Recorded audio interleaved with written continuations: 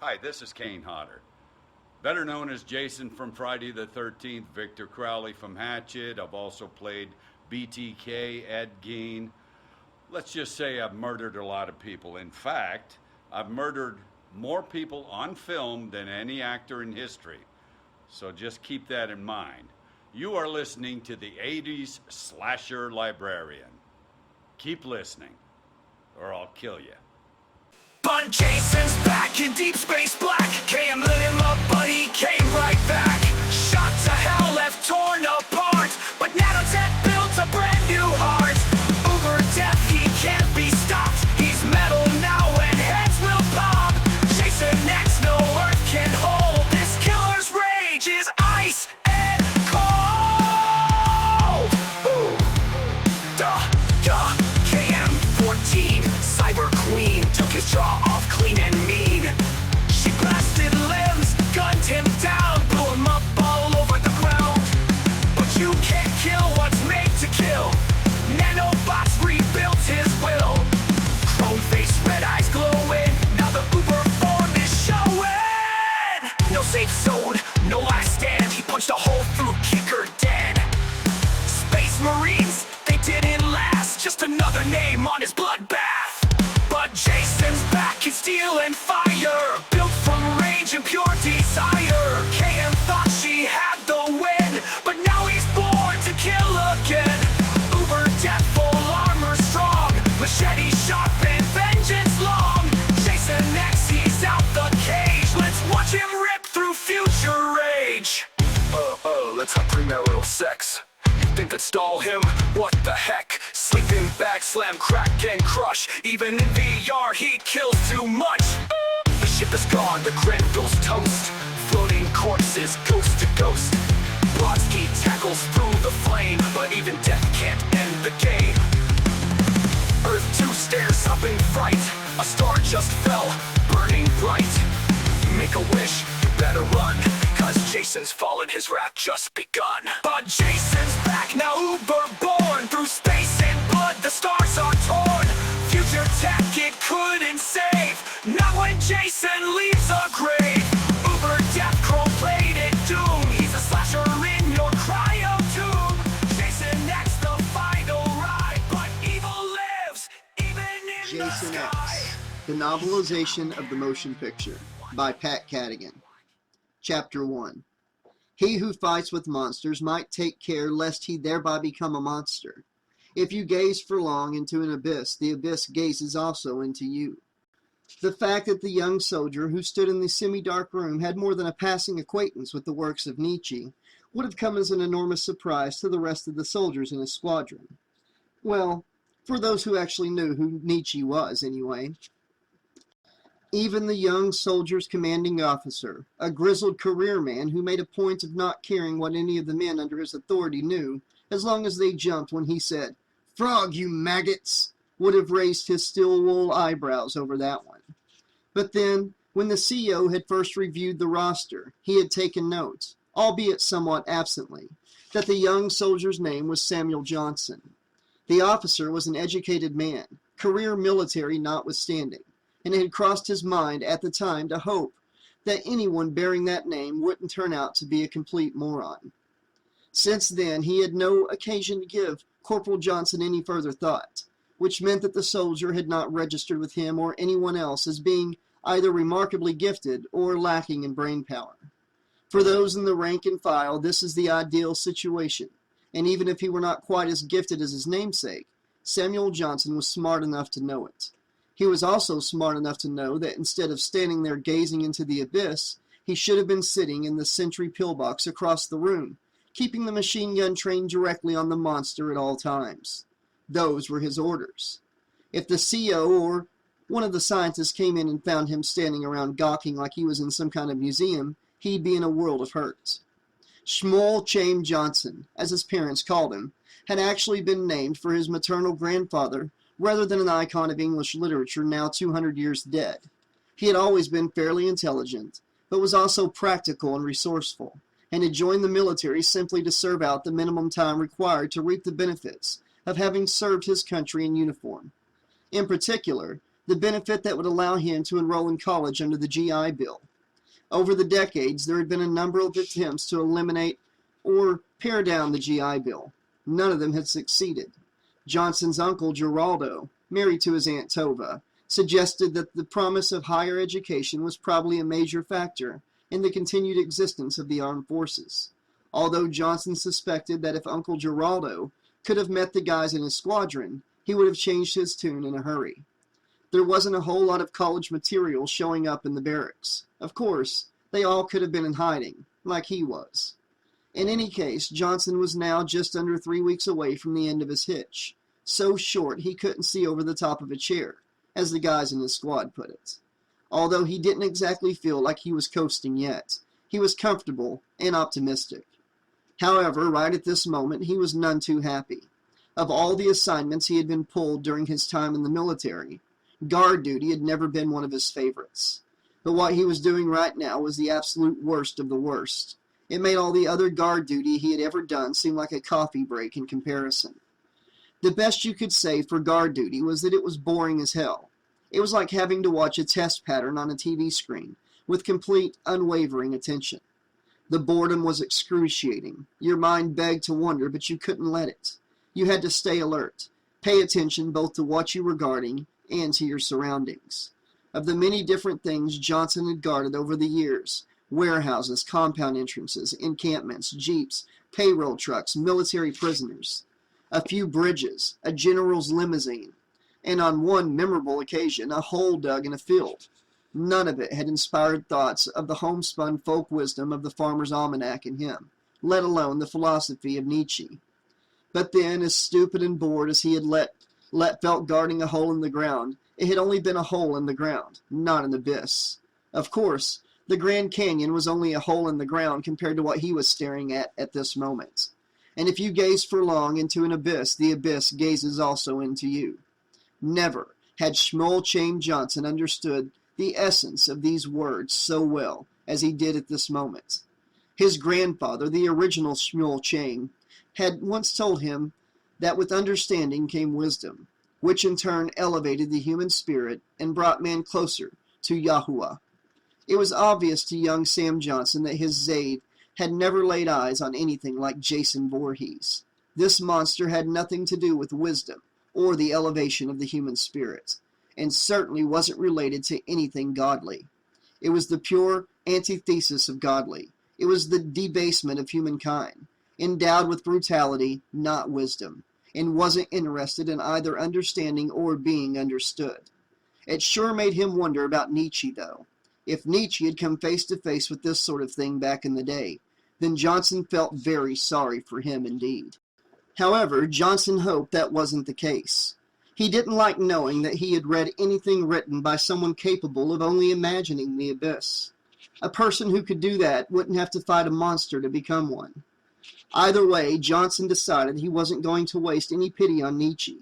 The son of a bitch was dead. His troubles were over. He didn't have to stand guard duty for an abyss, gazing at it, and having it gaze back at him, literally. Johnson knew the thing was looking at him. There was a glint in its single remaining eye from the only bright light in the room, which shone directly down on where it stood on a small round dais. If it had blinked, Johnson had missed it. The thing was completely motionless and silent, wrapped in a straitjacket that had been modified to accommodate 2 sets of heavy chains, one set coming down from the ceiling, the other bolted to the floor around the platform. But in case that wasn't enough, and from what Johnson knew, it definitely wasn't, the medics had set up an IV with an industrial-strength tranquilizer and plugged it right into the thing's neck. The clear bag dangling from the metal tree behind the thing was easily 3 times the size of a normal IV bag, and the medics had strict orders not to let the fluid inside sink lower than the 1/4 mark before they changed it for a full one. The medics had changed the bag twice since Johnson had been on duty, both times well before the fluid fell to the minimum level. They had worked fast, obviously terrified, and Johnson couldn't blame them. He wasn't quite as terrified, or so he told himself, but he also wasn't a fool.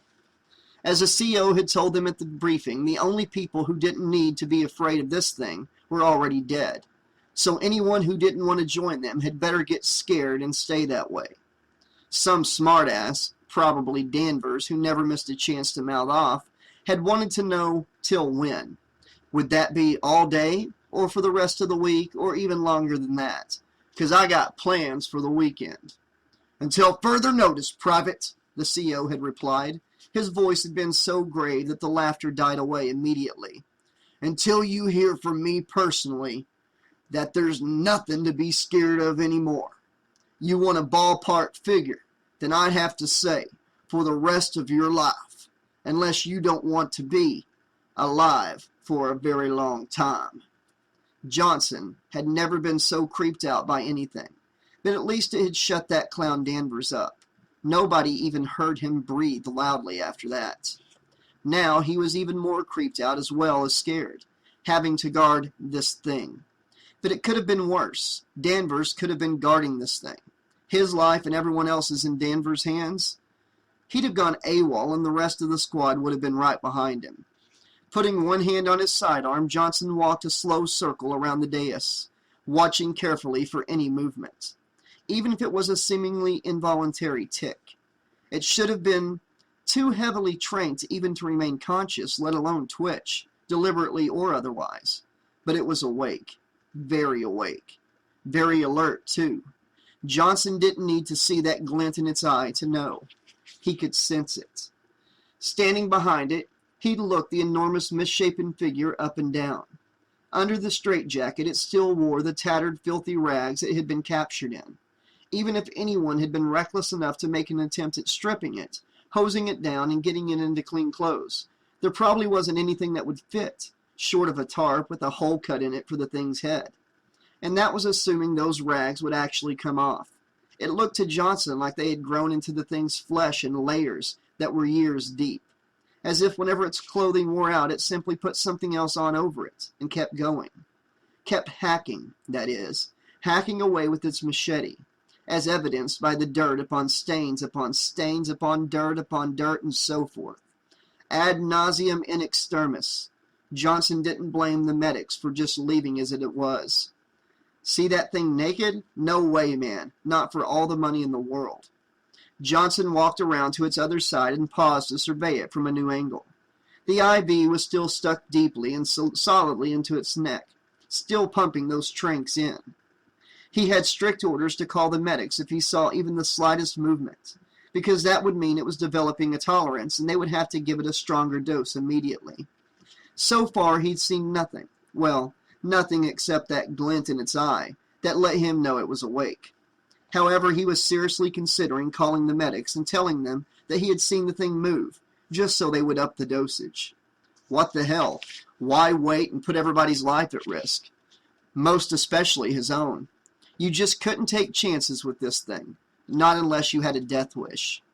As Johnson moved around in front of it again, he thought he saw the glint in its eyes flicker slightly, like the thing had deliberately looked at him, like it was watching him from behind that dented, battle-scarred hockey mask, watching his every move whenever he was in its limited visual field. Jesus, when you look into the abyss didn't just look into you. It really kept its eye on you. The fucker actually had you under surveillance. No wonder nobody had removed his mask yet. Well, he had had enough of that shit. He went back to the pillbox and picked up the blanket he had been sitting on. He might have to watch this monster, but that didn't mean he had to go on actually looking at it for one more moment. Johnson tossed the blanket over the monster's head and then stood back, satisfied for the first time since he had drawn this shit duty. So much for the abyss. "Stare at that, you ugly son of a bitch," he said, and turned away without noticing that the IV bag was swinging back and forth from the hook on the metal tree. Its vigorous movements were a result of the IV tube having been pulled loose from the monster's neck to dangle freely. Fluid dripped harmlessly out onto the floor.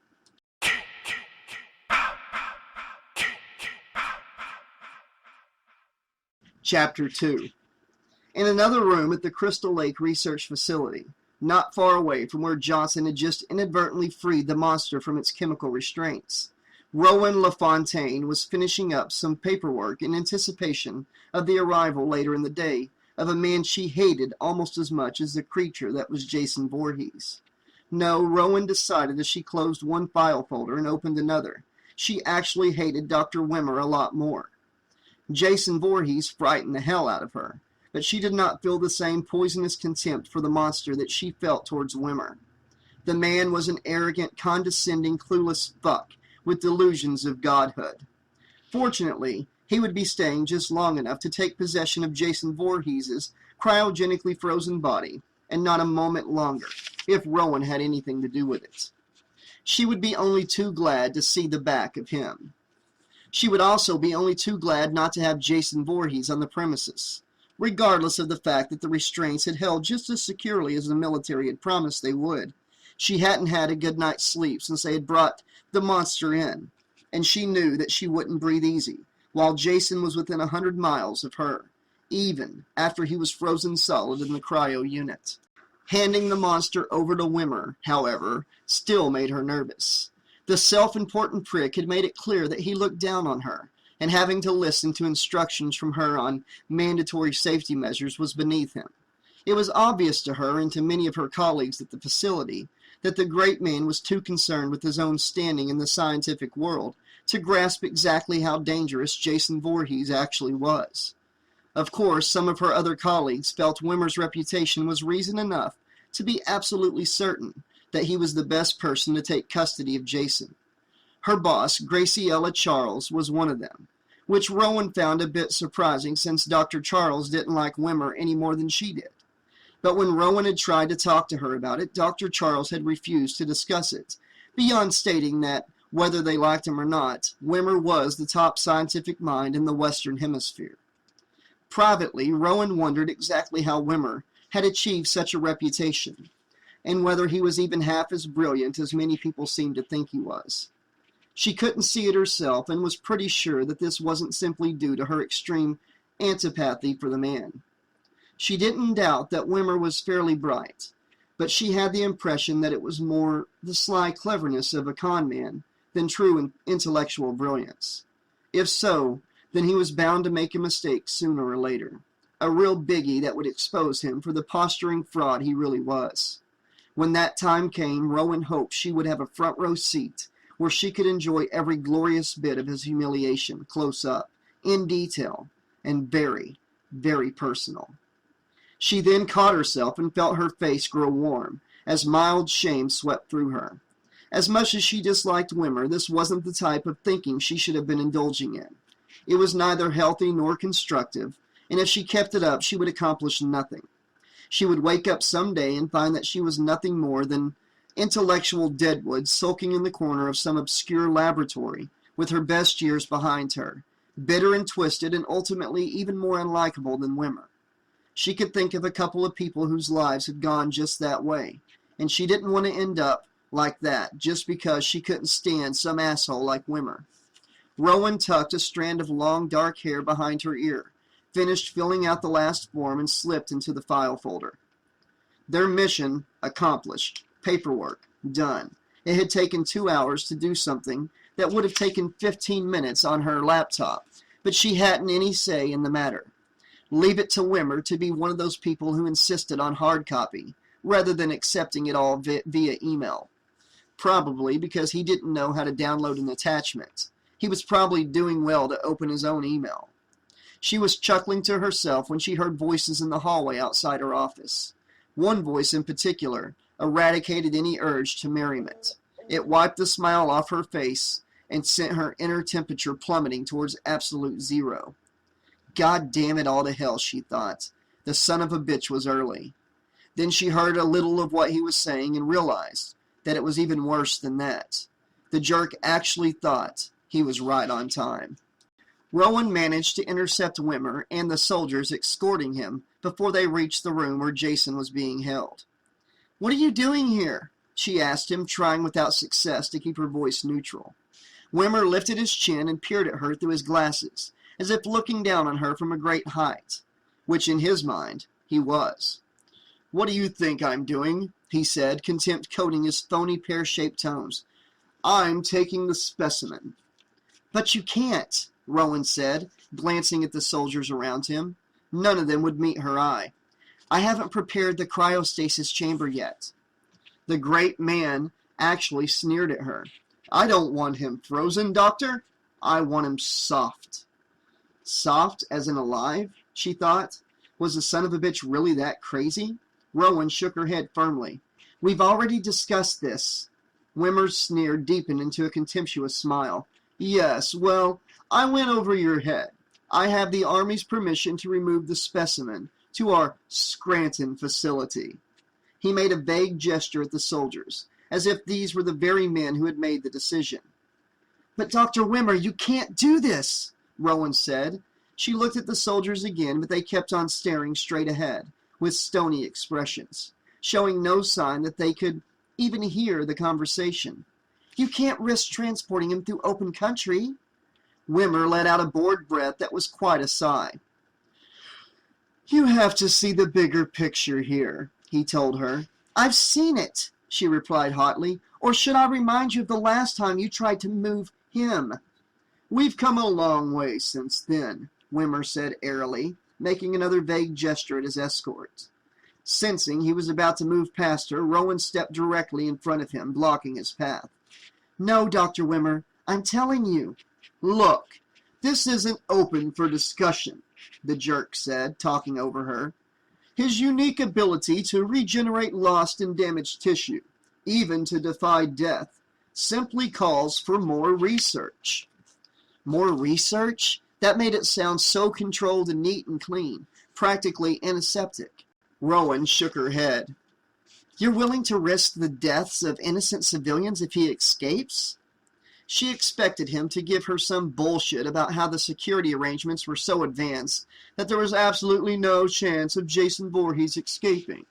Instead, he simply looked at her and said, Yes, in a matter-of-fact tone that suggested he was surprised that she even had to ask. No one is truly innocent, he added, pausing for half a second to make sure she could see that her shocked reaction didn't impress him, before he continued.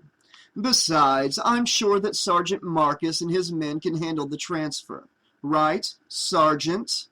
He gave the man on his left a sly sideways look. Don't worry, ma'am, the sergeant said on cue. He so much as twitches, I'll blow him right into Tomorrowland. Got it? Rowan thought the man's voice sounded too pat, as if the words had been fed to him and over-rehearsed. Dr. Wimmer, please! He talked over her again with the clear edge of annoyance. You've done good work on this project. But Rowan, you are no longer needed here. He turned away from her to his right. Sergeant? The sergeant looked over his shoulder at his men. All right, let's move out. Rowan was still trying to protest as Wimmer brushed her aside.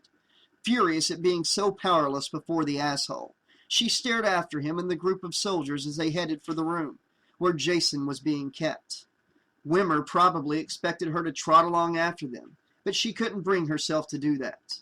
If she couldn't put a stop to this idiocy, she certainly wasn't going to watch it.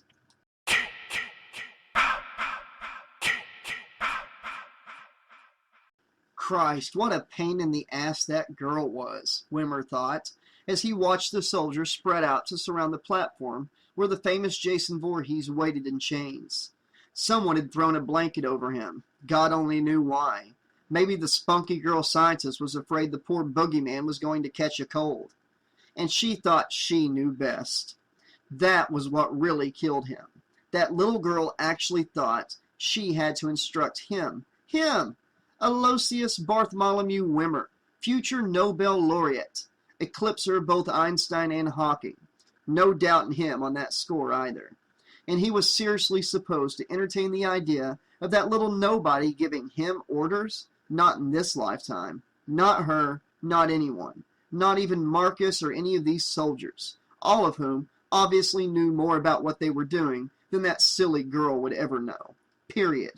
You could tell by the way they handled their weapons. And they had certainly come equipped. Cattle prods, billy clubs, long metal noose poles with loops slip-knotted on the end. They were all exceptionally big guys, too.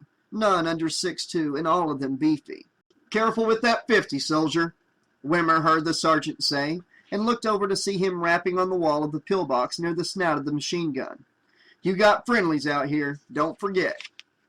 Like the guy in the pillbox couldn't see that for himself, Wimmer thought impatiently, dabbing at the sweat that had suddenly popped out on his face. What the hell did they think they were doing? Keeping the room so hot and covering that creature with a blanket? Had to be that girl's doing. What an idiot.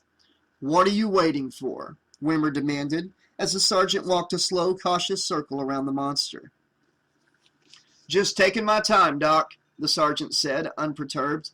I only want to have to do this one time. He looked around at the soldiers and then made a hand signal. All right, boys, let's knock 'em out.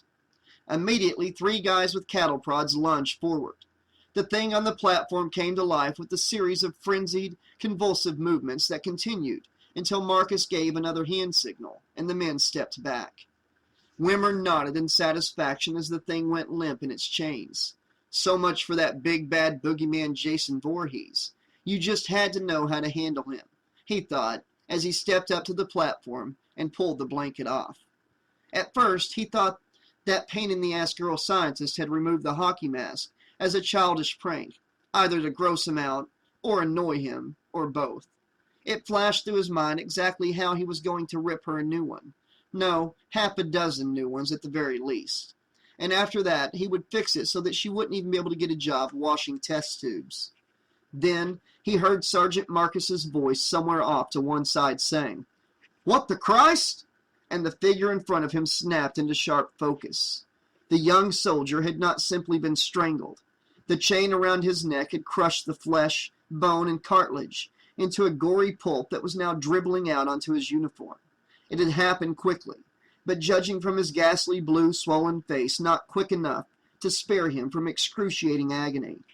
"It can't be," Wimmer said, unaware that he was speaking aloud, and dropped the blanket. He turned to Marcus, who was looking around wildly, signaling his men to draw their weapons and spread out. One of them started towards the pillbox, and then stopped, short, with a look of horrified disbelief. Wimmer knew what he would see if he followed the soldier's gaze. He didn't want to see it. His mind was screaming at him to run for his life, without looking at anything. But he couldn't help it. It was impossible not to turn around and see Jason Voorhees stepping out from behind the pillbox. The heavy canvas straitjacket had split at the seams as if it were as flimsy as a trick tearaway coat in a comedy sketch. And for an absurd moment, Wimmer found himself wondering why the creature hadn't just torn the whole thing off. Maybe he couldn't get the sleeves past the broken chains hanging off his wrists. His mind gibbered hysterically. Then Jason raised the massive machine gun from the pillbox in one hand, and all coherent thought ceased. "Oh, shit!" said Marcus from somewhere else in the room. Frozen to the spot, Wimmer waited for a burst of machine gun fire to sweep the room and cut him in half. That would be a lot quicker and a lot less painful than what that poor bastard on the pedestal had suffered. But when the barrel of the gun did move, it collided with the skull of a nearby soldier hard enough to cave the bone in, splattering blood and tissue into the air. Abruptly, the rest of the soldiers opened fire. Wimmer could see the monster's body jerk slightly as the barrage hit him, but they might have been firing BB guns at him for all it mattered. Jason advanced on them and grabbed up the nearest man, using him as a human shield. The other soldiers kept firing, some of them sparing a few rounds to blow the man's head off and bring a quick end to his suffering. Because these were good soldiers, combat soldiers, who always knew what to do, Wimmer's mind babbled. His thoughts were racing. Good soldiers, yes. No doubt they wouldn't hesitate to do the same for him. They'd blow his head off too, even though he was a civilian. Jason dropped the bloody, torn-up body and moved forward, raising both arms and whipping the broken chains into the air. The whirring noise sent Wimmer's nerves into overdrive, but he still couldn't run, couldn't move, couldn't even stagger back a step, could not even fall down. God help him. God help him? That was a joke. God had left the building and was currently hightailing it for safer territory, as far from here as possible. One of the chains wrapped itself around a soldier's neck, and in spite of the gunfire, the yelling, and Wimmer's own hysterical mental screaming, he had no trouble hearing with perfect clarity the sound of the soldier's neck breaking. Abruptly, Jason snapped the other chain like a whip, and Wimmer saw the end make a direct and very bloody hit against the side of Sergeant Marcus's head. "It is time to go now." The thoughts seemed to overwhelm the roaring, screeching panic in Wimmer's head, damping it down. The pandemonium outside his head seemed to damp down as well, and even though he was still scared absolutely shitless, he was also starting to feel like he wasn't quite so frozen. Any second now, he'd be able to run right out of here. He then almost fell over as a soldier brushed past him on his right, brandishing a noose pole. Before he could even get the loop centered over the monster, the thing snatched it out of the soldier's grasp and used the end to crack his forehead open. The sound of the bone shattering was followed immediately by the whirring of chains and the sickening crackle of another soldier's neck breaking. It is time to go, now! Wimmer was on the move almost before he realized that his body had finally unfrozen. He could see a door at the other end of the enormous room, past all those ugly, pretentious pillars. It wasn't the way he had come in, and he could see one of those danger yellow signs forbidding entry to unauthorized personnel, but fuck that. He was going through, and if the plucky little pain-in-the-ass girl had a problem with that, screw her. He held his breath as something struck him, an intensely forceful, concentrated blow from behind. The monster had whipped that chain at him, he thought, caught him with the end, like a metal fist punching his spine, and, oh God, his spine! Was that why his legs suddenly wouldn't work? He looked down at himself. The 3-foot length of metal pole he found sticking out of his midsection was incomprehensible. Obviously, this was some mistake, Wimmer thought, while staring at it. Then he noticed that the metal was covered with blood and viscera, which also happened to be leaking from his abdomen. He took hold of the pole with both hands, still not understanding, and replayed the last few seconds in his head. Memory delivered the painful sensation of a thin, red-hot something running him through back to front. All right, now he understood, Wimmer thought, still clutching the pole with both hands. Then memory caught up to real time and he sank to his knees as agony spread throughout him. For some unmeasured and excruciating interval, he wavered, trying to find the strength to stay upright and get back on his feet so he could make it all the way to the door down at the other end of the room. There was gunfire going off somewhere behind him, which had to mean there was still a chance that the monster would be subdued again. Jason would go down, and he would survive after all. He just had to regain his balance and not fall over, especially not forward, not with this thing in his gut. If that happened, he was screwed, but he was already falling forward. He could feel it happening even before his body began to tilt. The impact of the end of the pole against the floor sent a renewed firestorm of agony through him. This must be what a butterfly feels like with the pin through it, he thought, staring down at the floor. He waited to feel himself slide down the pole and hit the floor with his face, but nothing happened. He was still wondering what could have been holding him up at such an impossible angle when he died. Rowan stared down at the contents of the cardboard box with an edginess she had unsuccessfully trying to convince herself she no longer needed to feel. After her encounter with Wimmer, she had been too wound up to go back to her office and simply wait for him to pick up the paperwork on his way out. Instead, she had come here to the evidence room, thinking she could burn off her nervous energy in a constructive way by gathering up all the bits and pieces that they had collected on Jason Voorhees, newspaper clippings, copy of police reports, crime scene photos, a pair of work gloves stiff with long dried blood, along with a lot of other things she didn't care to look at. Chief among them was the infamous machete, which she had put in first and buried under everything else. She couldn't stand the sight of that thing, had barely been able to bring herself to touch it, and even though it was completely hidden, the force of its presence was undiminished, as if it were an evil battery fully charged by 2 decades of bloody mayhem and murder. Someone had insisted on keeping all of Voorhees' belongings as research material. Rowan had no idea who that had been, but she suspected the real person had less to do with research than it did with plain old morbid fascination. Well, that was nothing special, and she would be dishonest if she didn't own up to having been morbidly fascinated by a few things herself in the past. But not by anything having to do with Jason Voorhees. Never that. In Rowan's view, the only people who could possibly feel any morbid fascination about Jason were those who hadn't had the misfortune to be in the same room with him. Except for Dr. Wimmer, that creep only seemed to become more fascinated every time he had returned to the facility. Rowan had begun to suspect that some of his previous visits had been completely unnecessary, that he had just wanted to stare at the monster. When he had finally been granted authorization to remove Jason to his own lab, the expression on his face had been positively salacious. And today, when she had confronted him in the hallway, now that she thought about it, he had looked as if he were having a little difficulty keeping his excitement under control. Hadn't that been drops of sweat gleaming on his upper lip? It would be just like Wimmer to get aroused by being in the same room with a detail of heavily armed soldiers and a homicidal maniac. Oh God, too gross. A wave of nausea swept through her, and for a moment she thought that she might actually puke. Appropriately enough, right into the cardboard box on the desk in front of her, all over the stuff that some of her colleagues insisted on referring to as Jason Voorhees, as if it were some sort of legitimate area of study, and not evidence of a series of atrocities stretching back 2 decades. At least the soldiers would be handling the hard parts. After all the time she had put in at the Crystal Lake facility, she had come to know a great deal about soldiers. The guys in the detail Wimmer had arrived with all had the look of no-nonsense veterans, including the sergeant, in spite of his pat answer. If Wimmer was clueless as to what he was dealing with, they weren't.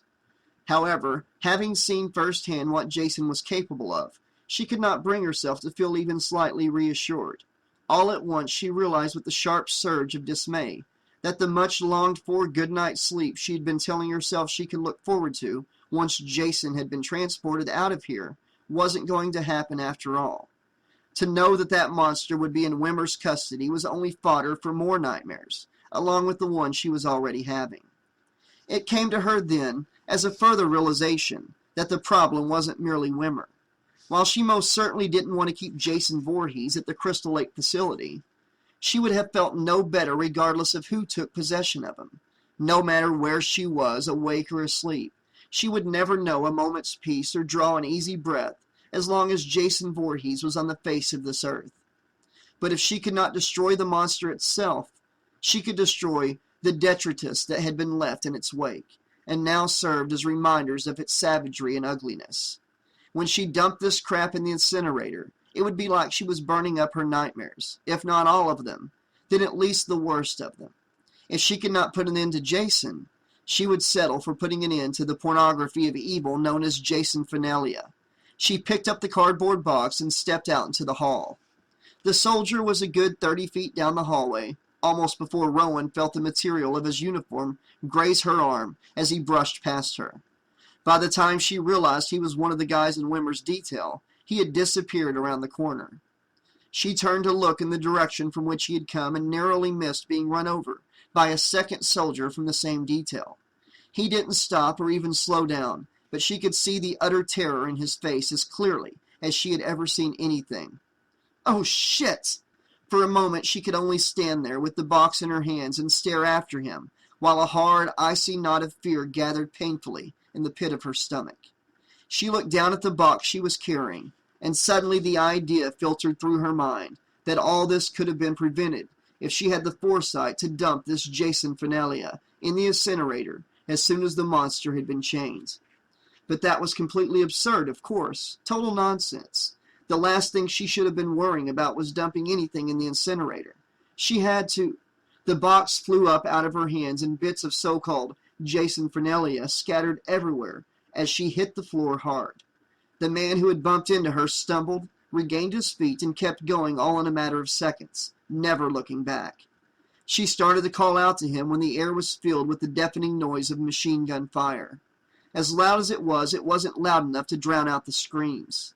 Rowan pushed herself to her feet, and without really knowing what she was doing, took a step towards the room where Jason was being kept.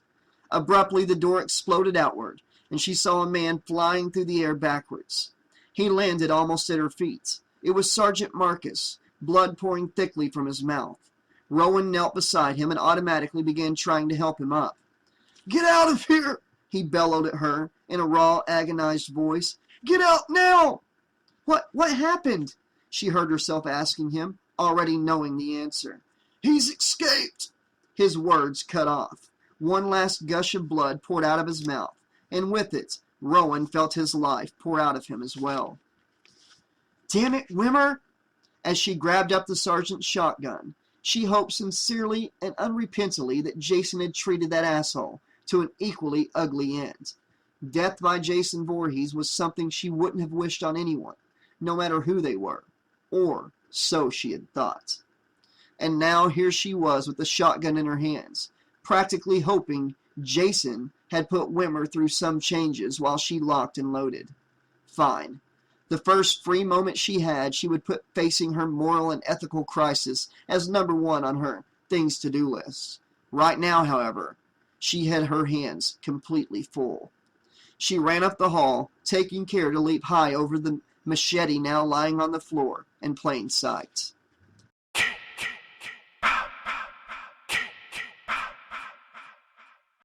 The only thing to do, Rowan decided as she pounded down a flight of metal stairs to the underground cryo area, was to lure the son of a bitch to the cryostasis chamber, trap him inside, and freeze his ass permanently. In light of the fact that her specialty was life science research and not strategies for monster killing, it was a pretty good plan. But it did have two rather enormous drawbacks. Firstly, it involved luring Jason using herself as bait. And secondly, she hadn't worked out a foolproof way to trap the monster in the chamber without trapping herself. Jason Voorhees wasn't going to run loose again if she could possibly help it. But sacrificing her own life was not an option she was ready to consider. Not yet, anyway. As if anyone else Jason killed ever had, whispered a small voice in her mind. Rowan shoved the thought away as she looked around the mostly dark cryo lab for a place to hide. Survive now, be neurotic later. With all the enormous tanks and ducts and pipes that fed into the cryo chamber, this area had always looked to her like a cross between a gothic dungeon and a refrigerator conceived by a mad scientist with a technology fetish. What a place to have to hide in. The heavy door of the cryo chamber was open and waiting.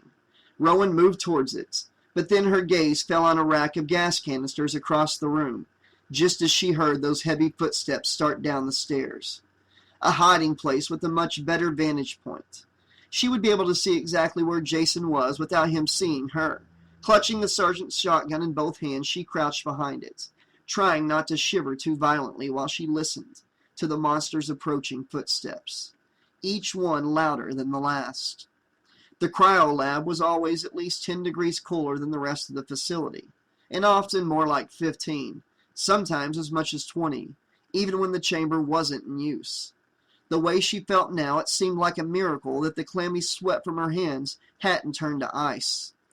The footsteps hit the bottom of the staircase and stopped. Rowan's breathing stopped at the very same moment, while her heart banged on harder than ever. Unaware that she was holding her breath, she pressed one hand against her chest, thinking that it might subdue her heart rate, but it only made her shudder even more. That was bad. She had to get herself under control. She had to remain perfectly and utterly still as a statue, because the monster was standing in the middle of the lab not even 10 feet away, and if she made even the slightest, faintest noise, he would hear it and know exactly where she was. That was assuming the bat ears theory was correct, of course. Dr. Charles had said it was certainly worthy of investigation, although she had told Rowan in private that although Jason probably did have a predator's highly developed hearing, there was a lot more to it than that. The frenzy of Jason's slaughter suggested to her that a more visceral level stimulus was at work, which was to say, smell. It could have been sweat or pheromones or even blood, or maybe something else either produced by the human body or just closely associated with it, or some combination thereof. In any case, if Jason could smell his prey, it would be impossible for anyone to hide. Was that what he was doing as he stood in the center of the lab now, trying to smell whether she was in the room or not? There wasn't much light, and most of that was behind him, so she saw him only in silhouette. His posture didn't seem to suggest that he was sniffing the air, but Jason Voorhees had never been long on body language. As far as Rowan knew, he had 4 attitudes. One when about to kill, a second when killing, a third when looking to kill again, and another when rising from the dead. None of them subtle or open to interpretation, and all virtually identical. The only real difference was in the eye of the beholder, which was to say, whether the eye was still in the beholder. Rowan pressed her lips together to stifle the hysteria she could feel rising in her chest, like turbulent cold water. The monster had stopped to pick up his machete. She saw this, and it was already dripping again. She had a mental image of it lying on the floor when she had jumped over it. Maybe that had been a mistake. Maybe she should have picked that up along with the sergeant's shotgun. Maybe then she would be crouching in the dark knowing she actually had a chance. Maybe the only way to kill the monster was with his own weapon. His head turned slowly from side to side, and back again, as if the monster were not only scanning the room but trying to make a careful estimate of its dimensions. As if there was something behind that hockey mask other than the unrelenting drive to kill. She saw his hand tighten on the handle of the machete, and knew that he had found her. Now or never. There was no going back. Shutting off all thought in her mind, she jumped to her feet and started blasting.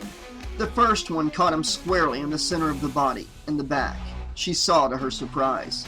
But when he had had time to turn around, she could wonder later, she thought, and lowered her aim. He'd have a hard time chasing her if she shot his legs off. His leg jerked as she caught him in the knee, but he didn't fall. All right then. She would take the easy way out, just blow his head off and call it a day. But her hands had started to shake so badly that she only blasted a chunk out of his shoulder instead. The impact knocked him back a step, but he still didn't fall. Still firing, she sidled up from behind the rack, but he moved with her, and she knew that he wasn't about to let her drive him back so she could get anywhere near those stairs. She kept moving anyway, no point in just standing there until the ammo ran out, and then felt her hip bump up against something hard and metal. She glanced down to find herself crowded up against another rack of canisters, a smaller one on wheels. The idea came to her not in words or even a sequence of images, but as one sweeping action, fully formed, utterly flawless. Her heart gave a sharp leap of excitement as she stepped back and shoved the rack hard with one foot. It zoomed forward and slammed into Jason's lower body. He stared down at it for a second in what Rowan would have sworn was genuine surprise. When he raised his head to look at her, there was a slight quizzical tilt to it. Well, wasn't that amazing? Jason Voorhees had previously 4 known expression postures. He now had a 5th, the presence of higher brain activity. Maybe she should write a paper, she thought as she took careful aim at the canisters and pulled the trigger. The canisters did not explode in a fiery blast and cover the monster with flame as she'd hoped. Her shot had gone wide of the mark, only grazing some of the tanks on top of the rack and punching a few holes in them. But the gas spewed out from them forcefully enough to knock Jason back several steps, towards the open cryo unit behind him. Quickly, Rowan raised the shotgun again and blasted him several more times, keeping him off balance so that he kept staggering backwards right into the cryo chamber. All the lights were on inside and she could see every detail of him clearly. All the bullet holes, fresh splatters of blood from the people who he had killed, the thick, brackish substance leaking from his own wounds, the machete in his misshapen fist, and that hockey mask, scarred and cut, scraped and dented, and forever impassive, implaceable, and impossible to stop. Oh yeah? With a sound like a war cry, Rowan hurled herself at the cryo unit door and slammed it shut. Immediately, Jason's head appeared in the thick glass window. She could feel as well as hear him on the other side of the door, trying to pound his way out. To get at her, she realized, as much as in rage as in bloodlust. She had gotten the upper hand and the killing machine was taking it personally. Further evidence of possible higher brain function, or just a matter of predatory instinct? In other words, first kill the immediate threat, then kill everything else? Like it really matters right now. The PA system crackled. "Cryo unit sealed," announced a calm voice, and Rowan almost jumped out of her skin. "Please initiate activation sequence." Jason bashed the door of the unit hard enough to make Rowan jump again. "It's not going to hold him," said a small, eerily calm voice in her mind. "Nothing ever has, and nothing ever will, because nothing can. You know how this works. You knew it when you shut him in there." The calm computer voice was making another polite request for her to initiate the activation sequence when she slammed her fist against a large green button on the side of the unit. There was a loud hum as the freezing system came to life. Cryo unit activated, the voice said matter-of-factly. No shit, Rowan thought, barely able to stay on her feet now. She refused to give in to the urge to go limp with relief until she saw with her own eyes that Jason was completely and solidly frozen. Only then would she allow herself to rest. But for just a few minutes, she had to pull herself together and make sure that nobody ever came down here and thawed him out again. And if that meant she had to guard the cryo unit personally, 24/7 for the next 500 years, then those were the breaks. But this was the end. As of this moment, Jason Voorhees had been permanently wiped off the face of the earth. Rowan moved around to the door and peered through the window. The hockey mask looked back at her, and she could see Jason's shoulders rising and falling with the effort of breathing. "Freeze, you fucking bastard," she told him silently. "Freeze over like the hell where you belong." She saw him take a deep, extra effortful breath, then his arms jerked forward and he punched her in the stomach. That was what it felt like at first anyway, as if he had managed to drive his fist all the way through the door right into her stomach. Then she felt a sharp, terrible pain that was somehow both ice cold and burning hot at the same time, and she knew that it had nothing to do with being punched. Rowan pushed herself back and felt her midsection sliding off the blade of the machete, which was protruding bloodily from the thick metal door. How the hell did he do that? She wondered, pressing her hands against the wound as she took several stiff little steps backwards. How could he slice through that thick metal door as if it were nothing more than soft cheese? The hockey mask watched her through the glass that was rapidly icing over, even as a blast of frosty air vented through the slit where Jason's machete had been. He had removed it, Rowan saw, and now he was raising it high, preparing to chop his way out of the cryo unit and finish her off. Except he didn't. Instead, he seemed to pause, one arm up, and Rowan wondered what he was waiting for. Maybe for all those alarms she had only just now become aware of to stop? "Cryo unit breach," said the computer voice as calm as ever. "Lockdown in progress." Lockdown. The fog Rowan's mind had been sinking into suddenly dispersed, and she was fully alert again. "No!" She turned away from the cryo unit just in time to see the lab door swing shut. There was a harsh hissing as the seals activated, making the room airtight. "No!" she repeated, but only a faint wheeze came out of her. She turned back to look at the cryo unit. Through the window, she had one last glimpse of Jason still in the same position, machete raised for a blow he was never going to strike. Before the glass iced over and the cryogas began to build up in the lab. The air was cold enough to make breathing painful now, or perhaps that was due to the stab wound she had suffered. Or not. Both the pain in her lungs and the pain in her stomach seemed to be lessening, actually becoming more distant, just like Jason Voorhees himself. She felt her back hit the wall and fell to her knees, holding her middle. "No, please," she whispered, unsure of whom she was actually trying to address. No one, or the universe in general, or perhaps just herself and Jason together. No, please. This wasn't how it was supposed to go. This wasn't what I had in mind. The blood around her wound was turning into ice crystals. So were her tears. She found herself on her knees, beginning to sag sideways as she collapsed slowly to the floor. No, this wasn't how it was supposed to go, but this is how it is going, and there's no going back. The decision of the judges is final. All cells are final. Last call, game over. Underneath the continued hissing of cryo gas, a deep and impenetrable silence was building, or so it seemed to Rowan. A memory of something she had read about, an expedition to the South Pole, floated dreamily through her mind. Something about how freezing to death was actually quite an easy way to go, quite painless. You just fell asleep. That was definitely better than the ending Jason's victims had faced, Rowan thought. And she had almost been one of them, but circumstance or fate or something had intervened, and instead of having to bleed to death from a painful stomach wound, she was going to doze off gently into a state of eternal rest. She smiled inwardly. Even if things hadn't gone quite how they were supposed to, at least she would finally be able to rest easy now that she knew the monster no longer roamed the earth. A world without Jason Voorhees was a world that could only get better.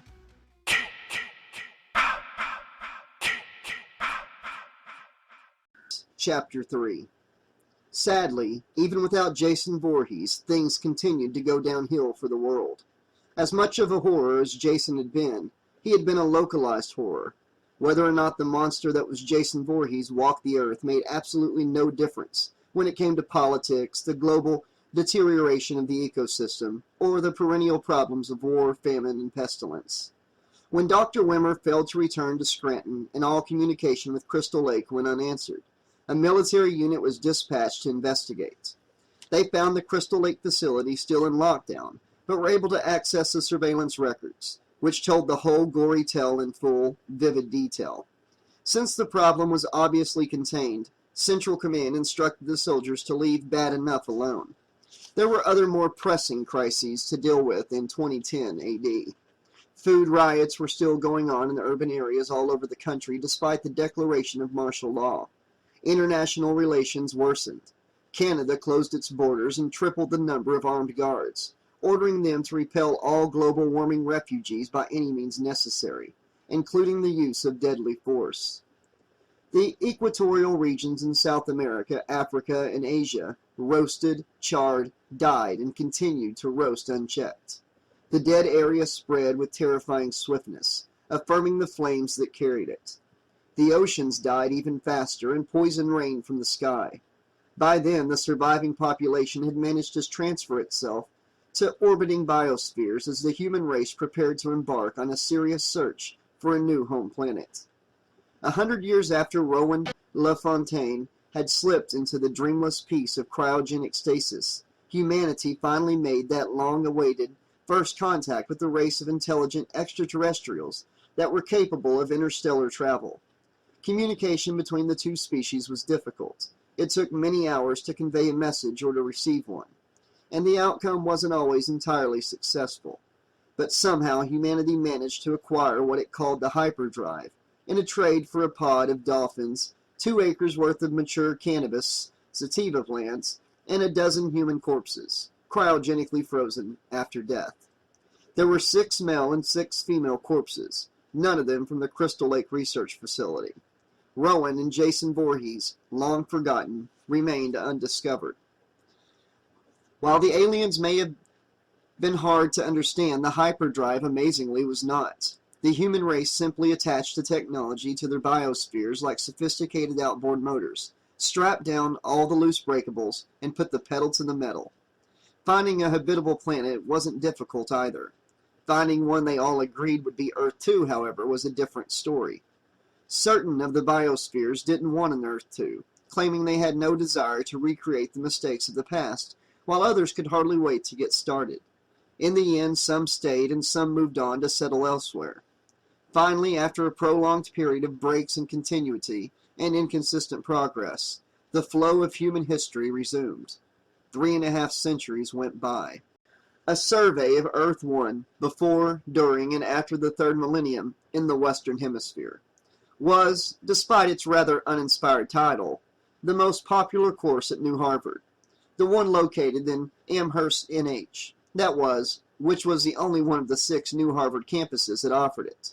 NH stood for Northern Hemisphere, of course, but the more tuned in and alert students knew they could score extra points with Professor Lowe by saying New Hampshire, and demonstrating that they knew the original Amherst had been the name of a town there, as well as in another area called Massachusetts. It was Braithwaite Lowe's contention that he could trace both sides of his family all the way back to the mid-20th century on Earth 1. According to him, most of his forebears had been landowners in the area called New England, not to be confused with Old England, part of an island network located in Earth 1's eastern hemisphere, just south of the Scandinavian leaping tiger. He never bothered to mention that the said forebears had had no connection to the original Harvard, not that anybody ever thought to ask. The cachet of the original Harvard was lost on most. Earth 2 inhabitants, unless they were seriously long-lived or extremely knowledgeable about certain areas of pre-evacuation civilization. The pre-vac as a whole was, of course, far too enormous a subject for any one person to study. The documentation was so extensive that it was housed on the next world out from Earth 2, where the rigorously indexed archive and its robot custodians took up the entire planet and both its moons. As had always been the case with human beings, interest in other areas and cultures came and went in trends, some lasting longer than others. Academia was not immune. That Professor Lowe's course had not ended up in the academic morgue with a tag on its toe, that said passé, after 3 semesters, was partly a tribute to his political acumen and partly down to good luck with his timing. He had proposed the course while a close friend was in charge of approving changes and additions to the curriculum. The friend happened to owe him a favor in circumstances that all but amounted to blackmail. Lowe was, of course, wise enough to refrain from making even the most veiled allusion to this, but the old friend, who knew exactly what Lowe was doing, approved the entire package, budget and all, with an enthusiasm so intense that he sustained a mild hernia. But even that degree of support alone would not have been enough to save the course from the scrap heap. It was just Professor Lowe's sheer good fortune to have dreamed up a course that suddenly and without warning took off in popularity, to become the kind of runaway hit that confers an ineffable and permanent prestige on everything and everyone associated with it. In the space of an academic year, Braithwaite Lowe went from being a slightly better than average lecturer trying to distinguish himself and increase his enrollment numbers to a bona fide celebrity scholar and sought after expert, with not only his own office, but also his own building and full-time staff of paid employees and student interns, as well as priority status for virtually all requests and requisitions. He also acquired a wealth of new best friends, including some he hadn't actually met, and if he so desired, a different partner in bed every night for the foreseeable future, and, needless to say, tenure. Most people in higher education, especially those at New Harvard, had been sure it wouldn't last, chief among them being Lowe himself. But every semester saw an increase in applications for enrollment from students in a wide variety of disciplines. At the administration's request, Lowe made the requirements for admission tougher, but that didn't seem to discourage most people.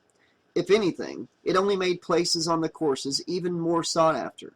Increasing the amount and difficulty of the coursework had the same effect. Lowe decided he would just have to live with being an academic superstar as best he could. There had been other courses that involved off-world field trips, not only to Earth 1, but to other planets as well. And there still were, at New Harvard and elsewhere.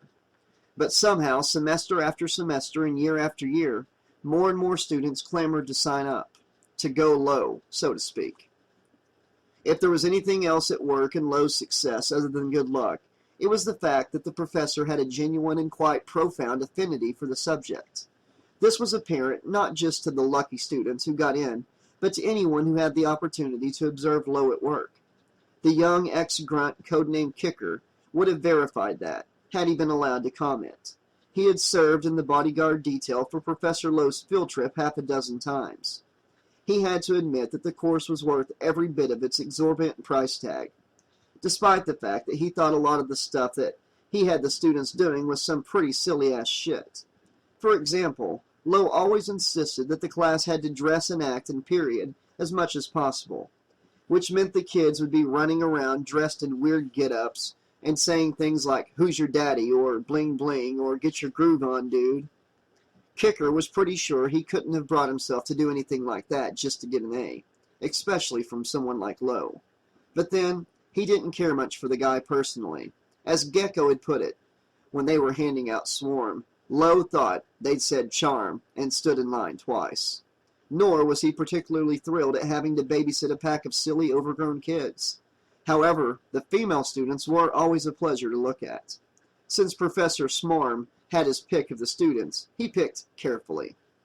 The current group included some pretty respectable talent.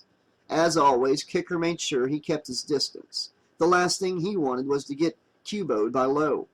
Lowe would not hesitate to do it either. He'd written up guys for conduct unbecoming official duty on more than one occasion, usually because he thought they might be giving him some competition for the ladies' attention, according to the rumor mill. Still, Kicker had been hoping that the tall blonde lab assistant was making the trip down to the surface with the rest of them this time around. She had been on the last 2 field trips as Lowe's paid staff, and although he hadn't much chance to spend a whole lot of time in her company, he could definitely tell she was noticing him the same way he was noticing her. Of course, he wasn't supposed to be fraternizing with anyone on the staff either, but the risk factor was a lot lower with staff, who were considered less vulnerable. If the Sarge caught him sniffing around the blonde lab assistant, the most he might do was rip him a new one. But anyone stupid enough to try putting the moves on a student could end up facing a court-martial, even an ex-grunt with a spotless record. If there were any students worth that kind of shitstorm, Kicker had yet to meet them. Exactly what it meant, then, was that he was willing to risk his life, but not his career, for these nubile hardbodies. This wasn't something he usually bothered to think about. In fact, the only thing he was supposed to be thinking about now was what might be waiting for them at the bottom of the staircase in this subterranean compound he had just broken them into on Lowe's orders. He had given up telling Lowe to stay further back and keep his students with him. Professor Smarm and the kids were right on his heels. Only their air filtration mask kept him from feeling their collective breathing down his fucking neck. Kicker had tried to impress on them that he couldn't protect them too well unless they stayed further behind him, and for their part they would listen, understand, and do whatever the hell they wanted. Even Professor Smarm, who would have known better, but then the man had been on a lot more Earth-1 expeditions than Kicker or even Sergeant Brodsky, and he hadn't come up against anything more threatening than the crap environment and the barely breathable air. For the last couple of centuries, there hadn't been any life on the planet, other than a few varieties of bug that survived by eating each other, and contrary to all those corny old movies, Lowe was so fond of showing his students. None of the insects had mutated into 50-foot fire-breathing monsters. The largest ones Kicker had ever seen were about the size of his thumbnail. Not that he had seen many, they seemed to have an aversion to humans. Gecko had suggested it was racial memory, a knowledge of what humans had done to Earth-1 etched into their buggy little cells. Too bad Gecko had stayed on the Grendel instead of coming along, Kicker thought, trying to wave Lowe and his students further back as he crept down the stairs, keeping his weapon up and ready. He could have used her sense of humor as well as her help, but Brodsky had decided one guard was enough. This site was the last stop on the tour before they headed back to Earth-2, and Lowe was only taking 3 students in for a look around. There were, supposedly, the 3 that he considered to be the most intelligent, if the whispers he had overheard were as true as they were envious. Since all the students were supposed to be somewhere on the sunny side of genuine genius, Kicker couldn't see the point of having any further distinctions, unless Lowe wanted to make them even more competitive than they already were. Maybe that was what Professor Smarm got his rocks off on, watching them all jockey for position, or rather one of the ways he got his rocks off. If there was a no fraternization rule for professors at New Harvard, Kicker knew for a fact that Brathwaite Lowe wasn't troubled by it. He reached the bottom of the stairs and held up one hand, signaling the rest of them to stop while he had a look around. Christ, air was not only still circulating down here, but it was also still being processed. Amazing. This was one of those places designed to survive pretty much anything short of the whole planet being vaporized. It had to date back to one of those scary periods, either the Cold War or later on at the turn of the century, when terrorism was on the rise. After half a dozen hours as a glorified babysitter, Kicker had not failed to learn almost as much as the paying customers. There weren't many structures of that type, and Kicker had never expected to see one, except as a holographic reproduction. But here he was, actually standing inside the real thing, breathing air that was centuries old. He heard someone coming down the stairs to join him, and he turned to find KM on his left, looking alert and matter-of-fact as always. Kicker gave her a small nod. If he couldn't have Gecko with him, KM was an acceptable substitute. He had made his doubts about her at first. They all had, especially the Sarge. But she had showed them almost immediately that there was nothing to worry about. Now she stood very still, her head turning slowly as she gave the area a thorough once-over. He had already spotted the big metal door several feet ahead of them, and he was pretty sure KM would suggest they check that out first, but he didn't mind waiting for her to give the okay. Only he was hoping that would be sooner rather than later. All of a sudden, he was starting to feel damn chilly. Abruptly, KM went over to the door and scrubbed at something with one hand. She stepped back and Kicker saw it with the tiny window. He went over to take a closer look and realized right away that this was where the cold was coming from. Giant freezer on the other side full of very old groceries? The only thing he could see through the window, besides frost, was the glow from some kind of light source. Guess the refrigerator lights didn't always go out in the old days, he thought, with a chuckle. He turned to KM, intending to ask her something, but she was busy with an array of controls on a panel next to the door. Abruptly, there was a loud hum, followed by the sound of large metal gears put into motion after ages of inactivity, and then a cracking sound like an iceberg breaking. As the cracking grew louder, Kicker felt the floor vibrating under his feet, and he braced himself, thinking it might be an earth tremor or a quake. There was a long, drawn-out metallic groan, and then the door was swinging open. Automatically, Kicker stepped back, raising his weapon, while KM calmly positioned herself in front of him, but well out of his line of fire. "Everyone stay put," Lowe called out from the staircase, somewhat needlessly, considering that none of the students were stupid enough to rush down trying to be first to go through. Kicker figured it was some kind of professor thing. "KM?"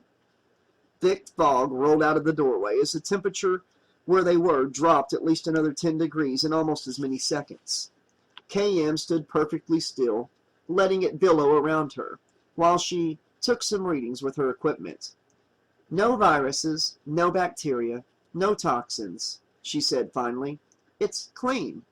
She looked over her shoulder at Kicker, and then walked through the open doorway. He followed, keeping his weapon raised and hoping his fingers wouldn't be too numb to work properly if he had to use it. But there was nothing in the room except a lot of very old power conduits and equipment, much of which lay scattered and broken on the floor. Clearly, there had been some kind of physical fight in here. Kicker had seen enough brawls to know what the aftermath looked like. Judging from the layers of ice crystals on everything, whatever had gone on here had happened only minutes or possibly even seconds before everything had frozen. Or, he thought uneasily, maybe even during. Either way, there hadn't been any activity in this room since. Everything had remained just as the former occupants, whoever they were, had left it, until KM had unlocked the door and let them in. Good Christ, what a find! The professor was going to wet his pants. Kicker turned to give the all-clear to Lowe and the others, but they were already coming in, loosening their protective outer clothing and removing their goggles and filter masks. "Amazing," Lowe said, wide-eyed with awe as he looked around. "It's still cold." Kicker barely managed to restrain himself from asking the professor if he was sure about that, as he moved into the best position for observing both the doorway and as much of the room as possible. As tempting as it was to get mouthy with Lowe, he wouldn't be doing himself any favors. Better to tell Brodsky that Professor Smarm was really starting to get on his nerves, so the Sarge could rotate him out of the bodyguard detail and give him a break. Let him stay on the mothership and handle equipment maintenance, which was what the rest of the unit was doing at this very moment. A small figure whose ill-fitting storm coat dragged on the floor pushed past Lowe impatiently. Professor Smarm showed no reaction to this rudeness. He never did. Not with this student, anyway. Janessa something or other. Her parents were famous, mainly for being well-known lineage snobs, but also because there were actually 3 of them rather than the customary 2. Not a ménage à trois, but simply 3 people who had participated in a pioneering experiment to pull genetic material and produce offspring with more than 2 biological immediate parents. Janessa had been one of the first successful births to come out of the project, and she had been riding her celebrity for all it was worth. Kicker couldn't blame her for that, but he didn't much like her either. He found her too stuck on herself and too heartless to refrain from flaunting her various advantages, one of them being Lowe's overly indulgent attitude towards her. She was genuinely bright, and from time to time, Kicker wondered if that was why her fellow students hadn't killed her yet. She ripped off her goggles and shook out her dark hair, looking around and wrinkling her nose with disgust. Since she had been to all the other sides, she had tried to get Lowe to let her sit this one out, back on the Grendel, but for once he wouldn't let her have her way. Consequently, Her Majesty had made sure that Lo and everyone else understood that she was not amused. Not that it did her any good. Lo and the other students didn't care, and neither could KM, while Kicker himself was entertained. Her Majesty's bad mood was also lost on the extremely skinny guy who stumbled in behind her. Azrael Ben Ruby was the youngest member of the class, a child prodigy who had recently turned 17.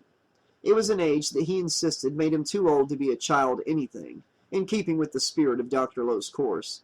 The prodigy, formerly known as a child, was a more accurate and therefore more acceptable term. Kicker thought that was a hoot, even before he'd had the reference explained to him. But then he was fond of the kid. All the ex-grunts were, including Brodsky, to the point where Azrael was practically the unit's unofficial mascot. Dallas, in particular, spent a lot of time playing virtual reality games with them down in the area near the cargo hold. Kicker himself had joined them a couple of times to hunt the big dinosaur-style beast Azrael was so fond of designing. Dallas referred to them as disgustosauruses for their tendency to over-salivate. Cenarion came in almost a full 5 seconds after Janessa. He was doing that a lot lately, giving the girl a wide berth. Kicker couldn't really blame him for obvious reasons, but what puzzled him was that the kid didn't seem to even have a mild animal attraction to her at all. The tall, brainy student had not exactly been wild about the girl to begin with. Kicker had picked up on that immediately. Perhaps it was just a simple personality conflict. The kid saw himself as a serious scientist and disapproved of her because she was one of those pretty girls who knew she was hot and was only too happy to work that to her advantage. But Kicker had noticed that over the last week the kid had gone from just ignoring her to going out of his way to avoid her altogether. Was she really getting on his nerves that much? Or was he just making sure that Lo knew he didn't have the slightest interest in her? Seeing as how Lo obviously did, it didn't take a genius to know that crowding Professor Smarm was the best way to fail the course. Either explanation was reasonable, but Kicker couldn't get over the feeling that there was actually some other factor at work, something that had to do with KM, who showed a marked tendency to keep to within 10 feet of Suneron whenever possible.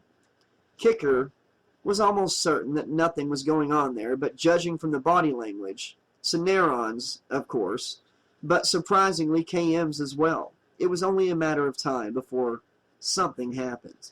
Talk about kinky. It was too kinky even for Lo, which gave KM the distinction of being the only good-looking female the professor wasn't interested in. Probably saved Suneron a lot of grief. But not from Janessa. What's her name? If Lo didn't see Suneron as possible competition, Janessa didn't feel the same way about KM. Kicker got the definite impression that she didn't much like the idea of a man being more drawn to someone else than to her, even if she didn't actually want him. That was understandable, Kicker supposed, for a pampered, spoiled brat who was used to taking it for granted that she was the most desirable girl in the room, or on the whole planet. What was really odd, however, was KM's attitude. Occasionally, he caught her looking at Janessa with an expression that, had he seen it on anyone else's face, he would have immediately identified as jealousy. But how KM could have been jealous, well, whatever that was all about, he didn't actually want to know. There was always some kind of weirdness going on where students were involved. In 2 months, the course would be over, and he could just forget about it. Right now, however, things were really starting to get interesting, even more so than usual. Azrael was practically bouncing on tiptoe in front of some kind of storage unit that took up about a third of the room they were in, peering through a heavily frosted porthole-style window. "Look at this! I mean, check it out!" he said, looking around at everyone else, Kicker included. "Awesome! This is the real deal, isn't it?" He turned a goofily hopeful gaze on the professor, who nodded at him with approval. "It certainly is," Lo told him in a grandly authoritative teacher voice. "Now, someone tell me what you make of that, if anything." He licked his lips, and Kicker realized that the man was actually as excited as the kid, possibly even more. "Well, it's some kind of a big frozen storage container," Azrael said, "right?" Suneron joined him in front of it. "I'd say it's probably a cryostasis unit," he said. "I guess an early port series. He looked around. KM? KM consulted her handheld unit. Z-Port 11, manufactured around 2010. Precise historic records are inconsistent. No one said anything for a moment.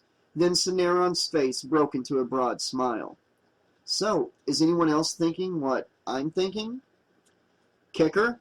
Lowe beckoned to him. Open it up for all of us.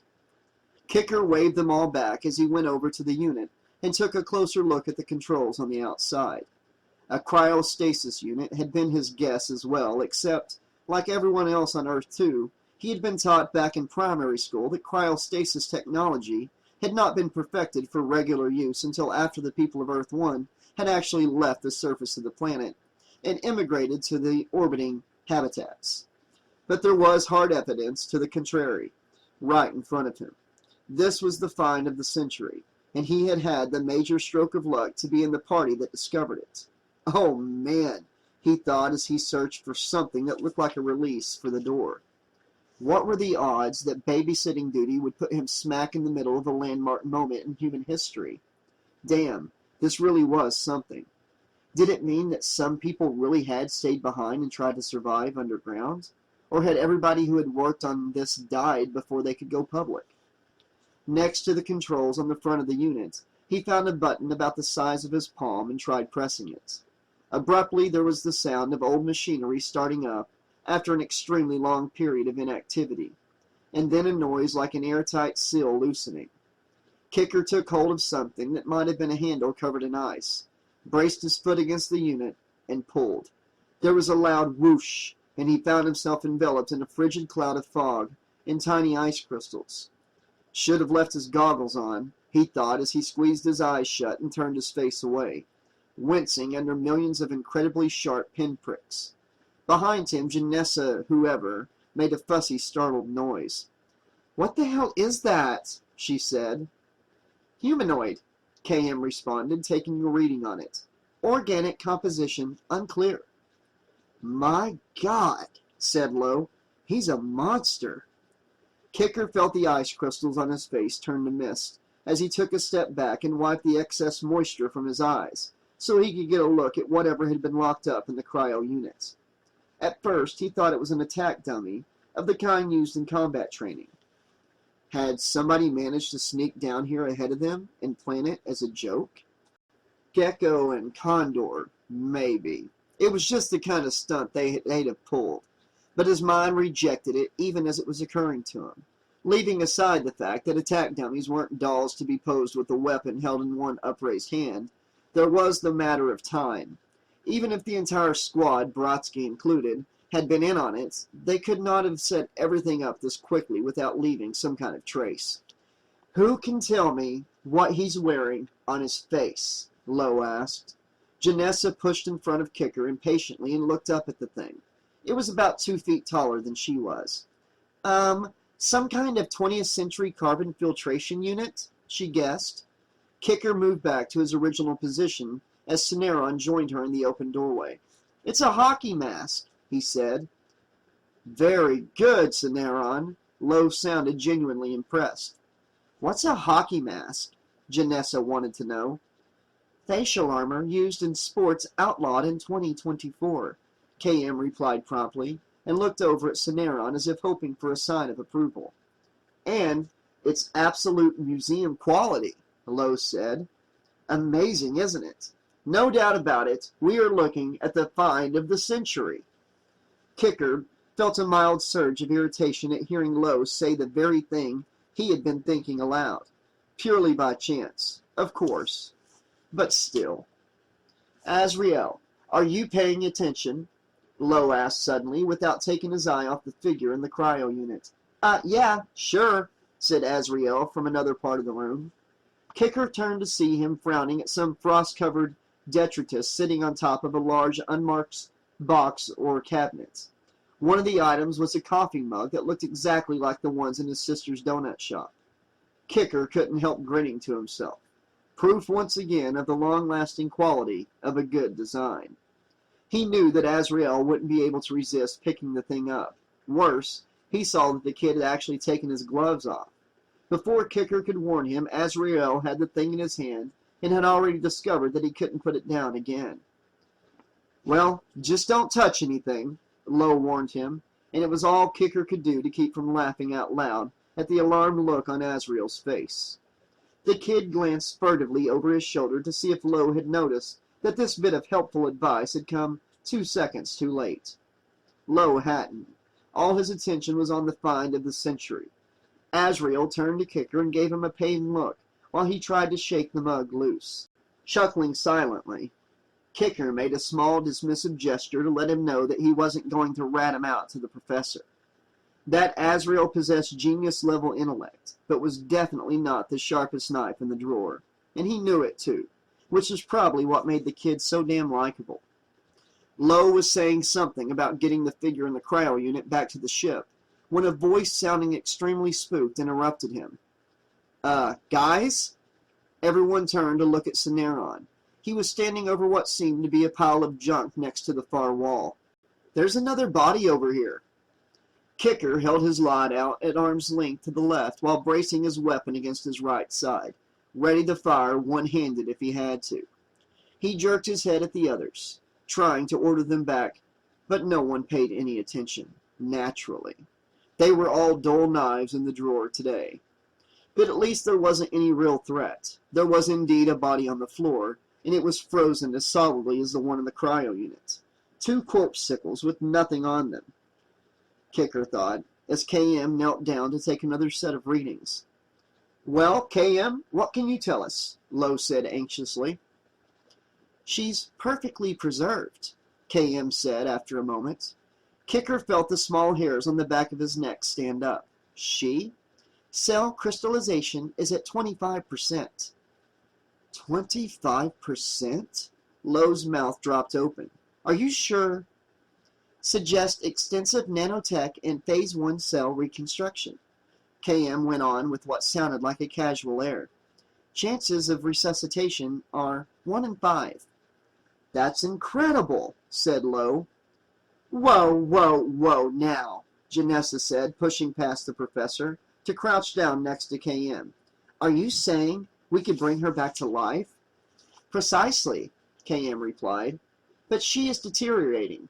Opening the door has compromised her hibernation." "Okay, that's it." Lowe grabbed his radio and called the shuttle pilot. "Lou, get ready for dust-off. We have a priority evac." "Copy that," came Lou's happy-go-lucky reply. "En route in 5. "Not 5, Lowe barked at him. "Now." Kicker gave a short, soundless laugh. If Lowe had talked that way to any other pilot, he'd have gotten an earful of abuse in return. And if he'd failed to apologize, he might have found himself stranded and waiting for a charter to come out and pick him up, which he would have had to pay for out of his own pocket, in advance. It was the most expensive cab ride in human history, and usually just the threat of having to take it was enough to teach self-important academics good manners, although there were a few who'd had to learn the hard way. Spaceflight was always a matter of life or death, and if you wanted to survive it, you didn't interfere with the pilots who enforced this rule by making a point of being actively touchy. Except for Lou, who for some reason was easygoing and friendly under most circumstances. Given his good nature, Kicker wasn't sure how Lou had managed to become a pilot at all, much less make a living at it. It really made him wonder what other pilots thought of this anomaly in their ranks. It also made him wonder about Lou himself. If he didn't get mad, then what did he do? One of these days, he'd have to get Lou drunk and ask him. He knew from experience that the only way to get a straight answer out of Lou about anything was to get him pissed drunk first. He slung his weapon and went to where Janessa and Cineron were prepping the body they hoped to resuscitate. As Janessa brushed away more of the frost, he saw the woman had sustained a very nasty stab wound in her midsection. Abdominal wounds were always nasty, but whoever had done this had pulled the blade out again immediately, guaranteeing that she would bleed to death, spending every moment until she lost consciousness in pure agony. Except she had been caught in the freezing process before she could die from her injury. Kicker hoped she had gone under quickly. A loud thunk behind him made him jump, and he turned around just in time to see Azrael trying to dislodge the coffee mug still stuck to his hand by hitting it against the open doorway of the cryo unit. It came off on the second try, but unfortunately the kid also managed to dislodge an enormous chunk of ice from the ceiling of the cryo unit. It fell right at his feet and exploded like a fragmentation grenade made of glass, sending razor-edged shards in all directions. They could all thank Christ it had been so cold in there that none of them had taken off their coats. Kicker thought this as he shielded his face. Usually they whined endlessly about how they were roasting to death whenever he insisted they not remove their protective gear. Maybe if he pointed out that anyone without a coat would look like a mortally wounded porcupine right about now, they would stop giving him such a hard time.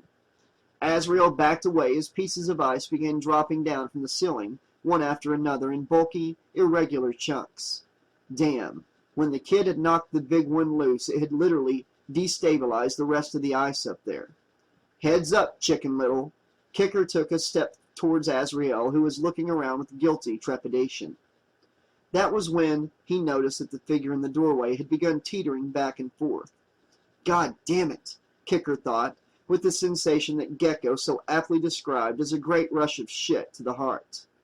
The find of the century was about to topple over and smash into a bajillion itty-bitty pieces right before his very eyes, after which Professor Lowe would probably scream like a girl for the next 36 hours. When everybody's ears stopped ringing, Kicker would almost certainly find out this was his fault somehow.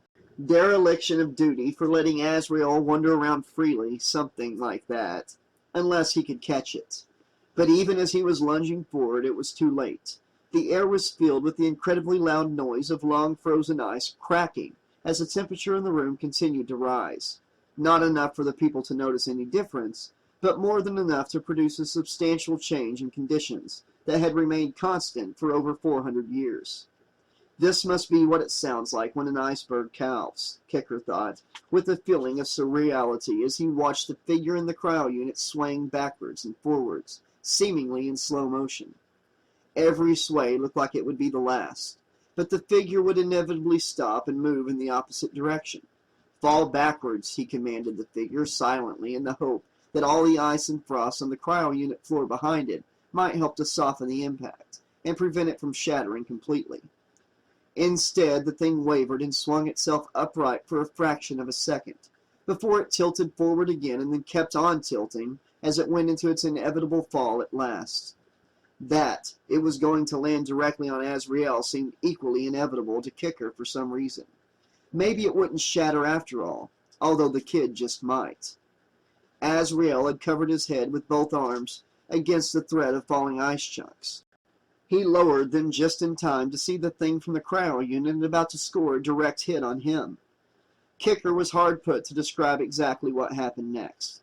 Either Azrael had been following an impulse to make up for screwing the pooch by trying to catch the thing before it hit the floor, thus saving the day as well as his grade, or he had simply been raising his arms again in sheer reflex and just not moved quickly enough.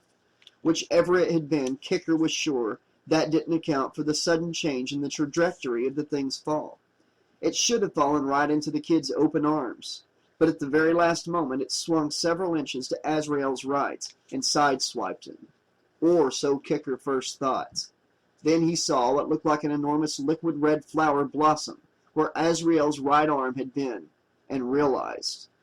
Kicker felt his stomach lurch as the kid screamed.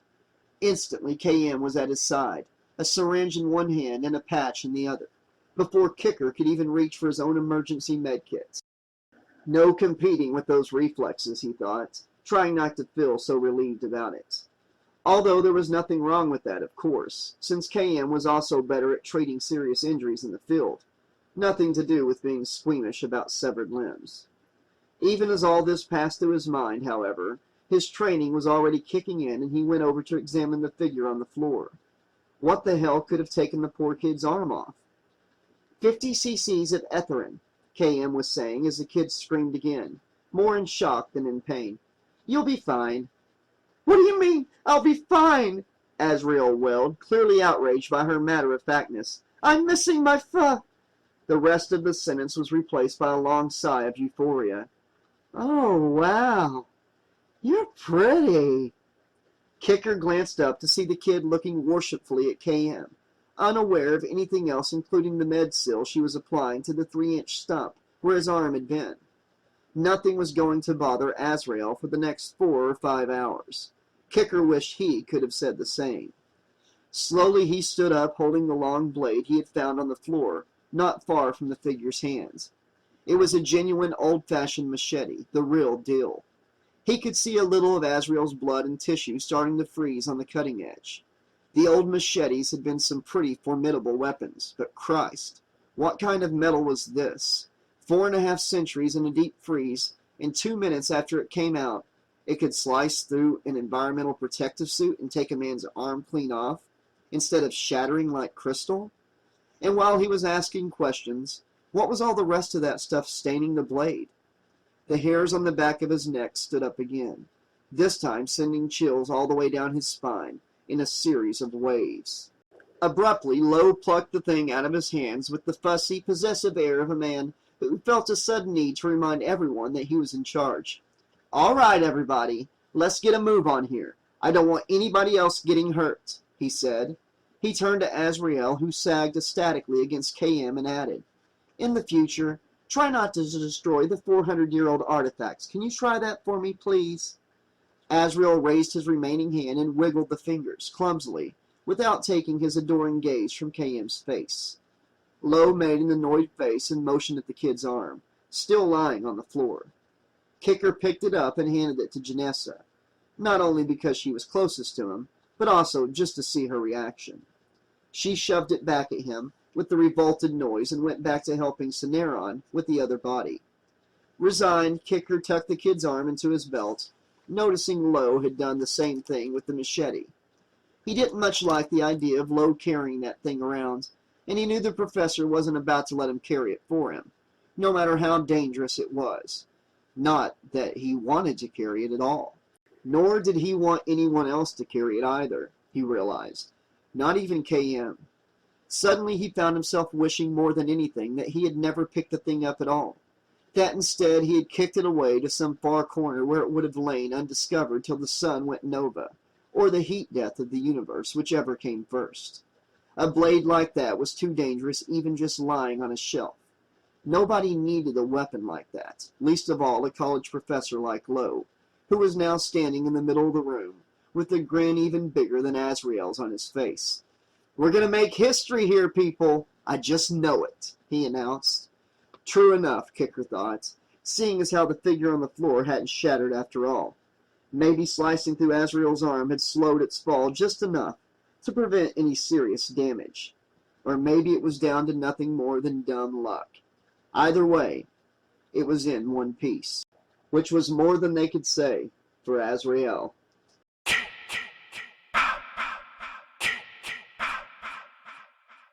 Chapter 4. Had Rowan been conscious as they reached the surface and carried her to the landing area where the shuttle waited in pre-launch mode, she might have thought that she was already on another planet.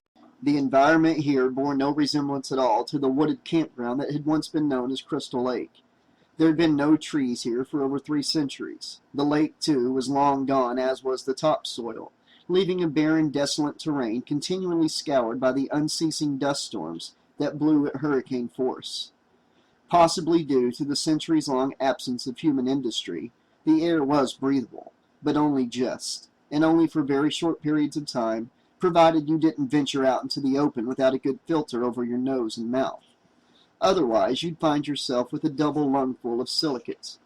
But at least it wasn't hard to find a place to land a shuttle, especially for a pilot as skilled as Lou Goddard. Legend had it that he had once touched down on a rock formation only a few inches wider around than this ship, solely for the sake of impressing a woman passenger he was interested in. Anyone who had ever met Lou found the story completely credible, especially the women, in spite of the fact that no one had ever managed to track down the particular woman who had inspired that particular neat trick. Lou himself wasn't talking, something which both thickened the plot and actually made it even more believable. At the moment, Lou was sitting comfortably in his custom-fitted pilot's seat, his ever-present leather cowboy hat tilted far back on his head as he watched the professor's little group on the console monitor struggling 500 yards through the punishing winds with 2 rather large burdens. Christ, It looked like they were carrying a couple of people on stretchers, he thought. Had he miscounted the number that had gone out this time, he wondered?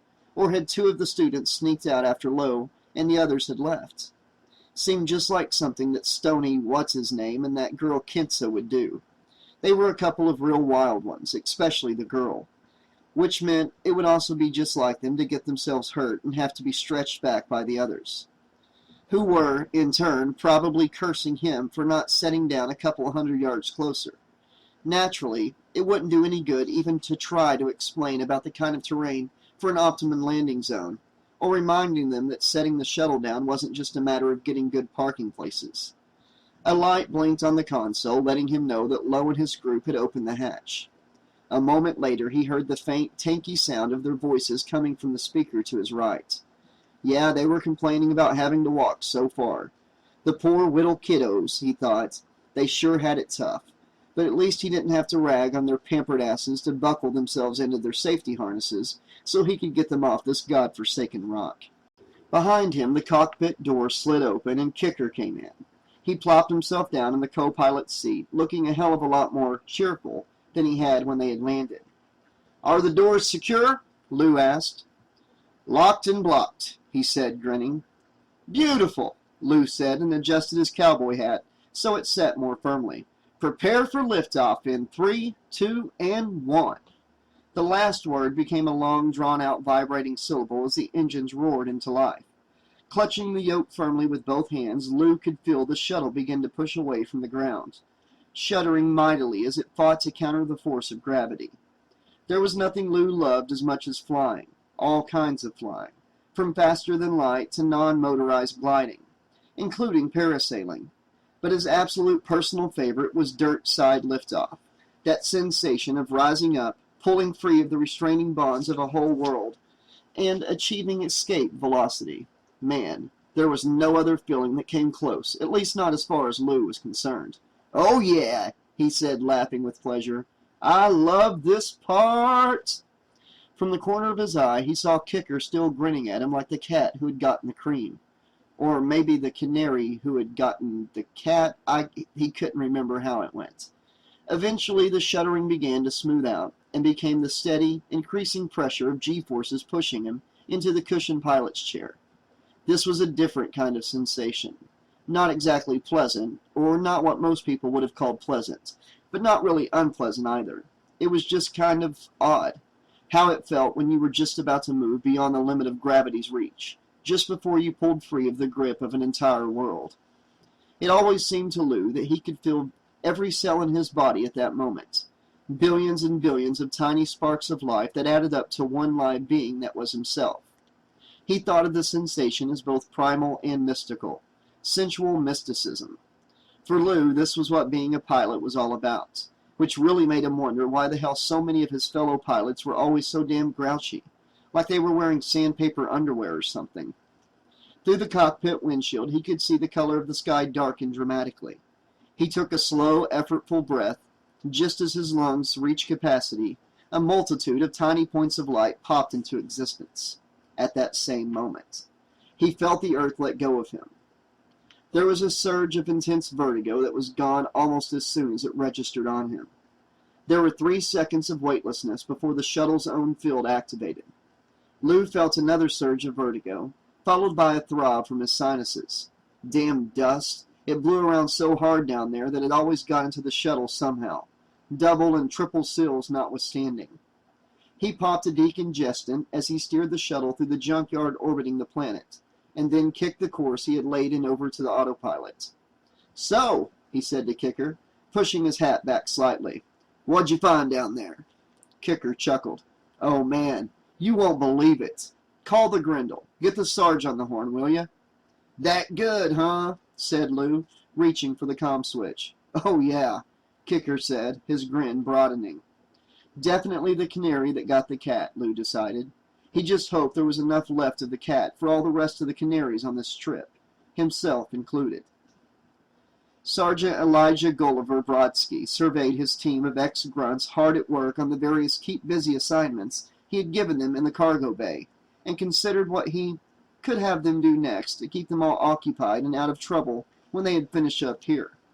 He was running seriously short on keep busy bullshit, and the team was getting restless. Even more to the point, they were onto him with the keep busy bullshit. He had no illusions about that, and never had. These weren't grunts, after all. They were ex-grunts. Intelligence in the 99th percentile of the 99th percentile. Physical abilities developed and honed in training and in combat to a level that exceeded all previous notions of what was humanly possible. There was no slipping anything past a bunch like this, even if you had the kind of chops good enough not only to put you in command, but keep you there as well.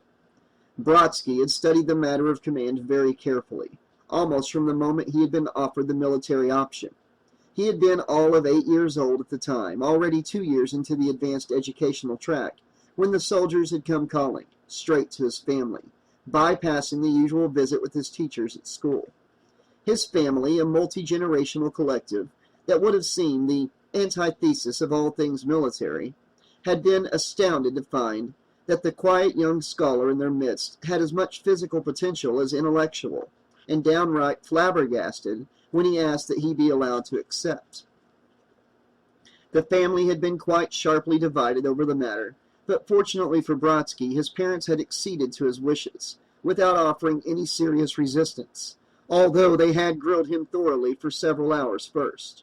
Well, their version of grilling anyways, which meant they took him on a day-long excursion to Martha's New Vineyard, just off the northern Gulf Peninsula, for a lot of quiet, uninterrupted discussion while riding ferry boats. Neither of his parents would have been suited for anything even vaguely resembling the military lifestyle, and could not understand why their son would even want to try it. But they had let him go anyway, and for Brodsky, it had not been leaving home, but going home. None of the ex-grunts under his command had been that young when they had signed up, and he suspected that was a good part of what gave him the edge. Not all of them were lifers either. Sven and Briggs had both announced their intentions not to re-enlist after their respective hitches were up. Sven said he was going into interplanetary banking, of all things, but Briggs seemed to have no definite plans. Brodsky suspected she would end up back in the Corps, for lack of anything she liked better, thus discovering that she really was a lifer after all. But he kept his thoughts to himself, sharing them neither with Briggs or anyone else. If Briggs wanted his advice, she would ask for it. Otherwise, she wouldn't appreciate it, and Brodsky really couldn't blame her. Sven, on the other hand, was a different matter. Brodsky thought he might have been better off petitioning for early release, and he was strongly tempted to tell him. And not simply because the big golden-haired soldier was dogging Gecko again, instead of running a diagnostic on the micro-satellite again. Brodsky wasn't averse to sexual tension among the team members. It kept them alert. But with just under a year left, Sven wasn't quite as focused as he had been. It wasn't enough to be noticeable to the rest of the team yet. He was still a good soldier, and Brodsky knew he could still rely on him. The guy was too intelligent and too well-trained to make any seriously stupid mistakes. But Brodsky's own training enabled him to discern the first signs of restlessness in the man. In another month, he was going to start getting moody as well. According to Sven's psych profile, he was at the more emotional end of the mood spectrum, which in turn would make him a disruptive influence despite everyone's best intentions. In Brodsky's opinion, it was better to let the guy go early so he could take his exemplary record with him. Now, as he walked through the cargo bay, he decided he would take it up with Sven as soon as they got back to Solaris, rather than waiting till they made planetfall on Earth 2, as he had originally planned. Best to get it over with as quickly as possible, give him the option of transferring out before the team got another assignment. And from the look of things with Gecko, that would be the best thing not only for the team in general, but for her in particular. Gecko was the newest member, with them only 2 months, and a very good fit right from the get-go. It would be far better for her to adjust if Sven went before she got any more attached to him. Then she would have to invest more of her energy in bonding with another new face than missing good old Sven after he left. Abruptly, a noise like a billion angry metal hornets scraping their stingers on a billion tin cans filled the air. Wincing, Brodsky turned to see Condor sharpening one of the 4 massive drill bits on the mole. Dr. Lowe had made a big deal out of requisitioning that fancy piece of archaeological equipment. They absolutely had to have it. They needed it. There was no point in going on the trip without it. The class was bound to make some sort of find, but how were they supposed to determine whether it was important or not if they couldn't even get it out on the ground? Naturally, Lowe had gotten his way. Lowe always did. Not only had he gotten his way, he had also managed to finagle some kind of grant to pay for it, sparing both himself and the university the rather considerable expense. And now that the trip was just about over, the only dirt the thing had seen since they had taken it aboard was the dust that had collected on it while it sat unused in the cargo bay. And even that was mostly metallic, from periodic keep-busy honings. As a result, it would be going home with drill bits sharper than they would ever need to be. Brodsky made a mental note to tell his team the moa was off limits from now on, if for no other reason than to spare himself from having to hear that grinding noise. Condor was completely unaffected by it, which was why Brodsky usually stuck him with any jobs that involved the sharpening, grinding, or cutting of metal.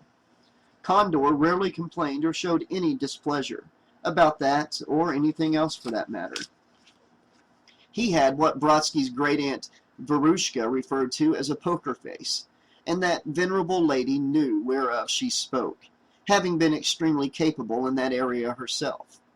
Until Condor had been transferred into the squad, Brodsky had never thought he would ever meet anyone even half as gifted as his grandfather's sister, but this guy would definitely have impressed her. And considering he was all of 23 years old, he might even have unnerved her to the point where she almost blinked. "Behind you, Sarge," said a gruff voice. Brodsky stepped aside to let Dallas and Briggs push a giant winch hook past him to secure the chain, so it wouldn't be swinging around like a deadly pendulum all the way back to Solaris. "You hear?" Briggs was saying. "Division 4 just entered the occupied zone." Dallas glanced quickly from her to Brodsky and back again. "Casualties?" he asked, his voice tense. Briggs gave a shrug. "Minimal." Dallas frowned, glancing at Brodsky again.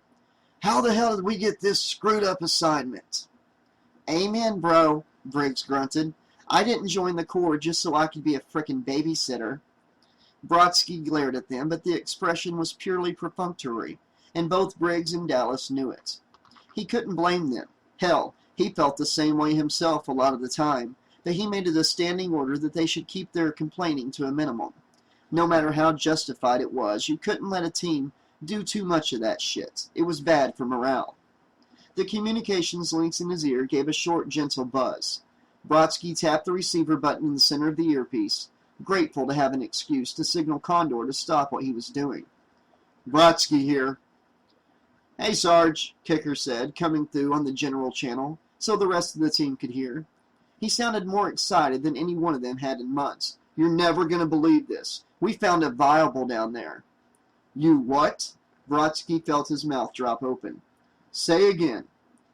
All activity in the cargo bay ceased as the rest of the team turned to look at him. "You heard right, Sarge. We found 2 bodies in deep cryostasis. KM thinks we can resuscitate the female. We're on approach now." There was a faint but clear chuckle from Lou in the background. "Female? Oh, yeah!"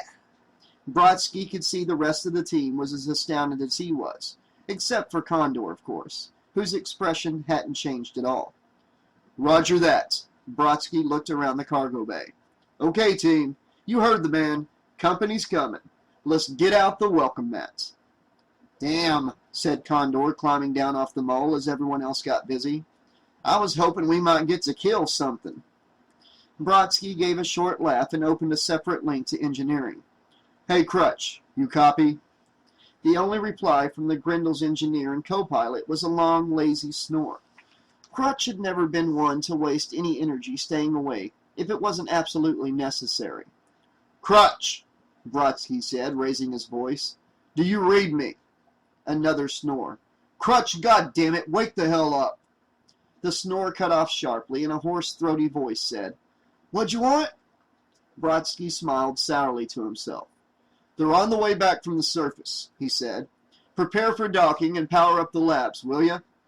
"Yeah, whatever," Crutch said, speaking through a yawn as he began stirring around. Brodsky decided he would leave the link to the shuttle open. It wasn't absolutely necessary, but he preferred to keep an ear on the shuttle's progress himself. He was responsible not only for his team, but for the security of every person aboard the Grendel, including the flight crew. Not that he was expecting anything to go wrong, especially with Lou at the shuttle's controls and Kicker riding shotgun. But if something did, he would hear it as soon as the guys in the cockpit did, which would give him extra time to react. Even a few seconds could make a difference between survival and disaster. But all he heard now as he got busy with the rest of his team was Lou and Kicker yakking away as they proceeded with the routine docking maneuver. "So, what does she look like?" Lou asked. "Cute," Kicker told him, laughing a little. "Oh yeah," Lou laughed with him. "Cute and single, eh?" "That's right. Yeah." Lou's laughter turned slightly lascivious, and then trailed off to end in a wistful sigh. "I'm so lonely." Lusting after a frozen female he hadn't even seen, Brodsky rolled his eyes. Lonely wasn't the word for that. The team was assembled at the shuttle bay in plenty of time to meet Professor Lowe's group. Lowe came in first and started to give orders, but Brodsky talked over him. "Kicker, Briggs, you two take the girl. Dallas Gecko, you got the big guy." "We need to get her to the lab now," Lowe said, pointing to the female as she went past them on the stretcher. There was no frost on her anywhere that Brodsky could see, although her body was obviously still very stiff. They were going to have to work fast in the lab. If she thawed out much more, she would definitely spoil. "Can you really bring her back?" Brodsky asked. "Well, we'll find out, Sergeant," Lowe said, and then turned to look at the figure on the other stretcher. Brodsky gaped at it in astonishment. It had to be the ugliest fucking thing anyone had ever brought back from old Earth, at least in Brodsky's experience. It seemed to be shaped like a human, but whether it was actually even humanoid was debatable. To Brodsky, it looked like a hunk of spoiled meat wrapped in rags, with some kind of mask where its face should have been. Maybe it had been a person once, Brodsky thought, but even then, it must have been some kind of seriously abnormal specimen of human, one of nature's more egregious mistakes. "You're not thinking of bringing that thing back, are you?" he asked Lowe, staring after Dallas and Gecko as they carried it away to the other lab. "Hell no," Lowe told him. "Impossible." "Ah, shit." Brodsky turned to see Azrael standing a bit unsteadily just inside the entrance to the shuttle bay, looking more than a little cross-eyed and alarmingly short of body parts. "I forgot my arm." He staggered forward a couple of steps and stopped, swaying a little. Brodsky took in the seal on the stump of his right arm, along with his drunken demeanor, and shook his head. To his knowledge, no one had ever lost a limb on a college field trip. Leave it to Azrael to be the one who managed it. Abruptly, Janessa came in behind him with the wayward arm. "Here it is." She shoved it at him and kept going at him. "Dumbass." Azrael either didn't hear her or didn't care. He held his detached limb with the palm of the hand in front of his face and then shook it slightly, so that the limp fingers seemed to wave hello to him. "Hi, hand," he said. Maybe he ought to throw the kid over his shoulder and carry him to first aid, Brodsky thought. But then KM was beside him, and they were all heading down the corridor to the main area of the ship. "Any idea how long the woman's been down?" Brodsky asked. 4.5 to 5 centuries, said KM. "Damn." Brodsky revised his estimate of how likely it was that she would actually live downward. No one had ever come up after being down longer than 300 and change. "This'll be one hell of a wake-up call. If it works," he added silently. "I'm bitchy as hell when I wake up," Janessa said, to no one in particular, and the universe in general.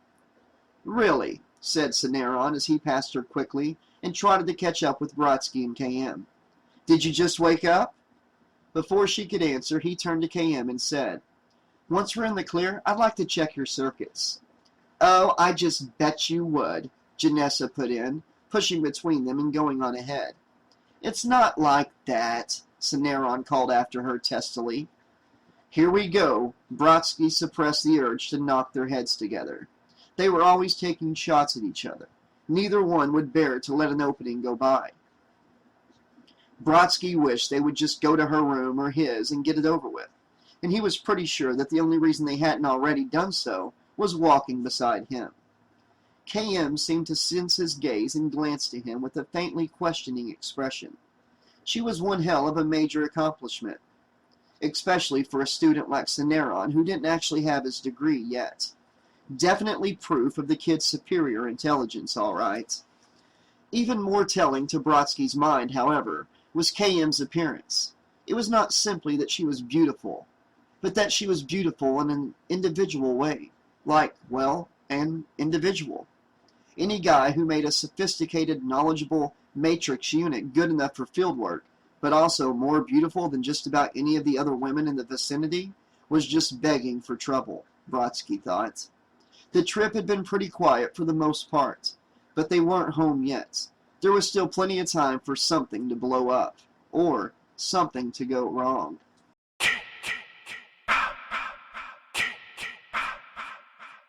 Chapter 5. As Adrian Hart hurried along the connecting hallway to the labs in the left pontoon section of the Grendel, she could hear the excited voices of the group that had just returned from the surface of Earth 1. It sounded like they had made an especially exciting find down there. Well, good for them, but she still didn't regret not going.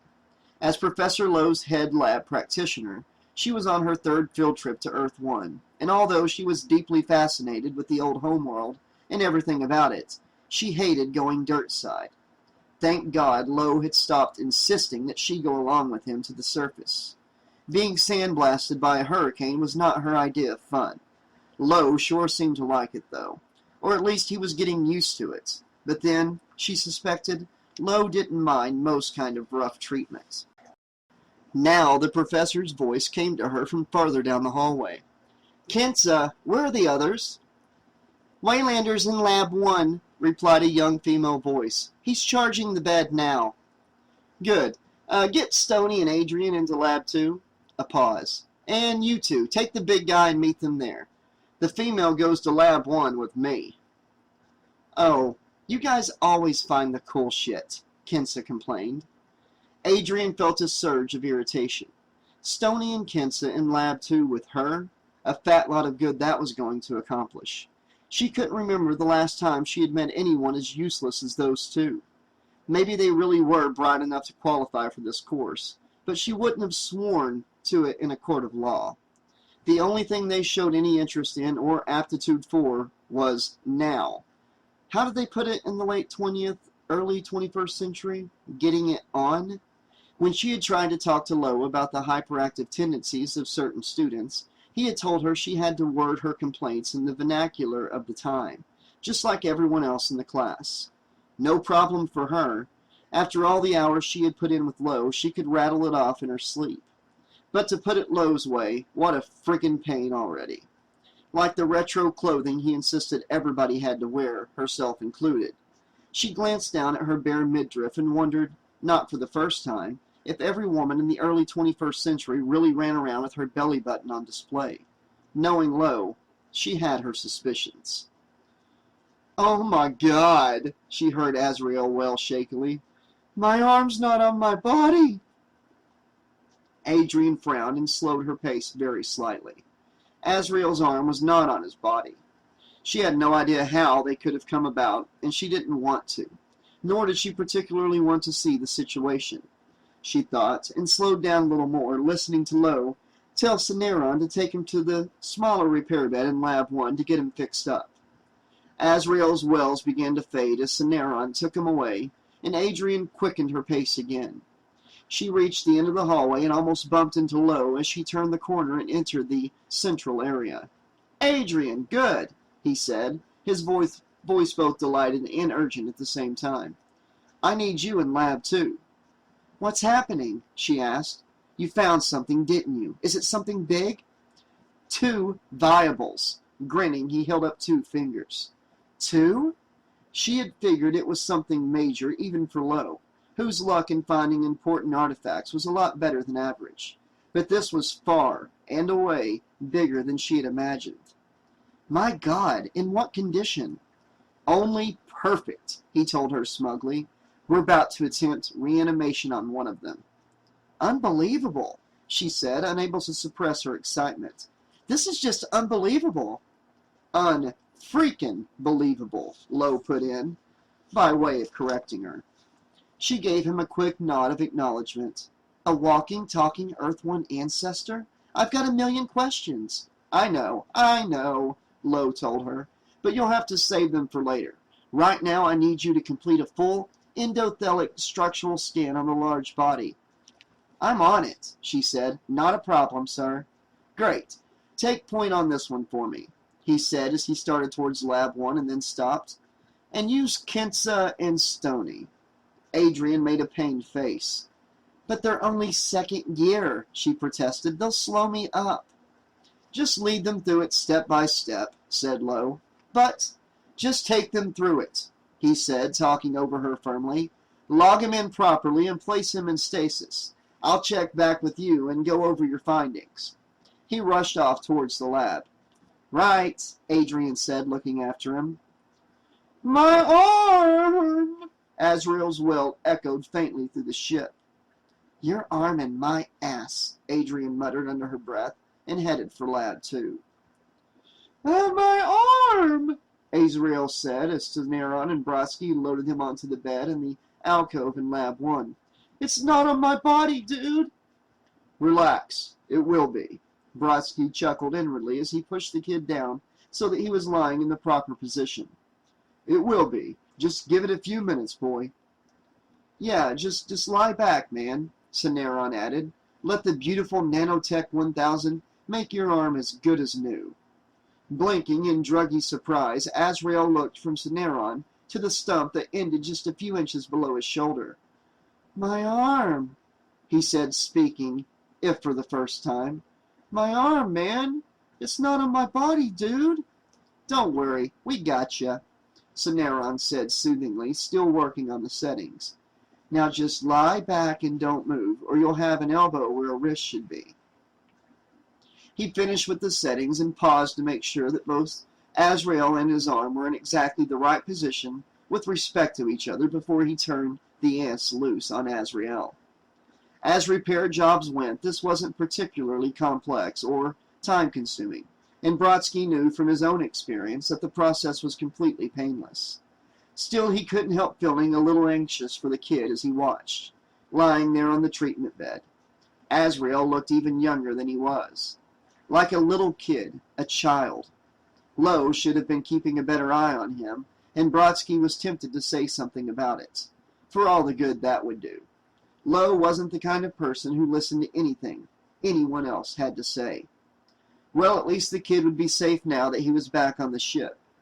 He could while away the trip back to Earth 2, hunting virtual monsters with Dallas in the cargo bay, where the worst thing that could happen was their having to reboot the game a couple times.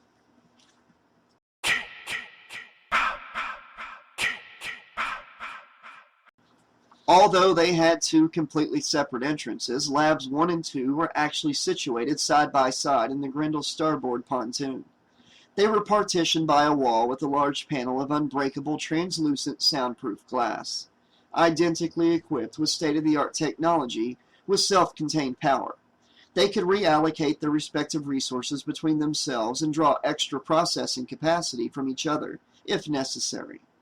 Most ships of the Grendel's class were more than adequately equipped, but only the Grendel had full-scale Nanotech 2000 beds in both labs as well as two compact alcove units, with enough juice to run all four at once if necessary, which made it Lo's vehicle of choice despite its considerable expense.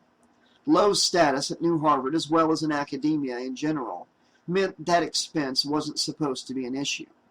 Nonetheless, every so often, someone on the university's board of directors would come down with a case of hardening of the purse strings, an ailment characterized by an urgent compulsion to cut New Harvard's budget.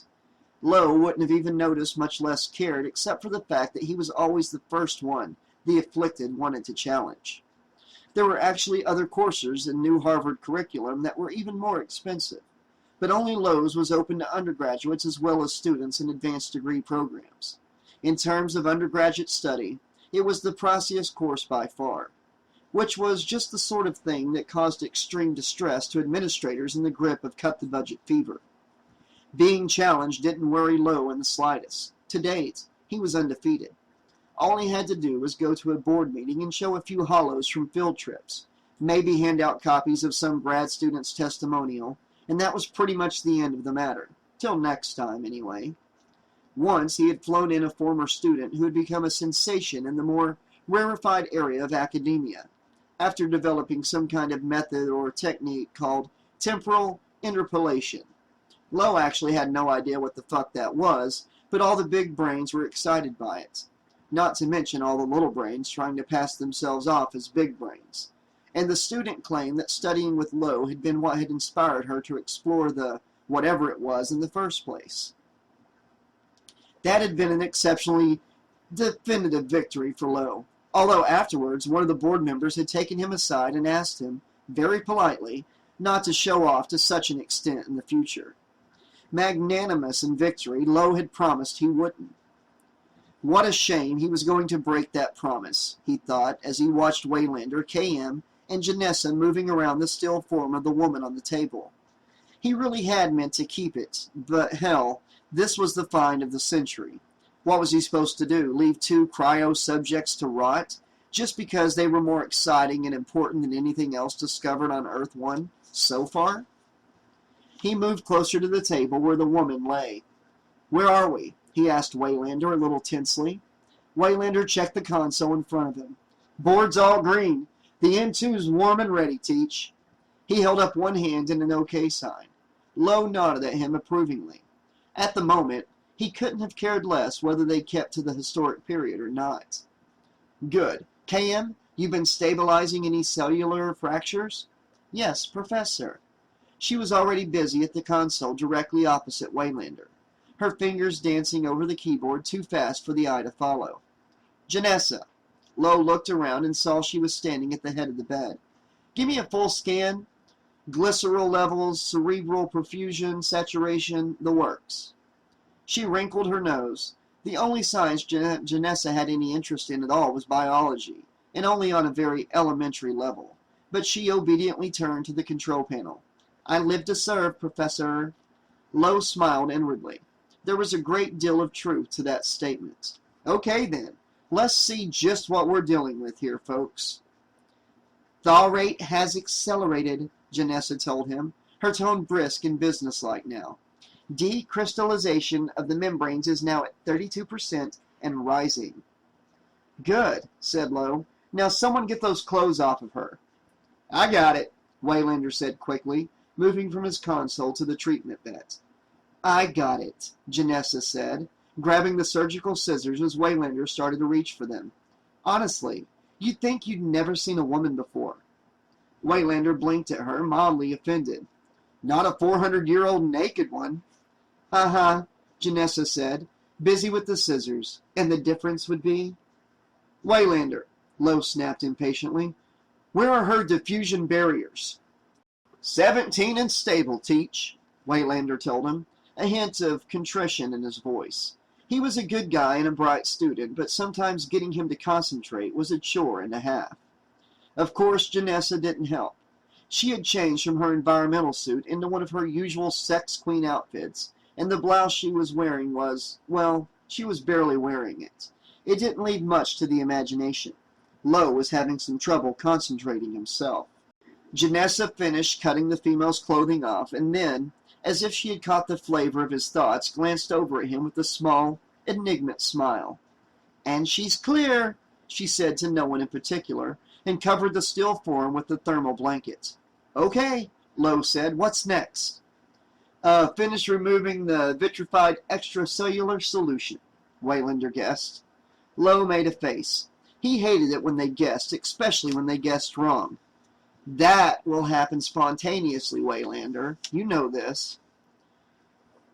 "Introduce metabolic inhibitors into the cytoplasm," Syneron called over from behind him.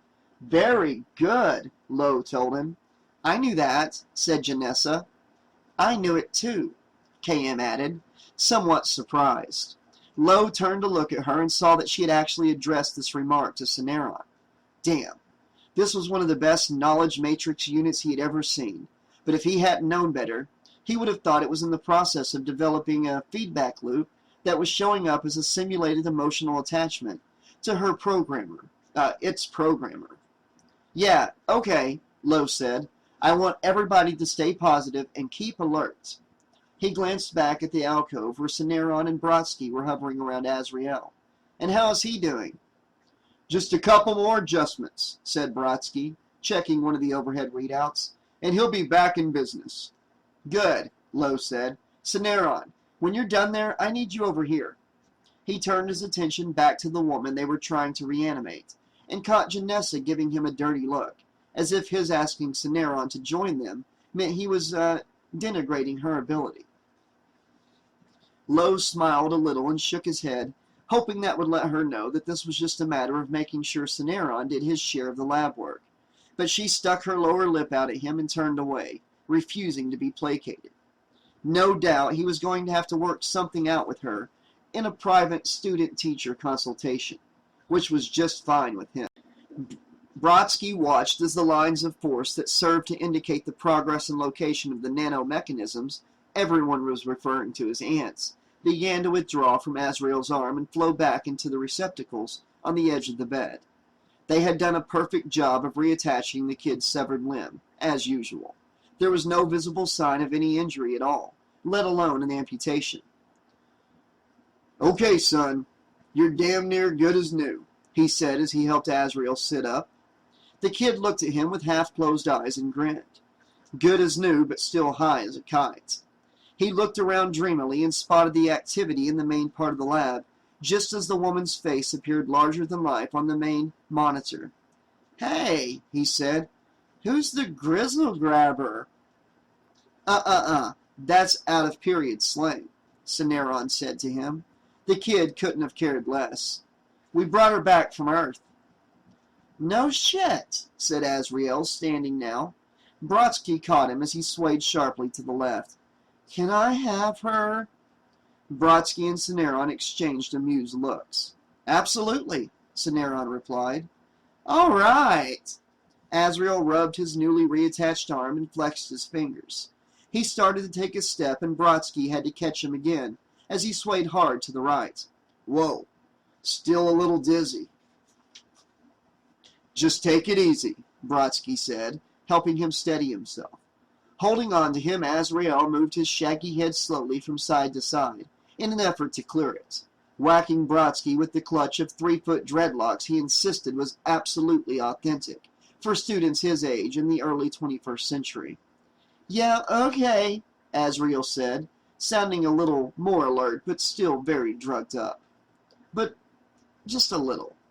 Brodsky could see that his pupils were still quite dilated. He had a ways to go before he was within shouting distance of sober. Hey everybody, I'm going to hit the grid, okay? He looked around as he waited for a response, his gaze coming back to Brodsky, who nodded at him and mouthed, go ahead. Azrael smiled with druggy delight and moved off, staggering only a little as he found his way out of the lab. That's it, kid, Brodsky thought at him. Go play somewhere safe, where you can't get hurt. He was definitely going to get up and lose shit about this, he decided. Just because the guy was an academic superstar didn't mean he could get careless with the students. Christ, they were all just kids, really. In Lab 2, Adrian looked up from the computer to see Stony pause on his way in to slap a perfect in period 5 with the now restored Azrael as they passed in the hallway. Youch, Azrael said, tucking his hand under his armpit. Laughing a little, Stony gave her a conspiratorial smile. Adrian turned her attention back to the computer without acknowledging him. Specimen 4420 found in Sector 392OL on Earth Prime, she dictated briskly. Subject discovered in complete cryosuspension. Severe loss in the axoplastic proteins as well as major hemorrhaging in most major organs renders subject invalid for reanimation. Hey, Adrian, where do you want this? She looked up at Stony again. He was holding a data kit in both hands. Just put it on the specimen table, she told him.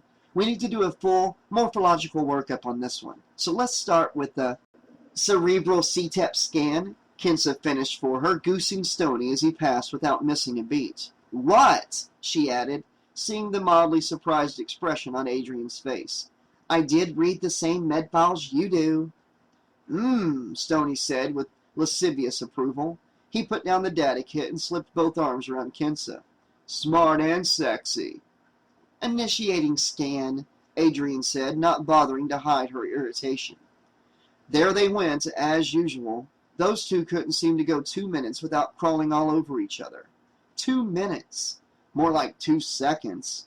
This was a pretty randy group anyway, but Kensa and Stoney were the worst. They just wouldn't quit.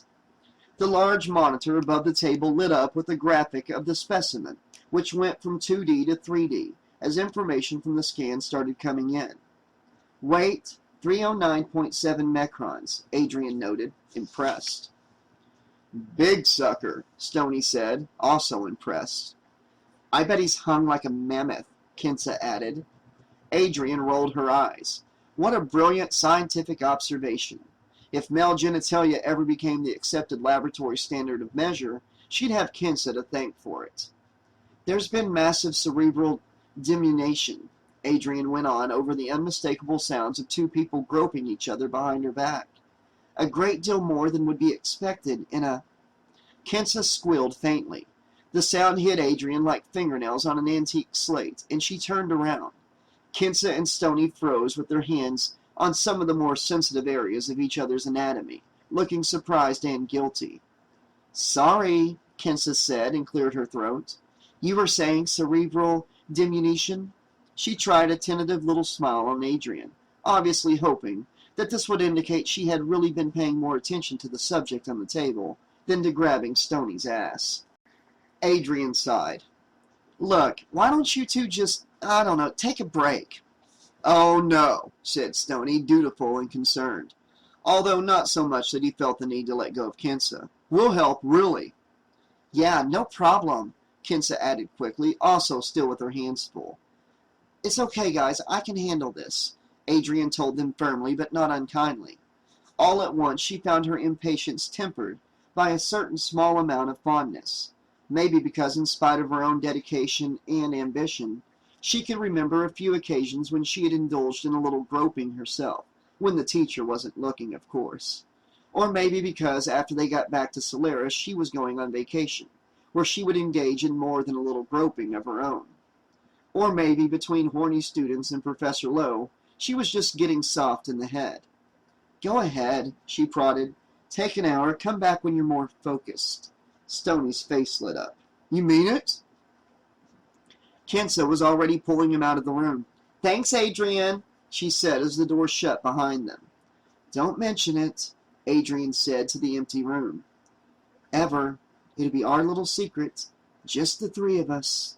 She turned her attention back to the information coming up on the screen, noting that the specimen seemed to be thawing at a faster rate than expected, but unaware of the repercussions this would have on her immediate future, or lack thereof.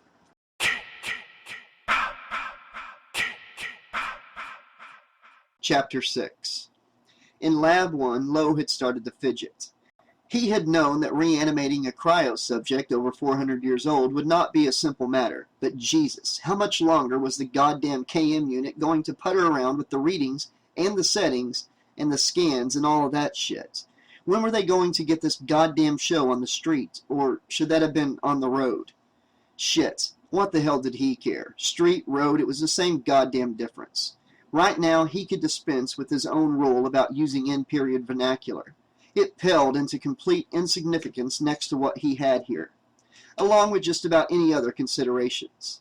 His classes had brought back plenty of noteworthy artifacts from Earth 1, and he had the reputation to prove it. But this was several magnitudes beyond the most remarkable thing that he or anyone else had found on the long-dead home world. Nobody, absolutely nobody, had ever found salvageable life on a level of development higher than those cannibal insects. And now that he thought of it, it had been a hell of a long time since anyone had come across any of those even. Well, after today, it would probably be a hell of a long time before anyone went looking for mere bugs. Braithwaite Lowe had done what no one else could. And what he had was more than just some ragged little germ, more than a bug, more than a vertebrate even. Not just a mammal, but the mammal. Ladies and gentlemen, Professor Braithwaite Lowe, heir to Columbus, Einstein, Hawking, and anybody else worth a damn, brings you the discovery of the century. from beneath the wasteland of Earth-1, a genuine pre-vac human being. No one was going to let that claim go unchallenged. Of course, so the first thing he had to do was line up all the documentation, get the whole class on record, as well as the flight crew and the ex-grunts. Granted, as sources Lou and Crutch weren't exactly what anyone would call impeccable, but it didn't hurt to have the working stiff represented in the credentials. Couldn't hurt at all, might even help. And no matter what pilots claimed they were working stiffs, of course, something like this meant the whole universe were just working stiffs compared to the great Braithwaite Lowe, the only man who had ever recovered human life from Earth-1. And if KM fucked up the reanimation, he was going to rip her limb from limb and stuff the pieces up Cineron's genius ass, sideways. "Professor?" said Adrian's voice from a nearby speaker, making him jump slightly. "The specimen's cerebrum has shrunk so much that the remaining proteins make identification of the individual nerve fibers impossible." She sent a scan of the interior of the head to one of the larger display screens, so everyone in the lab could see it. "Amazing," Lowe said, still more concerned with the woman. "Well, just see what you can salvage from the optic cortex and then move on." "My pleasure, Professor. But just take a look at the brain on this subject, will you?" "Wow, that is small," Lowe said, thinking she sounded pretty cheerful. Cheerful and alone. He hadn't heard anyone talking or moving around in the background. She had probably waited all of 2 minutes before finding some way to get Stoney and Kinsa out of her hair. "Yeah, but how could he function with a brain that small?" Cineron said to no one in particular. "Waylander manages," Janessa said. "Oh, very funny," Waylander replied, looking down his nose at her with disdain. Abruptly, several alarms went off at once, accompanied by various flashing lights, making all of them jump except for KM, who continued working as if nothing were happening. "What's wrong?" Lowe demanded. "She's deanimating," Waylander said. Janessa consulted a panel of readouts near the head of the bed. "Damn it! The lipids in her cytoplasm are separating." Cineron was all but flitting around the room in a strangely organized flurry of activity, going from one place to another. "GTT is 59 and rising, guys." "KM, what's her maximum limit transition temperature?" Lowe asked tensely. 80 degrees, Professor," she told him, working quickly but unhurriedly, as calm as ever. "Well, we're at 61 now and rising," Cineron added. "Is that bad?" asked Brodsky, startling Lowe for the third time in the space of a few minutes. He had forgotten that the ex-grunt team leader was still in the room. "If we don't get her lipids to reattach before the GTT hits 80, she'll be a 450-year-old vegetable." "So what's happening?" Lowe asked, raising his voice. He rushed over to KM, but it was Waylander who spoke up. "Her sacrophilic levels are still at 45 over 200. "Queps are green," Janessa warned. Cineron pushed between Lowe and KM to check something on the console. "Metabolic inhibitors are all in." He looked up at Janessa and then turned to Lowe. "What about the cryoprotectant in her lymphatic system? Do you think that might have—" Lowe shook his head impatiently. "No, her potassium levels would be off the scale, Cineron." "GTT is 68 and rising," KM put in calmly. The students all froze for a moment, looking at Lowe. "Stay focused, people," he ordered them. "We got a problem. You find it, and find it now." Instantly, Cineron moved around to the other side of the table. "Initiating a Hex 2 charge," he announced. "KM?" "Engaged," she said. Lowe looked at the woman on the table. There was no damage visible, yet, but that didn't mean she wasn't spoiling from the inside out. God damn it. "Try the charge again," Cinero said. Still nothing. Waylander stepped back from the panel he had been working on and checked another display to his left. "Professor?" "GTT passing 72, KM advised, neutrally. "Lipids still falling," added Janessa, not neutral at all. "God damn it, people!" Lowe floundered, overwhelmed by the stupid alarms that kept beeping and beeping and beeping. He should have told KM to shut them all off. How could anyone think straight with all that beep, beep, beep and the goddamn flashing lights? Great emergency system they had here. The design was more conductive to giving you seizures than helping. "Hey, I got it!" Janessa shouted suddenly. "I got it!" She knelt down and made several adjustments to a small panel of controls on the side of the bed. Immediately, the alarms cut off. Lipid cohesion positive, KM informed them. Glass transition temperature 67 and fallen, Waylander said with a mixture of surprise and relief. We're in the safe level. He turned to give Janessa a questioning look. Basal core temperature was too low, she said smugly, and patted herself on the back, causing a phase separation of her lipids. Well, yeah, no shit, Cineron said, frowning. But what the hell did you do? Janessa gave a showy sigh of mock. Oh, that, she said airily. Her potassium saturation was causing the hippocampal dendrites to fire too early. Which caused the lipids to lose their cohesion, Lo added as she turned her satisfied smile on him. Good catch, Janessa. She made a half bow with a little flourish. I had a good teacher. Okay, Lo said. Now let's bring her up slow and steady. I had a good teacher, Cineron said, mocking her bow. Shut up, Janessa told him. Okay, Lo said again, raising his voice a little. Ready on phase 2. Are we stable? Stable, confirmed Waylander. Ready, sir, KM said. Stable, Janessa sang and stuck her tongue out at Cineron. Initiating rest sequence, Cineron said, ignoring her. Kids, Lo thought. All right, said Waylander. Bring on the ants. And cross your fingers, people, Lo added. The ants emerged in silvery lines like strands of living metal from all four corners and both sides of the table to swarm over the motionless form of the woman lying there. In 30 seconds, they had covered her completely. They were not ants, of course, or any other kind of insects, nor were they actually visible. The silvery lines were produced by an innocuous quasi-electrical field that had no effect either on the nanomechanisms or on the process they were engaged in. The field had been added back in nanotechnology's first flush of post-breakthrough popularity, when both the price tag and ease of use had finally reached a level that made it practical enough for general use, for the sake of avoiding confusion as to whether the mechanisms were actually being deployed. It was an easy way of rendering the invisible visible without either interfering with or adding to the expense. Also, those silvery lines looked fantastic. They were aesthetically, technologically, and even intellectually sexy. Once more, science embraced art as a source of inspiration. Artistic experiments in science or scientific experiments with art produced variations in colors and patterns, although for the most part, there was no practical application for them. A few of them even rendered the nanomechanisms themselves useless. Or rather, the ants. Exactly who had first used the name ants for the nanos was long forgotten before they even left the confines of the lab for the wide-open realm of everyday human life.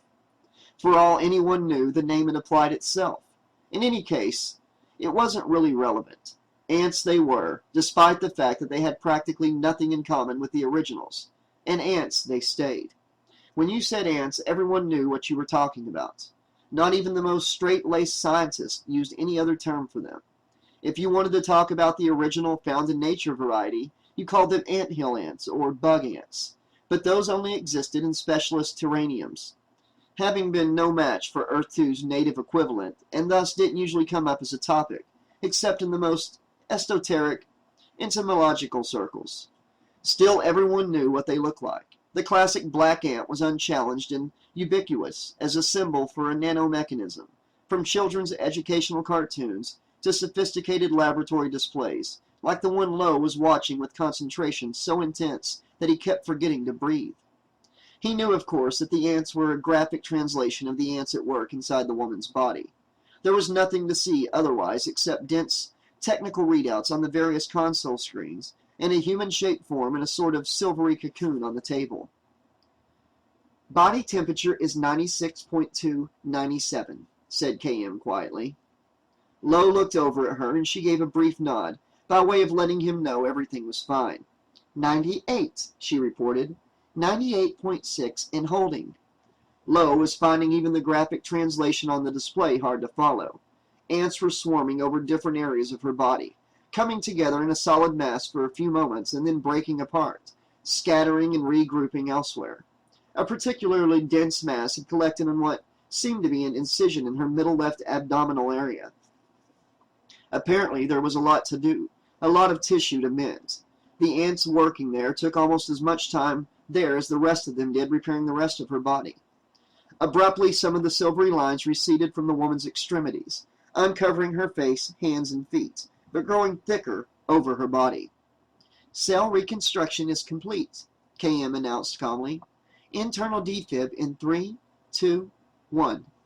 On the table, the woman's body gave a small jump, and Lowe felt his heart jump with her. Then his heart leaped again, almost painfully this time, as she opened her eyes. The sensation Rowan felt was not so much waking up or even regaining consciousness as it was coming back into existence. No memory came with it, no context for emotion, and for the first few seconds no information from any of her senses, or at least none that registered on her. For that matter, there was no such thing as those first few seconds, not in the standard way of time passing. Time itself, the very concept of duration, was coming back into existence along with her. Only, coming back from where? The question bobbed to the surface of her mind with no particular urgency. She was not all the way back yet. As soon as she was, she would know that, and a whole lot more. Knowledge, something to know in the act of knowing it, was another one of those things that, like time and herself, had been in suspension. Cryo-suspension. Immediately it was all there, complete and uncut, before her mind's eye. It was a mental movie not subject to the constraints of time or space. The former to keep everything from happening at once, and the latter to keep everything from happening to you, as famously noted in the Book of Plagues, so that she got it all immediately. The underground headquarters of the Crystal Lake Project, the long hours of demanding work to perfect the cryostasis process, despite the fact that their first subject was not exactly the epitome of fragile, Jason Voorhees. Terror spiked through her with electric frenzy before she actually had any physical sense of her body. Oh yeah, the memory might be complete and uncut, but she wasn't. Not by a long shot. As hard as she had tried to make it otherwise, the hubris of Dr. Dickhead Wimmer had doomed them all. Because he refused to concede to her expertise. Because he had refused to believe that anyone, let alone some unknown female scientist, could possibly know better than the great and powerful Wimmer about anything, especially Jason Voorhees. No one could instruct the great and powerful Wimmer, but no way, not no how, no siree, not in this lifetime. Well, he had sure gotten his way on that one. When she had shut Jason in the cryo unit, she had thought her greatest regret, besides the loss of all those innocent soldiers' lives, would have been that the last thing Wimmer ever heard was not her voice saying, "I told you so." Changed her mind about that in a hurry, hadn't she? The force of Jason's blood lust had given him the power for a last homicidal gasp. One more for the road, so to speak. The long, icy road into deep frozen darkness.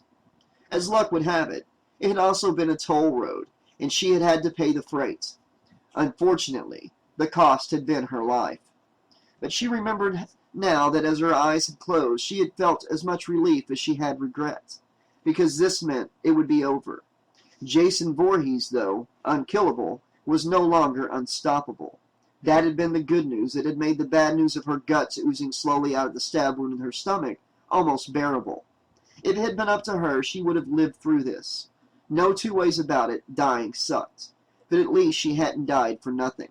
Except cryo unit breach, lockdown in progress. Except, apparently, she hadn't died after all. Well, if that don't beat all, holy guacamole, get a load of that, will you? Can you believe this? Ain't that the damnedest thing? Will wonders never cease?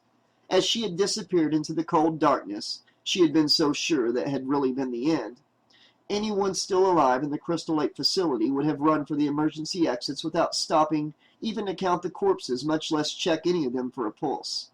After which, the government, having reviewed the surveillance recordings as well as survivors' testimony, if any, would simply order the facility to be sealed up, untouched, and as is, with the idea that containing the danger was more important than removing the dead for traditional burial. Or so she would have thought, had she lived long enough to give the matter any consideration. The surveillance footage. When the advisory board for the Crystal Lake Project reviewed the surveillance footage, they must have seen what she had done and what had happened to her, and decided to recover her to see if she were viable. Cryo was still a relatively new technology, but if she had the good luck to freeze before she had died of the stab wound, her chances of survival would have been reasonably high. And wonder of wonders, good luck had been with her. She had survived not only her wound, but the still iffy process of revival as well. She lived. Jason Voorhees had not been able to kill her. Maybe that meant she was unkillable now. Maybe in the act of passing his machete through the thick steel door into her stomach, Jason had in fact passed the torch, in a manner of speaking. And then again, maybe he hadn't. Maybe he was still viable himself, despite the fact that he was several hundred feet underground frozen solid in a cryo unit cocooned in a layer of ice and frost several inches thick. Or maybe whoever had brought her out of her frozen tomb had not learned from Wimmer's fatal mistake and removed Jason as well, thinking they could do better. Her eyes fluttered open in panic. Light came crushing in on her, piercing her all the way through the center of her brain, it seemed. She felt her head roll from one side to the other. She was lying flat on her back in a very bright room, or at least one that was a great deal brighter than the murky frozen place she'd assumed would be her final resting place. A hospital? Or was she elsewhere in the Crystal Lake facility, like the infirmary? Oh God, she thought, panic rising with her level of alertness. What if they hadn't learned anything from Wimmer's incredible stupidity after all? What if they had simply restaffed and kept the Crystal Lake project going? No, she thought, squinting against the light in her eyes, trying to force them to adjust so she could see what madness she had woken up to. The blurry, watery shadows began to resolve themselves into more definite shapes. Rowan blinked, the tears away from her face fiercely, trying to find something she could actively look at, or someone. The shapes surrounding her were beginning to suggest something of human beings to her. Human faces. They were faces. As the light became less painful, her vision started to improve more rapidly. At random, she chose one of the faces on her left to focus on, and hoped she had come out of this with at least adequate eyesight. No cryo-induced macular degeneration or retinal damage. So far, so good. She could see now that the face belonged to a man. In another few seconds, she would know whether the face was familiar or not. More tears suddenly welled up in her eyes, making them sting. She blinked. They went away, and the man's face came into perfect focus. Wimmer?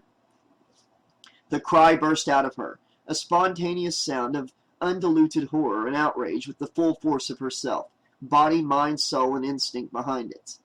Panic was a pale thing compared to this combustion, which was not a process but a state of being. Rowan neither saw nor felt her hand strike the man's face, nor could she ever remember hitting him no matter how hard she tried. She realized that he was not Wimmer long before she understood why he was bent over, covering his nose with both hands and howling in pain. Heartbeats, brainwaves, BP, all showed green, someone said calmly. Vital signs are normal and strong. No shit, said the man in a muffled nasal voice. Think she broke my nose. I like her already, another person said in a stage whisper. Rowan knew immediately he was talking about her, and she decided that, whoever he was, she liked him too, or at least the sound of him. As soon as she got her bearings, she would make him introduce himself. For some unmeasured period of time, it seemed as if she wasn't going to get her bearings. Her eyes were darting from one side to another in their sockets, in a way that felt strangely compulsive.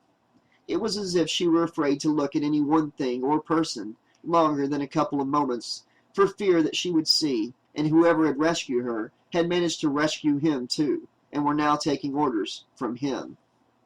After a bit, she found herself sitting up on some kind of firm, padded surface similar to a doctor's examination table, under the watchful gaze of 5 or 6 people.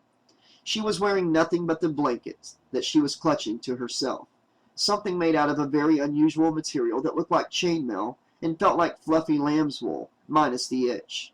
Nice stuff. She had never seen anything like it before, nothing even remotely like it. How long have I been down? The question stuck in her throat, too bulky to ask or to swallow, too hard to melt away. It was like being on the verge of tears while desperately trying to hold it back. And that was the only real discomfort she felt, she realized. Her head was not heavy or painful. Her joints weren't achy from disuse. Her muscles felt normal, not atrophied. Not even slightly. which they had discovered was unavoidable, no matter how thoroughly a living mammalian subject had been frozen. She should have been feeling more than a little bit hungover, groggy for sure, with an acid stomach, but there was nothing wrong with her stomach, and despite her earlier feeling of disorientation, her head was actually quite clear. "Easy now," said the man she had hit. He was still holding his face with one hand, but he smoked soothingly with a tentative smile. She looked him over carefully, wondering how she could have thought he was Wimmer. The guy looked nothing like him, didn't even sound like him. Maybe she had been dreaming. It was impossible to dream in cryostasis, but there was nothing to say it couldn't happen just before waking, especially for someone who had been down a long time. So just how long have I been down? How long? How long? The question still hung in her throat, suddenly vanished, replaced by a new thought. "Did you get him?" she asked in a hoarse voice, but otherwise normal, at least to her own ears. It felt normal, but perhaps that was just some kind of illusion. Maybe she didn't sound as normal as she thought, or maybe they couldn't even understand her at all. Otherwise, why would they all be standing around her looking at each other with open bewilderment? "Get who?" said the man with the hand over his nose. Oh God! Fear leaped in her chest. She had been hoping for yes and dreading no, but not for them to not know. Oh my God! "Then he's still out there?" she asked, feeling herself begin to tremble. Hey, shh, it's okay," said the man anxiously. "Everything's all right. There's no one out there. You're perfectly safe here." Here, which was where? Rowan took a deep breath. "Where am I?" she said finally, looking at each person. They all seemed to just be as anxious as the man, concerned for her the way good people cared about other people, even a stranger in their midst. "The last thing I remember, there was a leak in the cryo unit. Is it contained?" For a moment, no one said anything. "It is contained," the man told her after a bit. "But when the cryo unit ruptured, I'm afraid you didn't escape it. It put you into stasis too." More of the room came into focus for her then, particularly the equipment. The screens, the consoles, even the table she had been lying on. She had no idea what any of it was for exactly, or how it worked, but she understood that it was more advanced than Crystal Lake's technology, by an order of several magnitudes. While the people themselves, well, they were obviously people just like her. Only there was something about them. They were all in such good shape in a way that went beyond the matter of their physical attractiveness. "My God," Rowan said. She took another deep breath, let it out again, and made herself go on. "How long was I—" The man hesitated.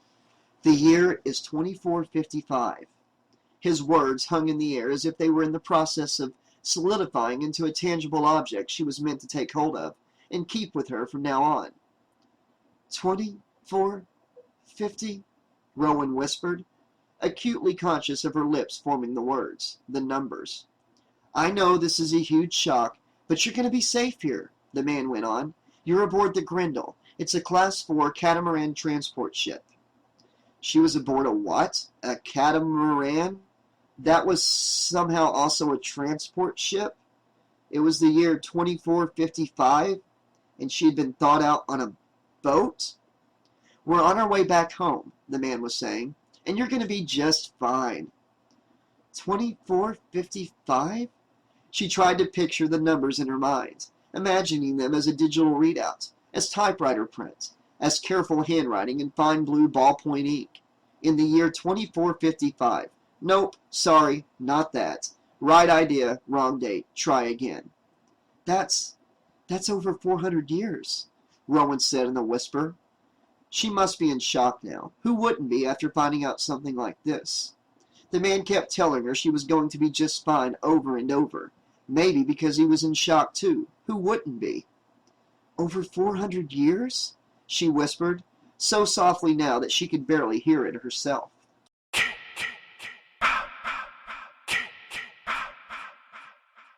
Chapter 7.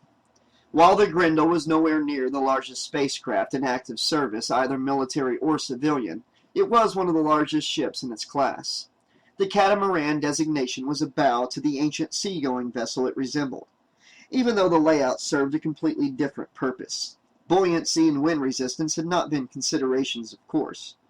Personnel and cargo were contained not on, but in the two pontoon-like structures connected to the central portion, housing the bridge and engineering, along with private quarters for the pilot and co-pilots. The development of aerodynamic design had been the triumph of heavier-than-air flight, the triumph of commercial heavier-than-air flight, however, had been the development of a technique for making big spaces small and small spaces big. Technologically advanced as the Grendel was compared to the most sophisticated astronautical craft from Rowan LaFontaine's long-dead heyday, the meticulous, not-an-inch wasted layout and organization would have been instantly familiar to flight attendants from any era. A submarine crew from Earth-1 would have been even more impressed. Despite the obvious extreme differences, they would have recognized the human dynamic. Astronauts from the 20th century would have ruptured with envy.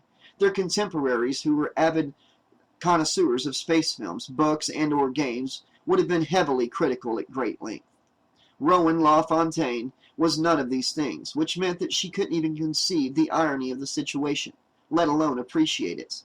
The only other person familiar enough with the era to do so was Professor Braithwaite Lowe. The thought, however, never crossed his mind.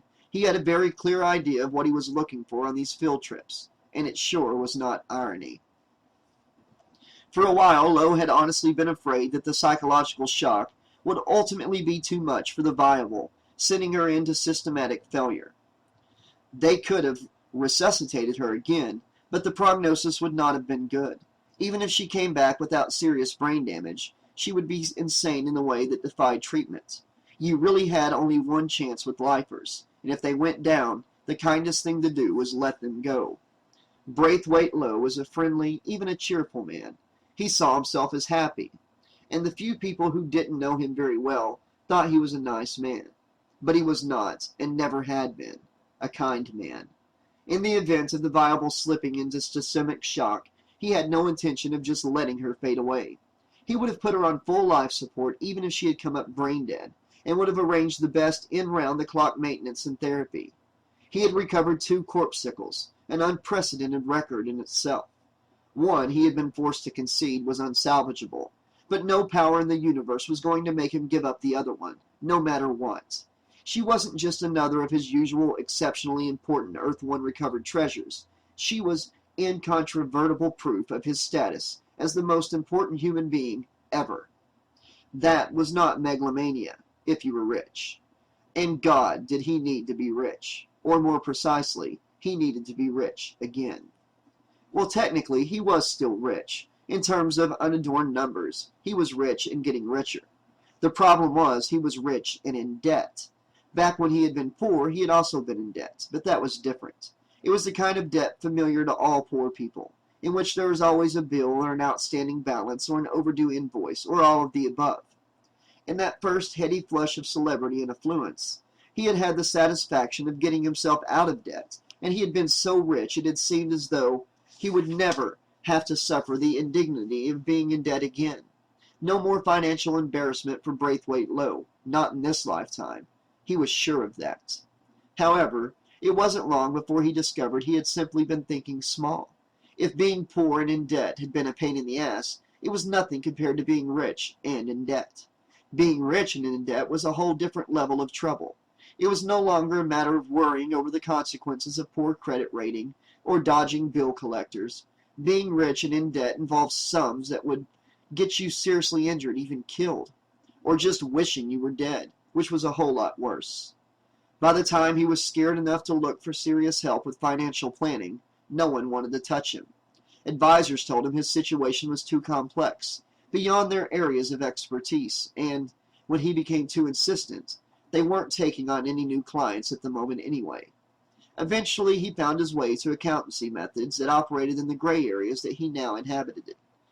What he found most amazing was not the degree of his own desperation, or how far down the rabbit hole it had taken him in such a relatively short period of time, but the fact that the double talk was exactly the same. Regardless of whether he was dealing with a 32nd degree CPA, whose guild ancestry was traceable back to the first generation to settle on Earth 2, the ancient guild of certified public accountants loved ritual even more than the also still extant Freemasons, or a seasoned and unapologetic fence who had been everything except an authentic bill of sale. They spoke the same language. Lowe was quick to find comfort in this, hearing the same jargon from all financial experts, legitimate and otherwise, had to mean that they were really all the same. A fence was basically an appraiser. A loan officer was a fence who didn't actually have to handle inventory. An insurance broker was a glorified bookie, and a tax collector by any other name should still be avoided.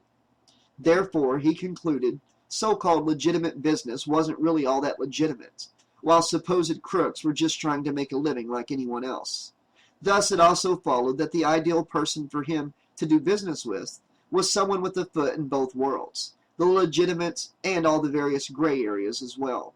Someone who would willingly switch back and forth as necessary, because in the end, it was all just business.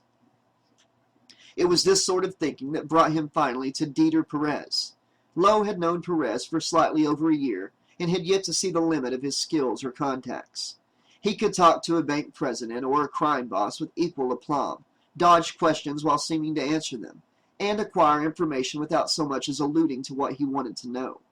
He was also good at finding things that had been hidden or lost, and losing anything that might prove inconvenient. Exactly how Dieter Perez had become so accomplished was a complete mystery to everyone who knew him, if anyone actually knew him. There was no evidence that anyone had ever managed more than merely being acquainted with him well enough to do business. Lowe had decided he was going to make time to do just that. He was going to find out what made Dieter Perez tick, what he had done to become the man he was today. Then he was going to duplicate it, making himself into the equivalent of Dieter Perez, which would eliminate the need for outside help in that area. That bit of streamlining would save him a lot of time and money, something that Dieter Perez himself would have approved of, obviously. Of course, before he could even begin to do any of that, he had to get his finances straightened out first, and Jesus, that was taking a hell of a lot longer than he had thought it would. Months would go by, and he would find himself no closer to even a partial solution to his problems. More often, he could count himself lucky if they didn't get any worse, and lately he hadn't been too lucky even in that small way.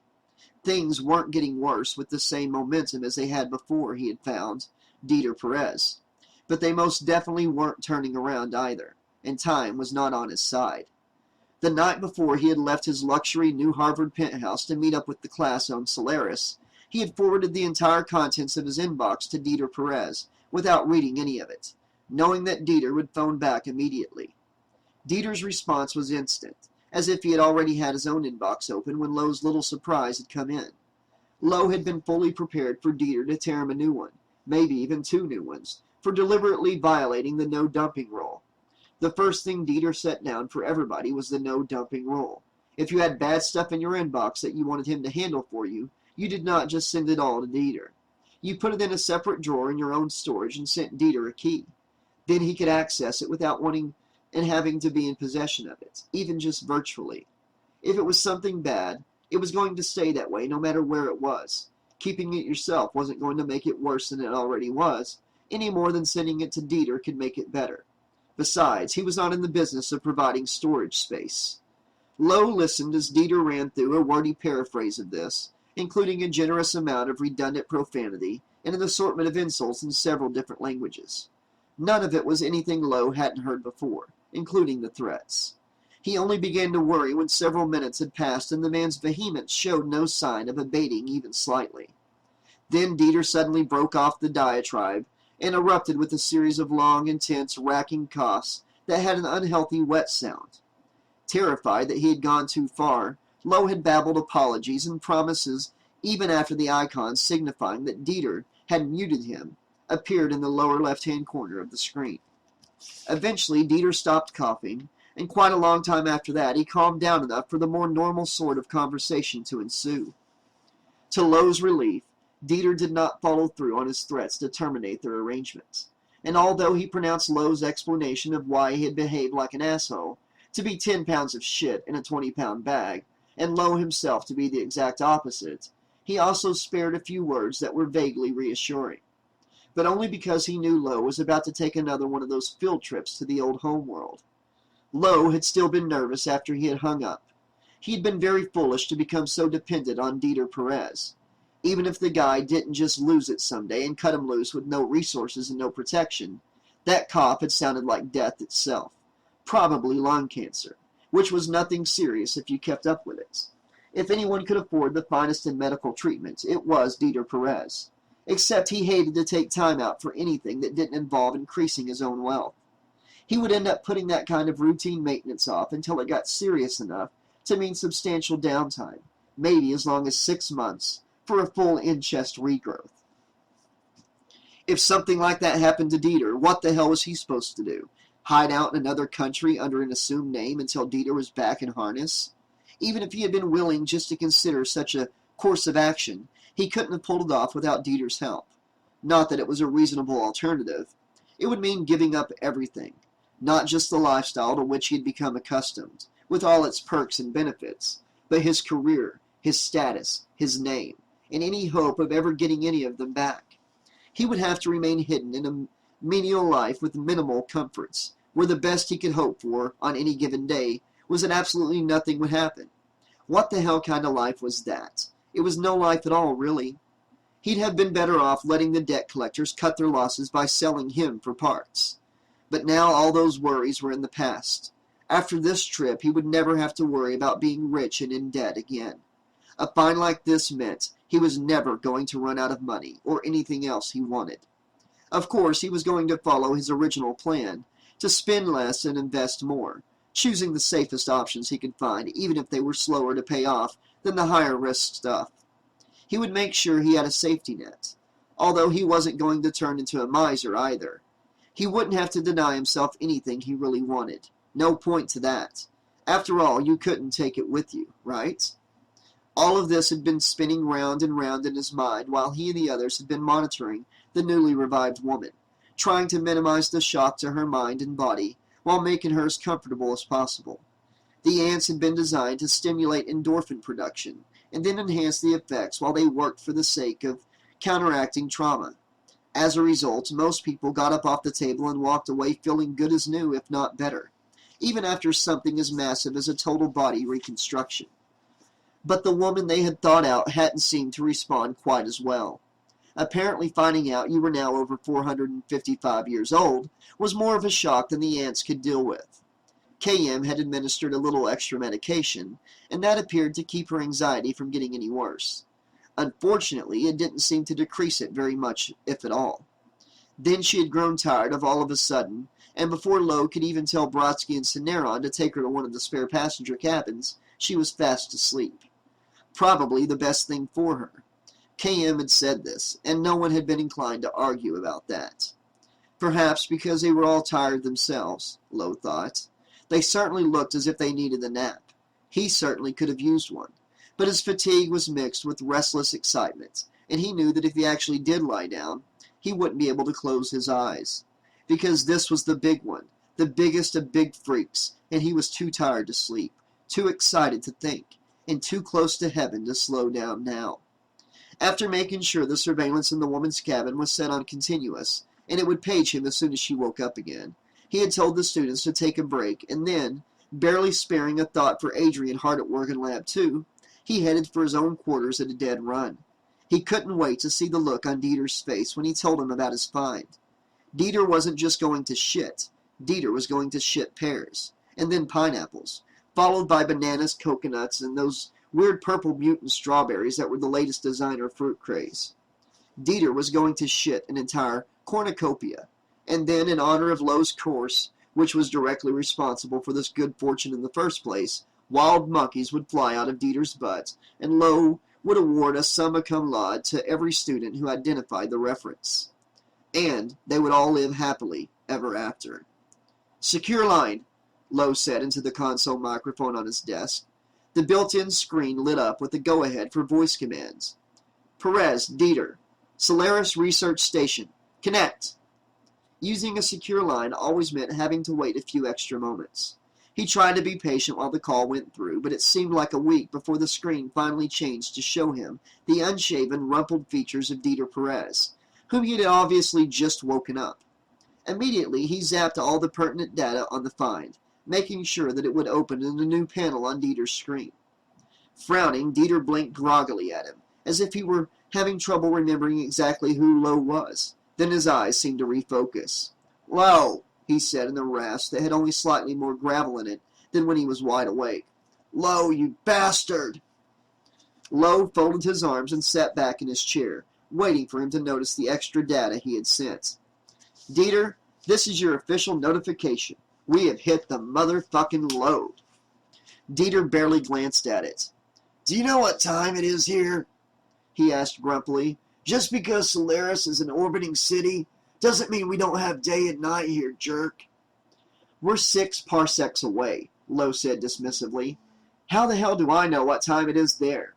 Didn't you hear what I said? We just hit a gold mine."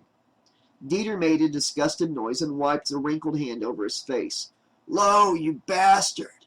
A box of DVDs is not a gold mine. I told you, I can't move them." "Just look at the file, will ya?" Lowe snapped. Dieter gave him a poisonous glare, but did as he was told. Damn, he was looking rougher than usual, Lowe thought as he watched for some reaction. Good thing he had made this find now. This time next month, Dieter could be zipped into a body bag for one of those last resort overhauls, the kind where they didn't guarantee you'd come out again. After a bit, Dieter looked up at him again, raising one eyebrow in a question. 2 400-year-old frozen specimens, Lowe said, just in case Dieter was still too sleepy to make sense of anything. "One well-preserved, and one, I'm not shitting you, up and walking around."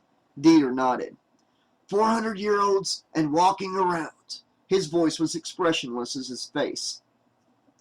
445 years to be exact, Lowe corrected him proudly. "And who gives a shit?" said Dieter. "Who the fuck cares?"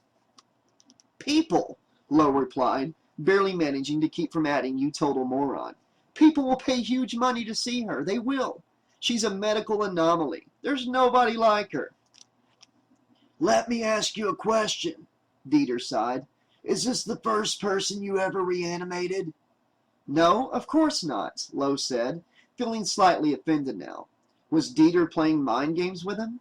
The time he had spent working in medical rehab on an interdisciplinary fellowship was a matter of public record, and he always made sure that it was mentioned in every single article written about him. "And how many other people are out there today walking around thawed out and looking good?" Dieter asked. "Well," Lowe grimaced with irritation.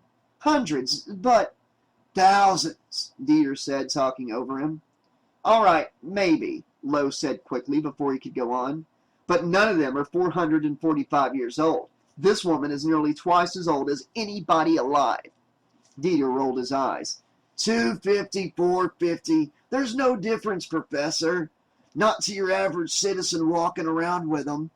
100 years ago, when reanimation was more unpredictable, sure, great big fucking deal. Alert the media. But now it's just old news." Lowe leaned forward and looked into the screen urgently. "But old news," Dieter said again, regarding him through his very baggy, half-closed eyes. Lowe knew that look. He had seen it before. It meant any further talk on his part would be a waste of breath. "But I need money," he whined. I know, said Dieter with mock sympathy. He seemed about to break the connection and then paused, looking at something else on the screen. "This other viable of yours is marked Voorhees. That wouldn't be Jason Voorhees, would it?" It was Lowe's turn to blink in surprise.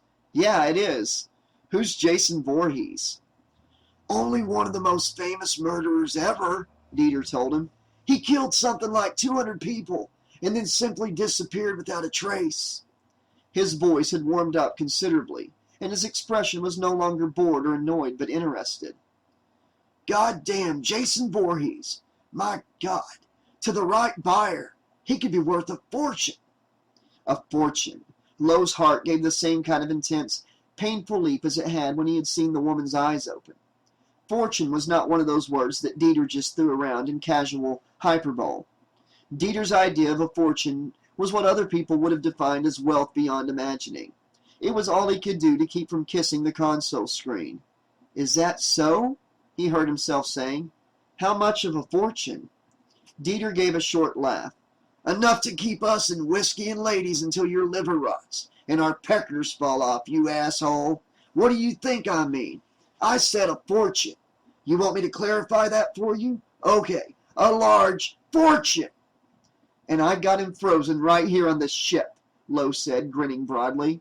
Uh-huh, Dieter said warily. Have you worked up a list of ownership yet? No list, Lowe informed him in a tone suggesting he was surprised that Dieter had asked. He's my find. He's mine. Mine. Dieter chuckled, though it sounded more like one of those scary liquid coughs than laughter. But what about your students? Lowe made an airy gesture. They're students. The educational experience is enough. It's more than enough. They got to go to Earth One with the famous and distinguished Dr. Lowe. Another one of those ragged liquid chuckles. Doctor, you're one son of a bitch. Dieter's highest accolade. Lowe felt quietly proud. Uh-huh, and soon to be one rich son of a bitch. Lowe out. Just as he disconnected, the door buzzed. He okayed entry from the console and turned around to find Janessa standing in the open doorway with an expression of dirty mischief on her dewy young face.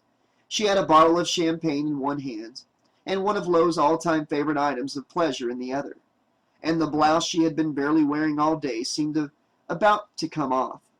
Professor, she said sweetly, I think we need to talk about my midterm. It was his responsibility as a teacher to be available to his students whenever they wanted his help or guidance. Lowe thought this as he got up from the console.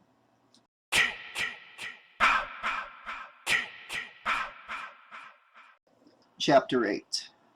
The profoundly significant historical event that occurred in Lab 1 went mostly unnoticed by the rest of the ship. By the time Rowan had been transferred to her new sleeping quarters by Cineron and an unexpectedly solicitous Brodsky, and tucked safely into bed under the supervision of KM and Professor Lowe, Azrael was already well into the second level of Mega Hunt, with Dallas. The tranquilizer KM had dosed him up with still hadn't completely worn off, but he was feeling energetic and cheerful, and there was no better way to rehab a newly reattached arm than by hunting a few monsters. And there was no better game partner for that than an ex-grunt, for obvious reasons. The ex-grunts were all into physical stuff. It was normal life for them, not some kind of interpretation, interruption, or break in their routine. They'd get right into the spirit of the thing without getting all fussy or making some kind of big deal about violence and killing and shit. Azrael had played with all of them at one time or another, even Brodsky, who was one heavy hitter when it came to grabbing points. But his favorite to play with was Dallas, no question. Dallas was cool. He was actually from Fort Worth, or rather his ancestors were, but like the man himself had pointed out, who the hell ever heard of anybody nicknamed Fort Worth? He and Dallas had hit it off right away. They had the same taste in books, movies, and games, the same sick sense of humor, and the same totem animal, which was really an amazing thing.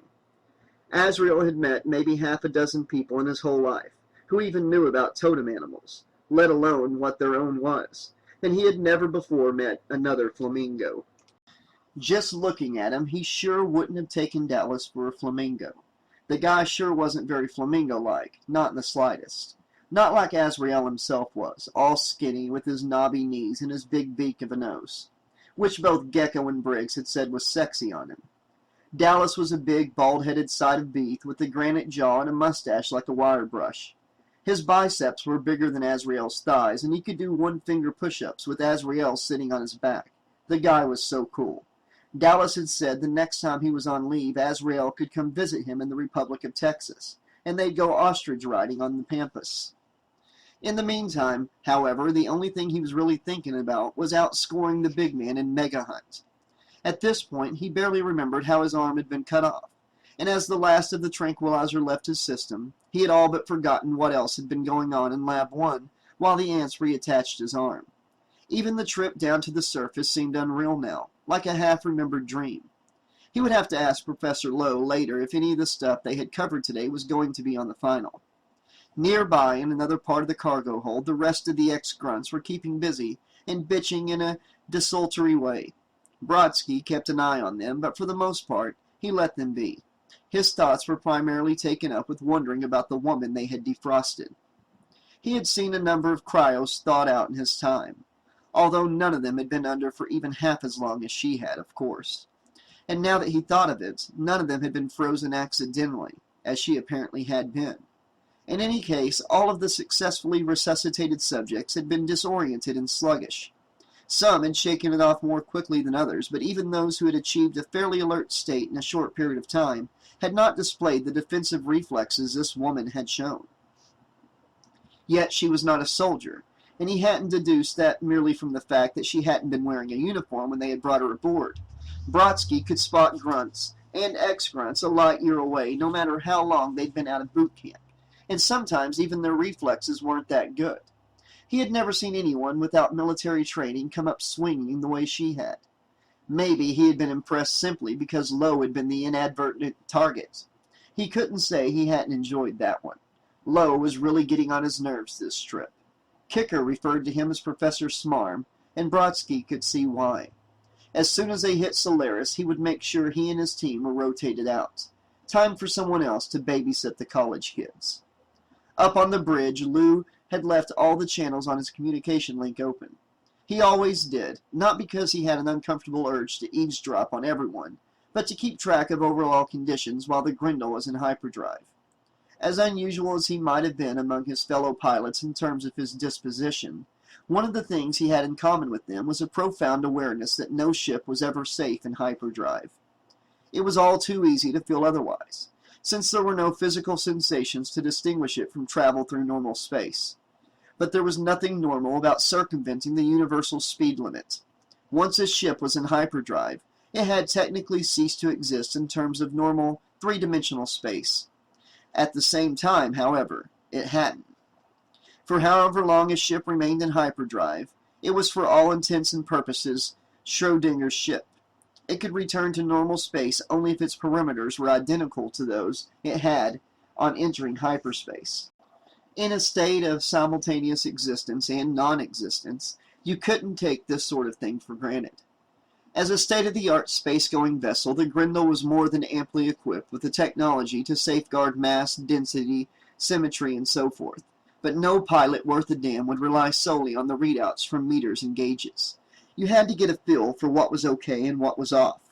You had to smell and taste the air, listen to what the ship was telling you, because just watching the pretty light show through the windshield wouldn't actually tell you a whole lot. Lou had long since mastered the art of monitoring everything while letting nothing distract him. He had listened with great interest while they had defrosted the woman in Lab 1. 450 years since her last date, he thought, maybe with some research scientist who owed him or her career to a mild case of Asperger's syndrome. He just might have a chance. Lots of chicks liked pilots. This one could well be partial to a mature but lively kind of guy with a great sense of humor. She was bound to notice the cowboy hat at least, so if she didn't look away too quickly, he just might be able to keep her interested. Abruptly, he caught the favor of what he had been thinking, and he winced. He had definitely been out here too long. The moment they touched Solaris, he was putting in for vacation. At least 3 weeks, maybe 4. He must have been the only person on the ship besides Crutch and KM who wasn't getting laid. Down in engineering, Crutch had not bothered to leave any channels open. Even if he had, he was too thoroughly engrossed in his latest project to hear anything short of a red alert klaxon. Trevor Crutchfield's overriding ambition was not to someday assume the pilot's chair on the Grendel or any other ship, but to become what he thought of as a Renaissance man. His notion of what this entailed was a little murky in some areas, and a lot murky in others. But in general, he took it as his personal mandate to master as many different skills as he possibly could. His half-dozen ex-wives, on the other hand, felt that this had nothing to do with the Renaissance and everything to do with an attention span so short as to be criminal. Crutch didn't see it the same way, but decided that even if they were right, he obviously hadn't mastered the art, or science, of getting married, and he should stop trying. He had since had the pleasure of discovering he could be successful in a multitude of other things, and for the most part, in far less time than it took for any of his marriages to fail. Lately, he had begun to think of himself as a Renaissance engineer, since most of his pursuits seemed to have some sort of engineering aspect to them, at least in his mind. Once he came at something from the right angle, it wasn't too long before he had it all wrapped up, or sewn up in keeping with today's successful feat of engineering, which was needlepoint. Counted cross-stitch, to be exact, a very old and venerable skill dating from various pre-vac cultures all over Earth 1. It was something that Crutch had more or less wandered into after garment making and embroidery. Counted cross-stitch was far more time-consuming for an outcome that most engineers would have considered kind of lightweight in comparison to what they were used to. And the outcome, though aesthetically pleasing, was not exactly what an engineer would call utilitarian, unlike the additions he had made to his wardrobe. But damn, it sure looked cool, he thought as he held it out at arm's length. Engineers do it with precision. And the clothes weren't bad either, he thought, glancing down at himself. His current outfit definitely displayed the influence certain periods of pre-vac history had on him. Not Renaissance, but pirate, with flourishes that owed a great deal to the children of the Romany, whose children's children's children happened to be very much alive and well in great numbers on Earth too, and elsewhere. The clothing was comfortable, relatively uncomplicated, and allowed for unrestricted movement. It also indulged his hitherto unsuspected flamboyant bent. He liked the way he looked in them, although he thought it would probably have looked even better if his previous success with gourmet cooking had not made him quite so rotund. Counted cross-stitch didn't do much to counteract that problem. It didn't even make his fingers any thinner. But it did tap into his tendency to fidget in a way he found highly satisfying. In that respect, it was very much in keeping with the engineering philosophy. If you were going to fidget anyway, it was good to have something to show for it, although it hardly made up for the fact that he was probably the only other person on the ship besides Lou and Brodsky who wasn't getting laid. The only other person on the Grendel who was unaware of how history had been made in Lab 1 had happened to be right next door in Lab 2 during the event and managed to miss the whole damn thing, mainly because she had virtually lost all awareness of anything other than the totally fascinating, unquestionably unique, and utterly disgusting specimen on the table in front of her. She had tried to share some of its more astonishing features with Professor Lowe and the others in Lab 1, any of whom she would have preferred to have with her in Lab 2. Even Janessa, with her incredible shrinking tops designed to show off her anti-gravity boobs. For all her skimpy, barely-there clothing, the girl could still keep her mind on her work and her hands off her lab partners long enough to get some shit done, at least. But instead, Lowe had just had to stick her with Kinsa and Stoney, who were at it so much that the rest of the class had started to call them the magnetic rabbits behind their backs. She could understand why Lowe had done it. The magnetic rabbits weren't the ideal assistants for something as major as thawing out a person who had been in cryo for 450-some-odd years. She would have done the same thing and insisted it was all an educational division of labor.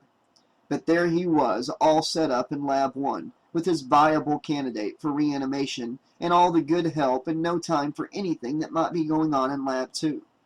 Good old Adrian could take care of everything.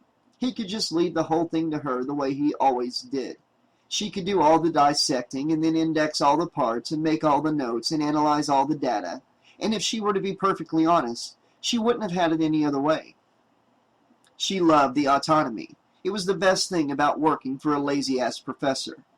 If she knew Lowe, and she did, he wouldn't bother to ask Stoney and Kinsa for lab reports, nor would he ask her to evaluate their performance, which was fortunate for them, as she might not have been able to resist the temptation to say something like, sexuality, subjects presenting continuously higher brain function, insufficient data, which would turn out to be extremely unfortunate for her if, as usual, Lowe simply added her comments to their official academic folders without reading them first.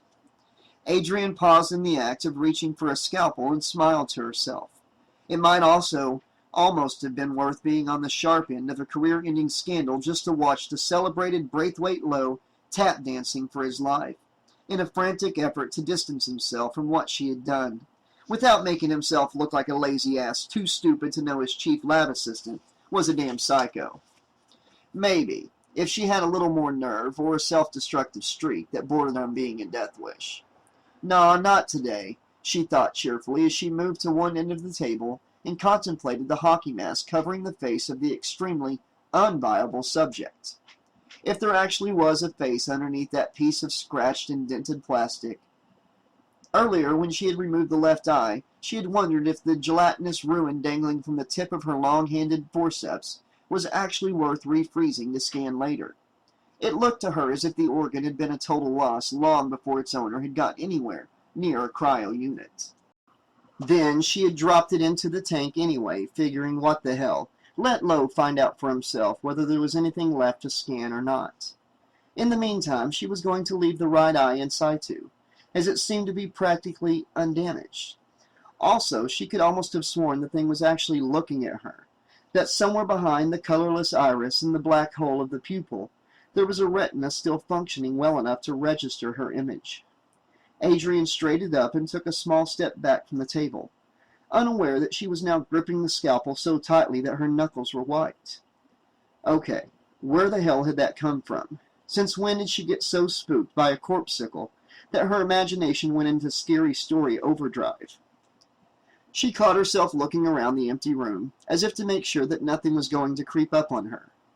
Creep being the operative word, or to be more precise, creeps, as in Adrian Hart got the creeps working all alone in the lab. Poor whittle kid. Hope her mommy lets her sleep with the light on tonight. Good thing no one else was around to see her being such a girl, especially the students. They'd have probably started putting frogs down the back of her shirt, trying to make her scream and run away. This was so stupid. It was nothing but stupid shit. She was disgusted with herself for wasting even 1 second on stupid shit, when she could have been taking advantage of a once-in-a-lifetime opportunity to study the oldest human remains ever preserved in a non-mummified state.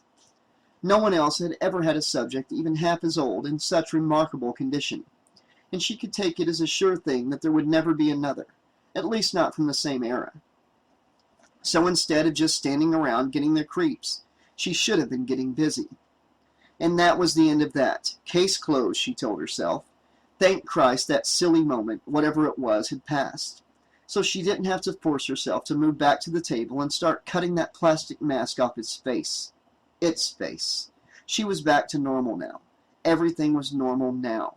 She didn't have the creeps at all. All it really had been was a reaction to the fact that the corpse had begun to smell, which was just one more normal human response to stimulus.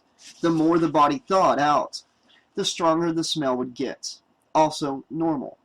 She had actually been feeling queasy, not creepy, something that happened to even the best of the brightest. Albert Einstein himself had probably held his nose once or twice, and as for Lowe, he would probably have been in an environmental suit by now, assuming he hadn't run off at the first faint whiff of decay, of course. But she was made of much sterner stuff. If the smell really started to bother her, she could just pop a filtration mask on. Anyone who wanted to make fun of her for that could just go right ahead, as long as they came into the lab and did it barefaced and without puking. She could assume, with every confidence, that there would be no takers. And no, she said to herself silently, she wasn't going to call the ex-grunts and dare one of them to do it. She didn't goof around like that in the lab, and that's all it would have been, just goofing around. She had wanted to work alone. She didn't need company. She didn't even want company. She finished sawing around the edge of the mask and set the scalpel down with a little more force than necessary, just to counter the silence. This was going to be messy. No, it already was messy. Despite the effort she had made to cut no more deeply than absolutely necessary, an abundance of thick fluid was oozing out of the incision all the way around the mask in a gory outline. Strange stuff it was, too. It sure didn't look like blood, not even blood that had been cryogenically frozen for almost 500 years. Not that she could base that judgment on any sort of solid experience, but still. Maybe whoever had put this guy on ice had replaced his blood first? But with what? This stuff looked like mud from the bottom of a stagnant pond. Or maybe a lake, she thought suddenly with a silent, nervous laugh. Lowe had showed her a map of the sites they were going to visit, and she seemed to remember that the name of the last one was Lake something or something Lake. Silver Lake, Clear Lake, Clearest, Crystal Lake. That was it, Crystal Lake. Not exactly the most unforgettable name you could give a lake. Her gaze fell on the unblinking eye staring out from behind the mask. On the other hand, it was a lot better than Eyeball Lake. She permitted herself another small laugh before she began trying to work her gloved fingertips under the edge of the mask so she could lift it away. She managed to loosen it slightly, but otherwise it refused to budge, as if what she had been trying to remove was not a mask at all, but his actual face. Perhaps it was. Perhaps there had been a severe overgrowth of bacteria and mold between the epidermis and the inside of the mask, which had caused the skin and plastic not merely to adhere to each other, but, for all intents and purposes, to meld together. In order to reach that state, the mask would have had to remain in place for literally years. A pretty implausible scenario. And that physical discomfort would have been intolerable very quickly, and he would have removed the mask long before the process could begin. Unless he had been forced to wear it. Good God, though, why? As an experiment? Or punishment? Adrian winced. What a lovely turn of thought. Old Earth might have been rougher than what people on Earth 2 were accustomed to, particularly in the area of sensibilities. The growing stench from the body on the table, for example, would not have been unusual in most places on Earth 1, whereas you'd never smell anything half this bad or this strong in any area where people live now. But the planet hadn't been totally the domain of savages either. Not totally, even as some of the things pre-vac humans had done to each other made forced mask-wearing seem tame. A ghost of an idea tickled at the edge of Adrian's mind, making her frown. Something about forced mask-wearing or masking. It had something to do with covering up as a matter of religious law. She knew any number of students and faculty at New Harvard who wore burqas and chadors. But hadn't there been some old Earth faiths that had gone much further in requiring constant coverage, literally from head to toe, with severe penalties, even brutal punishment for those who flouted the rules even just by accident? Covering up so completely would have involved a fair amount of physical discomfort. But if the alternative had been an extended, vicious beating, people would have found a way to tolerate the intolerable, even believing that their suffering was a contributing factor in their salvation. As implausible as that might have seemed on the surface, there were a number of present-day religious groups on Earth, too, who subscribed to some variation of those beliefs, and at least a few of those groups must have been as arcane as any cult that had ever come out of old Earth's darkest shadows. Adrian could not even keep track of all the relatively unesoteric denominations and sects on Earth 2, or their beliefs and customs. No mystery, then, as to why she couldn't think of an Earth 1 religion with mandatory hockey masks. Besides, she was almost a doctor, not a game show host, or Braithwaite Lowe, whichever applied. She tried rocking the mask from side to side and then tried twisting a little. There was an awful wet squelching sound, and she felt something give slightly. Sliding her fingers further under the mask, she shifted position so that she had hold of the top and bottom instead of the sides, and tried rocking it again. The squelching sound was louder, and she felt something that might have been ligaments or small muscles ripping. The sensation raised the small hairs on the back of her neck, and she nearly snatched her hands back, feeling a queasiness that had more to do with her spirit than any physical sensations. This was too much like an autopsy rather than a scientific dissection, she thought, and she absolutely did not do autopsies under any circumstances. She had made that long-standing policy a condition of employment on every contract she had ever signed. A non-scientist might not have seen much difference between the two, but they really had nothing to do with each other. An autopsy was a procedure intended to determine a cause of death, whereas a dissection was an extensive, detailed examination specifically to gather data and increase knowledge, which was really all about life, not death. Adrian took a steadying breath and repositioned her hands, wiggling her fingers a little in an effort to get them farther under the mask. Gradually, it began to loosen some more. There was no telling how much of the actual face would come off with the mask, but it was probably going to be a lot. She had to control her impatience, go slowly, or she would end up ripping out chunks of subcutaneous tissue as well.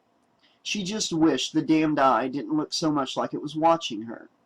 Then all at once she felt the mask pull free, and she hesitated, just in case there was a sudden gush of fluid that had been bottled up behind the plastic. But although the smell became a bit stronger and more unpleasant, nothing happened, and she lifted the mask away. Adrian made a noise that was equal parts dismay and disgust. That strangely unclouded eye was the only indication that the grotesque ruin around it was the remnant of a human face. But she could see that even in its prime it hadn't been a very pretty face. The skull was misshapen, the facial features asymmetrical and uneven, as if everything had had a separate and drastically different rate of growth. Nature had made some pretty terrible mistakes. It was actually rather amazing that anyone so deformed could have lived to adulthood. Biological adulthood, that was. She remembered how little brain tissue had shown up in the cranial scan, which meant that he had been mentally impaired as well as deformed. No doubt this had inspired society as a whole to treat him with something less than compassion. She didn't want to think about what his life must have been like. "Poor baby," she muttered. "I can see why you wore this thing." Adrian knew that Lo would expect the mask to remain off, but she just could not bring herself to put it aside in the specimen tray. It seemed wrong to leave him exposed now, even if all his troubles were over. Under the circumstances, he wouldn't have looked too good even if he had been Adonis in his pre-vac heyday. But after a while, she would have stopped noticing a normal face.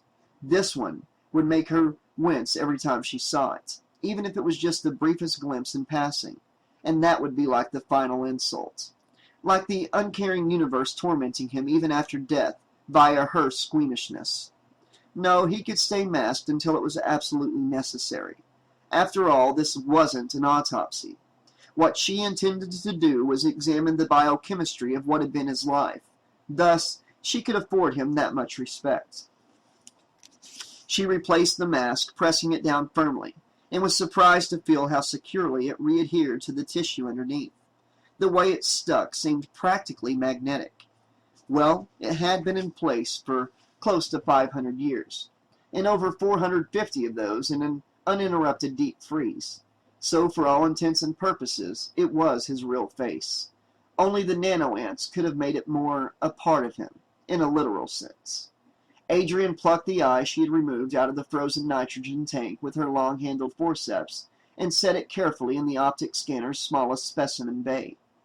Suddenly, from somewhere behind her, she heard a tiny but distinct crack, and jumped so violently that if she had still been holding the frozen eye, it would have flown across the lab and shattered.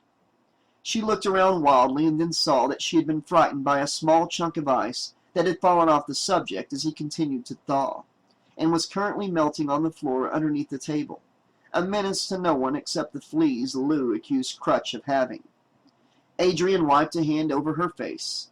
"God, don't start with the creeps again," she told herself. "You are in a sophisticated, state-of-the-art laboratory, and as well-equipped and spacious as it is, there's no room here for hoodoo, voodoo, or woo-woo." She turned back to the scanner and then paused to lean over and speak into the voice-activated microphone on the console to her left.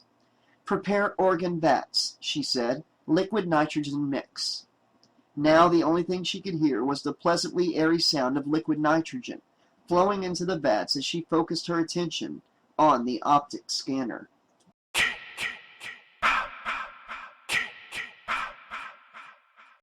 Chapter 9. Jason Voorhees was the name of the thing lying on the table in Lab 2, but only technically, which was to say, it was a formal identification imposed on him by a world that hadn't actually cared what his name was, as long as he had one. In this way, beings could be correctly counted, statistical consistency was preserved, and the barbarian horde could not get through the gates. There had been other far less formal designations imposed on him. Freak, retard, and pain in the ass were the ones he heard most often.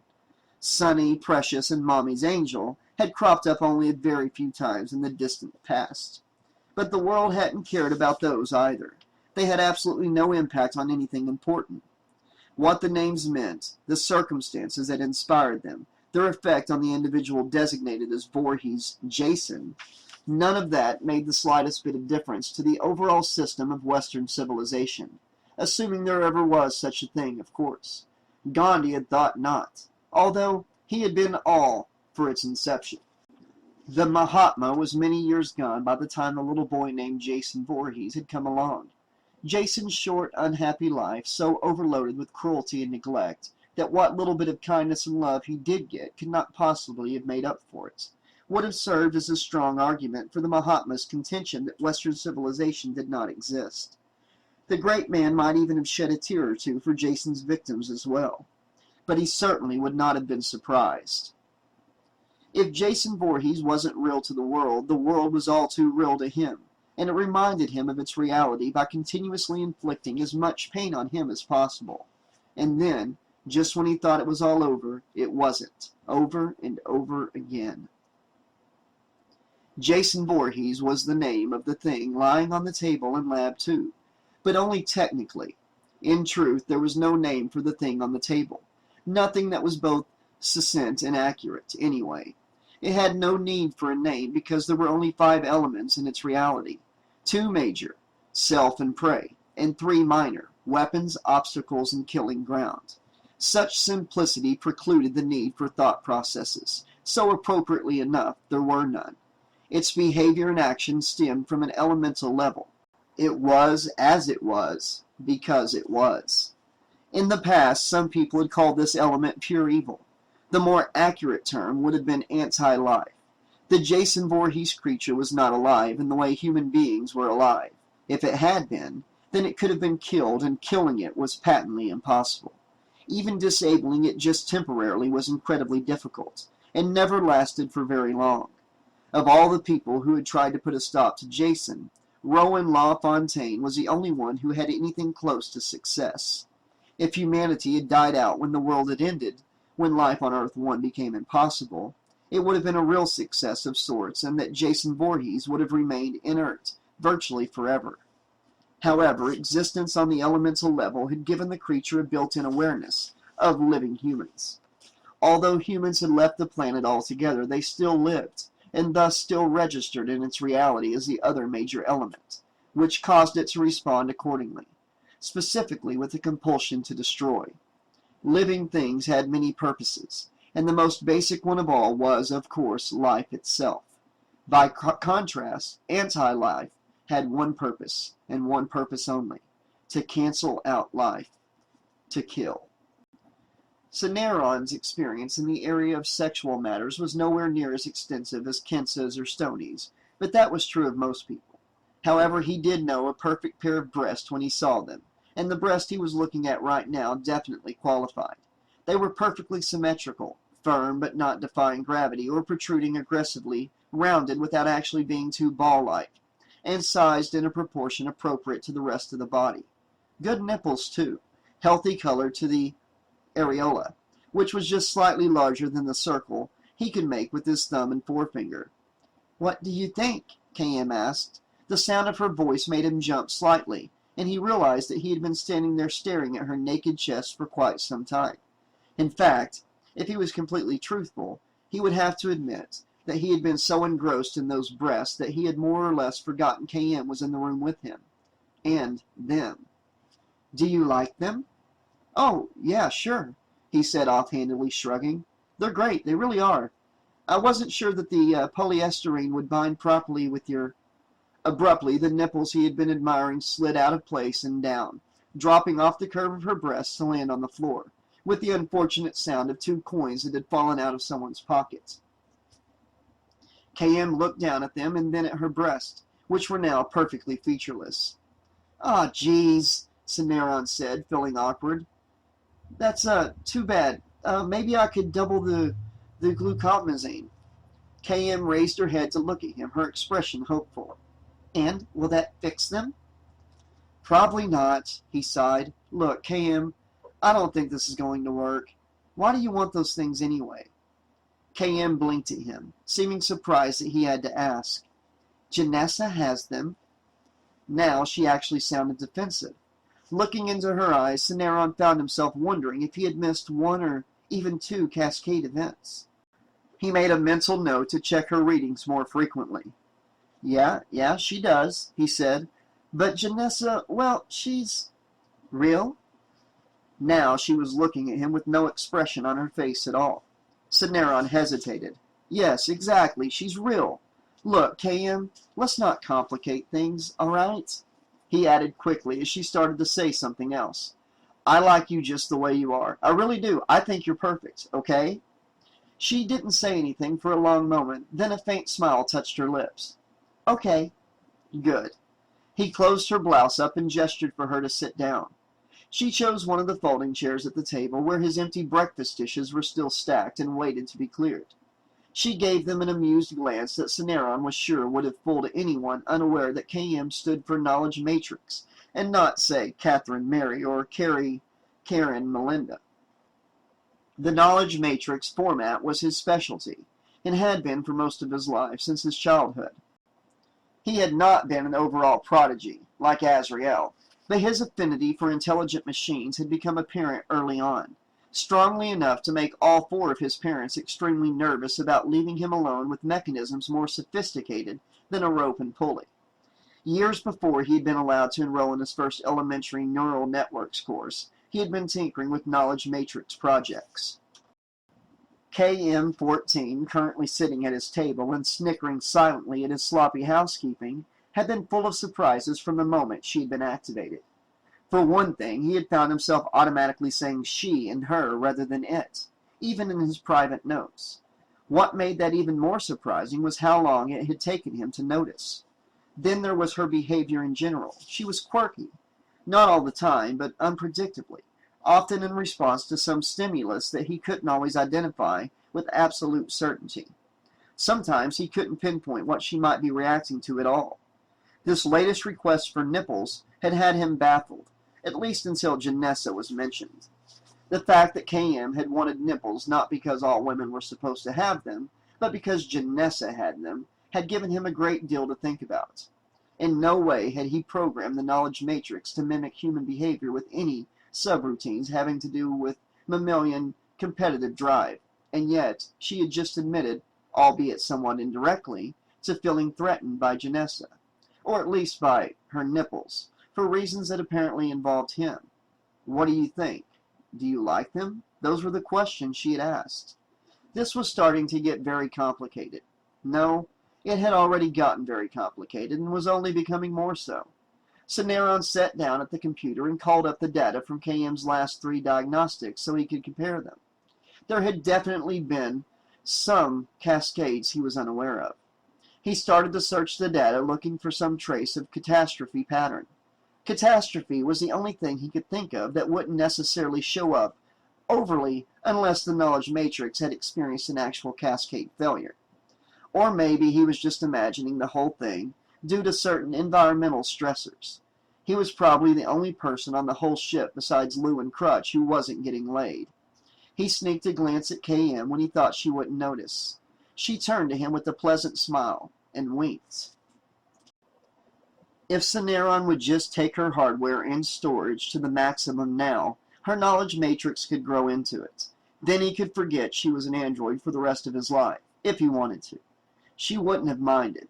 Well, there was a long way to go before they got to that point. Right now, she would have settled for nipples that were at the very least as successful as Janessa's.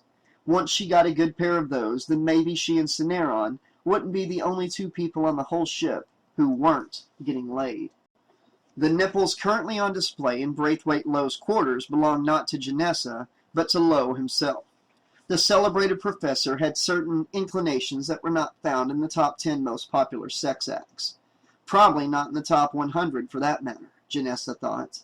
No doubt he liked to describe his particular taste as exotic, but the only word that she would have had for it was silly. But at least it was the kind of silly that didn't require her to be on the receiving end of anything strenuous, painful, or disgusting, and she really couldn't thank him enough for that.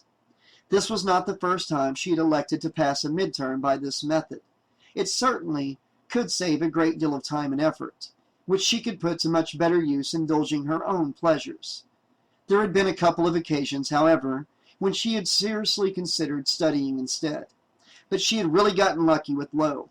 She didn't have to dress up in some kind of costume. He did that himself, if you could call a transparent pink negligee a costume. Hell, she didn't even have to take off her clothes.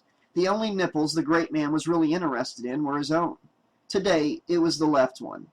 "Harder!" Lowe begged, writhing in pleasure. "Harder!" Janessa shifted position slightly, so that she was straddling him more securely and tightened her grip on the chrome tongs. So much for the old useless-ass nipples on a man thing, at least where Lo was concerned. All he ever wanted her to do was take hold of one or the other with a shiny pair of lab tongs, the kind with the no-skid ridges on the business ends, not the smooth-headed clams, and twist away while she talked dirty to him, or rather, what he called dirty, which she thought was just as silly as what he called sexy. But what the hell, one man's meat and all that, and better his meat than hers. She took a swig of champagne and leaned forward slightly. "Who's been a naughty little boy?" she purred. "I have," Lo said proudly, writhing more intensely under her. As usual, he had a real whopper of a hard-on, and it was a whopper on Janessa's personal scale of measurement. He registered well within the cucumber range, something that seemed to be the universe's best-kept secret, or at least New Harvard's. It was such a shame to let equipment like that go to waste. Sometimes she actually fantasized about persuading the great man, emphasis on great in this context, to let her drive for a change. Then maybe she wouldn't be the only person on the Grindel besides Crutch, Lou, and Cineron who was engaged in some kind of sexual activity, but not actually getting laid. "Harder!" Lo demanded. "Oh, you want it a little harder?" she said, taking another swig of champagne. Jesus, it seemed like each successive session was rougher than the last one. Maybe she should have made him sign some kind of contract, indemnifying her of all liability in case his nipples fell off. If she twisted any harder, this one just might. Instead, she decided to compromise by pushing the tongs down harder against his chest. "How's that?" "Oh, yeah," he sang, smiling hugely as he rolled his head from side to side. "Yeah, that's it." Janessa was relieved. She didn't really mind indulging his pleasure-pain thing for the sake of a good grade, but the rough stuff really wasn't appealing to her in the slightest. "That's it, right there?" she asked, pushing the tongs into his chest with even more force. "Oh, yeah, right there," he moaned. She paused for another healthy swig of champagne, and then set the bottle down so she could grab the headboard and steady herself. The professor was really active now. The pink negligee was starting to get all sweaty. "Daddy likes it hard," she purred teasingly. "Yes." He bucked underneath her, and she heard the negligee rip a little. "Steady there, cowman, or you'll be up all night sewing," Janessa thought, suppressing a giggle. It was cowman, wasn't it, and not bullman or horseman? "Daddy wants it hard?" she asked him, holding on with some difficulty now. "Yes," he shouted. "Harder for Daddy! Harder, harder!"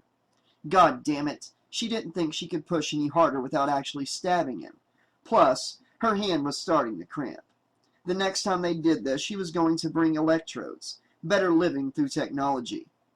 "Daddy likes it hard," she teased, gripping him between her thighs. All at once, the hand holding the tongs did cramp painfully, in such a way that she couldn't have stopped squeezing even if he had screamed for her to let go. Actually, he was screaming, but not for that reason. "You pass!" he shouted joyfully and went limp under her. Thank God that was over with, Janessa thought. She worked the tongs out of her right hand with her left and then massaged the clamp away as quickly as she could. Lo was too blissed out to notice. Definitely electrodes next time, along with a waiver of responsibility. In Lab 1, Waylander took a break from reviewing the data on the 21st Century Woman and wondered if he were the only person on the whole ship besides Lou and Crutch who wasn't getting laid. In Lab 2, Adrian stared through the electron microscope at the sample of black ooze and wondered if she was losing her mind. This was the third sample she had taken and the stuff was still all wrong. Therefore, she was going to have to conclude that the first two samples had not been anomalous due to some kind of contamination. Nor was there anything wrong with the microscope. Whatever this gunk was, it wasn't organic, and it wasn't inorganic. Nor was it a mixture of the two. It was as if someone had constructed a representation of a cell made out of artificial materials exactly to scale, and, despite the absence of any living components, the cell had somehow come alive, dividing in the standard cell fashion to produce the black ooze. Except it wasn't alive. It behaved as if it was, but it wasn't. There were none of the standard biochemical processes. The cells needed no oxygen or, as far as she could tell, anything else. It was like finding a rock that could grow, move, and initiate activity, but didn't need to breathe or eat. Except the crystalline rigidity of a rock was completely absent. A flexible rock, a resilient rock which, if you chipped a piece off, would regenerate the missing material. She sat back from the microscope and put the hills of her hands over her eyes, which had begun to water. It was quiet in the lab again. The vats were all full, so the liquid nitrogen flow had shut off. She had been so busy wondering if she were hallucinating that she hadn't even noticed. But now that she had, she was getting the creeps all over again. Now she could hear the drip, drip, drip of melting ice as the thing on the table continued to thaw. She glanced over her shoulder at it. Had it changed position since she had last looked? Or was it just that its clothes, no longer frozen stiff, were collapsing and resettling? All at once she was very sorry that she had been so quick to get rid of Stoney and Kinsa. But seeing as how she had, certainly they must have had plenty of time to do whatever they had to do. Shouldn't they have been done by now and on their way back to resume their coursework? Sure, why not? These were the magnetic rabbits after all. How long could they possibly take? She looked at the door. It stayed closed. Okay, she had to allow time for them to put their clothes back on, or dig something else out of their closets if they had gotten too energetic. They'd probably take a shower as well. Together, of course. But all right, so how long could all that take? That would depend on whether their getting clean together inspired them to get dirty all over again, she realized. Damn it. Her gaze wandered back to the creature on the table. There he is, she thought sourly. My date for the evening. She sighed and turned back to the microscope. Behind her, the thing on the table twitched for the first time.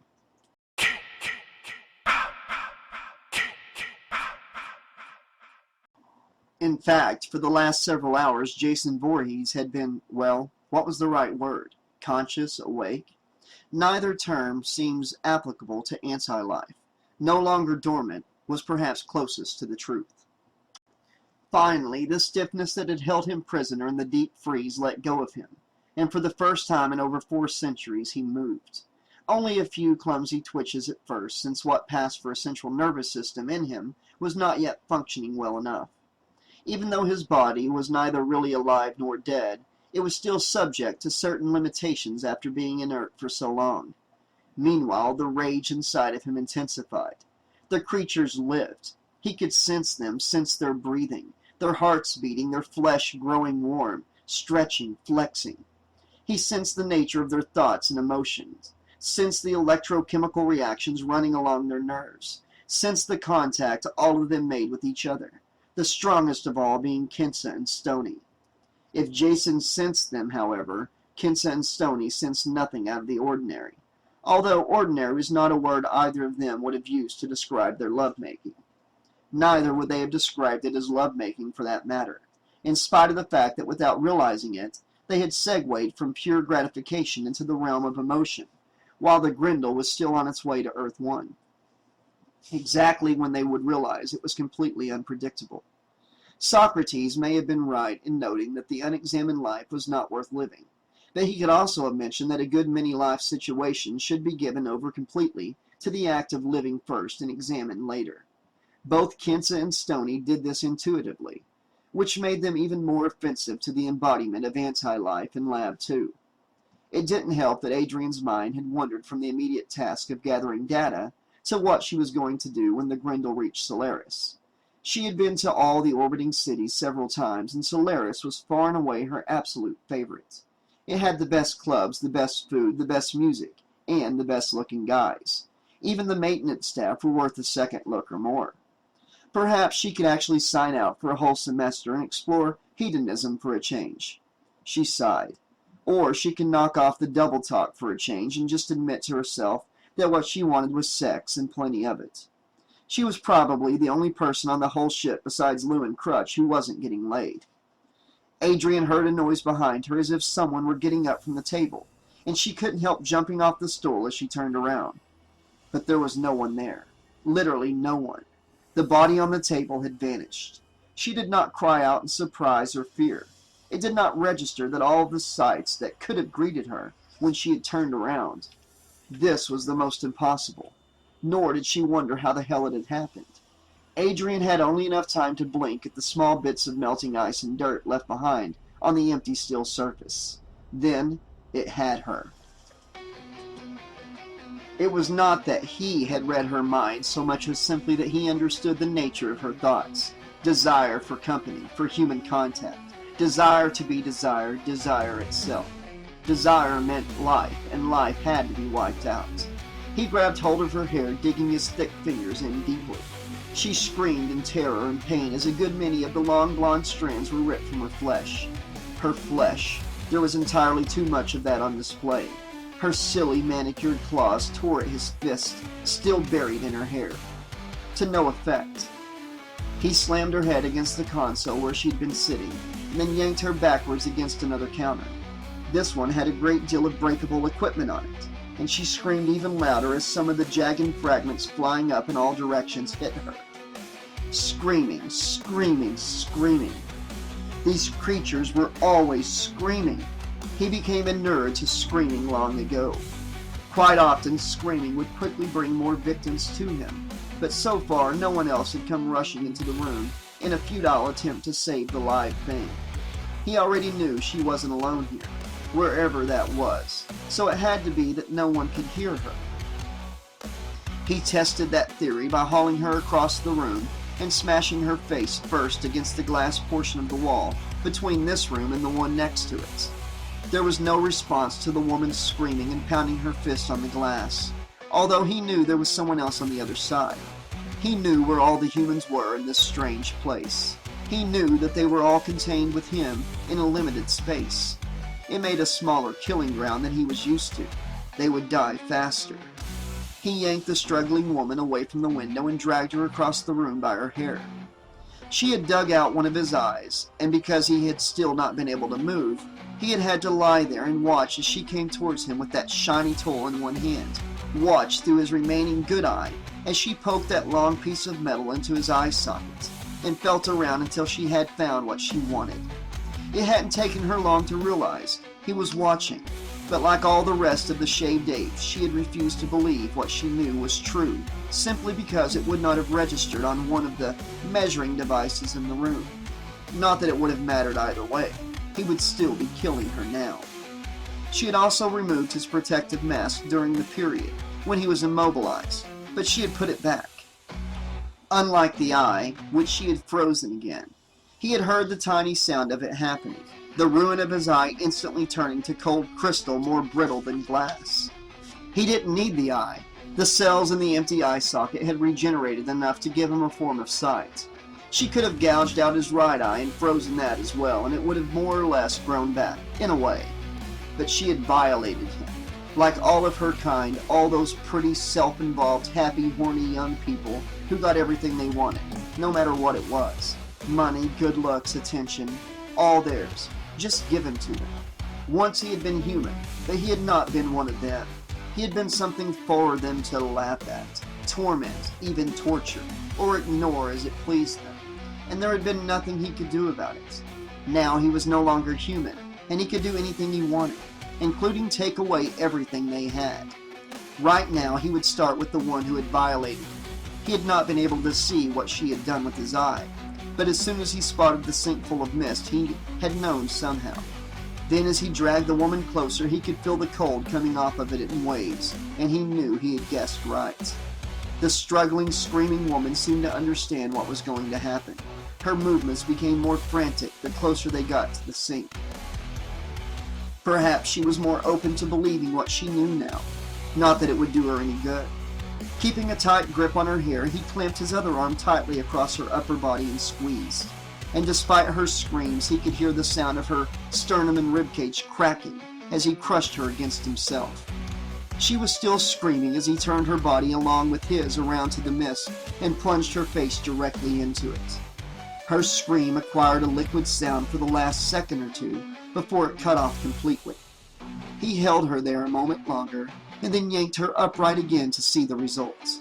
The thick layer of ice and frost had obliterated her face almost completely, leaving only vague indentations to mark where her features were, except for her mouth, which was more defined because it had been wide open when it had frozen. It looked like a miniature shallow ice cave. He dug his fingers even more deeply into her hair, which had been left untouched, and slammed her head down on the counter next to the sink. Her face shattered into billions of sparkling pieces. When he lifted her head again, half of it was gone. There was only a raw red wound left behind. Satisfied, he discarded the body and moved towards a tray where a number of very shiny instruments had been neatly laid out. There were actually several trays with a variety of shiny instruments on them, but the ones on this particular tray were all bladed.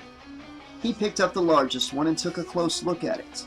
Good metal, very sharp with a lethal curve to it, about the same size as his machete, which had gone missing. It didn't have the same kind of handle, but that was all right. It would still serve the same purpose. It would still do some serious damage.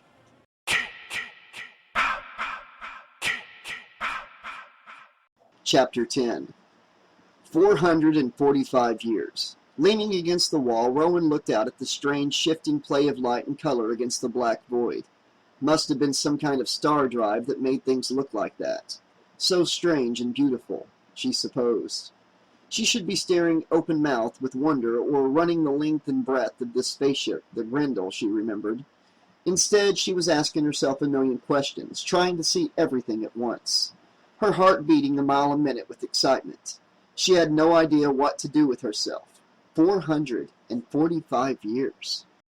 Anyone would have thought that she'd have been all slept out after a nap like that, almost half a millennium. But they hadn't even finished explaining how they had found her before she had felt an intense fatigue overwhelm her.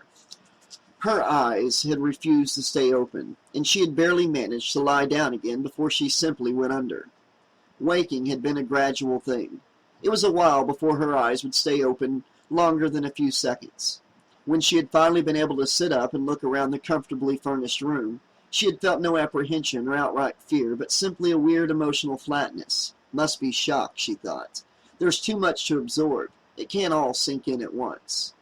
Someone had thoughtfully left her some clothing neatly laid out on the sofa, and her movements as she had dressed had been mostly on autopilot, although she had been wide awake by then. Physically, she felt fine, more than fine. She felt healthier than she had before, even before she'd been frozen. The professor, Dr. Lowe, and his students had told her a little about how her body had been repaired by nanotechnology. Back in the 21st century, nanotechnology had been barely a twinkle in a scientist's eye. Things certainly had changed. 445 years. She heard the door open and turned to see Dr. Lowe carrying a food tray. He smiled at her gently as he came in and set it down on a small table. Carrots, greens, turkey, or perhaps chicken. Apparently the healthy low-fat diet plan was still alive and well, even after all of this time. Next to the dish was a cup of dark liquid with the unmistakable aroma of fresh coffee. Rowan felt her lips stretch in a smile at the welcome familiarity. Not so surprising to find people still drink coffee, she thought, considering the stuff had been around for 1,000 years before she had dropped into her long, cold sleep. "I thought you might like something to eat," Lowe said, his smile a bit tentative now. The good host, not quite sure of what to do in such unusual circumstances, hoping she would be pleased. She smiled back reassuringly. "Thank you. I appreciate it. It's been a pretty long time since breakfast for me." His polite laugh was still a bit nervous. "It won't be much longer now, before we reach Earth 2. "Earth 2? Rowan felt her heart miss a beat. "I'm afraid to ask, but what happened to Earth 1? The professor shook his head sadly. "It's dead. I'm afraid it's dead.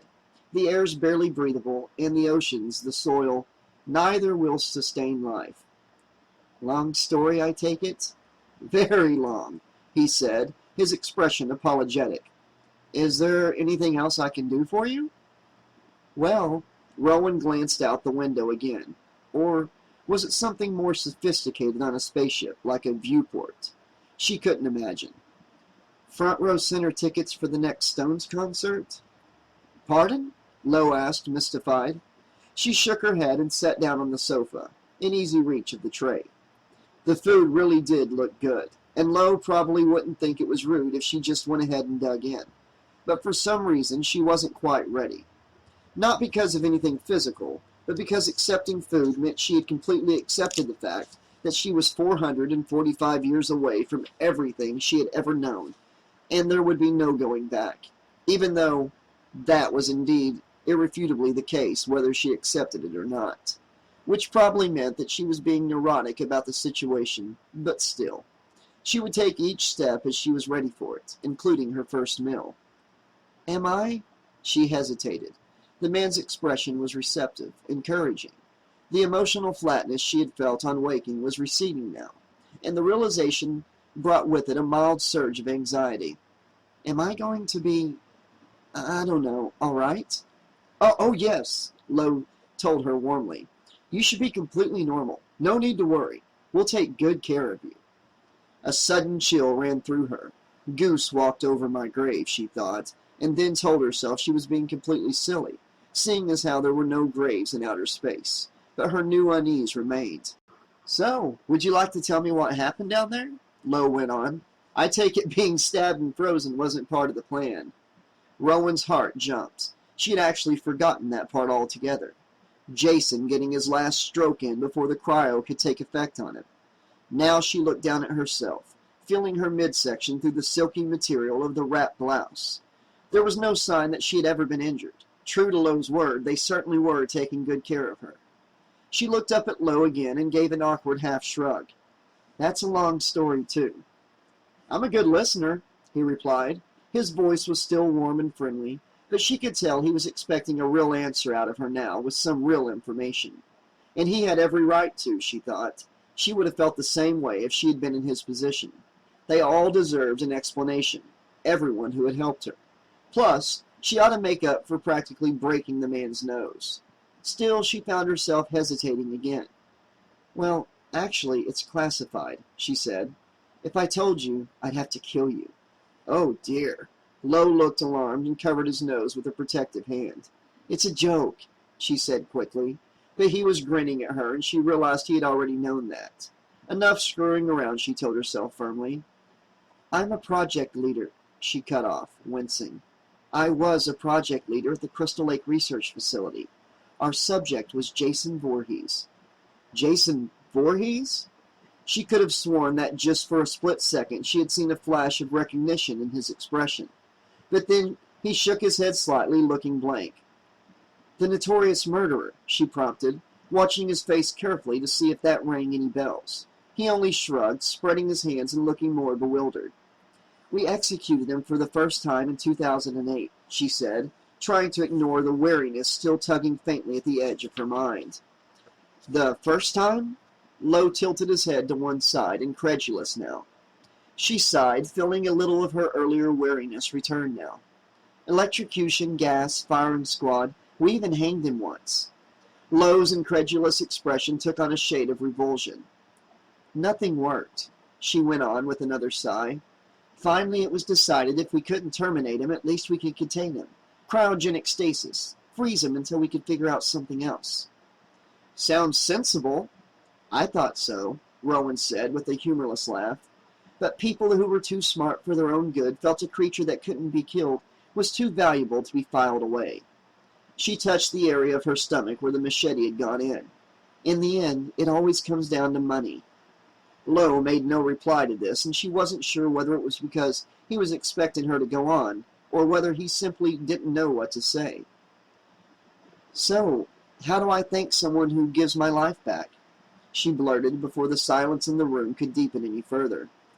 Oh, you'll live a long time, said Lo expensively, and reached over to pat her hand. I'm sure we can figure something out. He glanced at the tray of food, still untouched. If you're not feeling hungry right now, perhaps I could show you around, introduce you to 2445, or at least that part of it in the immediate vicinity. Let you ease into it. Rowan felt herself almost go limp with a mixture of gratitude and relief.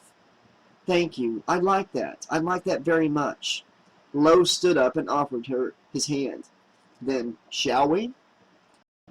In Lab 1, Soneron was so absorbed in the information on the console screen that he had completely forgotten that anyone else was in the room with him. Why don't you just admit it? He raised his head from the schematic he had been studying to find the tip of Janessa's pretty nose scant inches away from his own. She moved a tiny bit closer as if she were about to kiss him. You want me, Oh, darling. Without drawing back, Cineron shifted slightly so he could gaze soulfully into her eyes. I could never be with a girl whose balls are bigger than mine. He gave himself a mental pat on the back as Janessa turned away from him with a look of pure murderous disgust. Good thing the trip was nearly over. If they had to be co-opted with each other any longer on the Grendel, she would probably murder him in his sleep. She just couldn't understand why he would not lust after her, and she refused to accept that there was nothing she could do to make him want her. Not that she wanted him. He knew that for a fact. He knew that she didn't. He wasn't her type. Too unimportant. But that wasn't actually the point. The point was that every heterosexual male was supposed to want Janessa, and she considered the fact that he didn't to be a personal affront of an especially egregious kind. Even more insulting was his stubborn refusal to be swayed by any of her usual tricks and maneuvers. She had practically tied herself in knots, literally as well as figuratively, trying to generate a spark of attraction in him for her. The clothes were getting particularly extreme, something that was very entertaining for all of her other admirers. But as much as they might have appreciated the display, and they did, that wasn't good enough for Janessa. This was a battle of wills now, a fight to the finish. Sometimes he could even see the determination in her face. If she had put that much effort into the coursework, he thought, she wouldn't have had to perform bizarre sex acts with Braithwaite Low to get a good grade. As tempted as he was to say as much to her, however, he never would. She had no idea that he knew about her little conferences with the professor, and he couldn't bring himself to subject her to that kind of humiliation, no matter how much she annoyed him sometimes, and no matter how much Daddy wants it hard. He had actually become somewhat fond of her in spite of himself, although he wasn't ever going to tell her that, either. She would take that to mean she had finally made him want her, and he really didn't. At one time he actually might have, but now he knew far too well the kind of girl she was. She wasn't his type at all. Too high maintenance. He was saved from having to go another round with her by the sudden entrance of Professor Lowe, accompanied by the woman they had revived earlier. She was awake again and looking a lot less freaked out than she had before. Cineron smiled inwardly. Lowe's insistence on their maintaining the trappings of the era, including slang and idioms, finally had a practical application. He just hoped that it wasn't going to be too much of a culture shock for her when they reached Solaris and she had to exit the time capsule.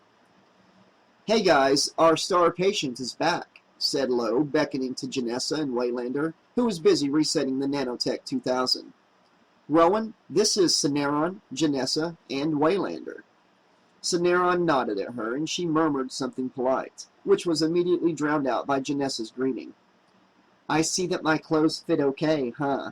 she said, looking the woman up and down. There was absolutely no bitchiness in her voice, however, and Cineron realized with some amazement that Janessa was actually looking for the other woman's approval. "These are yours?" said the woman, smiling at her with obvious gratitude. "They're great. I love them. Thank you." Immediately, Janessa turned and looked at him as if to say, See, she has the good sense to appreciate me." At that same moment, the woman, her name was Rowan, Cineron reminded himself, he had to make a special effort to remember that, strange and archaic as it was, caught sight of the row of preserved specimens on the shelf behind Janessa, and went over to take a closer look. "Wow," she breathed, and looked around at the rest of them. "What are these?" "Janessa's love children," Cineron replied before he could think better of it. Rowan looked startled and then gave a short laugh, putting one hand over her mouth. "Now you see, it is that wit of yours that is what repels all human females," Janessa said, gesturing at him flamboyantly. She was also laughing, but there was a hard glint in her eyes. If she hadn't been planning to murder him in his sleep before, she probably was now, Cineron thought. Maybe he should ease up on the teasing. "And of course, you remember Sergeant Brodsky," Lowe was saying as the big man appeared behind her.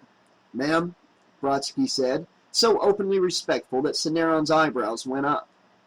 "And this is the lovely KM-14, Janessa put in with cheery helpfulness. She gave Cineron a meaningful look as she stepped in front of Brodsky to direct Rowan's attention to her. Cineron winced, knowing what was coming. Cineron's own private love bot. "Would you stop it?" Cineron flared, unable to help himself. KM showed no inclination to ensue a correction, which made him feel even more defensive. KM is an advanced knowledge matrix android that I've been programming, he added, wishing he didn't sound so much like he was making a retort. Rowan apparently didn't notice how he sounded. Her face was filled with genuine awe as she took a step towards KM. "My God, that's amazing," she said. KM gazed back at her with her usual neutral calm. "She looks so real." KM visibly bristled. "I am real," she said, with a subtle but definite admonishing tone in her voice. Her reaction was so authentically human that Cineron seriously began to wonder if he had just witnessed her experiencing another cascade right there in front of him.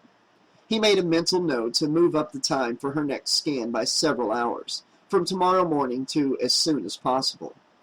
"Oh, hey, Professor!" Waylander paused on his way out of the lab and held up the crusted machete that had caused Azrael and his arm to part company. "Where would you like me to put this?" It belongs in Lab 2, Lowe told him.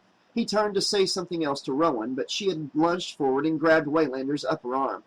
Whoa, wait a minute," she said tensely. "Where did you get that?" From your friend," Waylander replied. "The big guy with the, hockey mask." Rowan whirled on Lowe, and the expression on her face sent a wave of genuine foreboding through Cineron. "You brought him on board?" "He's in the next lab," Lowe told her. "We're quite safe." "Safe?" She looked quickly around the room at everyone else as if waiting for someone to disagree. Cineron saw that Brodsky was paying close attention to her in an attitude of full alert, and his foreboding intensified. "Our scans reveal him to be very, very dead," Lowe said, as if he expected that to end the discussion. "Could your scans be wrong?" she demanded, all but snapping at him. Lowe seemed completely taken aback by her refusal to just believe him. "I think you had better just get rid of him, Doctor. Blow him out into space. He's too dangerous. You've got to believe me." Lowe drew himself up a little, regarding her as if from a great height. "That would be irresponsible and foolhardy. He is a valuable scientific artifact and must be carefully preserved." He paused to smile at her condescendingly, and Cineron found himself thinking that he wouldn't have blamed her for taking another swing at him. "Much like yourself." She lifted her chin belligerently and stared directly into his face. "He is an unstoppable killing machine," she told him, "and he's not dead." Cineron could see that Lowe was losing his patience. "Believe me, he's very dead." The woman folded her arm. "Show me." Obligingly, Lowe took her to Lab 2, where, to everyone's dismay, she showed him.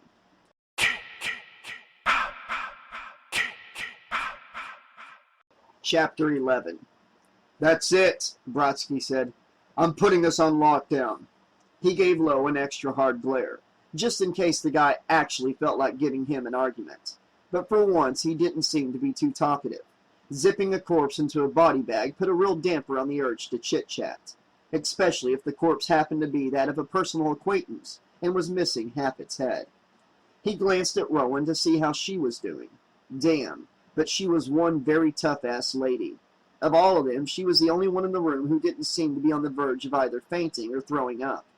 Pretty impressive, considering she had already taken a pretty deep stick in the gut from the thing that was now loose on his ship. Even the android looked a little unnerved, or maybe she was just concerned for her creator's safety. "Lou, this is Brodsky," he said, tapping the comlink in his ear. "How long till we make Solaris?" 47 minutes, give or take," Lou answered breezily. "Why, what's up?" "I don't believe this," Lowe muttered behind him. "No." Immediately, Brodsky was in the professor's face, making sure the man could see nothing else. "And just what part of the dead body do you not believe?" That's not what I meant," the professor protested, actually blustering a little. "Yeah, I know what you meant," Brodsky growled, and then tapped the comlink again to access every channel ship-wide. "Attention, everyone. Listen very carefully. We have a hostile on board." All the background noise in his earpiece died away in response. Then Lou's voice faintly. "What? The Czech?" Nobody laughed, even nervously. "I repeat, we have a hostile on board," Brodsky said. "Do you all copy that?" He received a confirmation from everyone except Crutch, who was probably asleep with that string quartet shit he was so fond of blaring in his headphones, and Dallas, which irritated the hell out of him. Grendel crew, stay at your post. Ex-grunt team, report to weapons. Everybody else, report to Lab 1 immediately. Rowan caught his eye again, and he almost opened his mouth to give her one of the standard reassurances that frightened civilians always wanted to hear. But her expression told him she knew better, and he should save his breath. He was going to need it for far more important things. Everybody else, report to Lab 1 immediately. Kensa pulled back from the marathon getting dressed after sex kiss she had been sharing with Stoney and frowned. What did he say? Dunno, Stoney said mischievously, pulling her close again. Wasn't paying attention. He tried to pick up where they had left off, but Kensa poked the ticklish spot above his belly button, and he was unable to keep from jumping back. That was Brodsky, Kensa said, reaching for the rest of her clothes so she could finish dressing. We're supposed to go to Lab 1 immediately. Why would he be telling us to do that and not Professor Lowe? Dunno, Stoney said again. He was already dressed and only had to slip on his shoes. He did so and stood up to tap the comlink on the wall near the door.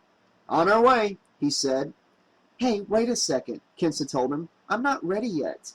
Well, hurry up, Stoney said good-naturedly. Then he opened the door and threw a bowl of blood in her face. It was the only thing she could think of to explain how she could be sitting on her bed with thick, coppery-smelling, dark red stuff dripping into her eyes and running down her throat. She mopped the worst of it out of her eyes as her initial shock began turning to anger. Stoney knew how she felt about practical jokes. What the hell was he thinking? She moved towards him to rip him a new one and discovered that someone had beat her to it. He already had a new one right smack in the middle of his stomach. Strangely enough, it was exactly where his ticklish spot was, or rather, where it had been. What he had now instead of a ticklish spot was a razor-sharp metal blade protruding several inches out of an ugly gash that was leaking blood and torn pieces of his insides all over his favorite sweater. All of this went through her head in the fraction of a second, as if it were a video she was watching on fast-forward with full comprehension. When it ended, she thought nothing at all because she was simply screaming and screaming and screaming. Screaming as hard as she could with every ounce of strength, while Stoney stood there looking stunned, his face actually going gray in front of her eyes. Screaming while an enormous, ragged, shambling figure behind him grabbed hold of his neck and pulled him through the open doorway. Screaming even as it registered to her that the figure looked exactly like one of the two bodies Lowe and the others had just brought on board from Earth 1, but only in the most absent way because she was still not thinking, only screaming. Then, as if to deliberately punctuate the moment, the door slid shut. Kensa continued to scream.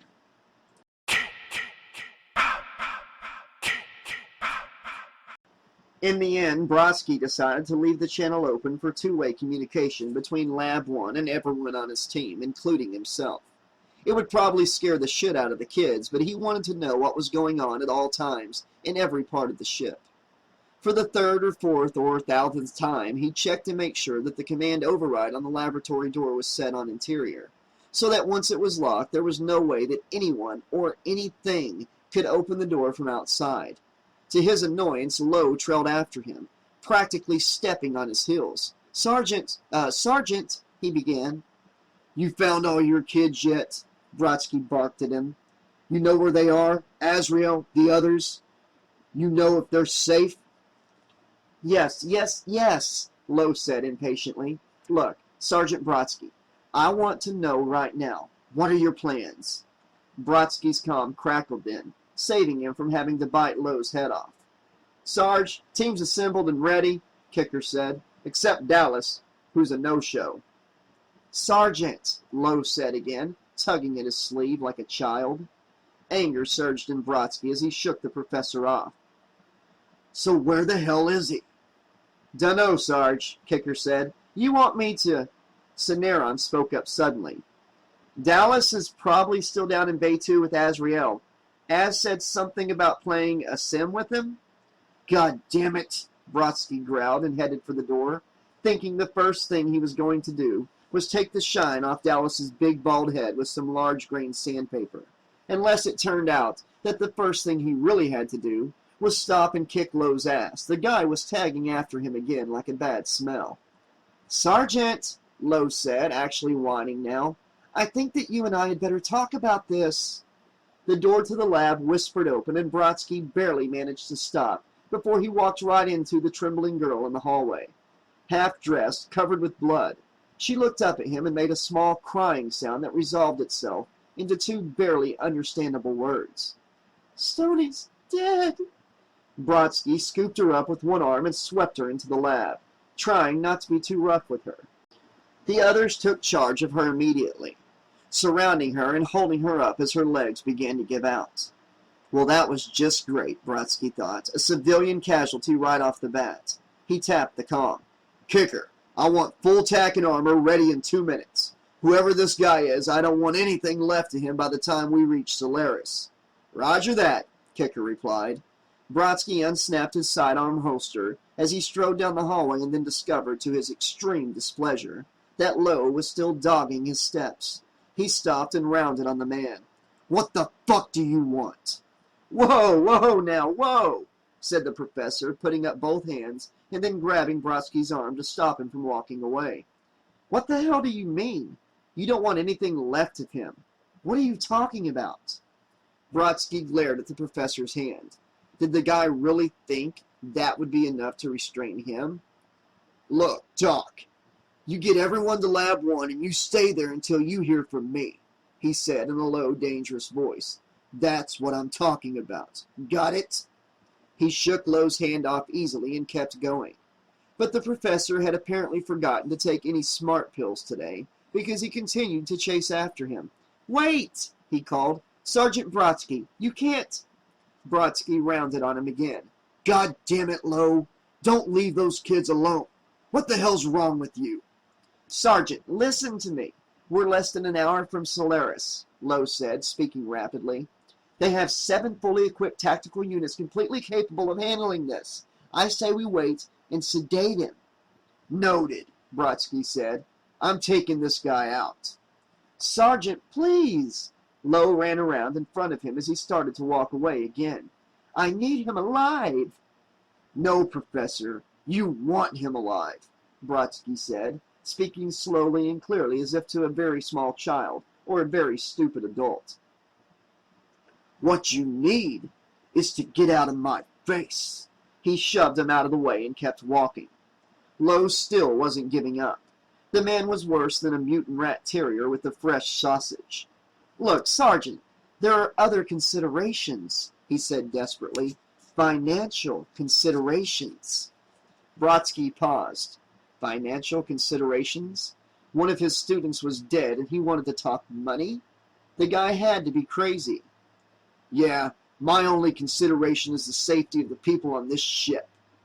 "All right, 100,000, Lowe yelped. Brodsky shook his head and kept going. 200, Lowe called after him. He didn't bother to shake his head as he checked his sidearm.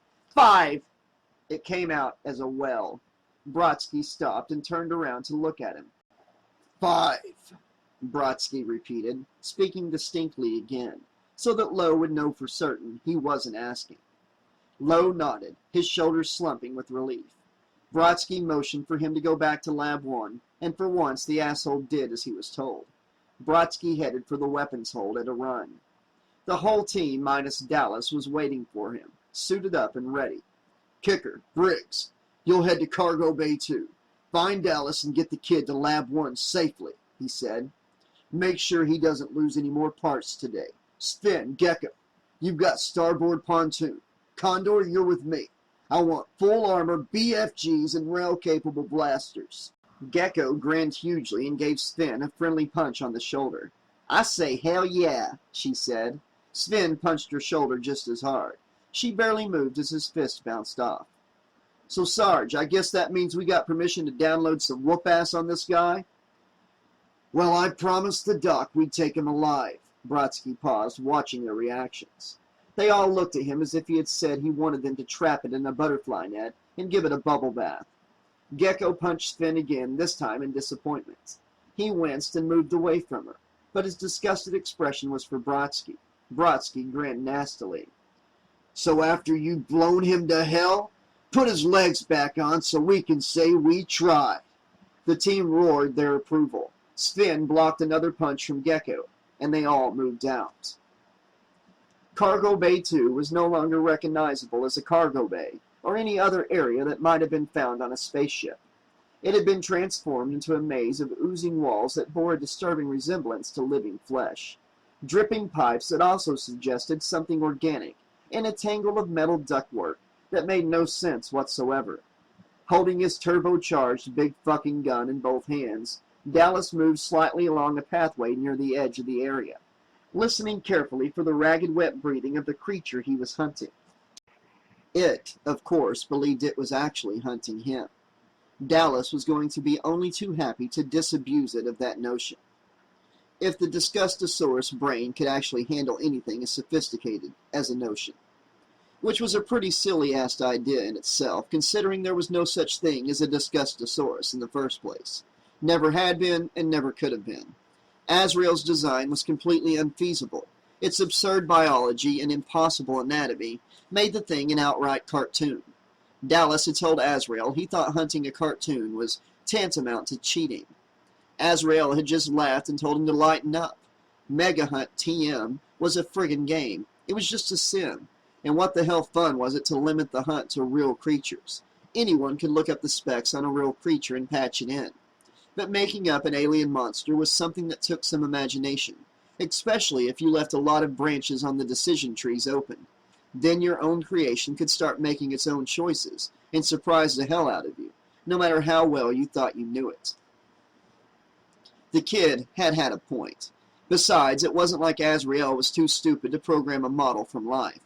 But Jesus, he wished the kid would have dialed the droll down to half of what it was. At least half.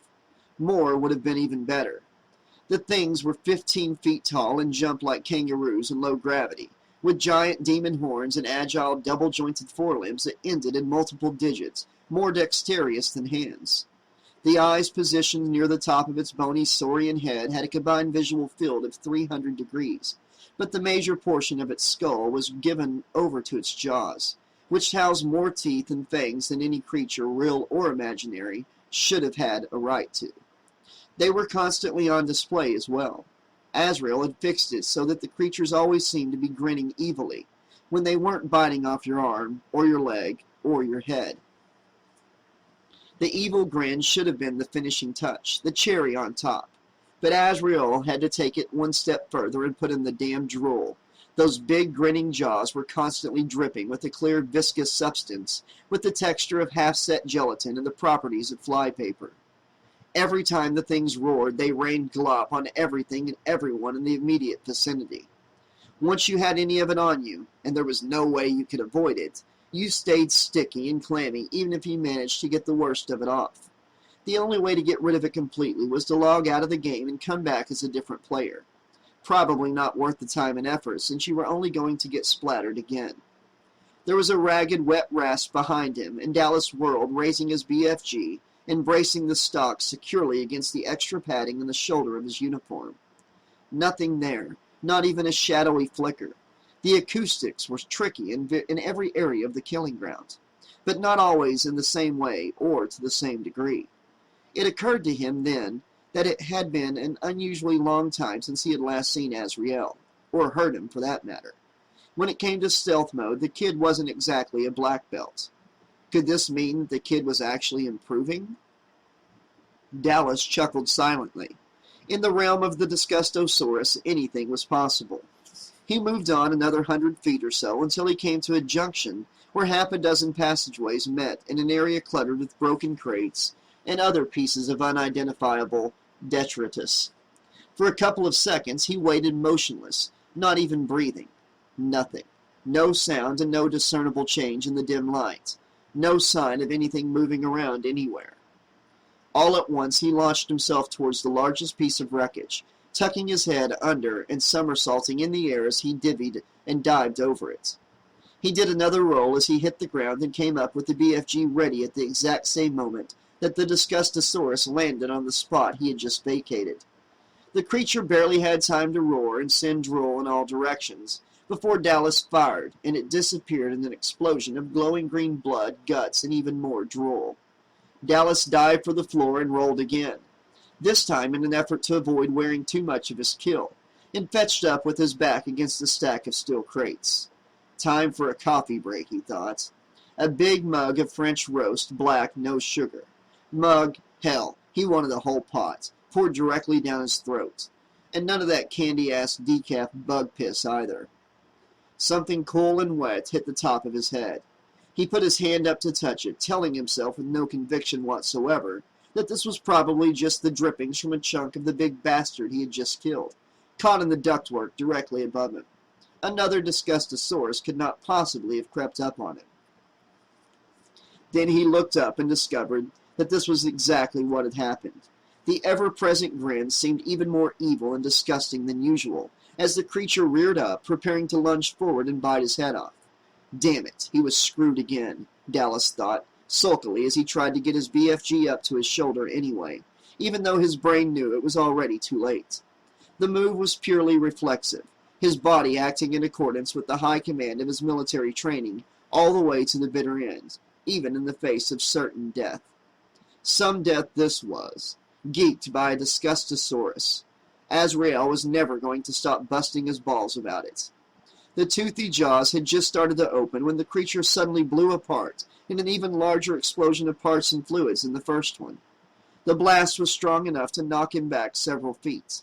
When his vision cleared, he found himself blinking up at a silhouette, posing triumphantly on top of the metal cases, one hand holding a BFG, while he pointed to himself with the other, or more precisely, to his most prominent feature as seen in profile, which could not be eclipsed even by a combat helmet that was 2 sizes too large for him. Dallas was fairly sure that few noses in the history of mankind had ever been the source of so much pride. Azrael jumped down from the cases and helped Dallas to his feet. "All right now, what do we say when somebody does something nice for us?" Dallas gazed down at him through half-closed eyes without answering. Shifting his weight from one hip to the other, the kid mirrored his expression haughtily. "I just saved your ass." "Don't get cocky with me," Dallas told him with a laugh. Azrael pretended not to hear. "I mean, you really just feel like a wuss, don't you, big boy? Huh? Dallas rolled his eyes. "Why don't you check the score, kid? In case you've forgotten, it's still 9-3. The kid went into a jerky little victory dance, which would have looked just as silly, even if his combat gear had not also been 2 sizes too big for him. "Yeah, but I got my groove on now. You know what I'm saying?" He gave Dallas what was supposed to be a hearty thump on the shoulder with one fist, and Dallas rolled his eyes again, mostly in response to the kid's overdone pre-vax slang. "So what do you say, big guy? Next kill wins? How about it?" Dallas gave the kid's helmet a genuine, hearty thump, careful to catch him by the arm before he fell over. "Lock and load, killer." "Oh, you're going down," Azrael said, bouncing happily on the balls of his feet as he powered up his BFG again. "You are so going down." On cue, another Disgustosaurus materialized a few yards away from where they were standing, threatening them with a savage roar and copious amounts of spit. Dallas powered up his own BFG, but before he could even take aim, the thing gave another roar, this one considerably more high-pitched than the last one, as if it were screaming.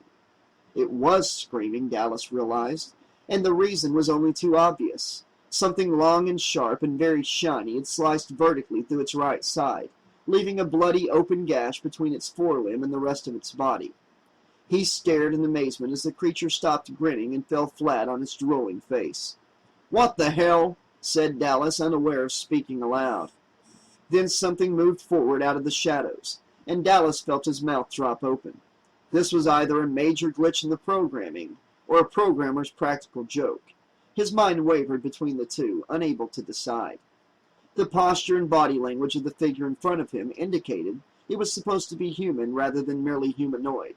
But instead of pseudo-military combat gear, it was wearing what looked like a lot of dirty laundry. No helmet, just a mask, although there didn't seem to be any real purpose for it. No BFG or any other firepower, just a blade that looked more like an instrument for an autopsy rather than a weapon, although it obviously got the job done. Well, at least it didn't drool, Dallas thought. He turned to Azrael as the whatever it was came towards him. I thought this was an alien sim. It is, Azrael told him. Pause play. The figure kept coming at them unaffected. I said pause play, Azrael ordered, raising his voice. He's not pausing, Dallas pointed out with mock helpfulness. I'm aware of that, the kid said, almost snapping as the figure came to a stop directly in front of him. Dallas wondered what the hell kind of mask that was anyway, as the big head tilted to the side in classic attitude of curiosity. It had sure taken a beating, whatever it was. Perhaps that was exactly what it was supposed to do, he thought suddenly, taking a beating so the face behind it wouldn't have to. He started to say something when the figure suddenly raised the blade high over Azrael's head and slashed downward, in a stroke similar to the one that had killed the Disgustosaurus. Azrael packed substantially less meat on him, however, and the blade went all the way through his torso, past his navel, almost to his crotch. The two sections of his body drooped away from each other in a wilted V, hanging lower on the right side due to the extra weight of his head. Dallas froze, unable to do anything except stare. Then he burst out laughing. That does not count as a kill, Azrael protested angrily. Dallas hooted. Oh, yes, it does. Jesus, he couldn't remember the last time he had seen anything so funny. That's right, just yuck it up, Azrael said sourly. Laugh your head off. In the next moment, Dallas realized that he had done exactly that. He had laughed his head off, as was obvious from the fact that he could see his inert body on the ground 10 feet away. Although, to be perfectly honest, he had actually had a great deal of assistance from the new arrival, who had decapitated him with one neat swing. The son of a bitch. Okay, screw this, Dallas announced over the sound of Azrael's laughter. Game over. The game environment shimmered like a reflection on the surface of a rippling pond, and then melted out of existence, taking with it Dallas's and Azrael's now disabled avatars, as well as the various Disgustosaurus remains, down to the last puddle of drool. Dallas removed the interface cap and goggles and rolled his big shoulders to get the kinks out. He always came out of a sim with his muscles all knotted up. It was an unavoidable side effect of conflicting sensory input. The sim could fool your body into believing it was running around killing monsters for any amount of time with no trouble at all, right up to the moment you took off the interface. But as soon as your body found out it had actually been sitting still for however long it had been, 15 minutes, a couple of hours, didn't matter. Bam! Like it was so pissed off that it sicked your own muscles on you. He looked across the now empty area in this part of the cargo bay to where Azrael sat facing him, skinny legs folded so that he looked like a knobby-kneed pretzel, and started to remind him of the proper way to stretch to avoid serious cramping. But the words died in his throat. Instead, all he could do was stare at the hulking figure in all that ragged, dirty laundry with that weird mask stuck to the front of his misshapen head, standing over Azrael with an autopsy handsaw that was dripping real blood all over the floor, where unreal Disgustosaurus phlegm had been. What the fuck? Dallas was unaware of speaking aloud again. Training kicked in without waiting for conscious intent. He was on his feet with his sidearm in hand, the knots in his muscles gone as if they had never been. The next step in the near instantaneous sequence of actions should have been the figure's head disappearing, an explosion of bone and blood, and tissue messy enough to make a Disgustosaurus salute. But before Dallas could even touch the trigger, the figure had already put one big gloved hand around Azrael's neck, and was now holding the kid straight up at arm's length. The kid's face turned a deep purplish red with frightening swiftness, mouth open in a silent scream. He scrabbled at the fist around his throat with both hands, while his legs jerked and kicked the empty air. Training made Dallas rage a controlled explosion. Some big fucking show. The kid weighed maybe about as much as a BFG. Anybody on the Grindel could do that, even that bitchy Janessa chick. Except nobody would have. Absolutely nobody. Not even that bitchy Janessa chick. Which meant this was a crasher of the hostile persuasion. Drop the kid, Dallas roared. A train of questions were looping endlessly in his head. What and how and when? Who knew? Who didn't? Whose blood was dripping off that blade? He ignored them. I said drop the kid, drop him now. Just to make sure nobody thought he was kidding, he took careful aim and put a round into the meatiest part of the hostile's thigh. Chunks of rotten-looking tissue exploded outward from the right leg in a spray of thick black liquid that had absolutely nothing to do with human beings. Dallas took an involuntary step back, as much in reaction to the smell as in surprise. The stench had hit him a fraction of a second after he saw the wound, and he had barely managed not to gag. The last time he had smelled anything like that, he had been waist-deep in stagnant swampland, recovering bodies from a week-old crash site. Instead of falling down and screaming in agony, the hostile only turned that dirty, beat-up mask to him, head tilting to one side again, in a way that suggested complete surprise at finding that Dallas had not disappeared along with everything else. In the next moment, Azrael was going ass over elbows through the air to hit the metal plate floor 10 feet away. The hostile had tossed him over one shoulder, discarding him like trash. "Azrael, get out of here, boy!" Dallas yelled, backing away as the hostile moved towards him, raising the blade. "I mean it, kid. Haul ass!" He put 2 fast shots into the hostile's chest. Instead of falling, the thing only staggered a little bit, and then kept on coming. Dallas felt a new alarm surging inside as he retreated a few more steps. The time has come to entertain the possibility that the good guys may be seriously screwed here, his mind informed him in a strange, emotionless way. "Screw you, mind," Dallas thought calmly. He was about to fire again when Azrael suddenly appeared out of nowhere and leaped on the creature's back. "God damn it!" he bellowed, jerking the barrel of his sidearm heavenward, just before he would have blown the kid's arm off again. "Azrael, what the fuck are you doing?" I got him! I got him!" the kid was yelling, hanging on with one arm while he pounded his bony little fist on the hostile's head, futilely. "Get out of there now!" Dallas hollered, trying to find a target. The hostile was whirling like a dervish with 2 left feet, trying to shake the kid off. Where the kid had gotten the strength to hang on like that, especially after almost having the life choked out of him, Dallas had no idea. Adrenaline, probably, but shit, the kid could have put that juice to much better use by running for reinforcements. Game lag, Dallas thought suddenly. The kid was still all wired up from the game. His body was telling him he could kick ass. God damn it. "Azrael, get the fuck out of here!" he hollered. "I got no shot!" Azrael started to say something in reply. Dallas had no idea what. Maybe nothing more than, "I got him, I got him."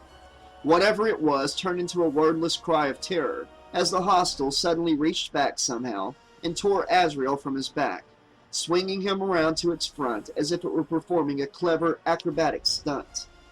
The hostile executed another maneuver too quickly for Dallas's eye to follow, and suddenly Azrael was cradled in the big arms like a child. The kid had just enough time to look surprised before the arms repositioned him and started to fold him in half at the waist. Except the fold wasn't straight. It was way off, so that instead of being folded, the kid was actually being twisted. Dallas took aim at the blank, malevolent mask, but before he could get another shot off, he heard the sickening sound of living flesh ripping and bone cracking. The hostile discarded Azrael again, this time simply dropping him on the metal floor in an untidy, awkward heap, and Dallas knew he didn't have to worry about the kid getting in the way of his shots anymore. He started to aim at the mask again, or rather, he tried, but somehow his arm had frozen. No, not frozen. The hostile had caught hold of his gun hand and was about to squeeze it into jelly. The pain was so loud that he could barely hear the sound of his weapon going off, firing uselessly into the air as his flesh and bone turned to pulp. Then something grabbed hold of the back of his head, lifted him right off his feet, and hurled him some uncertain but surely remarkable distance until he met an immovable force face first. He slid down the wall, thinking absently that he now knew what it felt like to be a glob of Disgustosaurus drool. Something caught him, and a moment later he smashed into the wall again, and again, and again, each time harder than the one before. Dallas was barely aware, however. All physical sensation drained out of him surprisingly quickly. The only thing he felt was a mild regret for never having appreciated how easy he had it with Disgustosaurus drool when all thought ceased.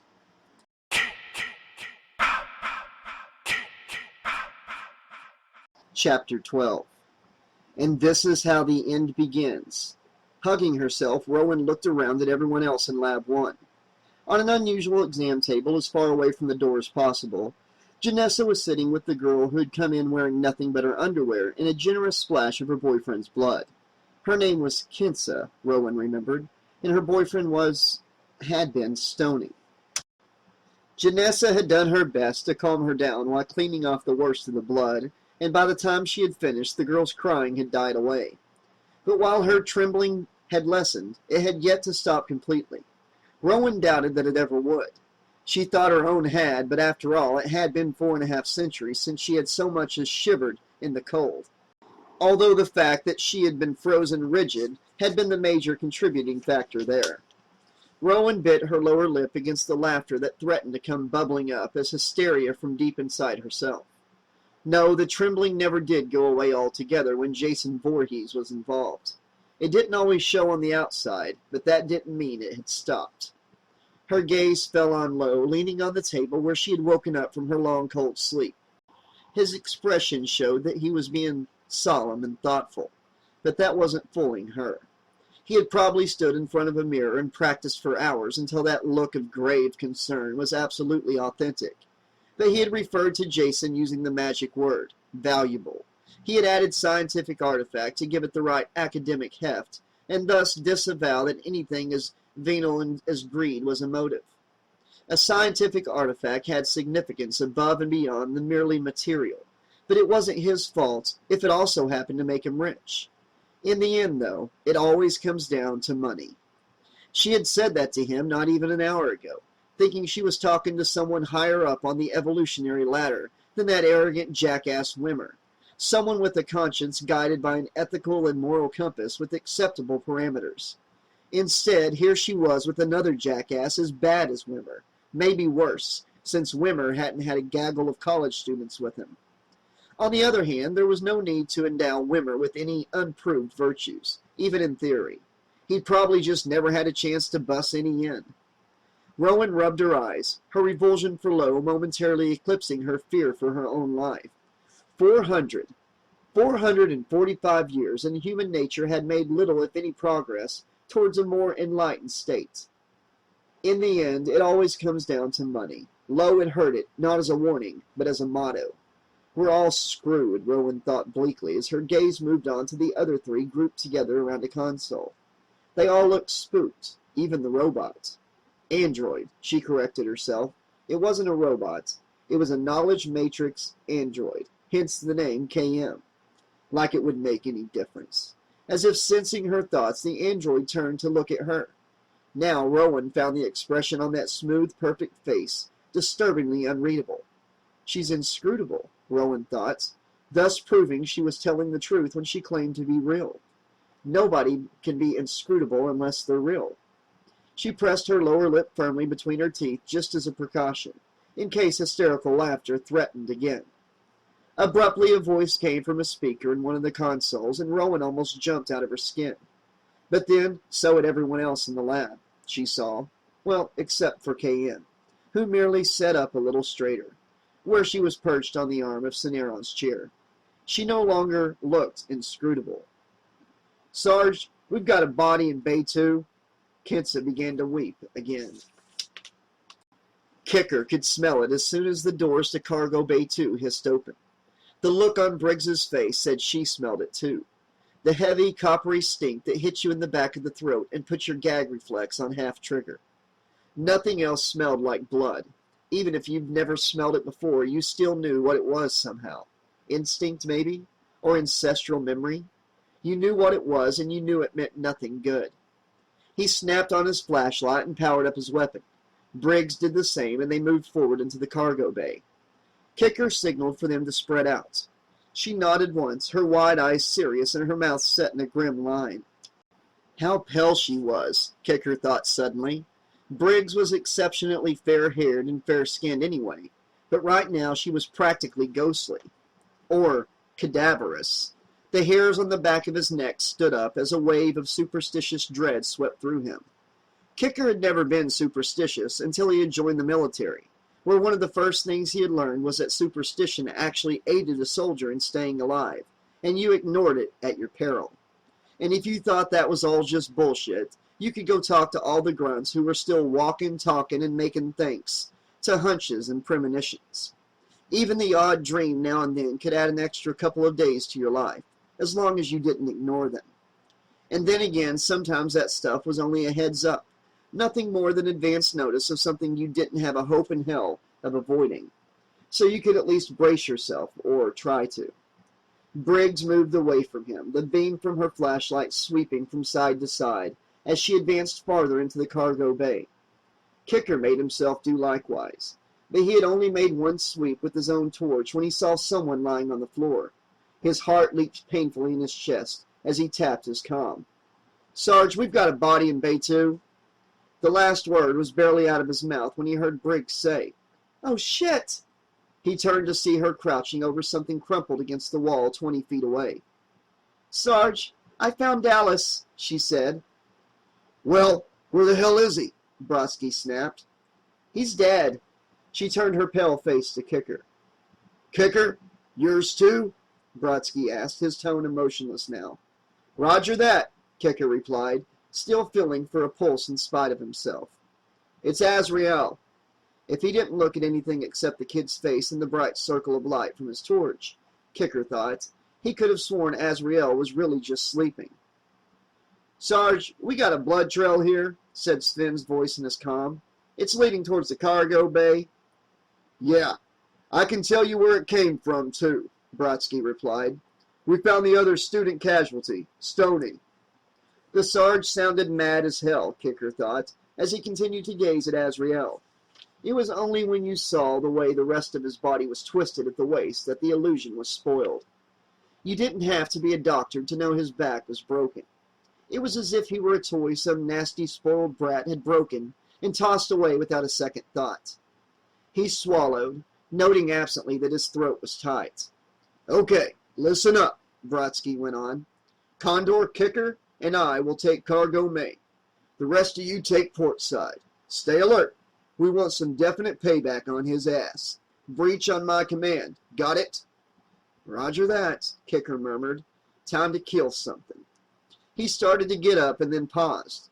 From this angle, he could see only Azrael's face again. God damn it.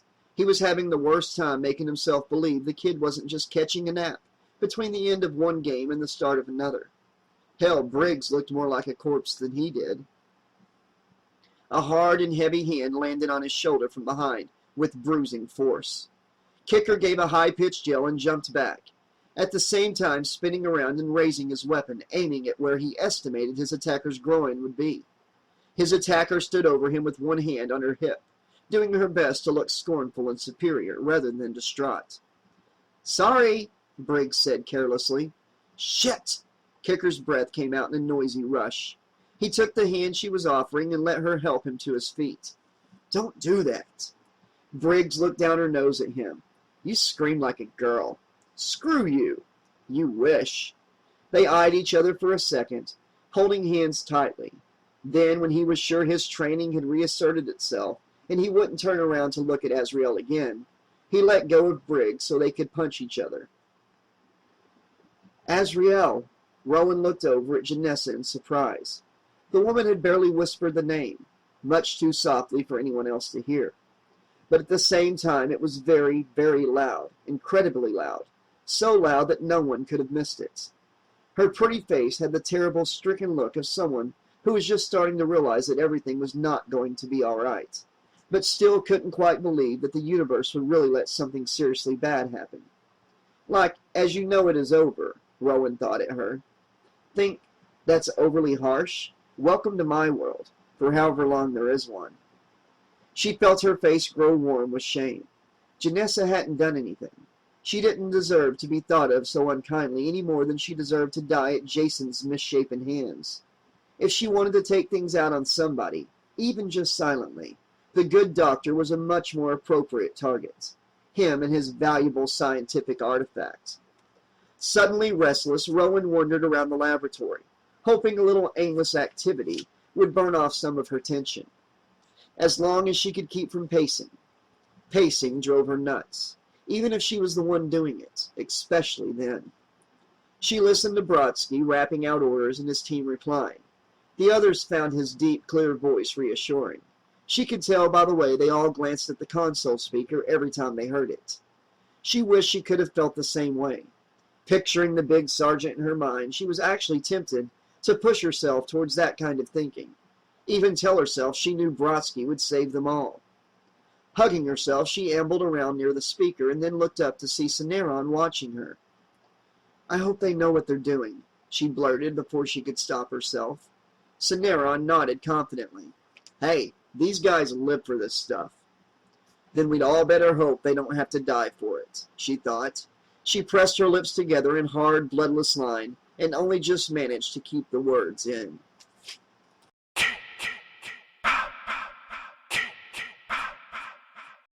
Having finally finished the word engineers in its entirety, at almost the same moment the string quartet recording ended, Crutch decided that a change in both scene and theme was called for.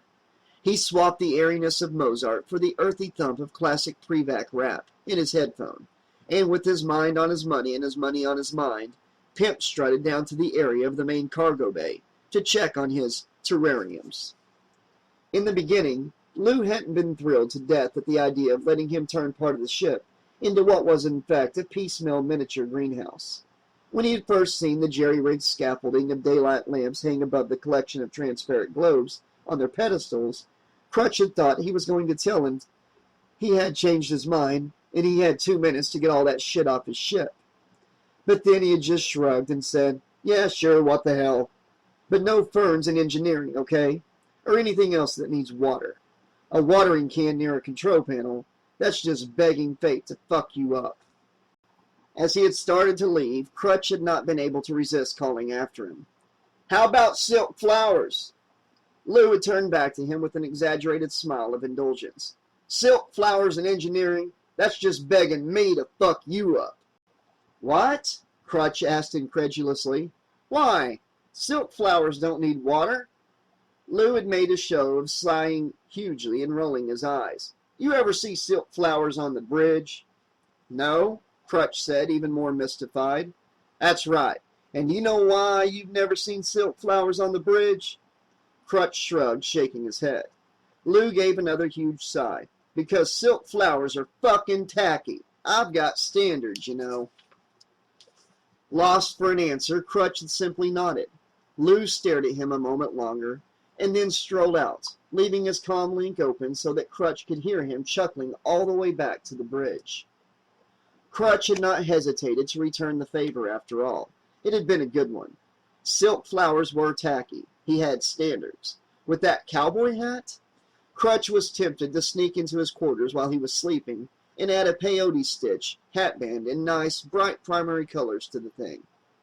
Except one of the things you really didn't want to do was get into a practical joke war with your pilots. Not if you had half a brain in your head, or even just half a brain cell floating in an alcohol bath plugged into your left ear. Start something like that with a pilot, and that was the rest of your life laid out for you with no going back. There was no calling it off, no timeout, no surrender even. No matter what it was, pilots won. They didn't stop, and they did not take prisoners. Granted, with his easygoing temperament and his sense of humor, Lou wasn't your ordinary pilot. But he was a pilot nonetheless, which meant that no matter how general he was, he lived by the pilot's code. The first tenet of which was, "Thou shalt not fuck with thy pilot." As long as you observed this rule, you were supposed to be perfectly safe. If you didn't bother them, they wouldn't bother you. Something Crutch had always taken for granted. Until he had met Lou, that was. He didn't think that Lou would ever suddenly wake up one day, shift and decide to put itching powder in his thong or mix silk flowers in with the dandelions. But Lou's sense of humor indicated he had a very complex, even devious pattern of thought. It wasn't entirely improbable that he could take it into his head that Crutch's terrariums constituted the opening salvo of some kind of quirky pissing contest simply by the virtue of the way they had joked about it. Well, he was pretty sure most of the time that Lou had been joking about silk flowers being tacky. Just as most of the time he was pretty sure that any qualms he had about Lou seeing the terrariums as a declaration of war were groundless. His qualms were hydroponic, as it were, which the terrariums themselves were not. Besides, he had to consider the unqualified success of the botany lesson when he had introduced Lou to the best features of dwarf cannabis sativa, which made up in potency what it lacked in size. He'd been generous in supplying Lou with extra materials for further study, as well, and Lou had accepted them gladly. And only then, when it was too late, did he stop to consider the possible hazards of Lou stoned. Well, so far, he was still alive and well and relatively unscathed. Grounds for cautious optimism, at the very least. And really, better he should be too busy being a Renaissance man to worry over minor shit. Ever so often, though, he would get a funny feeling. Like now, when he was all alone in the cargo bay. He straightened up from the workbench where he was laying out a new crop of dwarf cannabis to dry and pulled his headphones down for the first time in several hours. "Lou?" he asked. "Is that you?" He shut off the headphones and twisted around on his stool. There was nothing behind him except more terrariums, a few daylight panels on recharge, and a crate of peat that had been picked up on Solaris before they left for Earth 1. Beyond that, nothing but shadows. Lou had a weird frugal streak where energy was concerned. As a result, this was the only well-lit area in the whole cargo bay. The rest usually languished in semi-darkness, something that occasionally got on Crutch's nerves, and not only when he had to grope his way through it.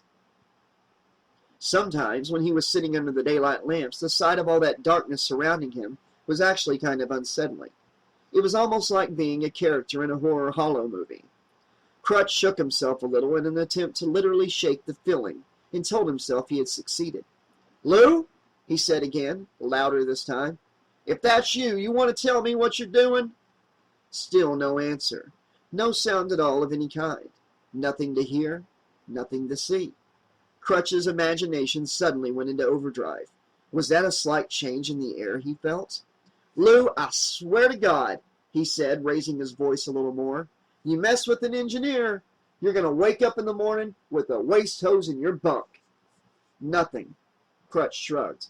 "Don't say you weren't warned, Padre," he muttered, putting his earphones back on so Ice-T could resume breaking it down in glorious vulgar detail.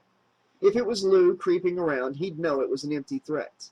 If it was an empty room, it was an even emptier threat. And if it was an ex-grunt or a student screwing around, they had a date with a waste hose. He started to lean over the plants again when he caught a small movement at the very edge of his peripheral vision, on the right. Looking up, he caught sight of the silver picture frame that in the past had displayed a 3-second video in an 8x10 photo format of whomever he happened to be married to at the time. As he was between wives, it currently contained a mirror, which he felt was a particularly inspired, albeit obscure bit of whimsy on his part. Knowing his stool was at the wrong angle, he hadn't expected to see his own face in the glass nor anyone else's. And to be precise, it wasn't a face that he saw reflected there, but an image that might have been vaguely like a face at some time in the past. It was in pretty bad shape, scratched, dirty, dented, even cut into, and devoid of all expression. "What the hell?" He turned around, expecting to find Lou behind him with that piece of shit strapped to his face, and just putting his cowboy hat back on. But the guy looming over him didn't have a cowboy hat. He was also way too tall and too massive to be Lou. The thing on his face was splattered and smeared with some kind of wet red stuff that looked an awful lot like blood. Crutch could see there was a lot more of the same goop on the green big knife he was holding up high in his right hand, as if he were preparing to bring it down on something directly in front of him, like, say, a Renaissance man in the chubby form of an engineer/co-pilot. "Oh shit, I am screwed, blued, and tattooed."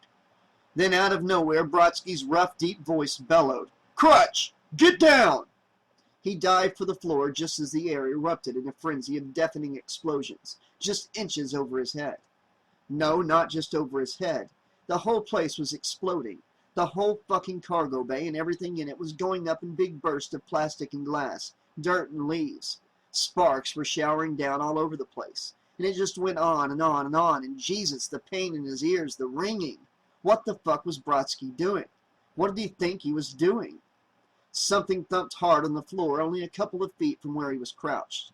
Then it blew up. pelting him with clots of damp soil, plant fragments, and gravel. They were killing his terrariums. If this was some kind of fucked up military prank, Crutch thought, suddenly giddy, he would fix it so they all slept with waste hoses for the next 10 years. Then the giddy feeling disappeared, and he knew that a prank was far too much to hope for. Sometime later, he realized that although his ears were still ringing painfully, the explosion themselves seemed to have stopped. Hadn't they?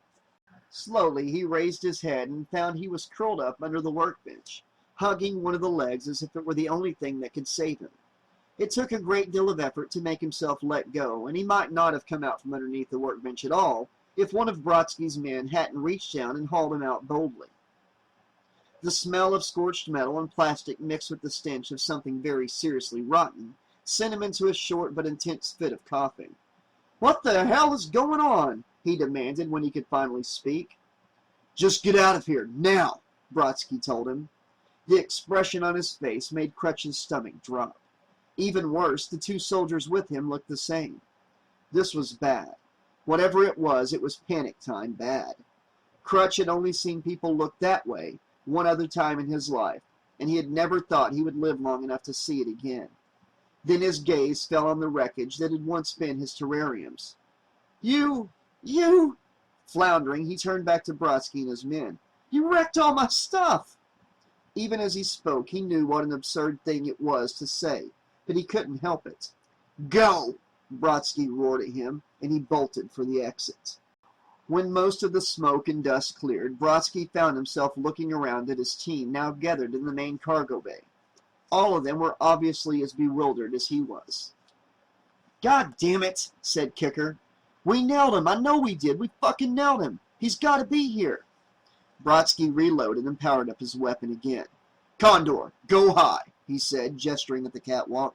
"Briggs, through there."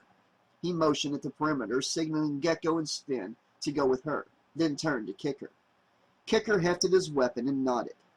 Fully aware now, the monster waited in the darkness. The hunt had begun.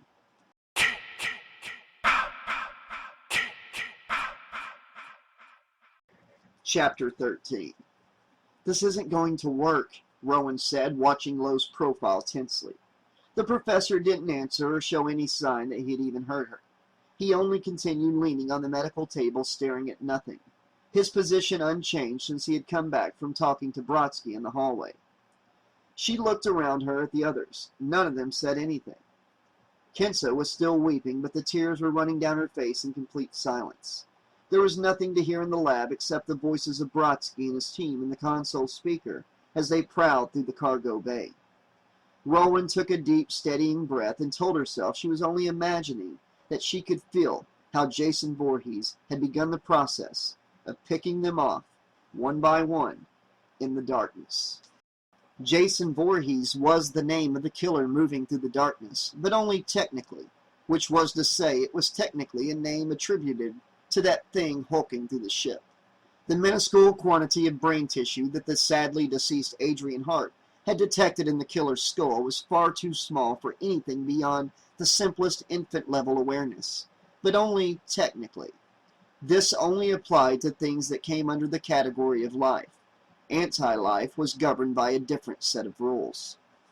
Jason Voorhees was the name for the consciousness inside the killer in the dark, and this consciousness was not confined to a single, specialized area. Consciousness, along with memory, emotions, and intent, ran through his entire body like an electric current, so that there was no central point of vulnerability. There was no heart to stop, no brain to splatter, and the black fluid that sprayed or splashed or oozed from wounds was nothing remotely like blood. Now the embodiment of anti-life, Jason's Voorhees could feel the presence of each living human. The soldiers moving through the darkness, believing they were hunting him. Other humans huddling together in another room. Someone else sitting alone in the third location. This was no place that he knew. No place and no time. The original world that had made him was gone, and he was now inside something conveying him to a new world. Everything was different, but only technically. As far as he was concerned, nothing had changed. He flexed his fingers and took a better grip on the big blade in his hands. "Briggs, anything?" Brodsky's voice rasped in her headphones. Negative, Briggs said as she moved soundlessly through the narrow space between the largest, heaviest pieces of cargo and the wall. Shit, but she'd never realized what a maze the bay was when it was full. You could run a sim down here without bothering to load an environment module, just the monsters. Except today, you wouldn't need those either. Dallas's face, as she had last seen it, bloody and broken, appeared in her mind, and she shut it out, squelching the pang that had come with it. Later for that, goddammit. Right now there was a corner coming up just ahead, and she had to concentrate if she wanted to be alive after she turned it. Behind her she heard the sound of Gecko hefting her BFG, and under that Sven's footsteps, and she let herself feel reassured. "Condor, anything topside?" "Negative, Sarge," came the answer. "There's no sign of him." Rowan didn't realize she had been holding her breath until it came out of her in a rush. "This isn't going to work," she said to Lowe again, more urgently this time. "I've got everything under control," he snapped at her. Startled, she took a step back. Did he really believe that? She looked around at the rest of the group, still silent, their frightened faces turned to the console speaker as they listened to the soldiers hunt for Jason. "Where the hell's Sven?" said a woman's voice. Hunt for Jason? Oh God, even if they knew better than to believe Lowe or even Brodsky could have everything under control, they probably really did think that they were hunting Jason and not vice versa. Suddenly she had a powerful urge to jump on the radio and tell them all they weren't hunting Jason, that nobody ever hunted Jason, because nobody could. Jason was the hunter. Everyone else was the prey, and they had to get out of there before Jason could pick them all off. There was a crunching noise in the speakers then, like something breaking very slowly. Rowan saw Janessa put a hand to her mouth as KM crossed the room to be closer to the console. This was followed by the loud clang of metal striking metal and a series of short, effortful grunts, the sound of a man who had met an enemy in the dark and was now fighting for his life. "Condor, anything topside?" "Negative, Sarge," Condor said. "There's no sign of him." He had barely finished answering when the son of a bitch was right there, looming over him like he had just materialized out of nowhere. One moment he had been scanning the area, sweeping his BFG from side to side, and the next the figure was looming over him so close he couldn't even get his weapon up into firing position. Condor had just enough time to register his upraised hand, and the knife, blood dripping from the shiny metal, descending rapidly towards his face. He flung himself into a backwards roll and felt a sweep of air as the knife missed him by inches and clanged against the catwalk railing. Before his attacker could recover, Condor bounced up in one smooth motion and planted a vicious savate kick directly under the bastard's chin, right below that fucking mask. The guy was about a foot taller than he was, but the blow should have put him down.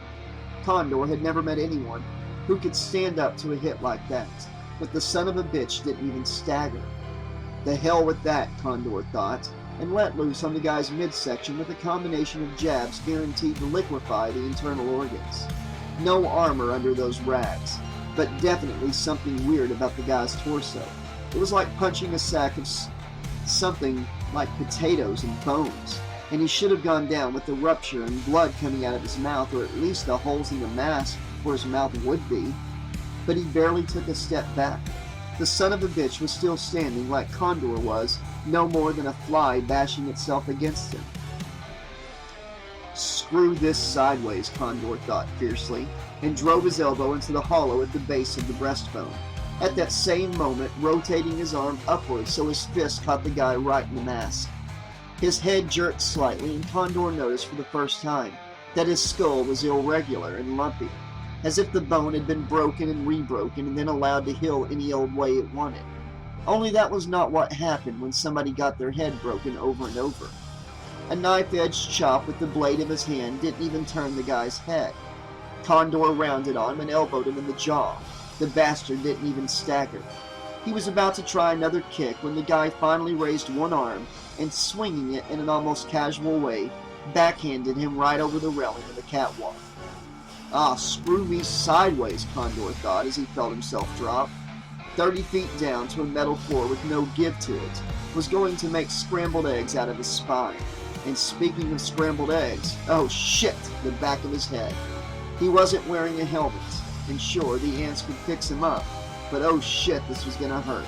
This was gonna hurt bad, and then, impossibly, something caught him in midair before he hit the floor. Everything stopped.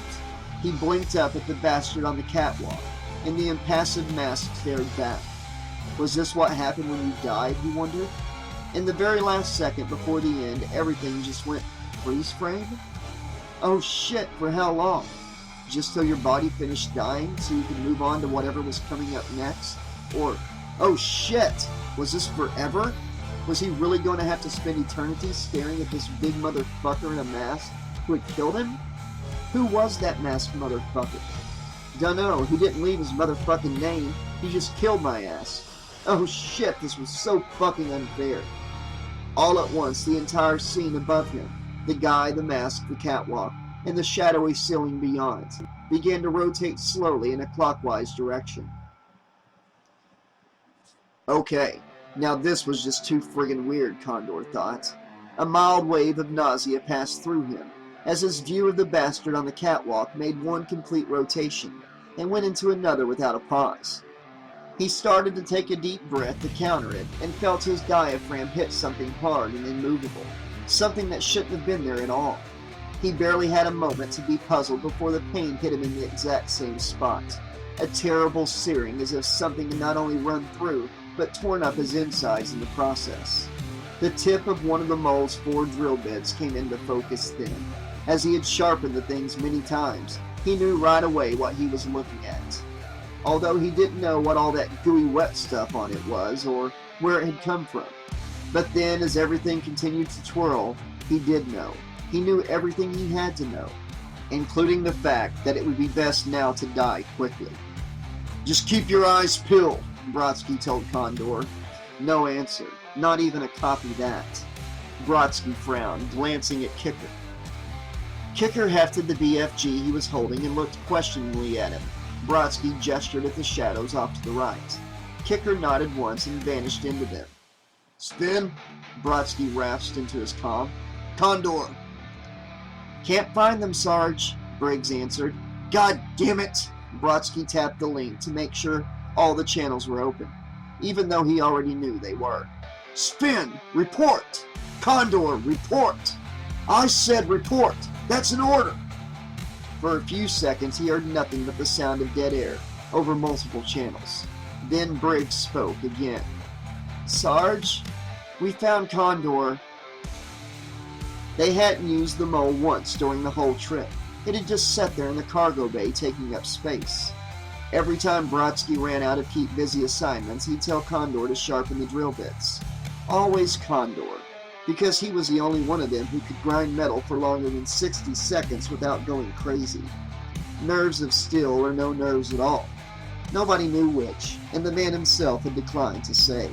Now they'd never know, Briggs thought, staring up at Condor's body skewered on the drill bit.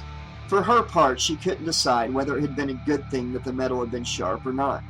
As a general rule, a sharp blade hurt a lot less than a dull one, but she had no idea if that applied to something with a pointed end and an edge that spiraled the length of a central shaft. She couldn't see how it would not have been painful to die twirling around on a coil of metal stuck through your gut, no matter how sharp it was. She hoped that Condor had died too quickly to see his innards trailing along the cutting edge. Her gaze fell on Gecko standing on the other side of the mole. Her elegant, sculpted features were set in a stony expression, and there was murder in her eye. Briggs took a breath before she spoke into her comm. "Sarge, we found Condor." "What's his condition?" Brodsky asked her. She had to take another breath before she could answer. "He's screwed." Her gaze met Gecko's. The other woman stared back hard, and it occurred to Briggs fleetingly that they might have been daring each other to laugh. Then Gecko stood up a little straighter. "Let's smoke this motherfucker." Briggs nodded and they moved off, their paths diverging in the darkness. Kicker took a firmer grip on his BFG as he moved along the side of the large metal cube that contained the extra armaments. They probably should have armed all the students before they'd gone hunting this bastard, he thought. Or maybe they should have put all the students in the shuttle, got in with them, and hit the panic button, gambling that when they dropped out of hyperspace, they would find themselves in a zone with a reasonable amount of regular traffic, and not the ass end of East Nowhere. The sound of Gecko's voice in his comm made him jump. I found Spin. Pause. He's dead. Kicker wiped his mouth with the back of one hand. Jesus, this was one busy son of a bitch. Or was it just one? Could there have actually been more than one running loose on this ship? Sure, he'd seen with his own eyes that they'd only brought 2 on board, but that didn't mean they couldn't have picked up a hitchhiker or 2 without knowing it. The shuttle's perimeter alarms had been down while they boarded, and Lou probably hadn't bothered to put them back up before liftoff. According to the gospel according to Lou, the frugal, it was a big waste of energy flipping alarms on and off and on, especially on a dead planet. Maybe Mr. Frugal had decided to make even bigger savings by not putting the perimeter alarms on in the first place. So while they were underground being impressed with themselves for finding 2 viables in cryo, there could have been 2 or 3 more from some other underground facility, already thawed out and ready for action. They could have already been hidden in the shuttle by the time his ass had hit the co-pilot's seat next to Luke, and nobody would have known. His thoughts were interrupted by an ugly, gargling noise. "Who's there?" Kicker whispered into his comm. "Briggs! Gecko!" The noise came again, louder and ugly, and it was coming not just from his comm now, but from somewhere in front of him. He had heard that sound many times before, always in certain combat situations, and he knew exactly what it meant. The flashlight strapped to his BFG caught a movement several yards ahead of him. He crouched low, steadying the light, and waited with his finger on the trigger. The figure that finally appeared in the circle of light took several uneven steps toward him on tiptoe, one arm stretched out in a wordless plea for help, as air and blood bubbled out of a deep slash in her throat. "Gecko!" Her name came out of Kicker like a moan as he rushed forward just in time to catch her as she pitched forward. He lowered her gently to the floor, trying to ignore the terrible, final sound of blood blowing out of her throat as she struggled to breathe. "Ah, shit!" he said, looking into her eyes and begging her not to die. "Gecko!" He felt her hand start to clutch his shoulder. Then suddenly it went limp and dropped to the floor, her knuckles rapping hard on the metal. Air rushed out of her in a final, gargling sigh, sending some of her blood into his face in a fine mist. "Oh, shit!" he said again miserably and let go of her. "Sarge, it's Gecko. She's..." There was a flash of metal on his right, and he looked up to see the hostile, standing only a few feet away. Gecko's blood was still dripping from the blade in his hand. Kicker was on his feet, firing before he was even aware of putting his finger on the trigger, and hollering at the top of his lungs as if that would double the force of each round that he put into that big son of a bitch. The hostile staggered back, a multitude of explosions punching holes in him, and then punching holes in the holes already there. Blood and chunks of flesh flew in all directions. Kicker kept firing, unaware either that he was still roaring in unchecked fury, or that he was now advancing on the bastard as well. He was unaware of anything except how much he wanted to put the motherfucking son of a bitch bastard down. Abruptly, the figure keeled over backwards. Kicker stopped firing just in time to hear a sound like someone stabbing a large bag of wet garbage. He moved closer, shining his flashlight on the place where the hostile had fallen. For half a second, the sight in front of him made no sense at all. Then his head cleared and he saw one of the grappling hook blades protruding from the center of the bastard's chest. All right! He was slinging his weapon when his gaze fell on a set of controls within easy reach of his left hand. Even better, he thought, and slammed his fist down on a large green button. Immediately, the grappling hook began to ascend, taking the hostile with it, coming to a stop 10 feet up. "Sarge, I got it," he shouted into the comm. "Repeat, I got the motherfucker. You copy?" "I copy. On my way." Brodsky sounded as if he were talking with clenched teeth. "Don't take your eyes off it. You copy that?" For answer, Kicker put a few more rounds into the hostile's dangling legs, making sure he got the kneecaps. Now, even if the son of a bitch turned into a zombie, he wouldn't be chasing anyone around. Not with shattered kneecaps. Take your time, Sarge, Kicker drawled, turning his back on his trophy. He ain't going nowhere. In Lab 1, Rowan covered her face with both hands. Oh God, he hadn't really just said that, had he?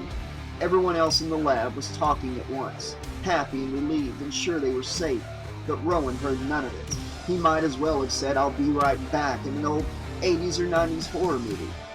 She stood with her ear close to the console speaker, waiting for the inevitable. She didn't have to wait for long. The scream was even worse than she had expected.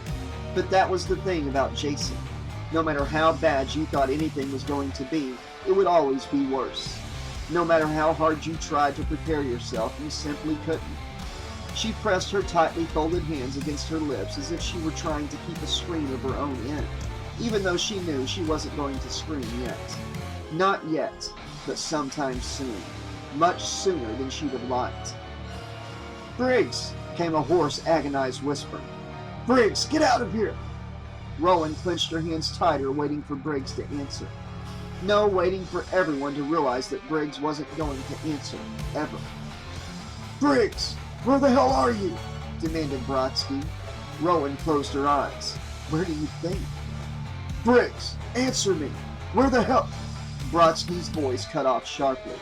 There was some kind of unidentifiable background noise, followed by a heavy sigh. "Oh, Briggs! God damn it!" Rowan opened her eyes and looked at Lo in alarm. "He's all alone in there!" Lo blinked at her, baffled. "Brodsky," she said, her heart pounding too fast and too hard. "Brodsky's all alone in there, Lo!" Waylander appeared at her side, looking from her to the speaker and back again, as if to ask if she were sure. She nodded, almost imperceptibly, and he turned to Lo, who raised up her temporary hand to foretell any questions or comments. The student turned back to her and then looked around at the others, but no one else had anything to say, and the silence in the lab remained unbroken until Brodsky spoke again. "Okay, you son of a bitch," Brodsky muttered, keeping his back against the wall as he moved slowly forward. He was going to keep circling the perimeter with his back to the wall until the hostile came at him. Hours or days, it didn't matter. The motherfucker was not going to sneak up behind him. If he wanted to eat Elijah Brodsky's lunch, he was going to have to come at him straight on, face to face. And then Elijah Brodsky was going to cut out his heart and show it to him, and then put it back in and cut it out again over and over, once for each member of his team. Now how the rat fuck bastard liked that kind of treatment? And if Lo had a problem with that, he'd ask the professor how he'd like a little heart surgery himself. He reached the door between the main cargo bay and the utility room that served as storage for spare parts and paused, thinking hard. Take a look. If there had been anyone left to watch his back, he wouldn't have hesitated. Instead, he used his security code to double lock it from the outside. Now anyone in there couldn't get out, and anyone who wanted to get in was shit out of luck. He took a moment to top up the ammo in his sidearm and then got moving again. His back was right against the center of the door that he had just locked when something exploded out from it, right next to his head. A moment later, something hard and thick had wrapped itself around his neck. An arm, he realized. It was an arm. A motherfucking arm, strangling him. It had punched right through the metal door, and it was strangling him from behind. From fucking behind. Brodsky flailed wildly, gasping and choking. The muscles in the arm had no give to them. Whatever they were made of, it wasn't flesh, Brodsky thought absently. He pulled at it anyway, fighting for breath. All at once, he felt a slight shift in the arm's position, and an even slighter let-up in the pressure against his windpipe. He sucked in as much air as he could, preparing to take advantage. Then something punched him squarely in the kidney. He heard himself bellow with surprise and pain. At the same time, the arm around his neck loosened, even more, and was replaced by a hand large enough to span his throat. Brodsky went to pull himself free and discovered that he was stuck to the door. How the fuck? By his kidney. Then he looked down and saw that he was actually nailed to the door by a long, nasty blade with vicious saw teeth, which he was pretty sure had passed through his kidney. "Shit!" he growled. It's gonna take more than a little poke in the ribs to bring this old dog down. Immediately, he felt what seemed like a hand punched to his other kidney. He didn't have to look down to know what it really was, but he was curious. Not another knife, but something like a metal pipe, poking a good 2 feet out of his torso. "Yup," he said, staring down at the pointy end sadly. "That ought to do it." What the fuck did anybody need a fucking pike on a starship for anyway? Brodsky wondered, as everything faded to black.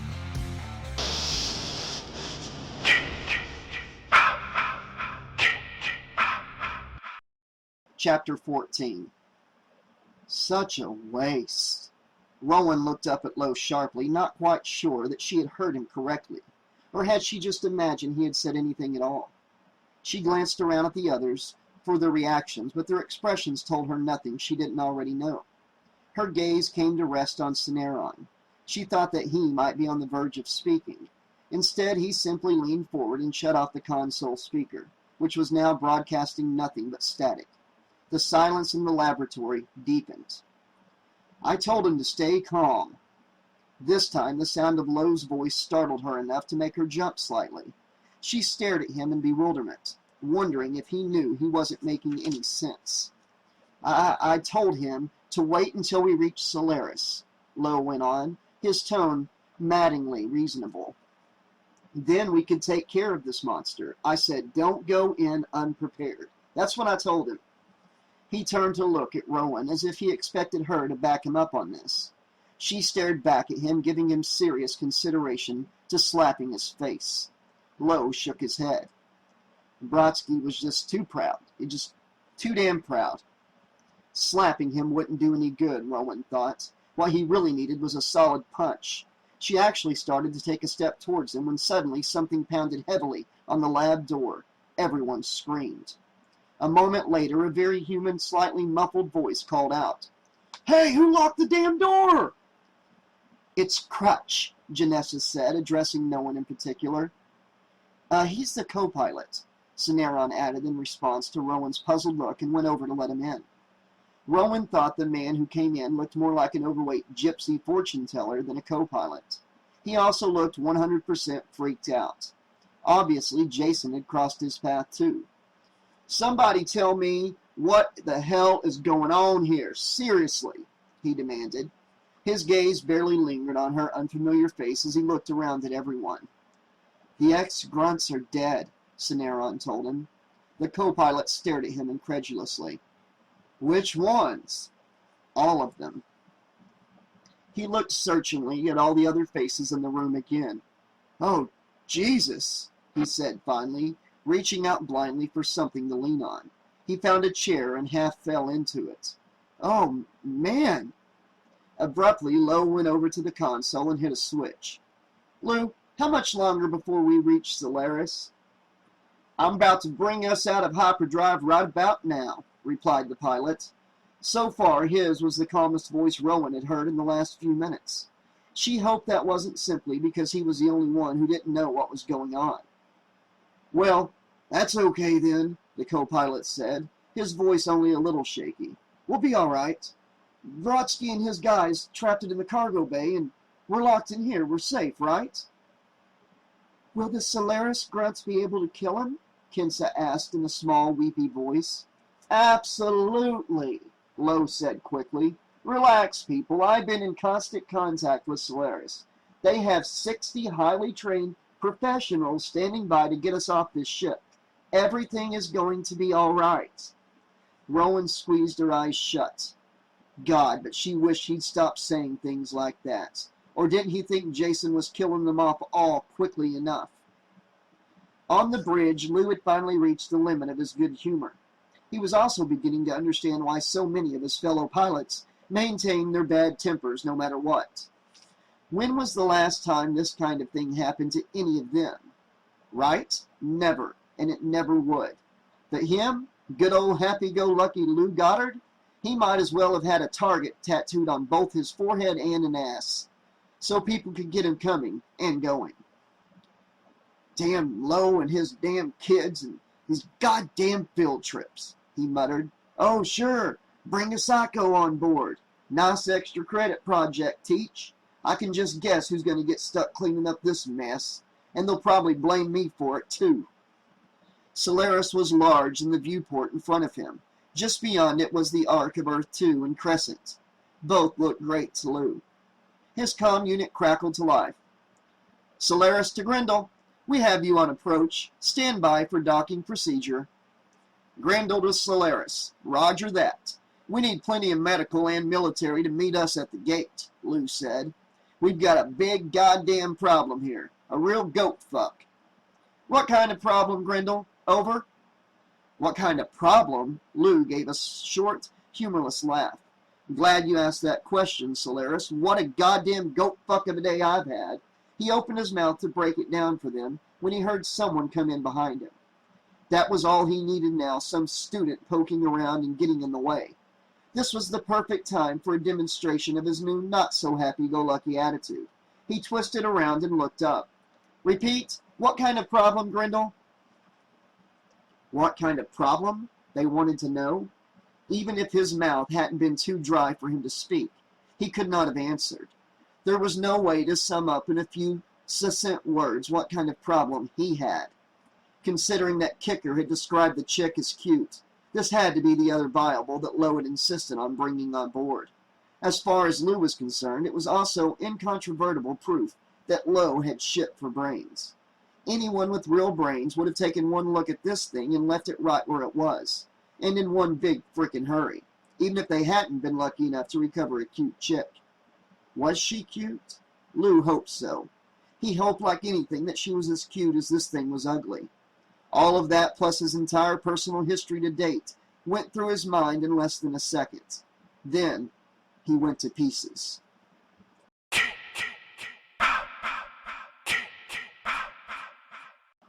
Solaris to Grendel, pull off and decrease approach speed. Over.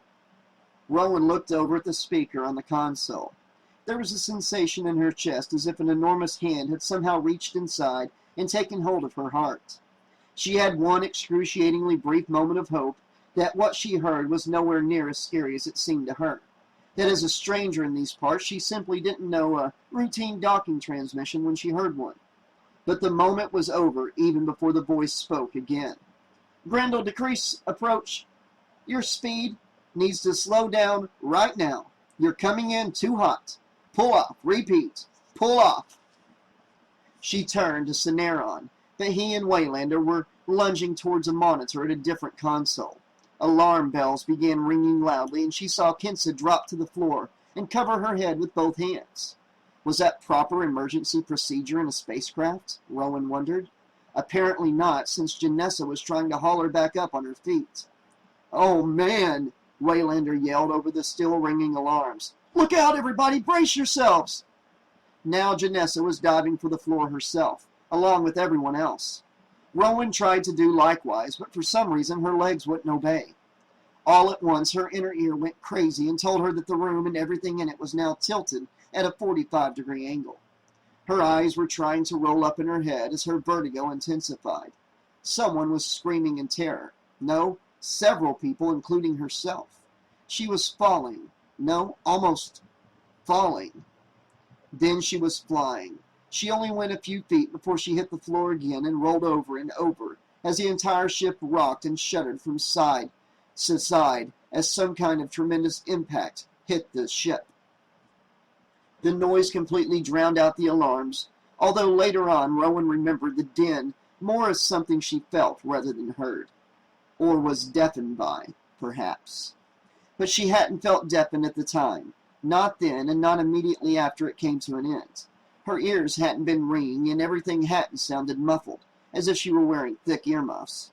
It was more as if she had been part of a loud crash or explosion, as opposed to just hearing it, as if she had served as the medium that carried the sound. In space, she thought dazedly, no one can hear, well, anything, because space was a vacuum and sound couldn't travel in a vacuum. She had come to rest face down on the cold, polished floor. Cautiously, she tried lifting her head a few inches, only to have her inner ear go crazy on her again. Pressing her cheek firmly against the floor, she tried to get a sense of her body. Or was this the floor? She wondered suddenly, had the ship rolled over? Abruptly, she felt her body slide a short distance and then come to a stop against another hard surface. Another intense wave of vertigo swept through her, and her stomach threatened to empty itself despite the fact that there was nothing in it. Then everything snapped back into focus, and she found herself sitting in a heap against the lab's forward wall. People were scattered all over the lab, looking around with wide, fearful eyes, except for Lo, who was clinging to the medical bed and whimpering. She started to say something, anything, just to see if she could, when all at once there was another impact. The lights flickered, and she was tumbling across the floor towards the opposite wall. This time she fetched up against the base of one of the immovable console chairs. Some impulse made her hang on to it with all her strength, while the ship juddered violently all around her. The lights came on, flickered, and went out again, but not before she had time to see KM pass directly over her head and slam into the controls for the medical bed. Sparks showered down on her as she dropped onto the bed and then rolled off onto the floor.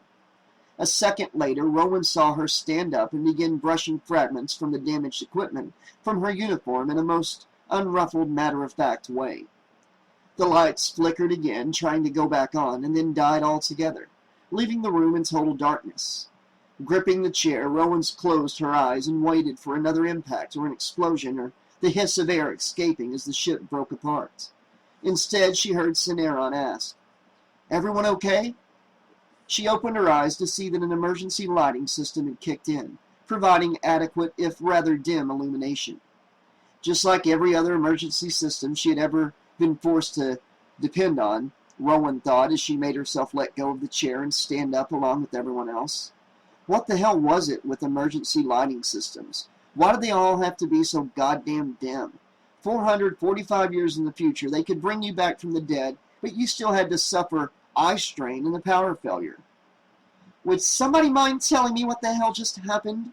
Janessa demanded, her attempt to sound angry completely undercut by the way her voice was shaking, along with her entire body. She was looking at the co-pilot with what was supposed to be an imperious glare. But the man seemed to be too dazed to know who she was, much less answer. "Nothing," Lo said quickly, straightening up in an effort to assert himself as being in charge. "Nothing happened. Everything's all right. We just overshot, that's all. We'll turn her around and go back." As if on cue, the ship shuddered one last time and then was still. "What was that?" Janessa asked. "Oh my God," said Waylander. He and Cineron stood in front of the monitor they had been watching earlier. "It's Solaris." "What about it?" Janessa snapped, her voice trembling worse than ever. "It's gone." Waylander's eyes were wide in his solemn face. "Solaris is gone." Kinsa suddenly came to life from where she was sitting on the floor, her head snapping up so sharply that her long dark hair flew back from her face. "What do you mean it's gone? Solaris is a city. It's a whole fucking city. It can't be gone." Waylander swiveled the monitor around so the screen was facing her. "Look for yourself, Kinsa." Rowan managed to sit down in the chair before her knees gave out completely. In some small, distant part of her mind, she was thinking that it must have been beautiful, whatever Solaris had originally looked like. An orbiting city with a clear view of the stars must have been something to see, not to mention the fact that the view from Solaris must have been equally breathtaking.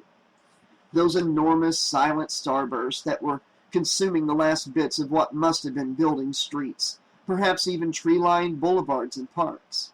It was like a gargantuan firework display. The absence of sound added a sort of haunting note, as it were. But it was a whole city blowing up.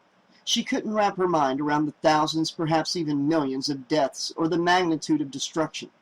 The only thing she could comprehend was that they were all now trapped in one small spacecraft with Jason Voorhees, and everyone who could have protected them was now dead. "No, no, no, it can't be gone," Kinsa was insisting tearfully. "Where are we going to go? What are we going to do?" Rowan realized she had been saying the same thing over and over for quite some time. "Just shut the fuck up," Lo roared at Kinsa suddenly. "I can't think with you screaming like that." Kinsa's high voice cut off.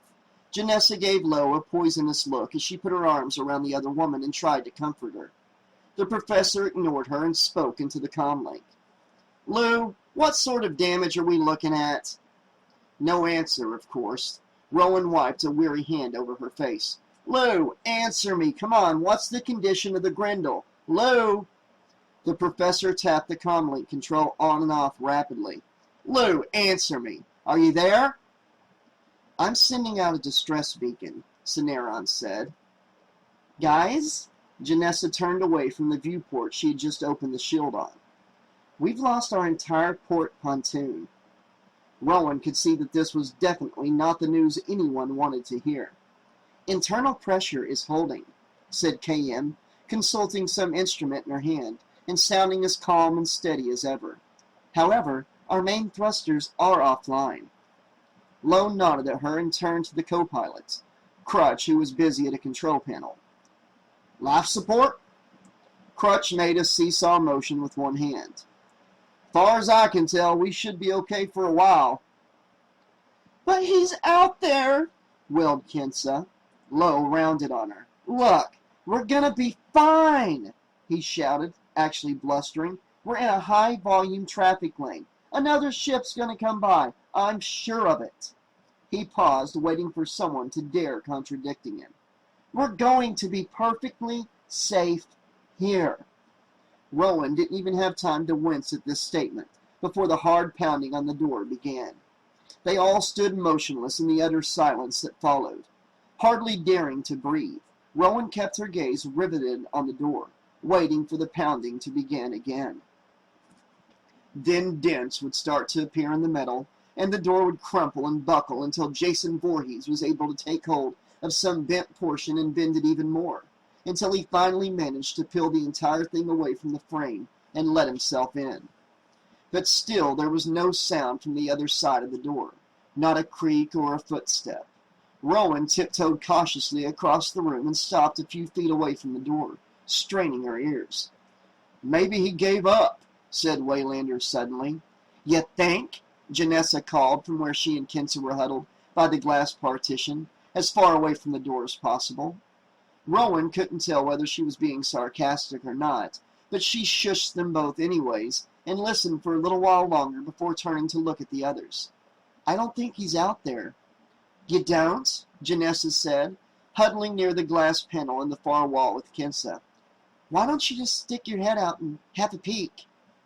Rowan had no idea if this was also sarcasm or just terror showing as humor, and never had a chance to find out. The thought had barely formed in her mind when all at once the glass blew outward into the room with such tremendous force that for a split second Rowan thought that they had been hit by a piece of wreckage from the orbiting city. Then she saw a flash of metal wet with blood, and all thought stopped. Reflexively, she screamed and bolted for the door. Crutch had managed to get in only halfway open before it jammed, thanks to the dents that Jason had put in it. He grabbed her arm roughly and slung her through the opening as if he were trying to crack a whip, and she landed on her side in the hallway. A moment later, Janessa almost landed on top of her, followed by Kensa. They helped each other up just in time to see Crutch himself coming out. KM's face appeared briefly in the opening before she pushed Waylander and Cineron out. KM, come on now, Cineron said, scrambling to his feet. He started to run back towards the door just as KM slipped out into the hall, moving quickly but not hurrying, her usual composure intact, not even flinching when the door suddenly snapped shut behind her. Come on, Janessa yelled in her ear and grabbed her hand, pulling her along after herself and Kensa. Rowan had a glimpse of Kensa's bare legs covered with scratches from the flying glass. She was still in her underwear, Rowan thought. She had to fight for her life in her underwear. But then that was Jason Voorhees all over. Considering how the bastard usually did things, it was actually kind of miraculous that they all weren't in their underwear right now, or even less than that. Without warning, Janessa stopped short of the juncture where three hallways came together, almost getting herself flattened by Rowan and then Waylander, who was following close behind. Rowan looked around, wondering where they were now as she tried to collect herself. She didn't know her way around the ship. For that matter, she didn't know her way around any spaceship. She knew absolutely nothing about how big they were or how they were laid out. Janessa had said something about a pontoon, she remembered vaguely. Pontoons in outer space? What in the world for? God damn it! Rowan turned around to see KM walking gracefully through a door in the corridor just as it closed behind her. The android's face no longer looked entirely calm and collected. Then a shudder ran through the entire ship, followed by an eerie, echoing groan of metal buckling, and she understood why. They hadn't just destroyed Solaris when they'd crashed into it. They had seriously damaged their ship as well. Oh, Christ! Suddenly her legs felt very, very shaky. Rowan managed to prop herself up against the nearest wall and took a few slow, deep breaths. She was almost completely steady again when Kinsa suddenly spoke up in a small but anxious voice. "Where's Professor Lowe?" Rowan lifted her head with the distinct sensation of blood draining out of her face. Her gaze met Cineron's. Their lips moved in unison, forming the words, though neither of them spoke it aloud. The lab.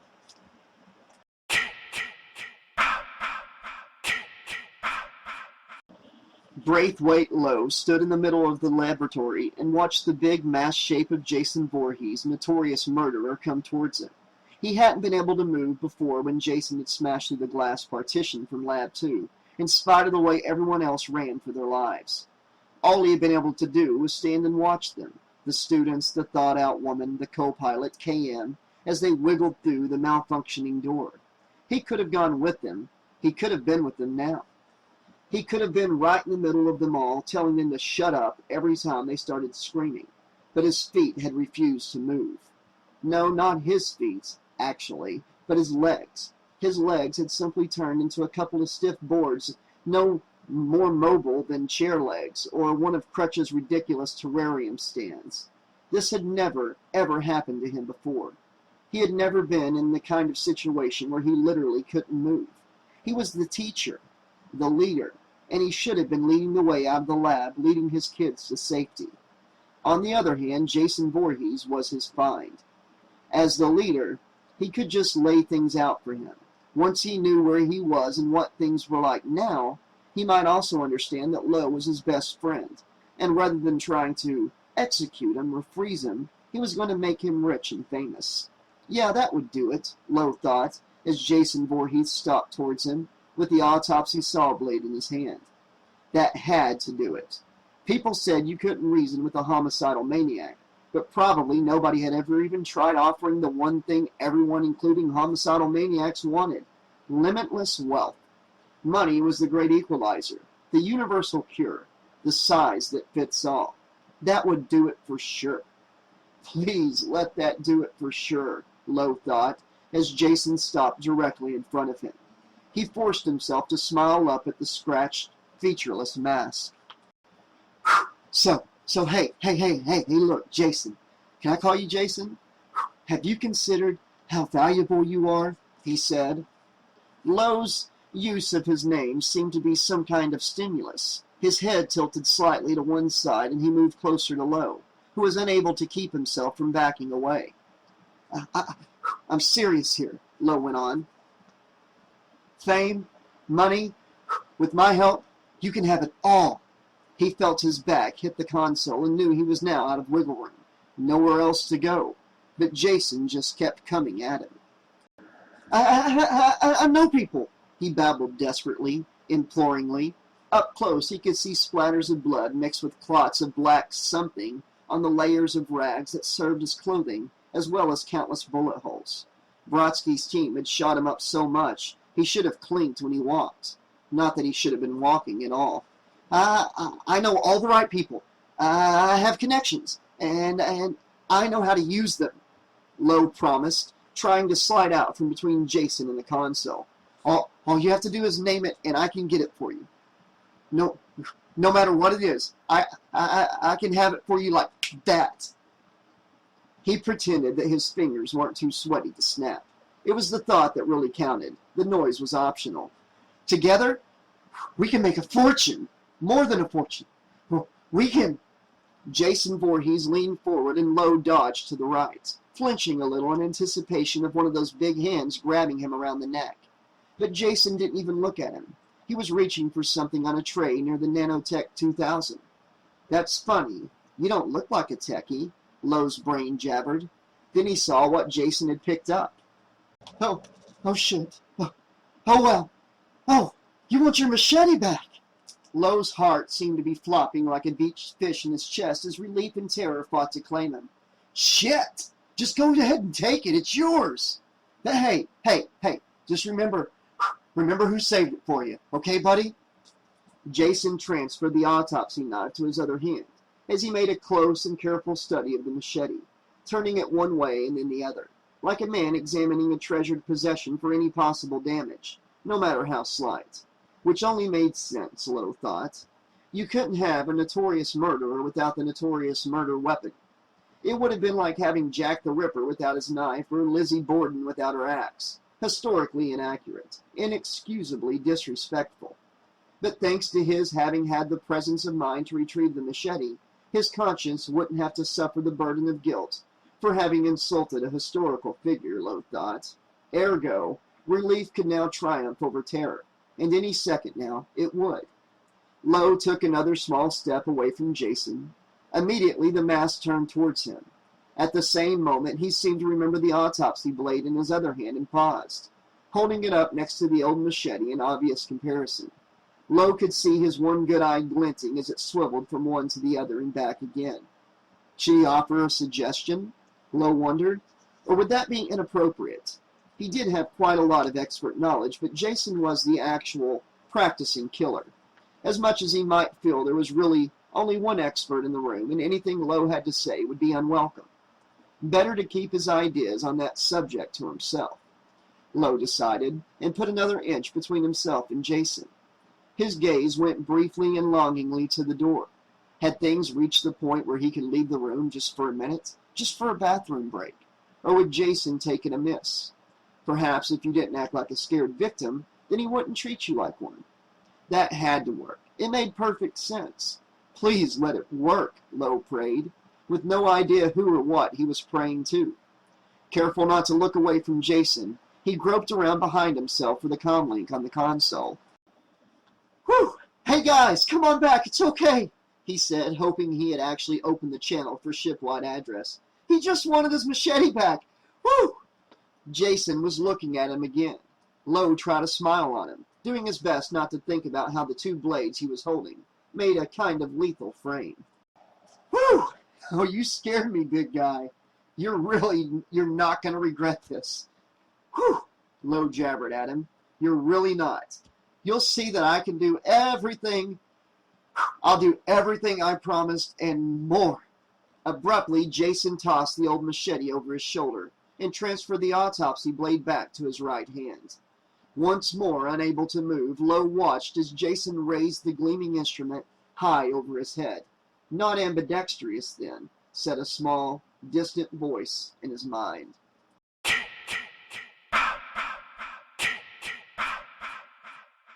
Chapter 15. Rowan felt the long, agonized wail that echoed through the ship run right through her body. Her gaze met Cineron's again. The only color in his desolate face came from the green-tinged emergency lighting, and she thought for sure that he was going to pitch forward in a dead faint. KM moved closer to him as if sensing the same thing. She probably had, Rowan thought. There was probably a lot more to her than a fancy artificial intelligence. Cineron had probably built in all sorts of sensors and detectors, and Christ knew what else, so she could take care of humans under any circumstances. This was what they had in the 24th century, instead of the Swiss Army knife. Bottle opener, corkscrew, nail file, brain surgeon, rocket scientist, bodyguard, even a fourth for bridge if necessary. If, say, a homicidal maniac with a machete broke up the game. What do we do now? Asked Janessa quietly. She looked as green as Cineron. They all did. Anyone have any ideas? Well, Kinsey got up from the railing she had been half sitting on and gave them all a pained, apologetic smile that was closer to a grimace. I think I'll just go to my room now. Stone is going to meet me there. Janessa put both arms around the girl and pushed her head down on her shoulder, pressing her own cheek against Kinsa's to keep her there. It was an awkward position since Kinsa was actually a couple of inches taller than she was, but Kensa didn't protest or try to pull away.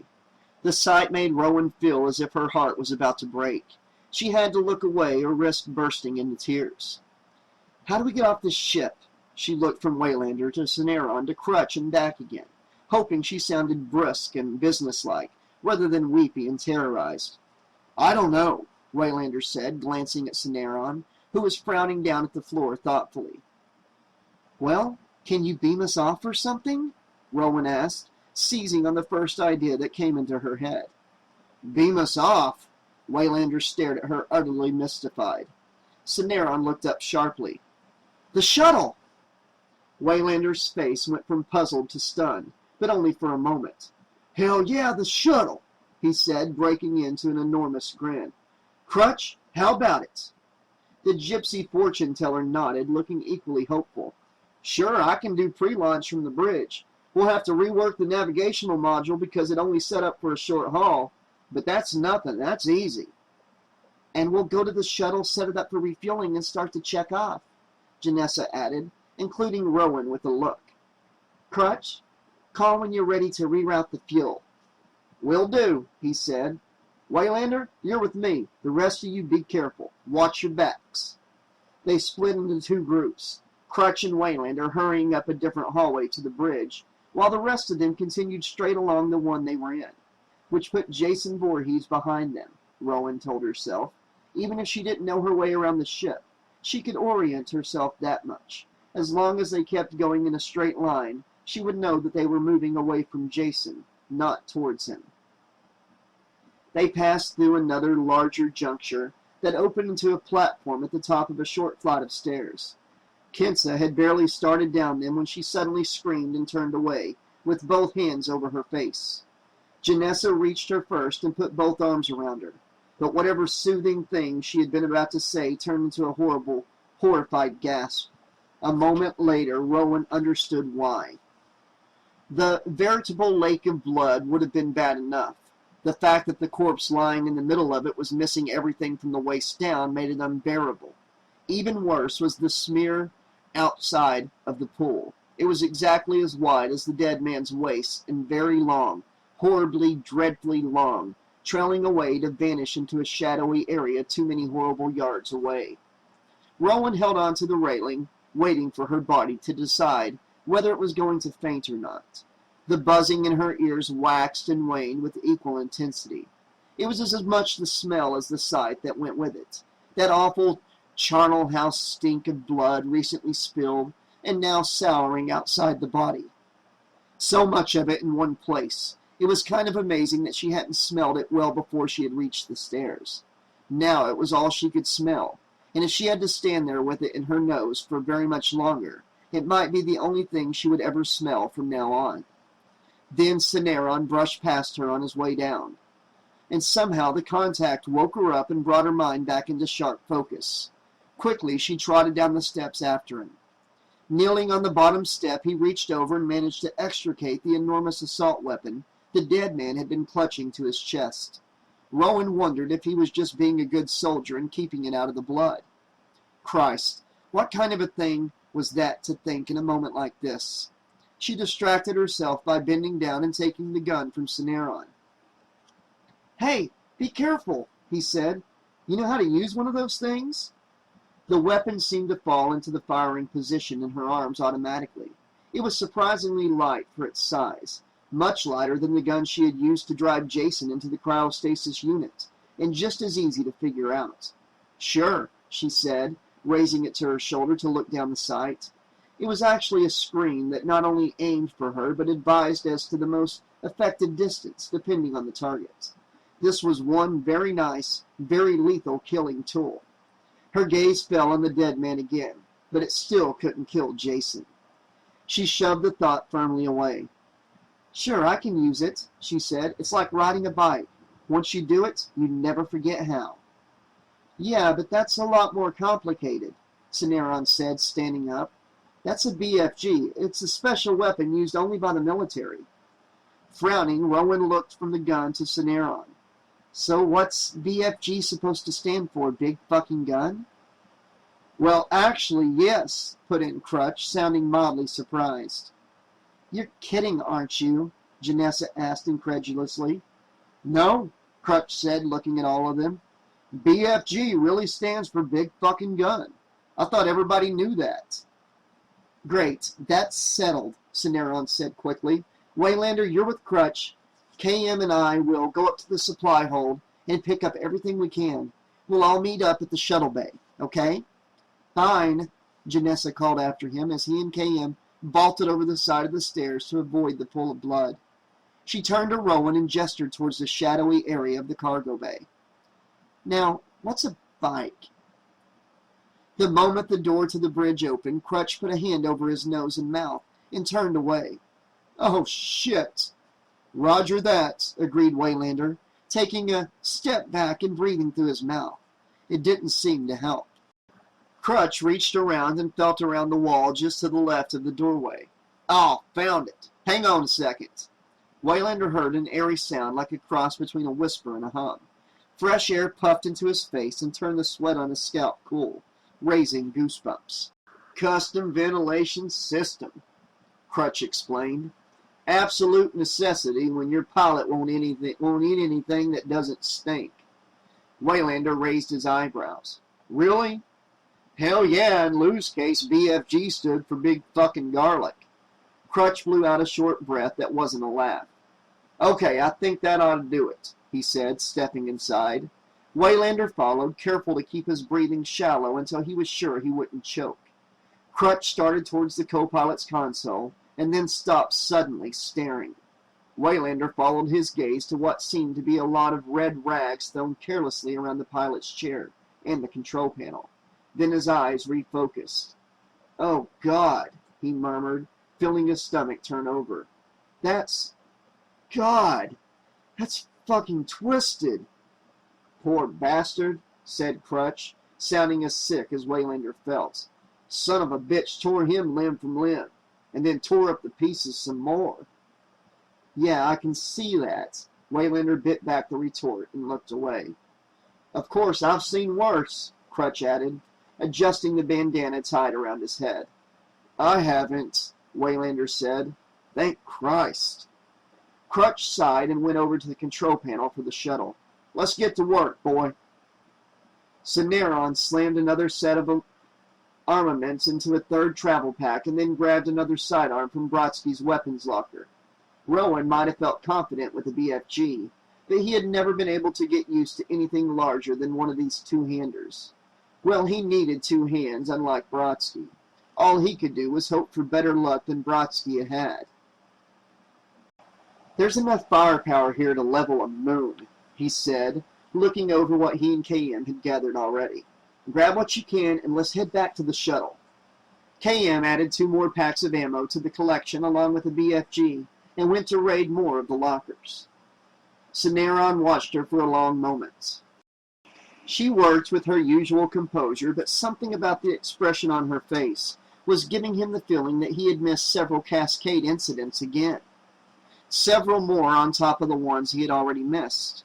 He remembered how he had planned to run a thorough diagnostic at the earliest opportunity. So much for that idea. So what do you think, KM? He blurted as she turned around with her arms full of hardware. She looked at him questioningly. You think we're going to make it? Our statistical probability of survival is 13%, she told him. 13%? Cineron pounded his fist on the counter, where they had piled the supplies they were taking with them. Bullshit! That's bullshit, KM! Can't you do any better than that? KM drew herself up slightly. Her expression almost hurt now. I did not choose those odds. Preparing the shuttle for launch may be a relatively simple process, but getting there alive, she shook her head, is a problem. God! Cineron massaged his forehead with one hand. Is there any way we can improve those odds? The anxious expression on KM's face was suddenly replaced by something completely new. A look that Cineron had never really seen before and wasn't sure how to read. There was something of recklessness and hope, and a light in her eyes that he would have called feverish if she'd been human. And then all of a sudden he realized that her expression was actually a mirror of his own, and he understood perfectly. He reached for her, but she was already in his arms. While Cineron was not the most experienced man on Earth, too, or even on the Grendel, he had been fortunate enough to be on the receiving end of some classic kisses, including a couple that had been about as close to perfect as anything ever could be. But kissing KM took him to a whole new level. In terms of the strictly tactile, she felt no different than any human woman, but the similarity began and ended there.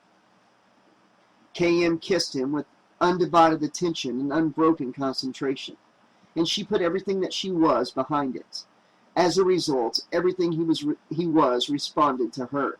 Arousal ran through his entire body like internal lightning. Finally, they break apart, but only because he needed to come out for air. KM gazed into his eyes, looking even more feverish.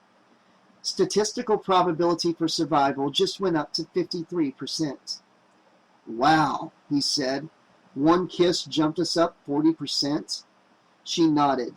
The huge smile spreading across his face felt like his own personal sunrise. Want to go for 100? She did.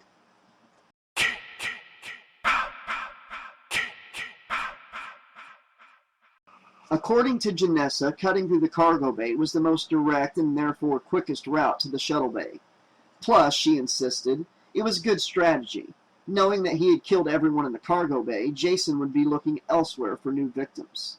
Rowan had to admit it was a pretty good thinking, especially by a college student who dressed like a sci-fi geek's wet dream and didn't know what a bike was. No, that was wrong. Rowan scolded herself silently as she moved through the shadows with the BFG up and ready. She was being catty and unfair to Janessa. It was good thinking for anybody, but particularly for someone who was also looking after a hysterical classmate and doing a damn good job of it. Janessa didn't deserve her scorn any more than she deserved to suffer a violent, bloody death at the hands of Jason Voorhees. She was just a kid. They were all just kids, all of them who were left, except the gypsy-looking co-pilot Crutch, Rowan thought. Although if she went strictly by age, her literal chronological age put her close to 500. Then even Crutch was a kid in comparison. They were all kids, and she was the eminence grace, the gray-haired elder, who also happened to be the only one with first-hand experience in dealing with Jason. "We're doomed," said a tiny voice in her mind. She squelched it immediately, as hard as she could. Impatient with herself, she paused and looked back at Janessa, who was following closely behind with her arm around Kent's trembling shoulders. "Keep going straight," Janessa whispered. "T-junction coming up," Rowan whispered back. Janessa made a baffled face. "A what?" "There's a path leading off to the left up ahead," Rowan said patiently. "Do we turn or keep going straight?" "Go straight," Janessa told her. "We're over halfway there." Rowan nodded. She paused to wipe her sweaty hands on her pants, first one and then the other, earning a soft but audible tisking noise from Janessa. Her clothes, Rowan remembered and smiled inwardly. If she had been Janessa, she probably wouldn't have been too happy to see someone treating her pants that way either. "I promise I'll either pay to have them cleaned or I'll replace them," she promised the other woman silently as she took a firmer grip on the VFG and kept moving. Just before she reached the T-junction, she stopped again and held up a hand to tell the two women behind her to do the same. All the soldiers had been killed in there, Rowan thought bleakly. While she thought that 3 of them, with no combat training whatsoever, had any chances of getting through alive, was probably a sign of incipient madness. Bracing herself, she stepped forward and aimed the VFG down the intersecting pathway. 2 long, bloody poles were protruding through a closed door. The blood was still fresh enough that it was dripping off the pointed ends. Rowan jumped, letting out a little gasp at the sight. Immediately, the other 2 women were at her side, before she could warn them off. Kensa let out a shaky cry and put her hand over her mouth, refusing to let Janessa turn her away. From somewhere farther down the pathway came a noise like something being dragged on the floor. All 3 women jumped, and Kensa let out another cry. "Oh my God, it's him, isn't it?" she said, tears running down her face. He's come back. He's in here with us. He's gonna keep..." Rowan slung the VFG by the shoulder strap and clapped her hand over Kensa's mouth. "Shut up." Kinsa whimpered, an unintelligible protest. I mean it, she whispered fiercely, so close to Kinsa's ear that her lips brushed against it. You make another sound and I swear I'll snap your neck myself. Kinsa froze, not even breathing now, as she stared at Rowan with wide, frightened eyes. You sure are good with people, Janessa said artfully. I'm trying to listen, Rowan said, deliberately unapologetic. She let go of the terrified Kinsa and raised the BFG again, shining the flashlight down past the bloody spikes. The noise came again, and Rowan thought she saw movement just outside the circle of light. All at once, the entire overhead lighting system for the cargo bay flickered on for a fraction of a second, before going dark again, just long enough to give Rowan the impression of someone face down on the floor and stirring ever so slightly. My God, she breathed, trying to shine her flashlight beam on the same area. I think there's someone alive over there. I didn't see anything, Janessa said. Rowan looked at her and saw that she wasn't just being contrary. Okay, you two go on ahead. I'll catch up. Janessa caught her arm as she started to move cautiously down the pathway towards the bloody poles. I'll be all right, Rowan said, doing her best not to sound impatient. The two of you just go. Kinsa was already on her way, but Janessa hesitated. All right, she said dubiously, but just... She made a pained face at Rowan. Don't ruin my pants, okay?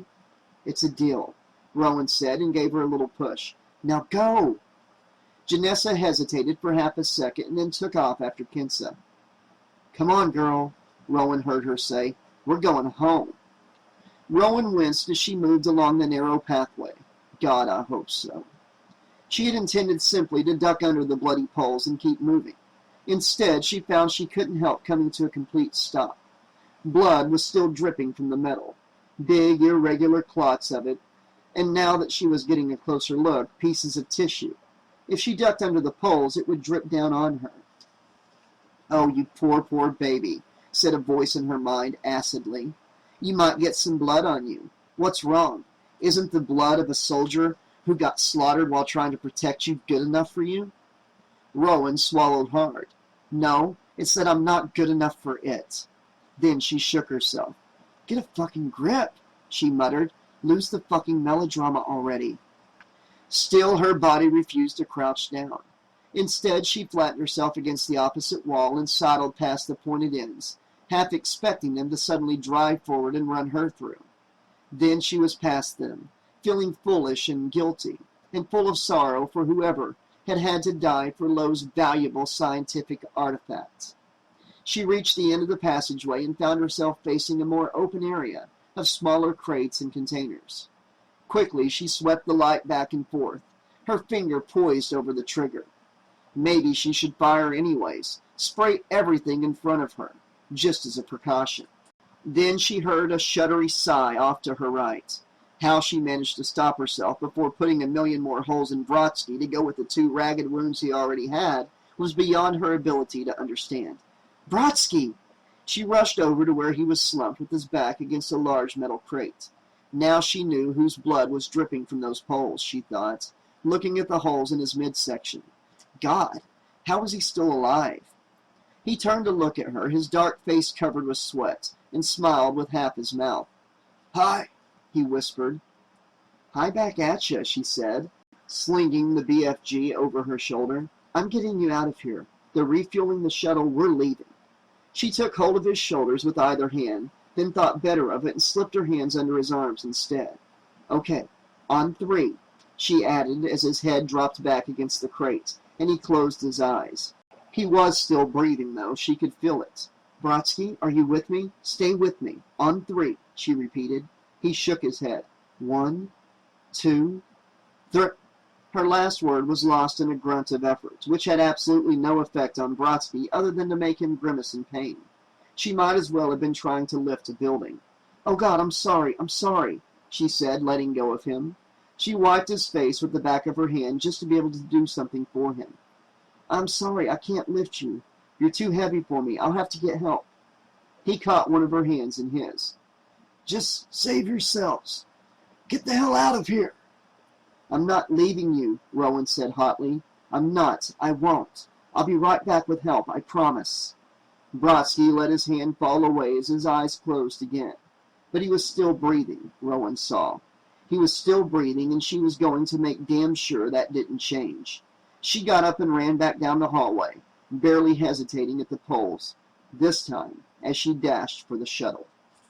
It's okay, he just wanted his machete back! Whew! Chapter 16.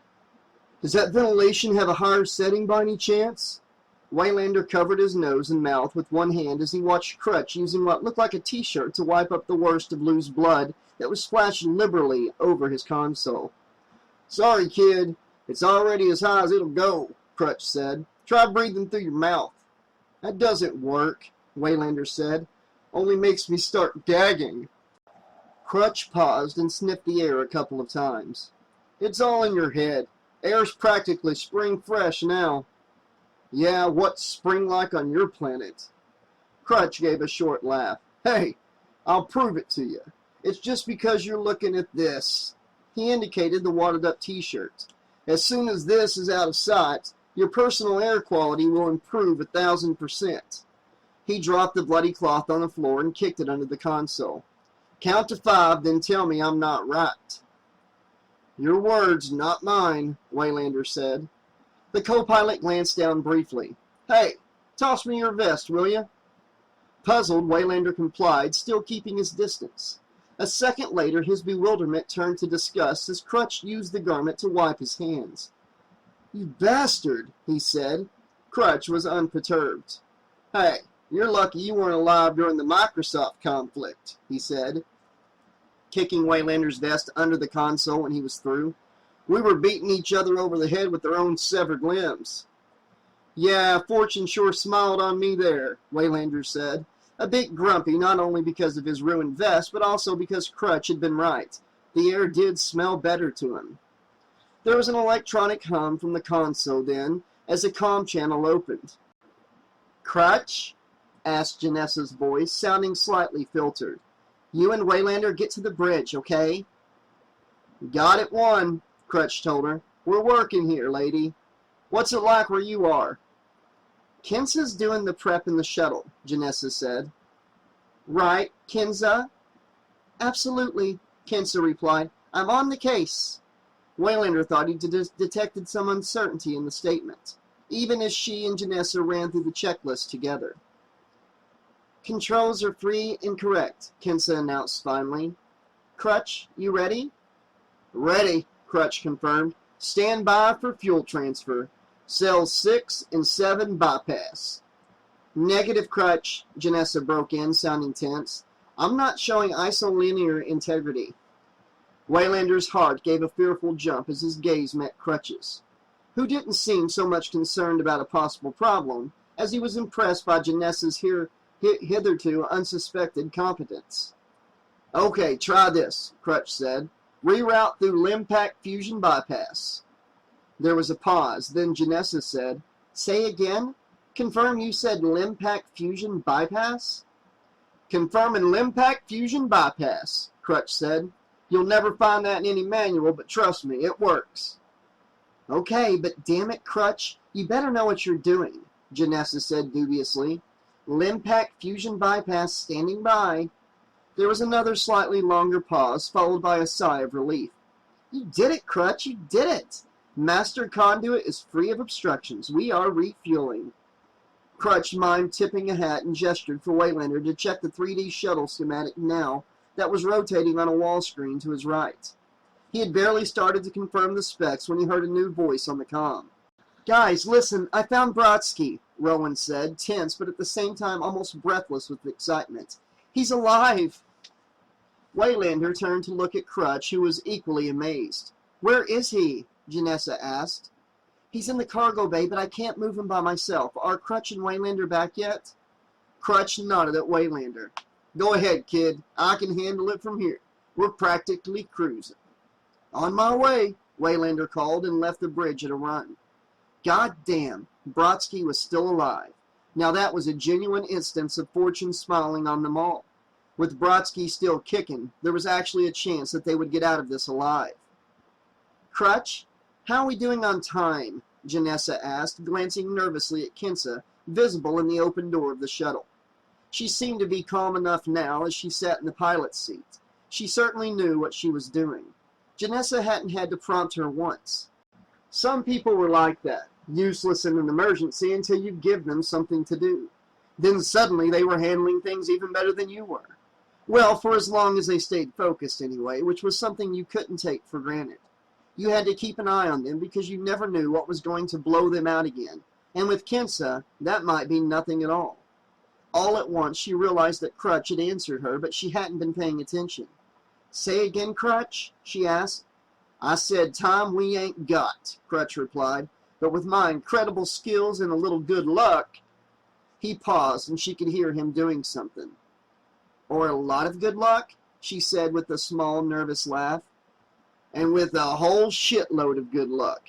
Another pause as something clicked and beeped in the background. "We will be out of here. That's it. Shuttle is fueled and ready. All we have to do is disconnect the fuel lines." Crutch let himself fall heavily against the back of his chair and rubbed his eyes with thumb and forefinger. Jesus, that part had almost been painless. For a change, when he opened his eyes again, his gaze fell on the pilot's chair and the gory pieces that were all that remained of Lou. Oh yeah, almost painless. Sure, almost painless. Christ, the view from the co-pilot seat was even worse than what had greeted him when he'd first walked in.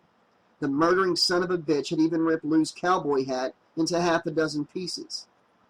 "Lou, you poor fucking bastard, you," Crutch murmured, surprised to find himself suddenly on the verge of tears. "What a way to go, man. I hope you died fast." He took a steadying breath and felt the urge to weep decrease dramatically. Just shock, he told himself. It was all just shock. This was a kick in the head, even for a veteran of the Microsoft conflict. That had been every bit as rough as he always told everyone. He hadn't been exaggerating to Waylander about close combat with severed limbs. But when it was all over, everybody had come out of it with a raise in pay and increased benefits, and profit sharing. Plus, they'd gotten all their parts back at no extra charge. Unlike poor old Lou, even if they could find all his parts, the only thing anyone could do with them was extract DNA. Damn, he was really going to miss that guy, Crutch thought. Something bumped against the back of his chair and then nudged his left arm. Thinking it was Waylander, he turned to ask him why in the hell he wasn't helping. What's-her-name with Brodsky, and then froze. The pale, terrified features of Professor Lowe materialized practically in the crook of his elbow. Crutch's heart gave a hopeful leap. God damn it, Lowe was alive too, he thought. Somehow the professor had managed to survive just like Brodsky had in... But then he noticed both the wet red gash where Lowe's neck ended and the bloody gloved hand clutching Lowe's hair. Automatically, he slammed his fist down on the console to open the ship-wide channel. "Oh shit! I've got company up here, people!" It was the last coherent thing he ever said. "I've got company up here, people!" Crouching next to the now empty spot in the cargo bay where she had last seen Brodsky, Rowan cut off in the middle of telling Waylander that yes, she was 100% certain this was where she had found him. Crutch's announcement was immediately followed by a long scream and the sickening sound of flesh and bone hitting metal. "Oh my God," she whispered, or thought she whispered. She couldn't actually hear herself over the man bellowing in pain as Jason killed him. But Waylander was already hauling her to her feet and pushing her back towards the shuttle bay. Janessa screamed Crutch's name into the comm several times, even as the rational, orderly part of her mind, operating on the assumption that it was in charge, was telling her it was pointless. She knew that and went on screaming anyhow, unable to stop. At some point, she changed from screaming Crutch's name to ordering Rowan and Waylander to hurry up and get their asses back to the shuttle bay. But that didn't help either. Crutch was still bellowing and wailing, and those smashing noises went on, occasionally mixing with the sound of electronic equipment blowing out or shorting out so badly that the lights in the shuttle bay were starting to flicker a little.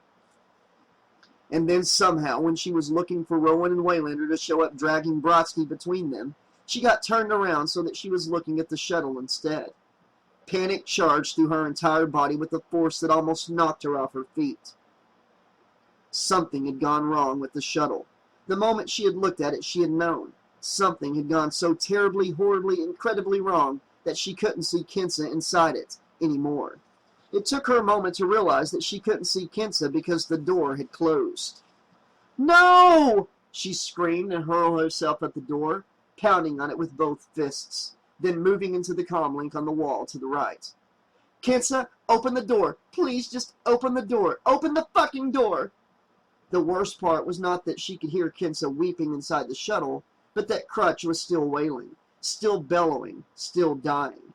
And she could hear that not only on the shuttle bay console, but on the speaker inside the shuttle as well. And no matter how loud she screamed for Kinsa to open the door and let her in, she couldn't drown it out. "What's going on?" Strong hands grabbed her from behind and turned her around. "Why aren't you on board?" She blinked up at Waylander through her tears. "Because Kinsa won't open the door, that's why," she sobbed. "Offhand, I'd say she's having what they used to call a total freak-out." She turned her head towards the comm. "And this is really a very bad time for it." Rowan slipped in front of her and, making a shushing motion at her, put her mouth close to the speaker. "Kinsa, honey, can you hear me?" she asked gently. "I need you to open the door. Can you do that, Kinsa? Can you open the door? It's really, really important." Janessa was vaguely aware that she was clutching Waylander's arms tightly enough to leave bruises. Crutch had stopped screaming, she realized. All she could hear was Kinsa weeping, weeping, weeping, and her own heart pounding in her ears. Finally, the comm speaker crackled.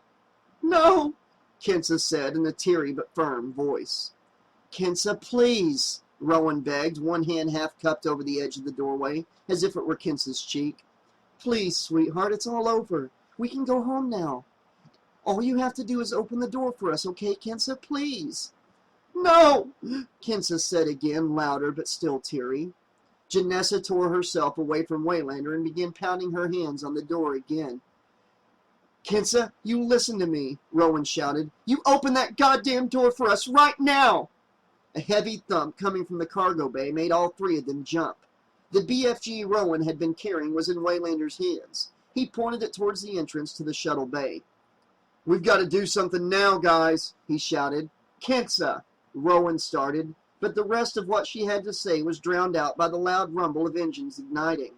"No!" Janessa yelled as the shuttle bay vibrated around them. "No, Kinsa, don't! The fuel lines are still attached!" Kinsa heard every word they said on the shuttle's comlink. She heard every word they said and every moment of Crutch's death, and now she had heard enough. She had hit her limit and didn't want to hear any more.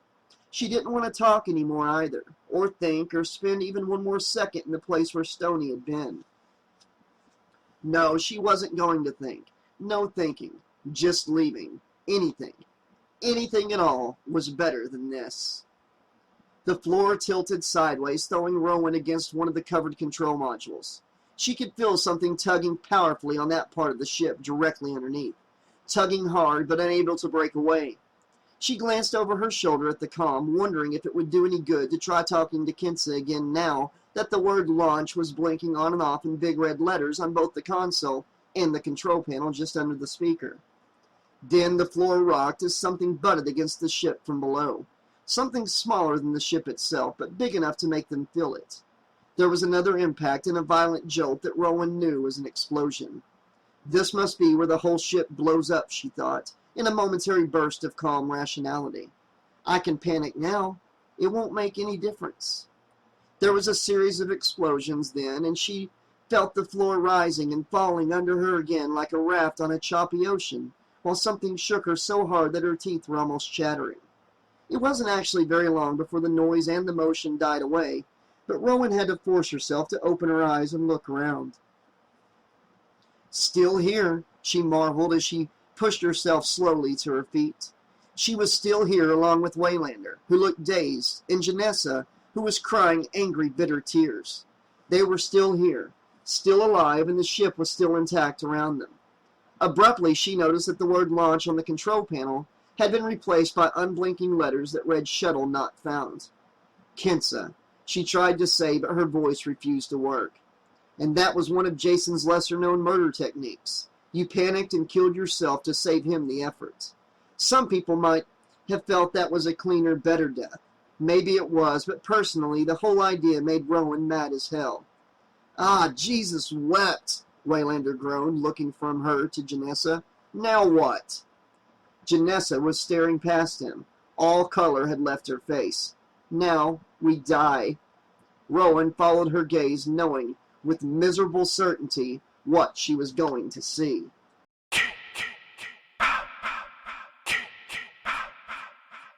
Bullshit! Hollered Waylander. He motioned for Rowan and Janessa to get behind him, raised the BFG, and fired. There was a hollow click that reminded Rowan of a camera shutter. Okay, new plan, Janessa said shakily. You two hold him, and I'll run. God damn it, it just wasn't fair, Rowan thought as Jason backed them towards the useless shuttle door. She had contained and survived him, and now she had to be murdered by him anyway. God damn it! Terror, regret, and rage swirled around inside of her. Pressure began to build, and she felt an overwhelming urge to scream and scream and scream until she had nothing to scream with anymore. She felt the wall against her back. Jason continued to advance on them. Apparently Lowe had been wrong. Jason had not wanted his machete back after all, preferring to use the shiny new blade he had picked up somewhere on the Grendel, probably from one of the laboratories. Decided to stick with the hockey mask, though, Rowan thought giddily. New weapon, but the old familiar face. Oh, Jesus, this was it. Hey, Slappy! They all jumped, and Jason whirled, raising his weapon. Cineron was standing at the entrance to the shuttle bay with a big grin on his face. Rowan stared at him, her mind utterly blank. I got a little something for you, Cineron added, and turned towards the corridor on his right. The woman who appeared there made no sense at all to Rowan. She was a total stranger, with wild eyes and a broad, dangerous smile on her beautiful, perfect face. She was outfitted in a shiny black suit that might have been painted onto her firm, perfect body, accommodating not only her well-formed muscles, but also enough weapons to stock a small armory. Rowan could practically feel energy coming off of her in waves, so strong that there should have been sparks. Wow, breathed Waylander. I'll drink to that, Rowan thought. She glanced at Jason and was amazed to see him stagger slightly and lower his blade slightly. The balance of power had definitely changed, and so had their odds of survival, both for the better, she hoped. But who was she? A grunt that had been in cryostasis, maybe? Someone Brodsky had been keeping in reserve, like a secret weapon in case of an emergency? No, that was entirely too much to hope for, wasn't it? Rowan blinked. Her vision seemed to give a little jump, and she saw that the amped-up warrior woman standing as a challenge to Jason was KM. She turned to Cineron, intending to ask him what had happened, and stopped. He had the same wild eyes, the same dangerous smile, but his wardrobe left a lot to be desired. He wasn't actually wearing anything different, but he looked a lot more rumpled, as if he had taken everything off and left it all in a heap to wrinkle before putting it back on again. Belatedly, she noticed a faint red smudge on his cheek, and a mark on the side of his neck that could only be a hickey. Cineron and KM? Rowan looked from one to the other, feeling dazed. In the supply hold? Rowan's mind was racing. It made sense, sex and survival, sex and violence, but good God, was everyone on the ship getting laid except her? I gave her an upgrade, Cineron said proudly. The danger in KM's smile deepened as she stepped forward and produced a BFG bigger and more elaborate than anything the soldiers had carried. Afraid I'm gonna have to hurt you now, she told Jason in a low, lethal purr. Rowan almost missed Jason's reaction entirely. It came in one smooth motion, so swift that it was almost over by the time she understood what was happening. The realization hit her at roughly the same moment the machete hit KM's torso, just below the ribcage. KM looked startled, tried to take a step forward, and pivoted on one foot to the right before dropping heavily to her knees. Her head tilted to one side in an almost quizzical manner, and she seemed about to say something, perhaps even cry out in protest. But no sound came. Her eyes went dead as her head dropped forward with a stiff, mechanical, and very final movement. Her dangerous smile was gone, leaving behind nothing more than an expressionless mannequin's face, or a hockey mask.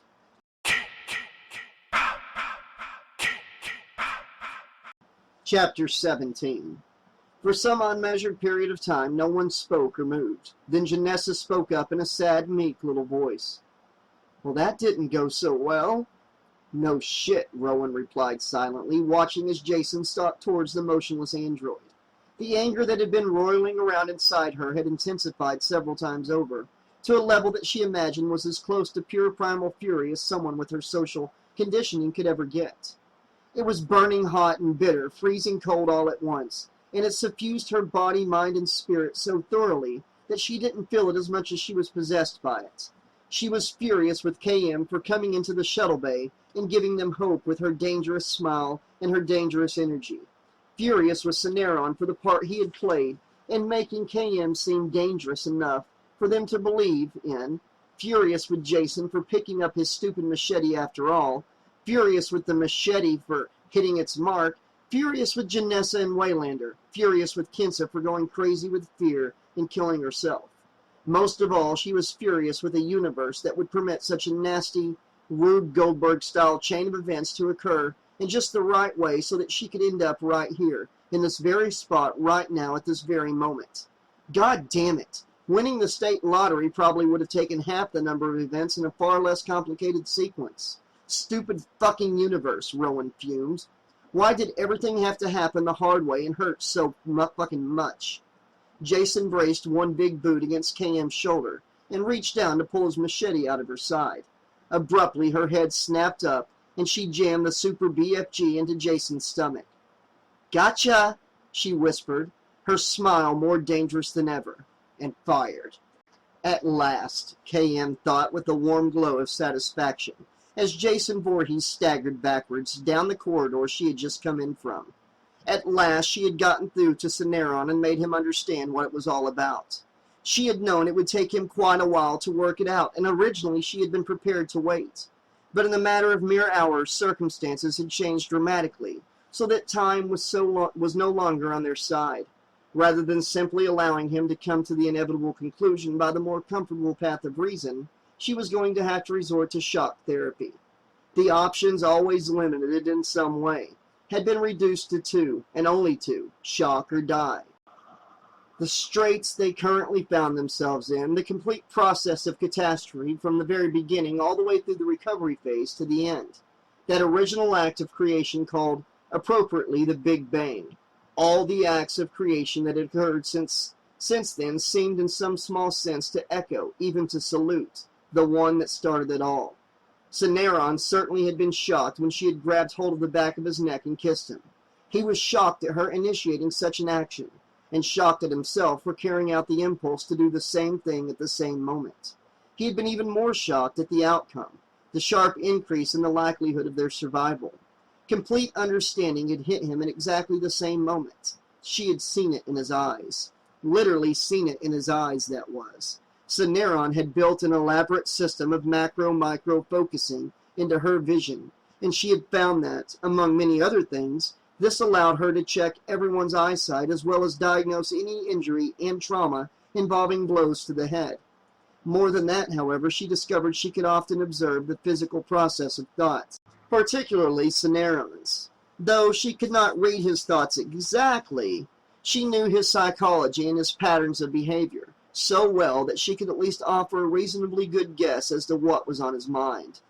But then shock or die had half blossomed, half exploded in her just as one catastrophe sequence was about to end, and kicked off a new one. This was something that had never happened before. She had experienced catastrophes occurring in a rapid sequence where a new one would begin immediately after the previous one had finished, but they had always been discrete, as separate as pebbles. The causes might have been related, but the catastrophe themselves had never been nested. One had never actually contained another. The moment it had happened was like a bright, wonderful star in her awareness. Suddenly and without warning, she understood infinity. It was not mathematical infinity that she understood. That concept had always been part of her database.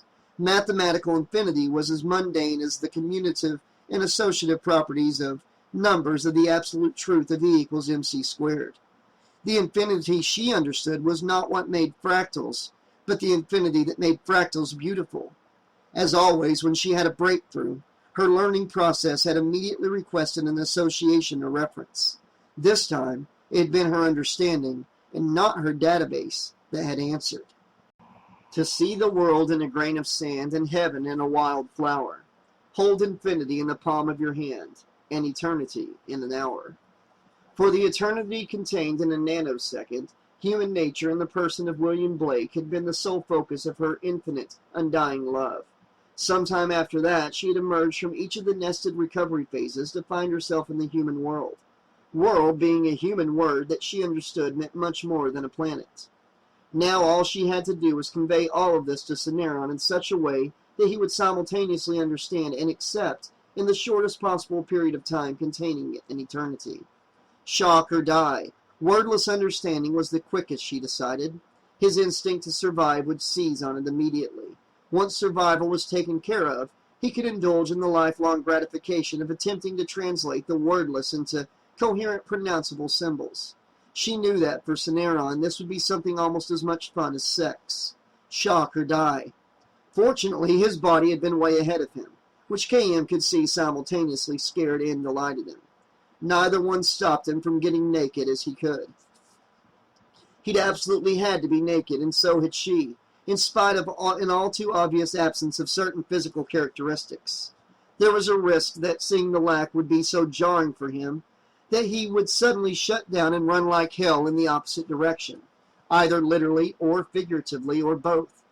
But shock or die meant she had to take that risk along with any others and hope for the triumph of momentum over inconveniently timed higher brain function. Shock or die. As they had rolled around on the floor of the supply hold together, she had watched him falling in love with her and then sinking into lust. She had seen him forget who she was as he urged himself more deeply into pure physical sensation, then recognize her by a private name secret even from her.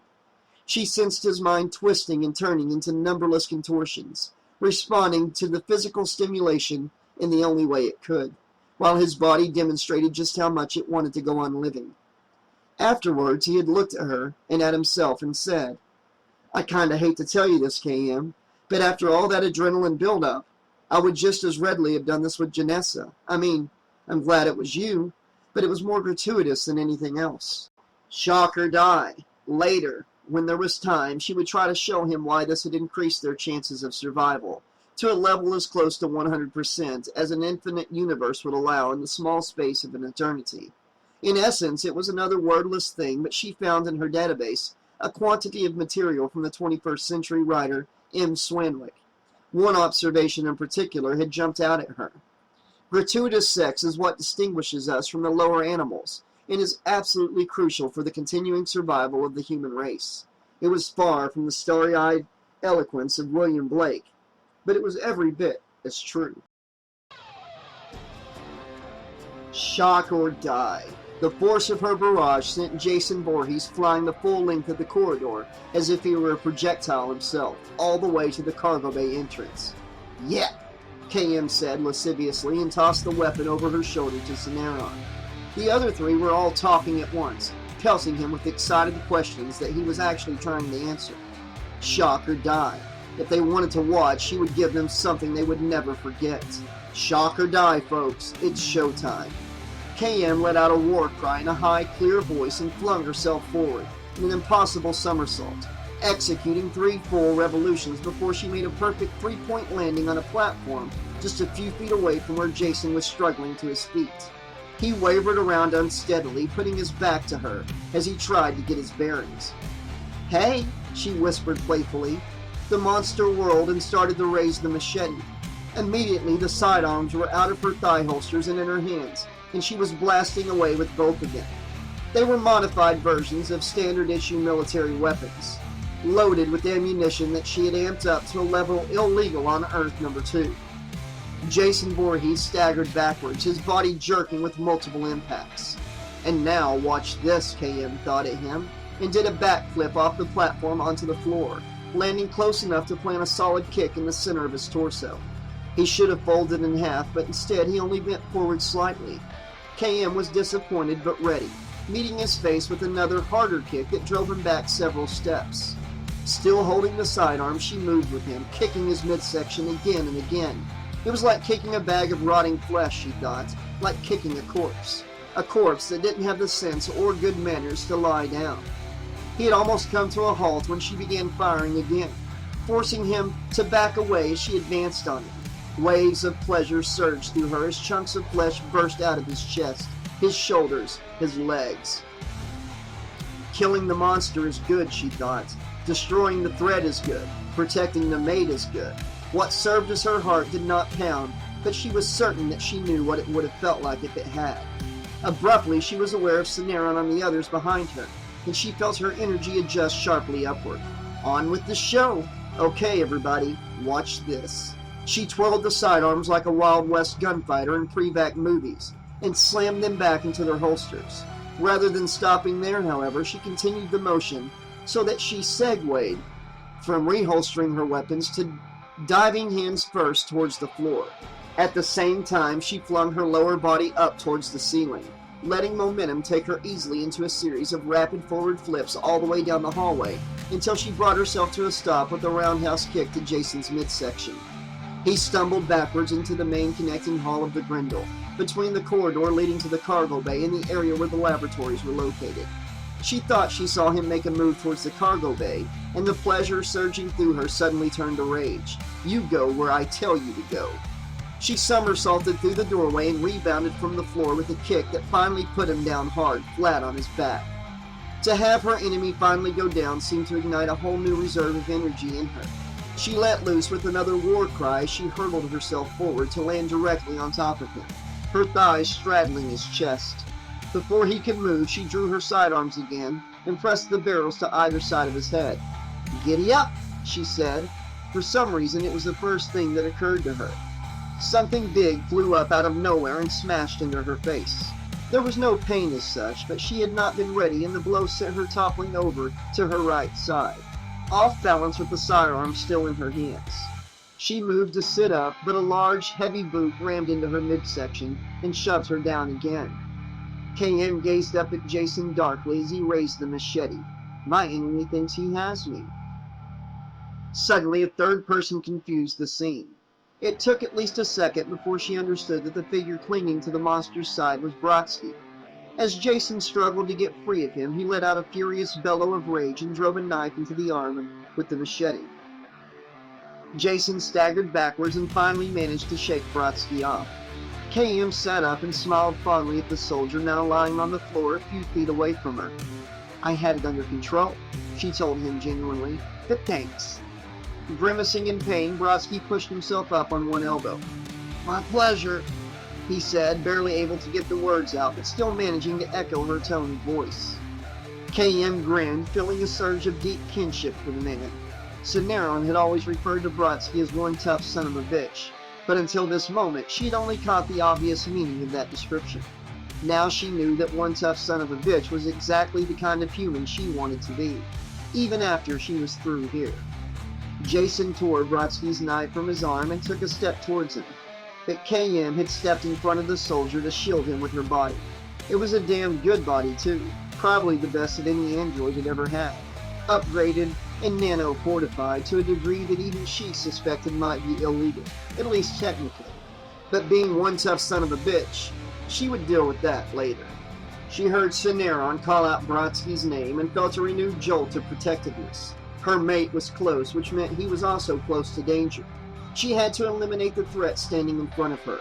He was riddled with holes and oozing rotten black liquid instead of blood, and whatever he had inside of him that made him persist in spite of all his injuries was not anything like life, but he was still standing, still dangerous, and she had to get rid of him. At the same time, she was seized with the overwhelming need to show off. Why not? Protect the mate, yes. Survive, yes, but with style. Jason stood watching her with his head tilted to one side. The hockey mask was as expressionless as ever. But suddenly it made him seem more human, not less. She could have sworn she could pick up a mix of expiration and impatience in his posture. Inspiration bloomed like 100 flowers in her matrix as she aimed the sidearms and fired into the wall around him. The armor-piercing ordnance punched through the metal with no trouble. KM sensed more than just confusion as he tried to look at the rough oval perforating the wall around him, without looking away from her. There was something frantic in his movements. Not just frantic, but uncertain. KM realized that she had just successfully pulled off one of the rarest accomplishments of the last 500 years. She had surprised the monster, and all just because she had given in to the temptation to show off. A mix of unabashed glee and satisfaction glowed inside of her. Unbidden, the memory of a word she had heard Azrael explain to Dallas came to her. Cavell. Abruptly, Jason turned his attention from the outline of holes around him back to her. Evidently, his evil killer pea brain didn't waste a whole lot of time contemplating what it couldn't understand, and went back to what it knew best. He started to raise the machete again. "You just never change, do you?" KM said, and shot off his arm. It dropped to the floor next to him with the small clang from the machete still clutched tightly in the gloved hand. He looked from it to the ragged stump of his arm and then back up at her. She had surprised the monster again, even more than last time. "That's for Azrael," she added, just on the spur of the moment before she sprang at him to deliver a powerful kick to the chest. Just as she had hoped, the perforations in the wall compromised too little contiguous metal to hold him. Jason's body hit squarely within the outline and it gave way, popping out like a cardboard cutout, and letting him fall backwards into the room on the other side. Ignoring the small burst of sparks from torn power connections, KM stepped through the hole after him. He was getting back up on his feet again, she marveled, as she reholstered her sidearms. What did he think he was going to do now? Dangerous as hell and dumb as a box of rocks. Who knew? Some never learn unless it's the hard way. She gave a vigorous shrug, and the weapon that had been slung behind her back was in her hands. Others just never learn. She allowed herself a moment to chuckle before she fired. This was her favorite weapon. This was the one she had been most eager to use. Possibly the only one she had actually needed, and certainly the most dramatic, in terms of results. But really, that just made it far more suitable for the grand finale. The projectile exploded on impact with a glorious burst of light and bone-rattling noise. When the smoke cleared, he was still standing, but only on his right leg. His left was gone. KM awaited as the second dragged by, and he still didn't go down. Incredible. What was it with him? "You don't really think you have a leg to stand on, do you?" she said disdainfully. Then he fell, almost as if he had needed the cue from her. He toppled over backwards onto something that collapsed under him with a crash of shattered glass and electronics, and several small explosions strong enough to send sparks sailing across the room to bounce and die out at her feet, while the floor shuddered. "This is Lab 1, she realized belatedly. "I kicked his ass all the way through the Grendel to Lab 1. There was something very appropriate about the fight for survival coming to an end here," she thought. Although heads were going to roll when New Harvard got the bill for the damage. Jason twitched and started to sit up. "Hell with it. I'll tell him you said you'd cover it." She smiled and put a missile into the area where she estimated the gallbladder was located in a human. A river of thick black fluid poured out of the gaping hole and began spreading out on the floor. Probably safe to assume that wasn't genuine gall, she thought. But close enough for government work, she added aloud, pleased with herself. And still he struggled to sit up again. KM sighed noisily, laughing a little. "Are you really that stubborn?" she said, "or is it actually just a complete lack of imagination on your part?" As usual, he gave no sign that he had either heard or understood her. He only sat at the foot of the wrecked Nanotech 2000, black ooze dripping from the stump on his missing arm, splintered bone protruding through the torn, rotting flesh where his left leg had been. He was so riddled with holes that he should have had even less substance to him than the area of the wall she had shot out and kicked him through. There could not possibly be anything left to shoot, nothing that she could fire a missile at and actually hit. All at once, inspiration bloomed again, making her smile. There was one thing. She could tell that he was watching her as she took careful aim. Did he have any idea? Could he conceive, even in the dimmest way, of what was going to happen next? Guess we'll never know, she thought, and fired. Even then, he remained sitting upright for a full second. Only now, she knew with absolute certainty that he was no longer looking at her. As evil and dangerous and stupid as Jason might have been, Even he couldn't continue to look at her, or anything else, with most of his head gone. The missile had punched away everything except for a vaguely crescent-shaped sliver of mass that ran from just under the left eye hole down to the center of his chin. KM pursed her lips and blew out a small puff of air that wouldn't have extinguished a candle. Jason's body fell backwards against the slanted ruined N2000 with a wet and very final-sounding thump. "Yeah," she said, and slung the missile launcher. She started to check on Brodsky and then paused, looking at the mess in the laboratory. There was something missing here, some kind of finishing touch. Her gaze fell on the arm she had shot off and the machete still in its hand. Immediately, she planted one foot on the wrist and bent down to rip the weapon out of the dead fingers. What the hell? It was his, after all. She flipped the machete into the proper position and let it fly. It was a lousy throwing weapon, but fortunately, that was no problem for her newly upgraded motor skills. The blade landed right in the center of his belly and stuck there. Shock or die? No problem. I'll shock and you die. She dusted her hands off and rolled her shoulders as Cineron and the others came to look at her, unqualified victory. "KM," Janessa breathed, touching her arm with tentative fingers. "KM, you did it!" Cineron materialized on her other side. "KM," he said, this. "Who's your mama?" She grabbed his head with both hands and gave him a lusty, warrior woman victory kiss. Now her work here was done.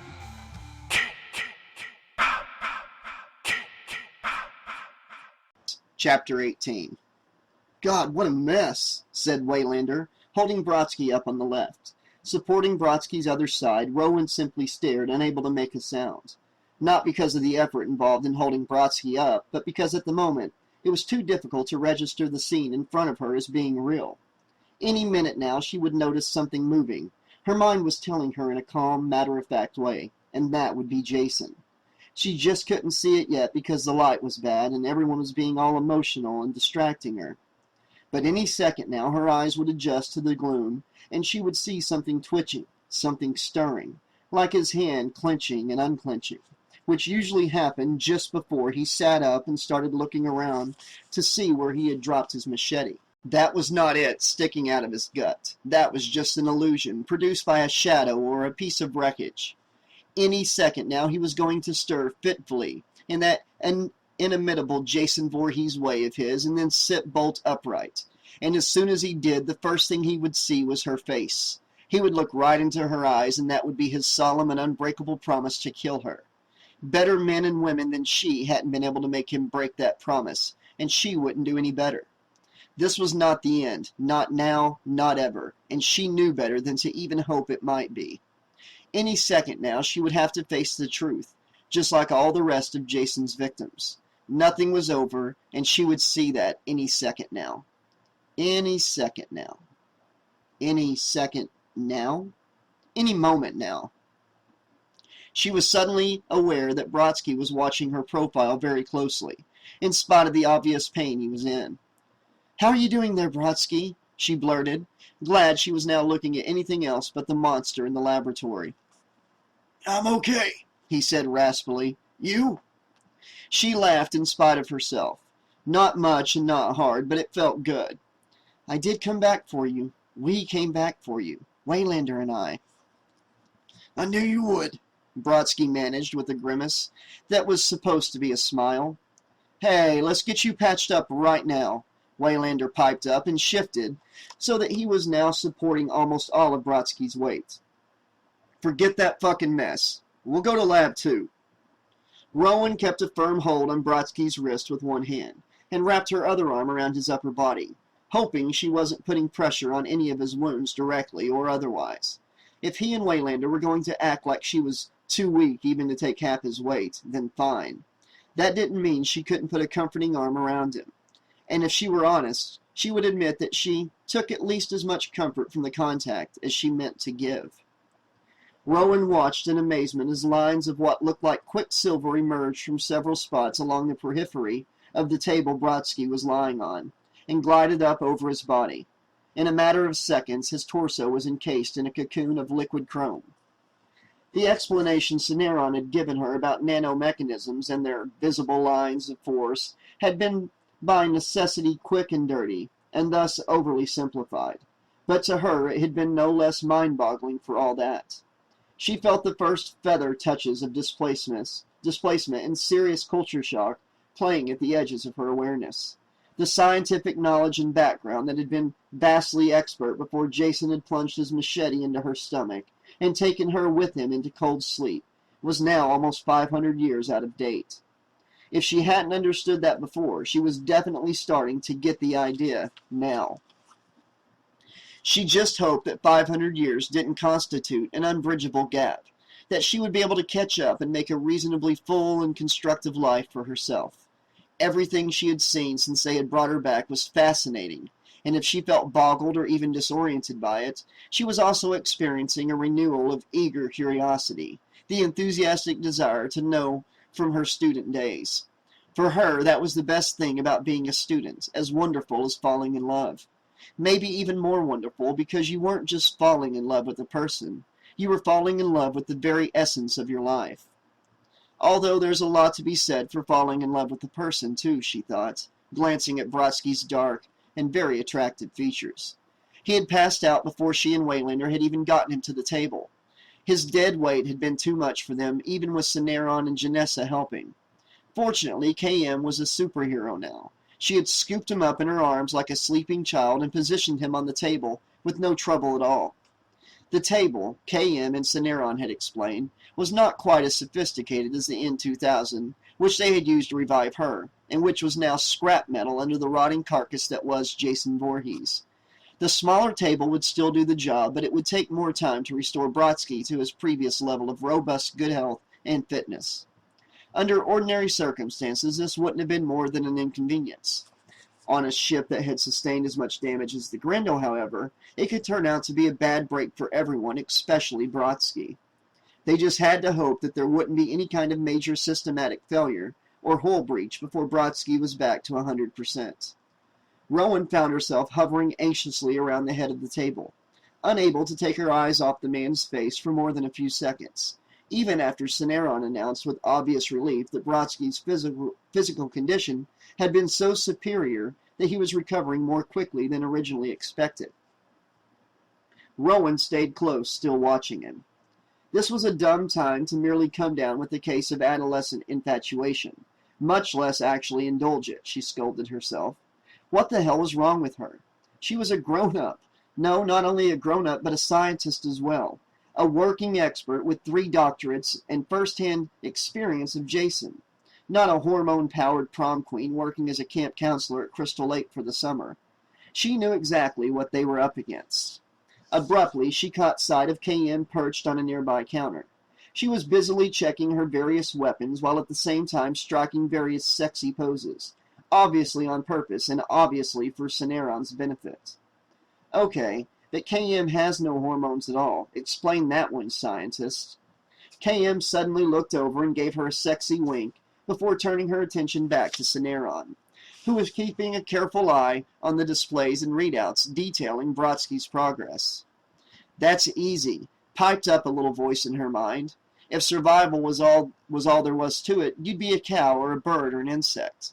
But it's survival in order to enjoy all the things that make life worth living in the first place. It's not just good to be, it's good to be somebody in particular. It's good to be somewhere in particular, and it's good to be with somebody else in particular. Rowan felt her lips stretch in a small secret smile. When this was all over, she would ask Brodsky for a date or whatever people did these days. If that kind of intention actually increased the likelihood of her survival, she wasn't inclined to criticize it as trivial or irrelevant. Her gaze fell on Janessa then, slumped in a chair.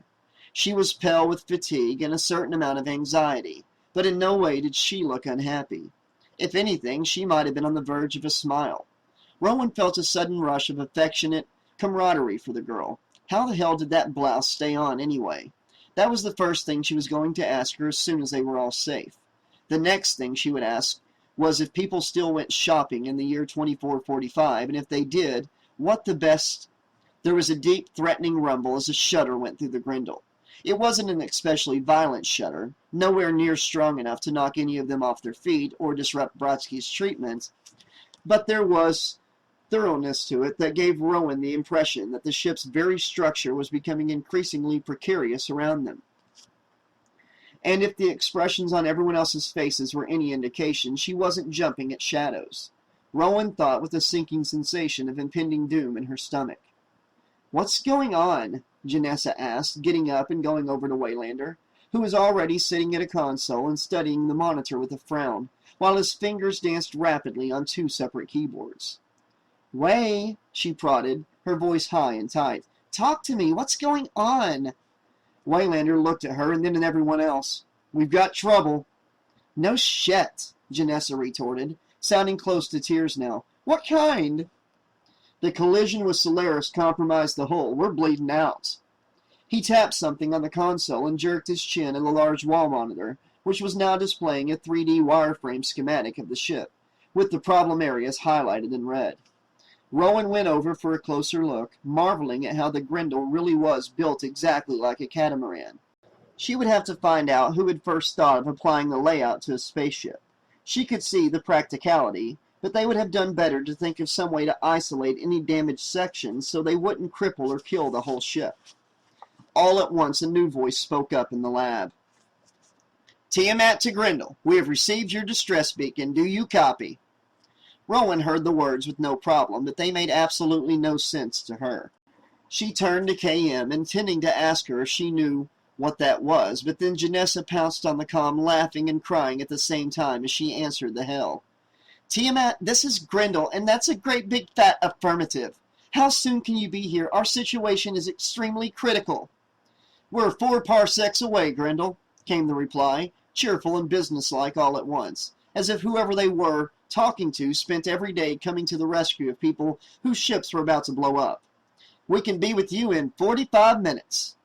And then, as if to add to the sudden turnaround in their circumstances, Brodsky raised himself up on one elbow. Rowan helped him sit up on the rest of the way, grinning so wildly that her face was actually starting to ache. Then she got sight of Waylander, and the expression on his face hit her like a physical blow to the stomach. "Tiamat, this is Grendel," he said in a low-grade voice as he nudged Janessa away from the comm. "We don't have 45 minutes. Our hull is bleeding out at a rate that guarantees we'll have a core implosion in 30 minutes. Do you copy?" Rowan could hear the person on the other end of the comm hesitate. "We copy you, Grendel," he said finally. "Advise how you would like us to proceed."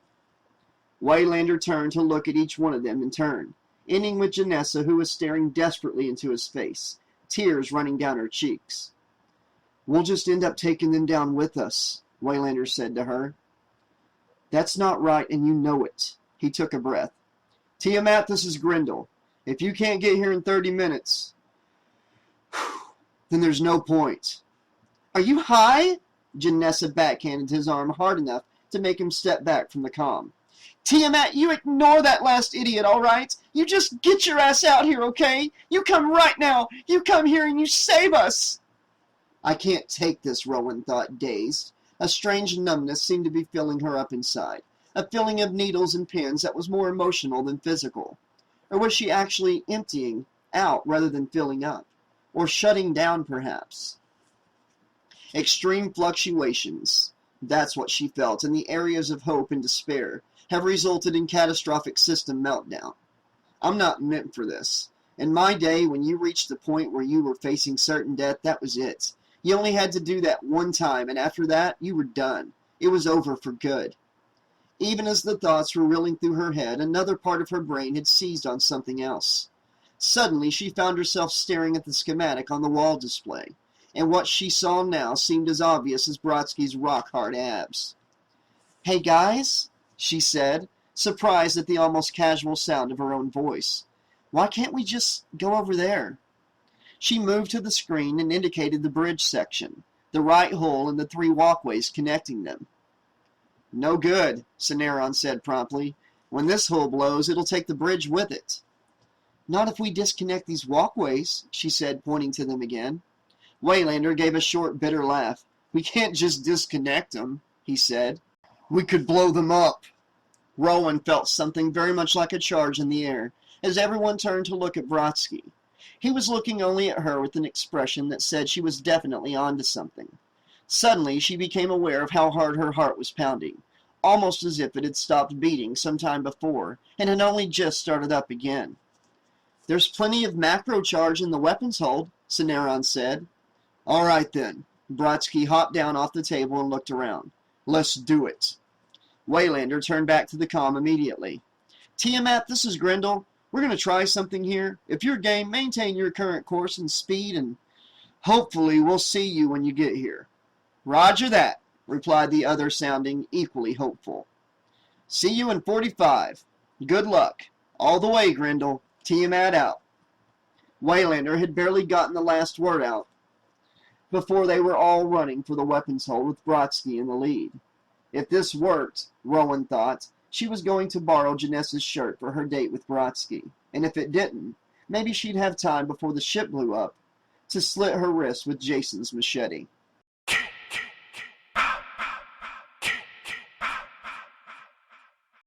Chapter 19.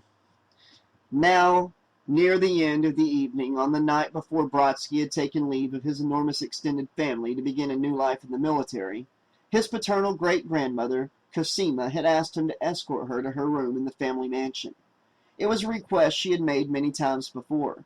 Brodsky was her favorite, and everyone knew it, including Brodsky himself. The feeling was mutual, so he was always happy to comply. On this particular evening, however, he felt a bit nervous as they went upstairs together, the old woman seated as always on the easy stair-chair lift, while the little boy climbed the steps in the more usual fashion, carefully matching his pace to her rate of ascent. Of everyone in the family, Cosima had been the most opposed to his entering the military, while his age was still in single digits, and the most vocal, even more so than his father. At times, the boy thought she was not merely against the idea, but seriously angry with him as well for even just considering such a thing, to a degree where she actually felt he had wronged her. She didn't say anything at all to him on the way to her room, which only made him more nervous. Cosima had never mistreated him in any way, never taken anything out on him no matter how bad she might have been feeling, never even raised her voice even when she was bringing him up short about something he had done wrong. But this was something else entirely. His leaving meant he was making significant, permanent changes, not only in his own life, but also in hers, and there was nothing she could do about it. He could understand how she might feel frustrated and hurt at having such a drastic change forced on her. In the 8 short years that had been around, he'd had to put up with a few things himself. Nonetheless, he knew in his heart that this was the right thing for him, and he wished she could see that too. He would have been only too glad to explain it to her, but he didn't know how. As bright as he was still only 8 years old. He didn't know where to begin. Fortunately, she had not asked for his company, so she could berate him, or make one last stab at trying to make him change his mind. She had only wanted him to kiss her goodnight one last time before he left, just to show him she was conceding, and the matter was closed. She had given him a few small keepsakes, a miniature photo album, a medallion on a chain, and an unabridged chip edition of Gulliver's Travels. Then she had kissed him goodnight and good luck and sent him on his way. Just as he was closing the door behind him, she said one last thing. "If you want to make God laugh, tell him your plans." She had actually muttered it under her breath so softly that it was only pure chance that he'd heard it, and he knew that she had not been addressing this comment to him. In any case, he didn't go back and ask her what she meant, although he had really wanted to. Later on, when he found out what it meant, he was even more intrigued by the question of whom she could have been referring to. Him? Herself? His parents, or the whole family in general? He never did get an opportunity to find out, and the mystery clung to the edge of his mind like a small burr. It was a damned clever and cleverly worded bit of wisdom. But it was not knowing who Cosima had been thinking of that had made it stick in his mind. Unsaid and unused, sometimes forgotten, sometimes remembered, mostly subliminal. It was the farthest thing from his thoughts as he broke out the macro charges in the supply hold and handed them out. The only thing he was concerned with was making sure that the 3 surviving students understood that they had to plant their charges exactly where he showed them on the schematic.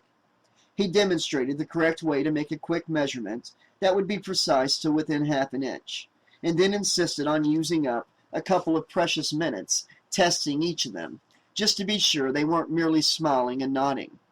To his relief, each of the students got it right on the first try. He supposed he shouldn't have been surprised given Lowe's policy of accepting only genius-level intellects for the course, but he felt better knowing for sure. Just because they were geniuses didn't necessarily mean they had any common sense. And hell, they weren't grunts, they were students, career civilians, greener than green. For the untrained, sense tended to evaporate completely in the face of danger, real or otherwise. Brodsky had no such qualms about Rowan, however. If they'd had even just a little more time before the Grendel blew, he'd have told the students to stay put in the lab while the two of them took care of planting the charges. He found himself wondering if that would have been the wiser course of action despite the limited amount of time, even as he sent them all off to the areas he had designated. Standard procedure demanded that there was always be one reliable party monitoring the situation. The problem was picking someone to do that. The girl was out of the question. Either one of the guys would have been okay, but he was actually depending on them to look after the girl in the event she went to pieces and lost it at a critical moment. KM, he remembered suddenly, wasn't a student any more than Rowan was. Hell, she had put the monster down when the rest of them had failed to do so.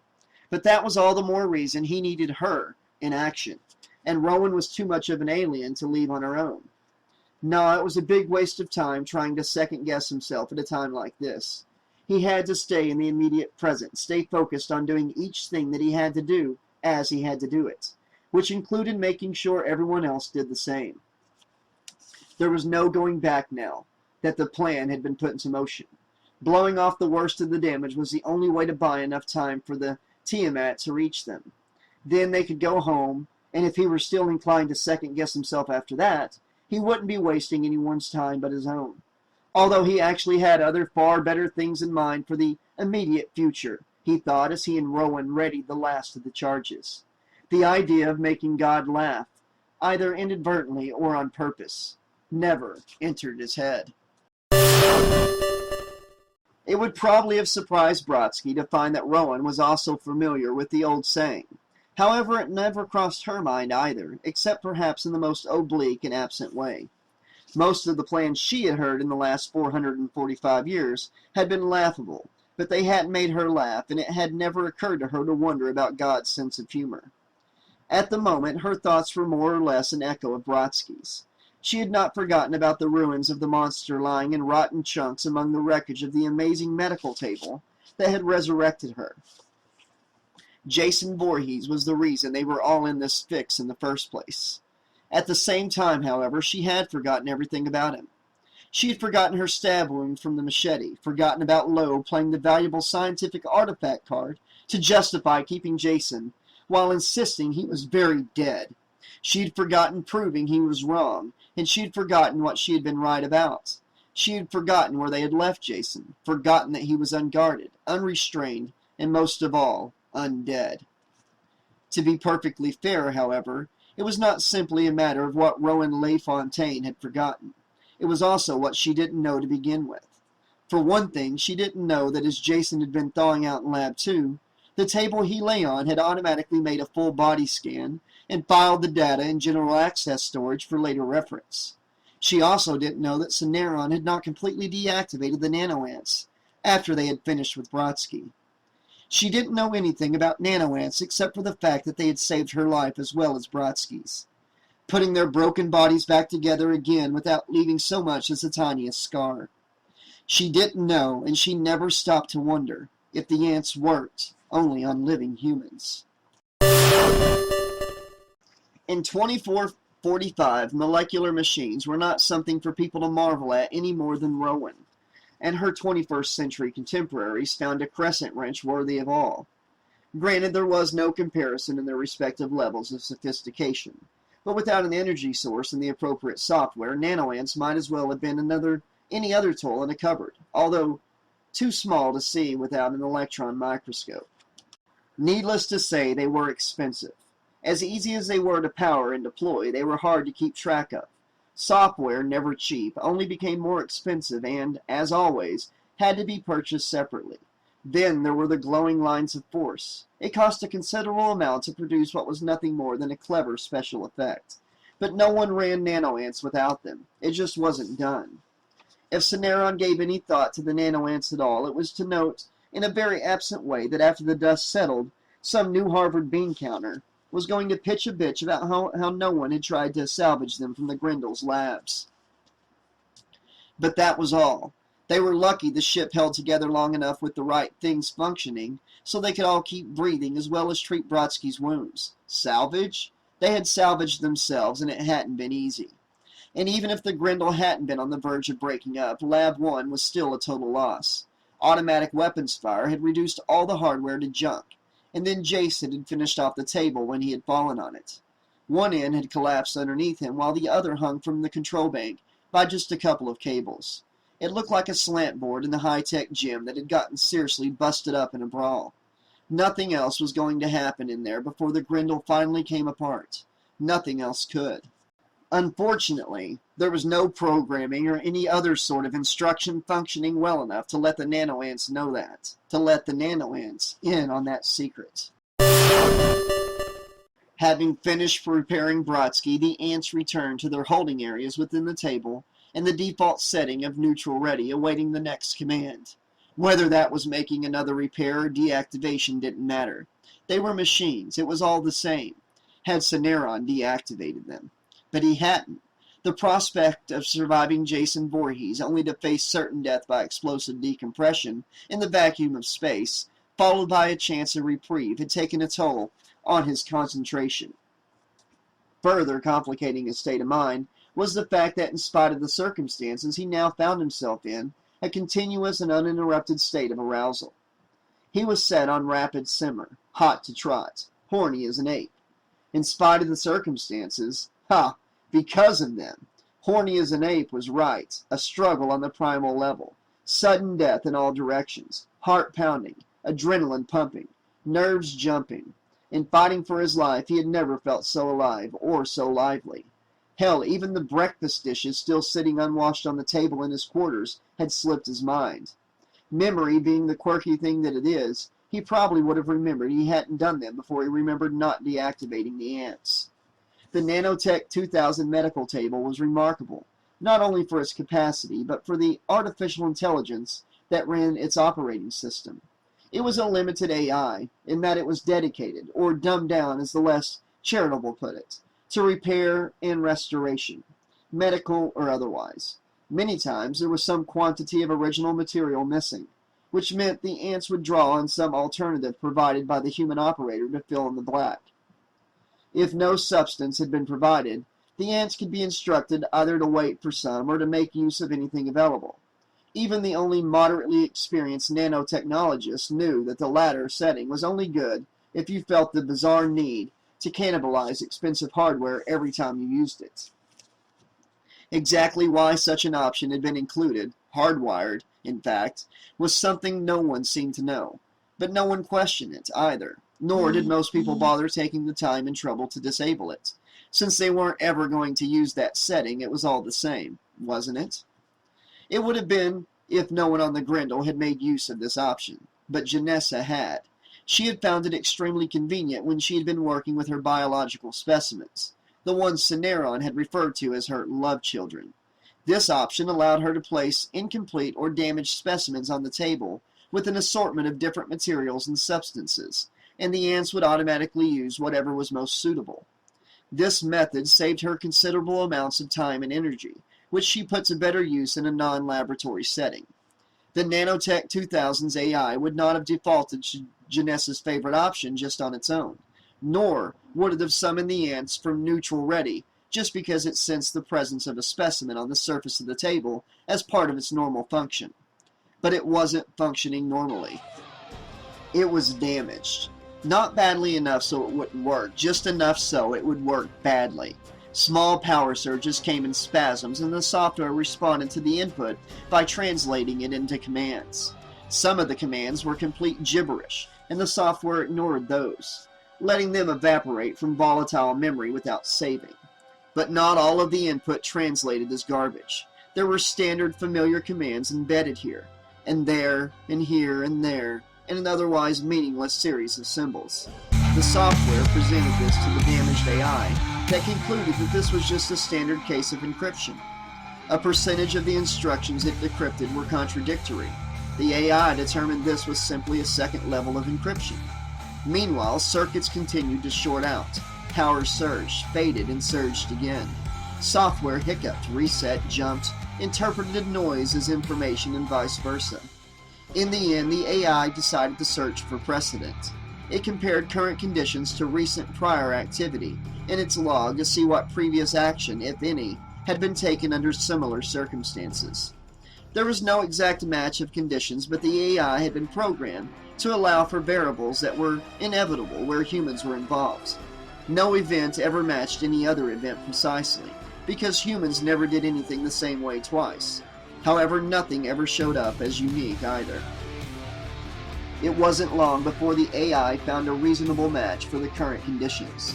The match was only partial.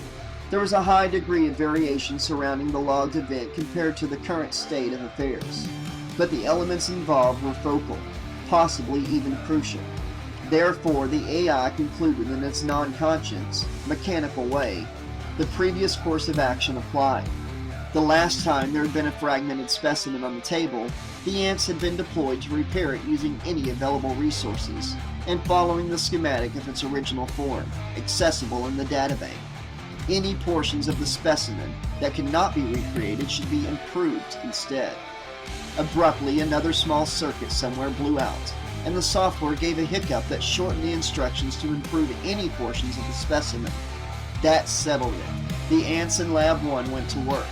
Their slightly depleted ranks filled in by the complement that swarmed in from Lab number 2.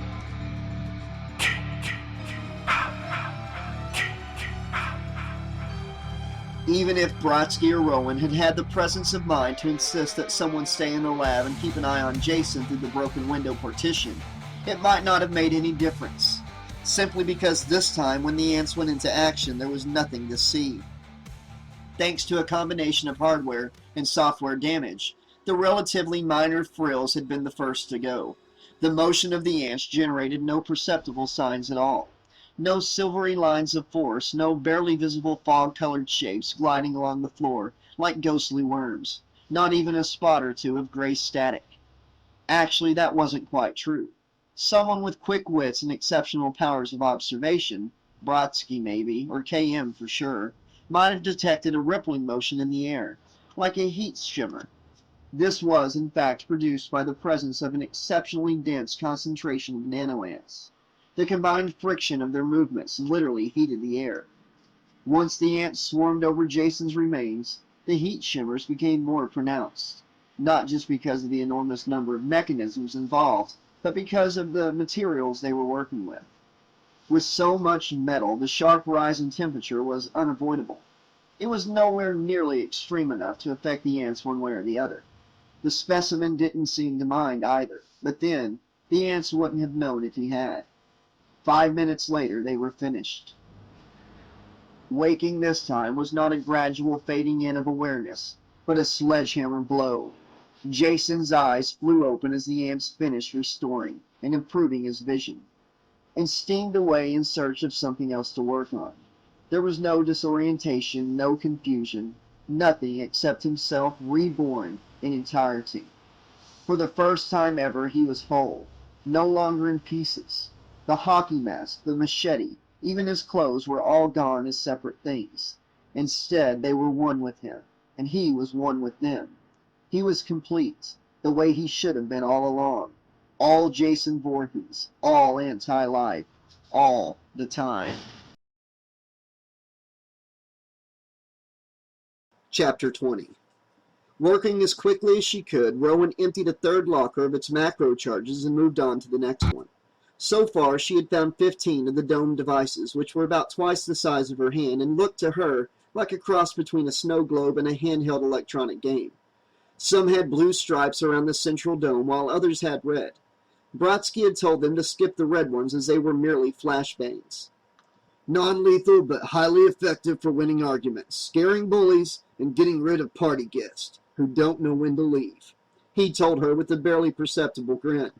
In short, a guaranteed buzzkill, but no good to us right now. Buzzkill? She couldn't help laughing. That is slang from your home time, isn't it? Brodsky had said. Or did Lowe get that wrong too? She was still chuckling a little to herself as she collected the real explosives, although it struck her as rather odd that they hadn't stored the two things separately. A classic example of that old saw about the right way, the wrong way, and the army way, perhaps. There were only a half dozen more in the next 3 lockers. Waylander, Cineron, and Janessa had picked the rest of them clean, giving them a grand total of 50 charges. Each one had to be primed and activated by hand, which Brodsky and KM took care of. 10 of the 50 turned out to be duds, but Brodsky assured them that 40 would be more than enough to do the job. While KM divided the remaining charges among several carrier bags, Brodsky put the schematic of the walkways up on a monitor in the wall and pointed out where each charge had to be placed. Then he went through it at a second time before insisting that each of them repeat all of it back to him. Rowan tried to control her impatience. He had to do it this way, she told herself. None of them were demolitions experts or even grunts. He had to make sure they understood exactly what they had to do. At the same time, her anxiety was building to the point where she felt at any moment she was going to jump out of her skin and run away screaming. The fucking ship was on the verge of blowing up altogether. How hard could it be to get rid of 3 little walkways? Finally, he gave Waylander and Janessa one bag while KM and Cineron took another. We'll split up and set the charges, he said, passing out earpiece comm links to all of them. Who's got the remote? Right here, man, said Waylander, patting a small black box taped to his belt. Good. Meet up in walkway B as soon as you're done. Go. As soon as the other 4 left, he turned to Rowan and put his hands on her shoulders. The serious look in his eyes was suddenly terrifying. I'm going to take a couple of charges and plant them near the core, he told her in a low, tense voice. You take care of walkway B. When the others arrive, you verify they close the doors to A and C behind them after seeing their charges.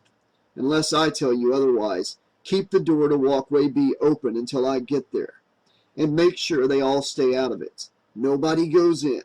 I don't want anybody setting foot on that walkway and then suddenly deciding they left their teddy bear on the other side that they have to go get. Got it? I got it, Rowan said a bit uncertainly.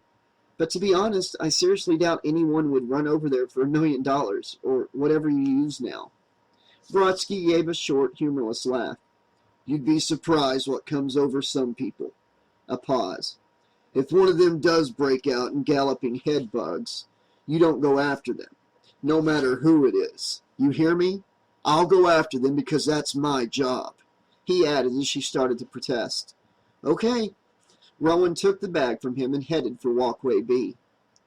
Before Janessa and Waylander had even reached the walkway and begun positioning their charges according to Brodsky's instructions, Jason Voorhees was back on his feet. His new and very much improved feet, which, like the rest of his new and very much improved body, combined the best features of organic and inorganic matter without any of their drawbacks. A flexible, impenetrable epidermis laid over supple steel and impervious tissue. Under that, there was a highly complex internal scheme of operations that would shift and adapt as necessary, according to the demands placed on it, as well as to compensate for any damage done to it, if any, while repairs were in progress. Of all the upgrades the ants had performed on Jason, it was his system of regeneration that had needed the least amount of tweaking. In fact, it had not been upgraded so much as simply updated and reinforced. No doubt it would have worked just as well in the new improved body as it had in the old one with no charges whatsoever.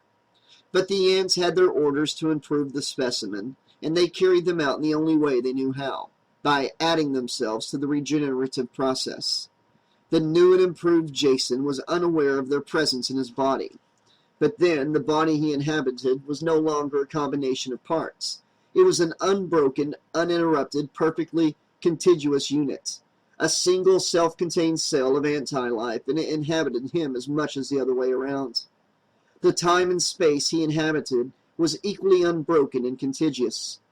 Every place was here. Every moment was now. There was still no life in him, no life at all, and never would be. But although he did not live, he did exist. And with the force that was the equal of any life, every life, all life. Existing here and now, he had an even more acute sense of all that lived. But he could also sense something else, something he had never encountered before. He did not know the word birth or even the concept. The closest equivalent for him was fire, a small flame growing into a big flame, stronger and brighter and hotter. Something becoming alive or learning to be alive, something willfully imbuing itself with life. No matter, he didn't actually puzzle over the thing, even though he could have given over the requisite amount of processing for that kind of mental activity. He didn't bother.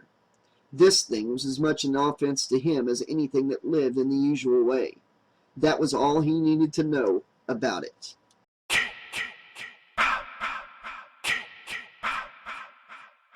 The name of the thing that rose from the floor in Lab 1 was Jason Voorhees, not only technically but also permanently, even in his new uber form. The nerve impulses that had been produced in him in response to his name had been documented, coded, and hardwired into his undead tissue, so that it was as much anti-life as everything else in his nature. As he got closer to where the live humans were scrambling around desperately with their little machines and tools, the ship's trembling became more violent, and he knew the whole thing was going to fail soon. He had to get to the humans before that happened. He had to slaughter each and every one of them himself. That was what he was here for. That was why he was, and it was why they were. He could not simply let them die as a matter of circumstance. If he did, there would be no point. Jason Voorhees was anti-life. His existence was not pointless.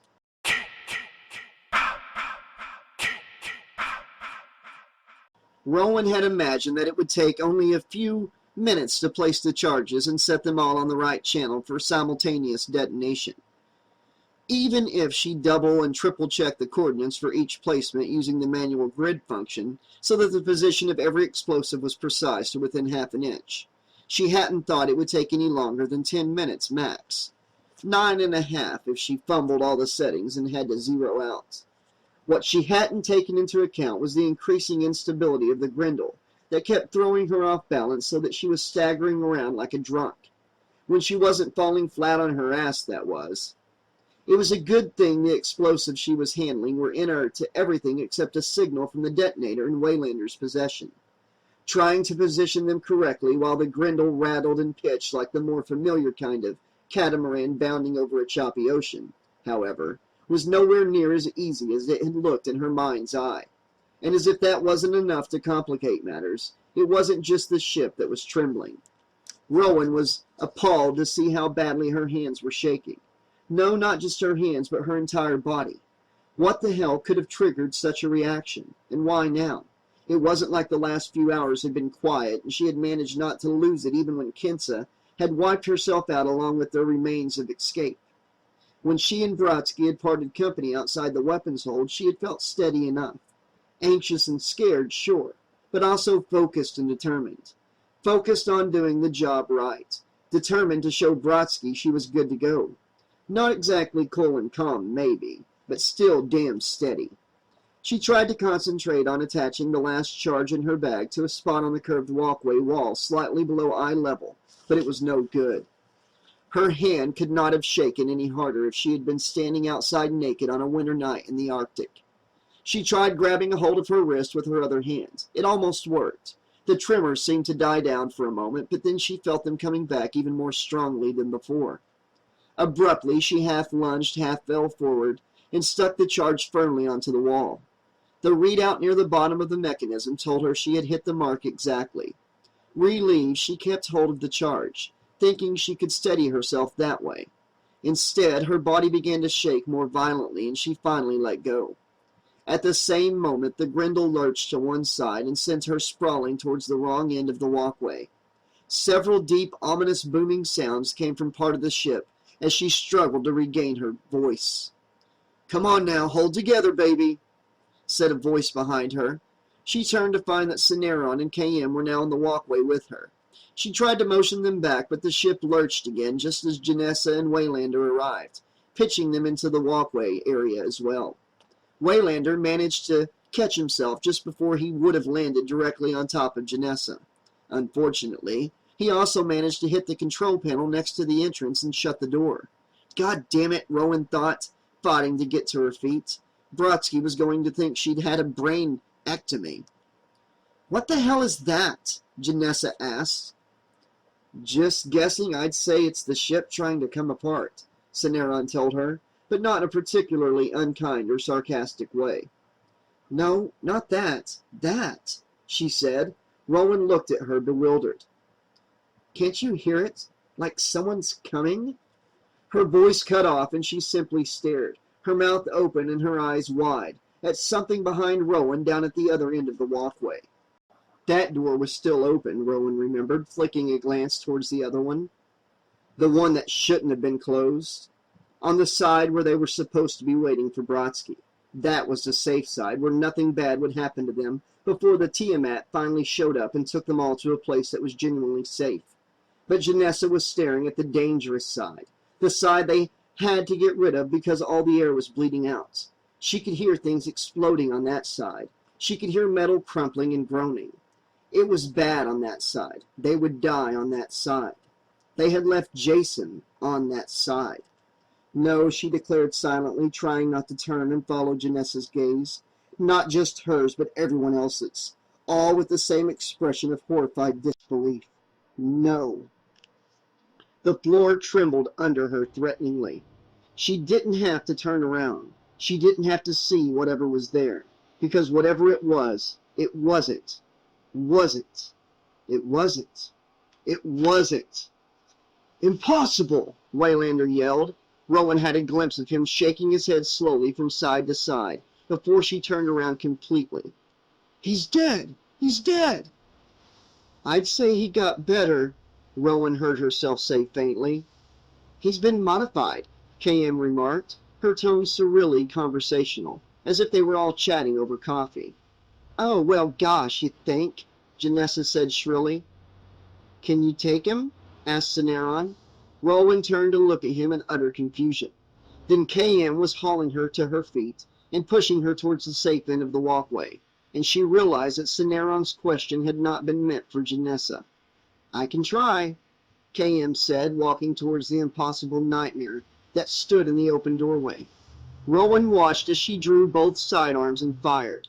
Were the rounds bouncing off or disintegrating, Rowan wondered, and did it make any difference either way? "He's been modified." KM holstered her weapons and threw herself forward in a series of powerful flips, stopping directly in front of Jason and kicking his head. Nothing happened. "He's been modified." KM kicked him twice more. With an easy, almost casual movement, Jason put a hand around KM's neck. She had just enough time to look over her shoulder and say, in a maddeningly reasonable way, "You guys might want to run." Then Jason brought his other fist up, and suddenly KM's head was half bouncing, half rolling on the floor. It came to rest with her calm, pretty face looking directly at all the rest of them with an expression that seemed to say, "Why are you still here?" Chapter 21. KM! Cineron dived towards the android's head as Jason discarded the rest of her with a careless flick of his wrist. His new, improved wrist. "Don't forget, he's been modified," Rowan's mind prompted, echoing the insane matter-of-factness of the last few things KM had said. "He's been modified. I can try. You guys might want to run." Yes, indeed, she might very much want to do exactly that. Run like mad without stopping, Rowan thought, watching as the Uber Jason advanced on Cineron, who was cradling KM's head in his visibly shaking arms.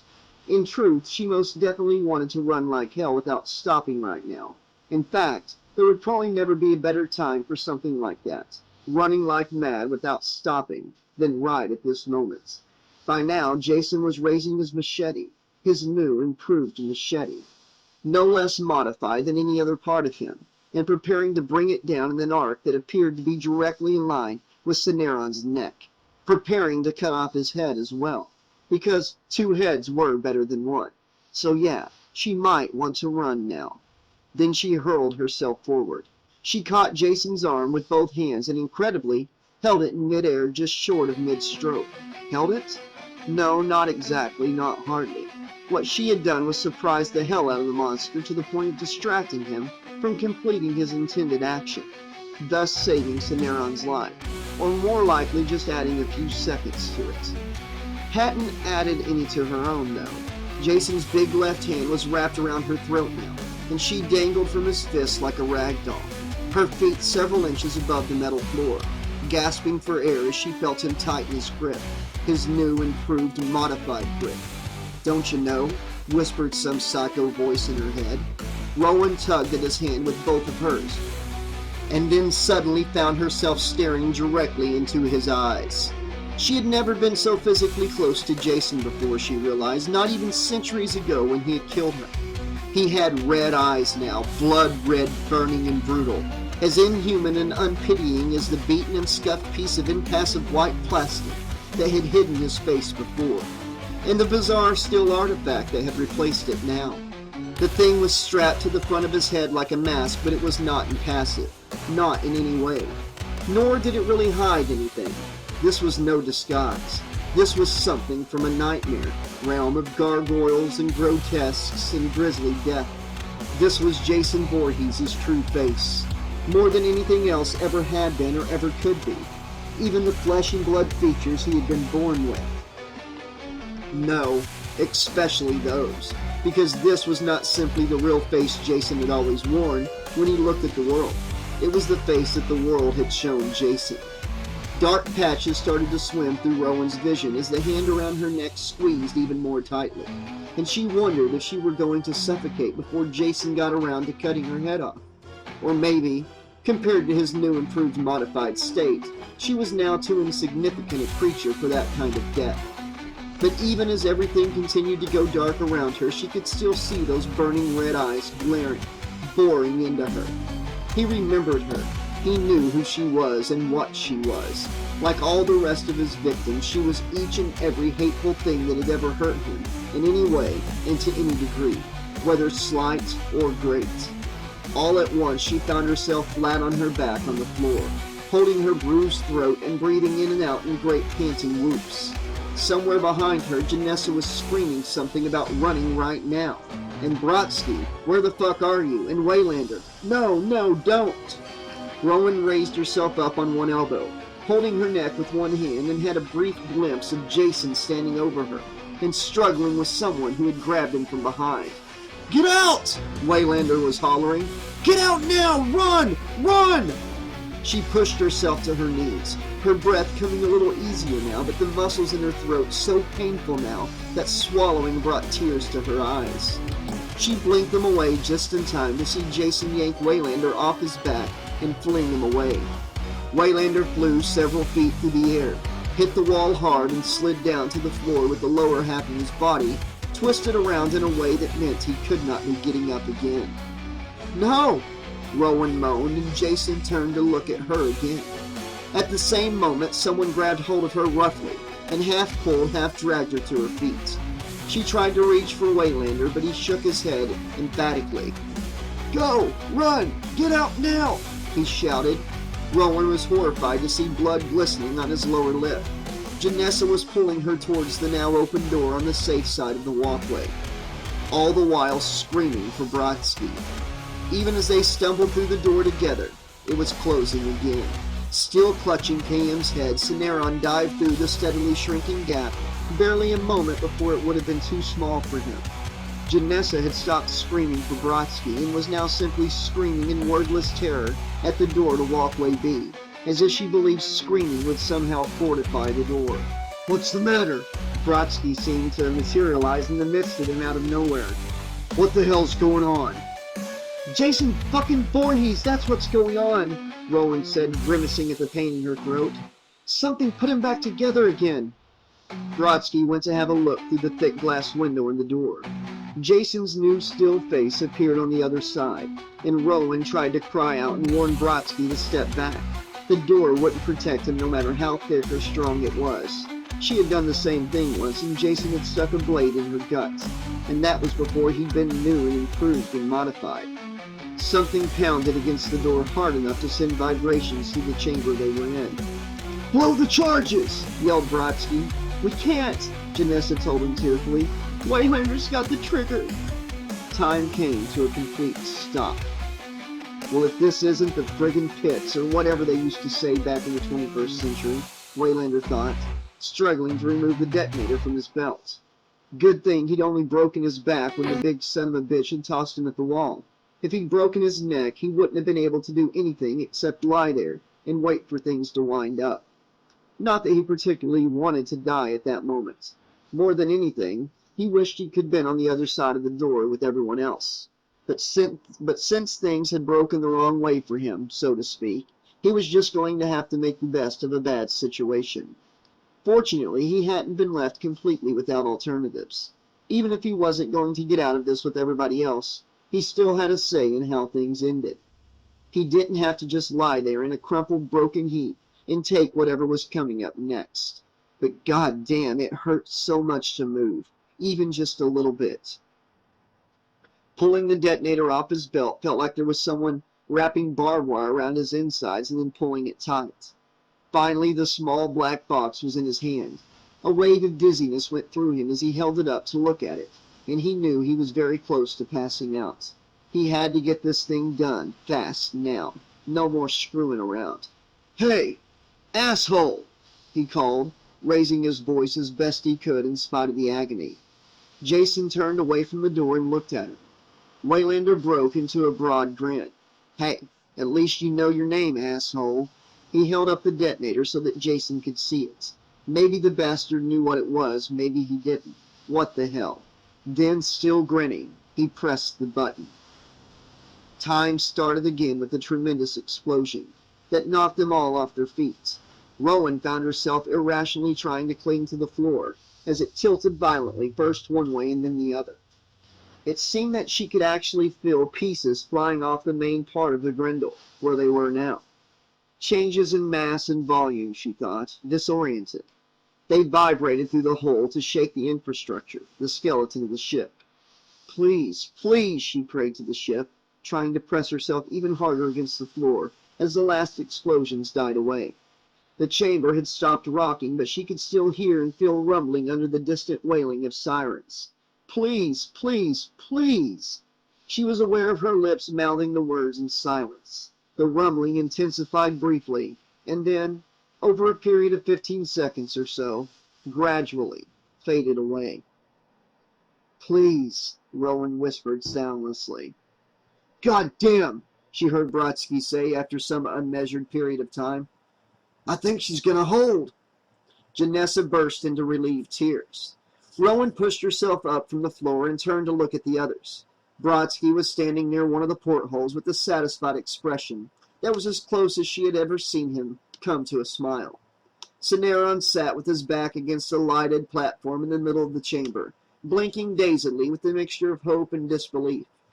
He still had KM's head cradled possessively in his arms, as if there were a real possibility that someone might try to take her head away from it. "I think we're actually going to be all right," he said after a bit. He turned his head slowly to Rowan and gave her a long look of open admiration. "I'd clap if I could," KM added cheerfully. Rowan's gaze fell on Brodsky, and she saw that he was regarding her in much the same way as Cineron.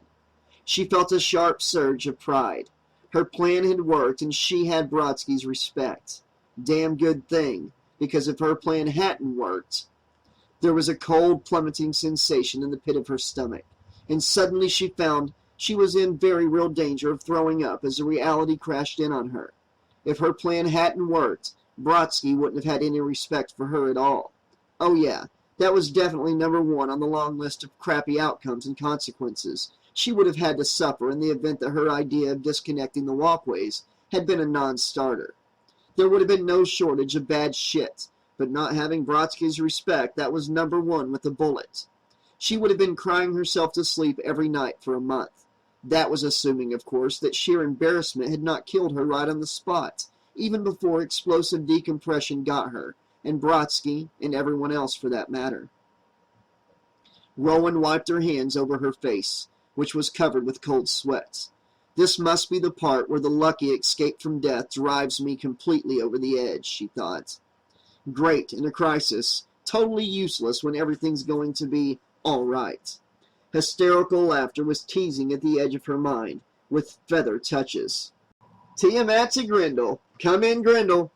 The new voice startled her so much that she actually lost her balance and almost fell. She wasn't the only one. She saw to her immense relief. Even Brodsky had been caught off guard. He had to let out a long, noisy breath before he tapped the comlink and replied, Tiamat, this is Grendel. Still here and glad you could join us. There was a chuckle from the man on the other end. We have you vectored for approach and emergency docking. Are you ready to get off that boat? That's a big 10-4, good buddy, Rowan murmured, unaware that she was speaking aloud until the words were already out of her mouth. Brodsky gave her an amused look. Don't know if you caught that, Tiamat, but in case you did, I translate it roughly as, what kind of a crazy-ass question is that? Yeah, Janessa sighed softly. Let's go home. Another chuckle. We copy you just fine, Grendel. Hang on. The rest of the communication was drowned out by a deafening metallic crash as something hit the outside wall of the chamber. The jolt from the impact was minor, however, compared to the sudden change in the room's environment. All at once there was a hurricane raging in the chamber. That was the only thing that Rowan could think as she was knocked off her feet. The wind, the noise, the force. Janessa was screaming again at the top of her lungs, screaming and reaching out to grab something or someone, whatever she could hold on to. Rowan managed to follow her gaze and saw that she was screaming at the sight of an enormous gloved fist sticking out of the wall, just a few inches above where her head had been. Rowan stared open-mouthed as the wind roared and shrieked and pulled at her with terrifying strength, while at the same time it started to feel strangely thin and difficult to breathe. In seconds she was gasping, her lungs pumping like a bellows, and yet she couldn't move. The wind was getting stronger, pulling on her, on everyone and everything in the room with more force than anything she had ever felt in her life. Towards that hand, she realized. Everything was being pulled towards that hand, sticking out of the wall. The hand suddenly withdrew, and the force of the wind kicked up several more notches. Through the hole that was left, Rowan could see black space dotted with stars. Then she saw the hand return to take a firm grip on the edge of the hole, and then incredibly began to pull on the metal, as if to peel it back and make the hole even larger. Jason's hand, Rowan realized as she clung to a metal grate in the floor. That was Jason's hand. Jason Voorhees was still out there. They had blown up the damaged portion of the ship, but Jason Voorhees was still out there, and he hadn't finished with any of them yet. Chapter 22. You've got to be shitting me, Brodsky hollered over the roar of air escaping through the hole Jason had punched in the hull. His sidearm actually was ripped out of his holster as he strained towards the corridor leading back to the cargo bay. We have to go now, Cineron bellowed. Somewhat unnecessarily, Rowan thought, as a small chunk of metal grating from the floor flew up, almost clipping the side of her head as it zoomed past and clanged against the wall. She turned to see Jason's hand pull through the grating through the hole, enlarging it that much more. No, she thought desperately, and tried to turn back towards the corridor where Brodsky had anchored himself on the doorway with one mighty arm and was reaching out for her with the other. One of the sacks they had been carrying the charges in whipped through the air and slapped itself onto her face, tightly enough to seal off her nose and mouth. Rowan paid no attention to it. Smothering was the least of her concerns at the moment.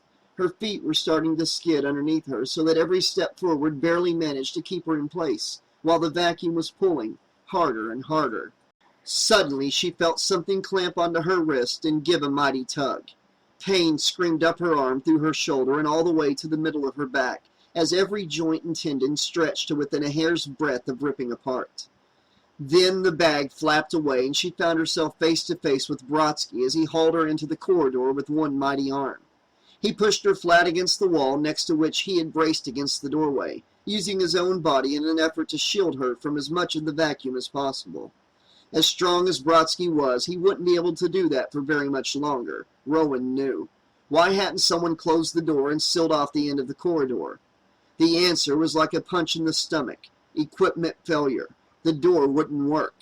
They would have to fight the vacuum's relentless pull for the entire length of the corridor and hope they could close the door at the other end. Rowan turned to look, and her heart sank with utter despair.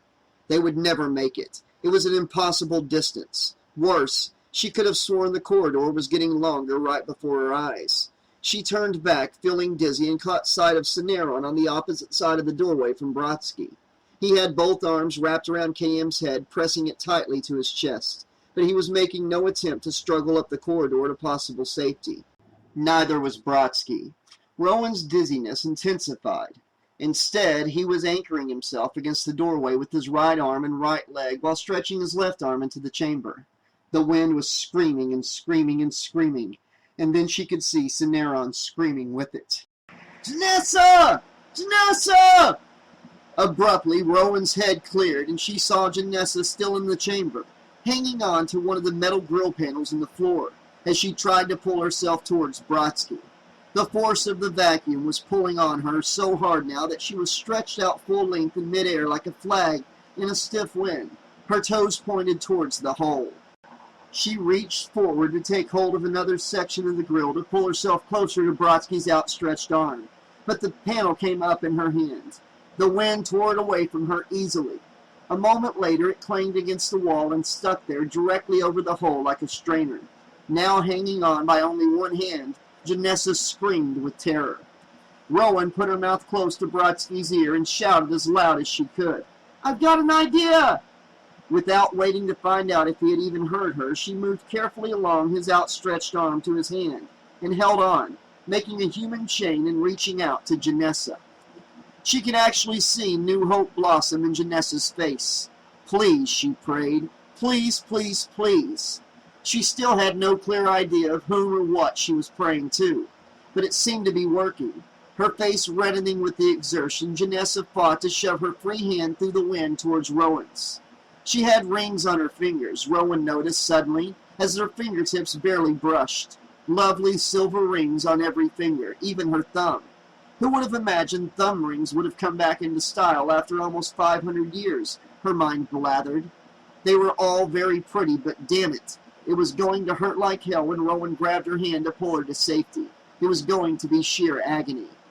Janessa's fingers touched hers again, closer this time, but not quite close enough for Rowan to grab her hand. Another inch, just one more inch, and she would have her.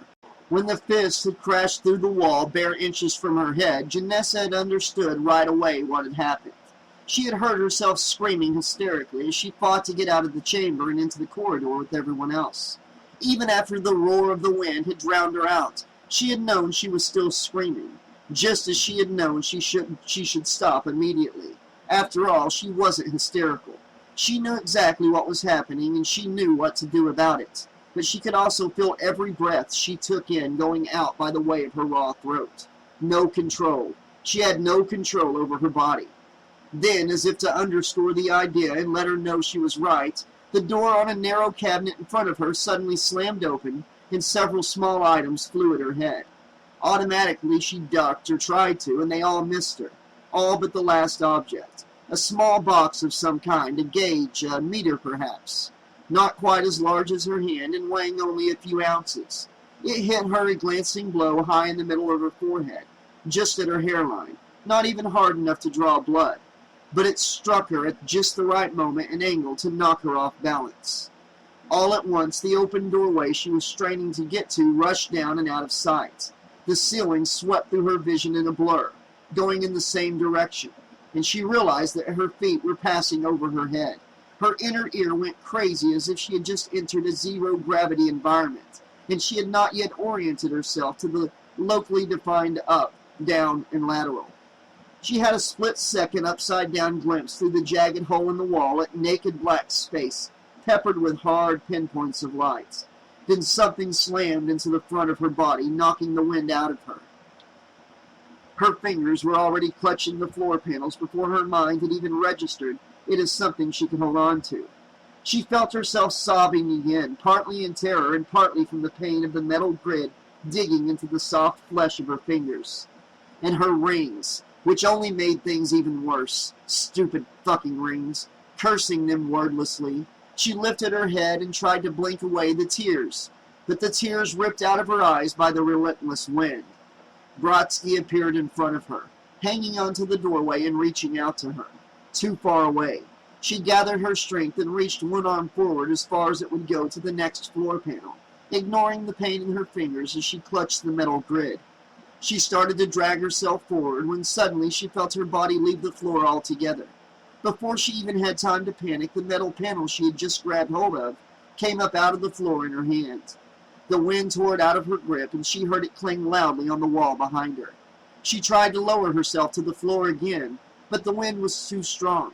It pushed her back a little more before she could even try to pull herself forward again.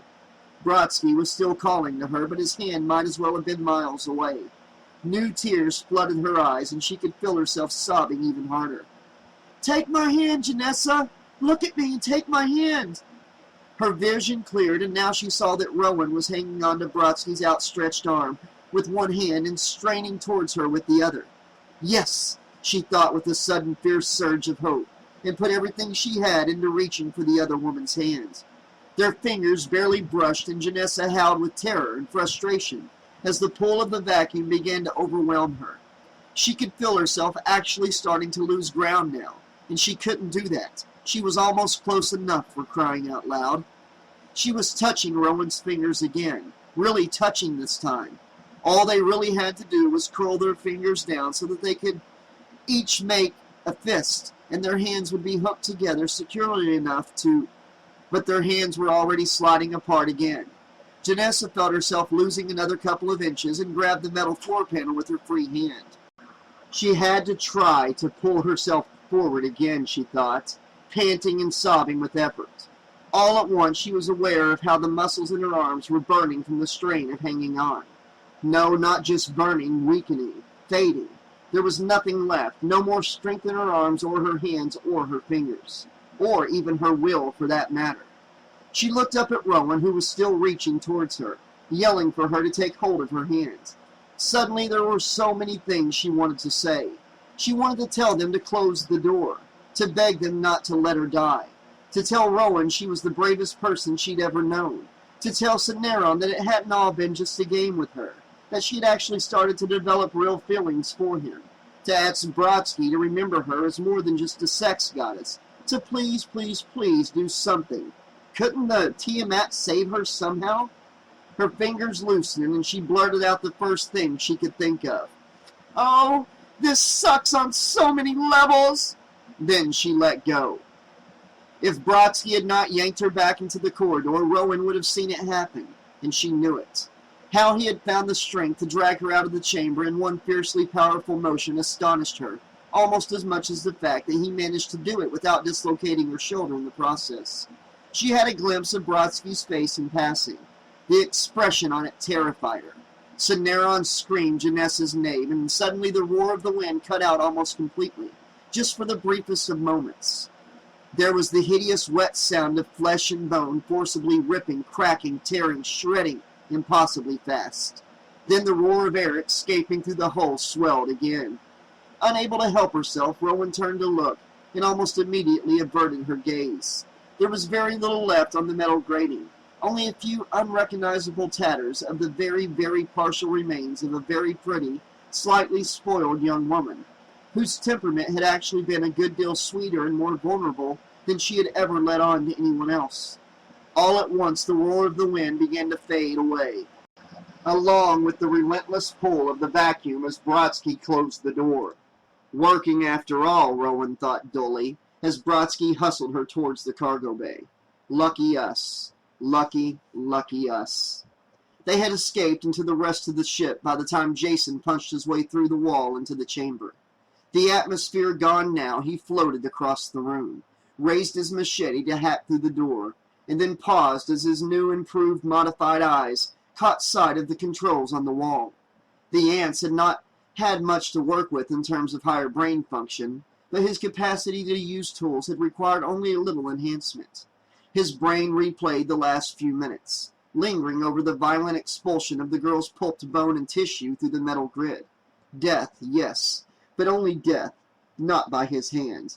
No murder, no rage, no fear, no meaning. Now the rest of them were elsewhere in the ship. He could feel them even from outside in total vacuum, just as he could feel the approach of others like them, coming to save them, or so they thought. If he crashed through the door and destroyed it, there would be no one struggling to resist the vacuum except himself. He was strong enough, that was no problem, but it would take longer to get to them. Jason opened the door, pulled himself through it with only a little effort, and closed it behind him. Now they were securely trapped in the ship with him, waiting for the others to arrive. Chapter 23. They had closed every door between the corridor and the shuttle bay, and then Brodsky had shot out the controls to jam them shut. The only problem, as Rowan saw it, was that there weren't enough doors. Just because Jason hadn't smashed his way through the door to the corridor didn't mean that he couldn't have, which meant that their fixing all the rest of the doors so he couldn't simply open them didn't mean they had managed to lock him out. "Maybe not," Brodsky told her. "Maybe we'll only slow him down long enough so we can get our asses off this wreck and onto the T-mat. I can settle for that. How about you?" "I'm good to go," she conceded. Brodsky was about to say something else when they heard a rhythmic pounding, distant but powerful enough to feel as well as hear, and they had only been able to stand and stare at each other in silence. After some unmeasured period of time, Rowan realized that she had been clutching Brodsky's arm so tightly that her fingers were starting to cramp. She had had to pry them off one by one. Brodsky had not complained, but then she wasn't sure that he had even noticed. The muscle was so hard, she felt as if she had been gripping a rock. "Grendel, this is Tiamat." Rowan jumped at the sound of the pilot's voice echoing through the shuttle bay, but she was relieved to have something else to listen to besides the sound of Jason Voorhees coming to get them. "Tiamat, we copy," Brodsky answered briskly. "We are in the shuttle bay at the evac door." "So are we, Grendel. Visual indicates you have sustained extensive damage to your hull in this area, and we are unable to dock normally. We are deploying the emergency evacuation slide instead. Hang on, we'll have you off that boat shortly. What the hell happened to you?" Brodsky gave a grim chuckle. "That's a long story, Tiamat. Have you brought whiskey?" "That's affirmative, Grendel. Stand by, we are deploying the slide now." "Copy that." Brodsky moved to a porthole and then beckoned Rowan to join him, so she could see what was happening. The small ship floating outside was the same model as the shuttle that they had lost when Kensa had panicked. The memory triggered the mental image of Kensa and Janessa together, and Rowan found herself almost overcome by the urge to weep. She swallowed hard several times, pushing it down, while she kept her gaze fixed on the long blue tube that was currently extruding from the center of the Tiamat towards the evacuation door. Never saw anything like this in a movie, she thought, trying to keep herself distracted. Sure didn't look like the sort of thing that called for the Blue Danube or any other Strauss waltz as background music. That tube had to be at least 100 feet long, which suggested something more along the lines of Ravel's Bolero, maybe, or anything by Barry White. Now both laughter and tears threatened. Rowan moved quickly away from the porthole, biting her lip and ordering herself to get a grip. A few feet away, Cineron looked up from the freestanding console he was working on and raised his eyebrows at her. Rowan put up a hand, willing him not to say anything. To her relief, he turned his attention back to the console and to KM's head, murmuring helpfully to him from the crook of his left arm. Rowan scrubbed her hands roughly over her face. If she bit her lip any harder, she was going to bite it clean off. If you can't keep your shit together for all the right reasons, then just do it to impress Brodsky, she ordered herself. Abruptly, something thudded against the other side of the evacuation door. Tiamat to Grendel. Slide and lifeline secured. Stand by while we initiate collar seal and pressurization. Roger that, Tiamat, Brodsky said, and turned to Cineron. Cineron held up his index finger, keeping his gaze fixed on the console. A few seconds later, he nodded. Readings indicate seal is holding, he said. Tiamat, we're good to go on this end, Brodsky announced. Opening outer doors now. He pressed a lighted panel on the wall under the speaker. The smooth electronic hum of the mechanism powering up was almost immediately drowned out by the classic high-pitched grinding noise of complete malfunction. Brodsky cursed, slamming one meaty fist against the cutout button. "Let me guess," Rowan sighed. "We just got another visit from the fuck-up fairy." Hang on, Syneron said quickly. "Let me give it a try from here, see if I can override." His fingers danced over the console briefly. Then he looked over at the door. Nothing this time, not even a grinding noise. He glanced up at Rowan and Brodsky again. "Okay, let me try something else." Rowan estimated he actually tried 3 or 4 times before he finally stepped back from the console, shoulders slumped in defeat. "It's the exterior motor," he said, looking at Brodsky with a painful grimace. "It's intact, but it can't get any power." Brodsky had already pried open a nearby panel and was making a quick but thorough examination of the contents. Obviously, he knew what he was doing, but to Rowan he seemed to be pawing through a hopeless tangle of silver and gold ribbons, connecting a motley assortment of geodes, jewel-encrusted circuit boards, and Christmas tree lights for all she knew. "You're right," he said after a bit. "There's no way we can get it open from here." "What can we do?" Rowan asked, trying not to give in to the panic rising in her like cold water. Brodsky was about to answer when they heard more pounding from elsewhere in the ship, obviously closer this time. "EVA," Brodsky said, looking grim. I don't think we have time," Syneron said, glancing in the direction of the noise. "We don't have a choice," said Brodsky and turned to Rowan. "I'll need you here on this side." "Wait a minute," Rowan said. What's an EVA?" "Spacewalk," Brodsky said over his shoulder, already heading for the cargo bay. "Extravehicular activity," KM added. "Oh, right," Rowan frowned. The idea of Brodsky outside the ship made her slightly queasy. She turned to Syneron, looking dubious. "It's worth a shot," he told her. "If he can jump the leads out there, we can reroute them in here. With any luck, that'll open the door and we get off this thing before it blows the hell up. Or," he jerked his head in the direction of the pounding.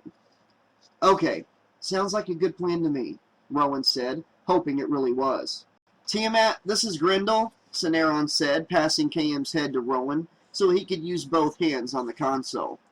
"Our escape hatch is jammed. We're going EVA to try to patch it up." "Copy that, Grendel, but you had better get a move on," the pilot answered, not hiding his concern. "Systems show you are leaking serious nitromethane, plus your life support pretty much ain't. You get off now, or you don't get off."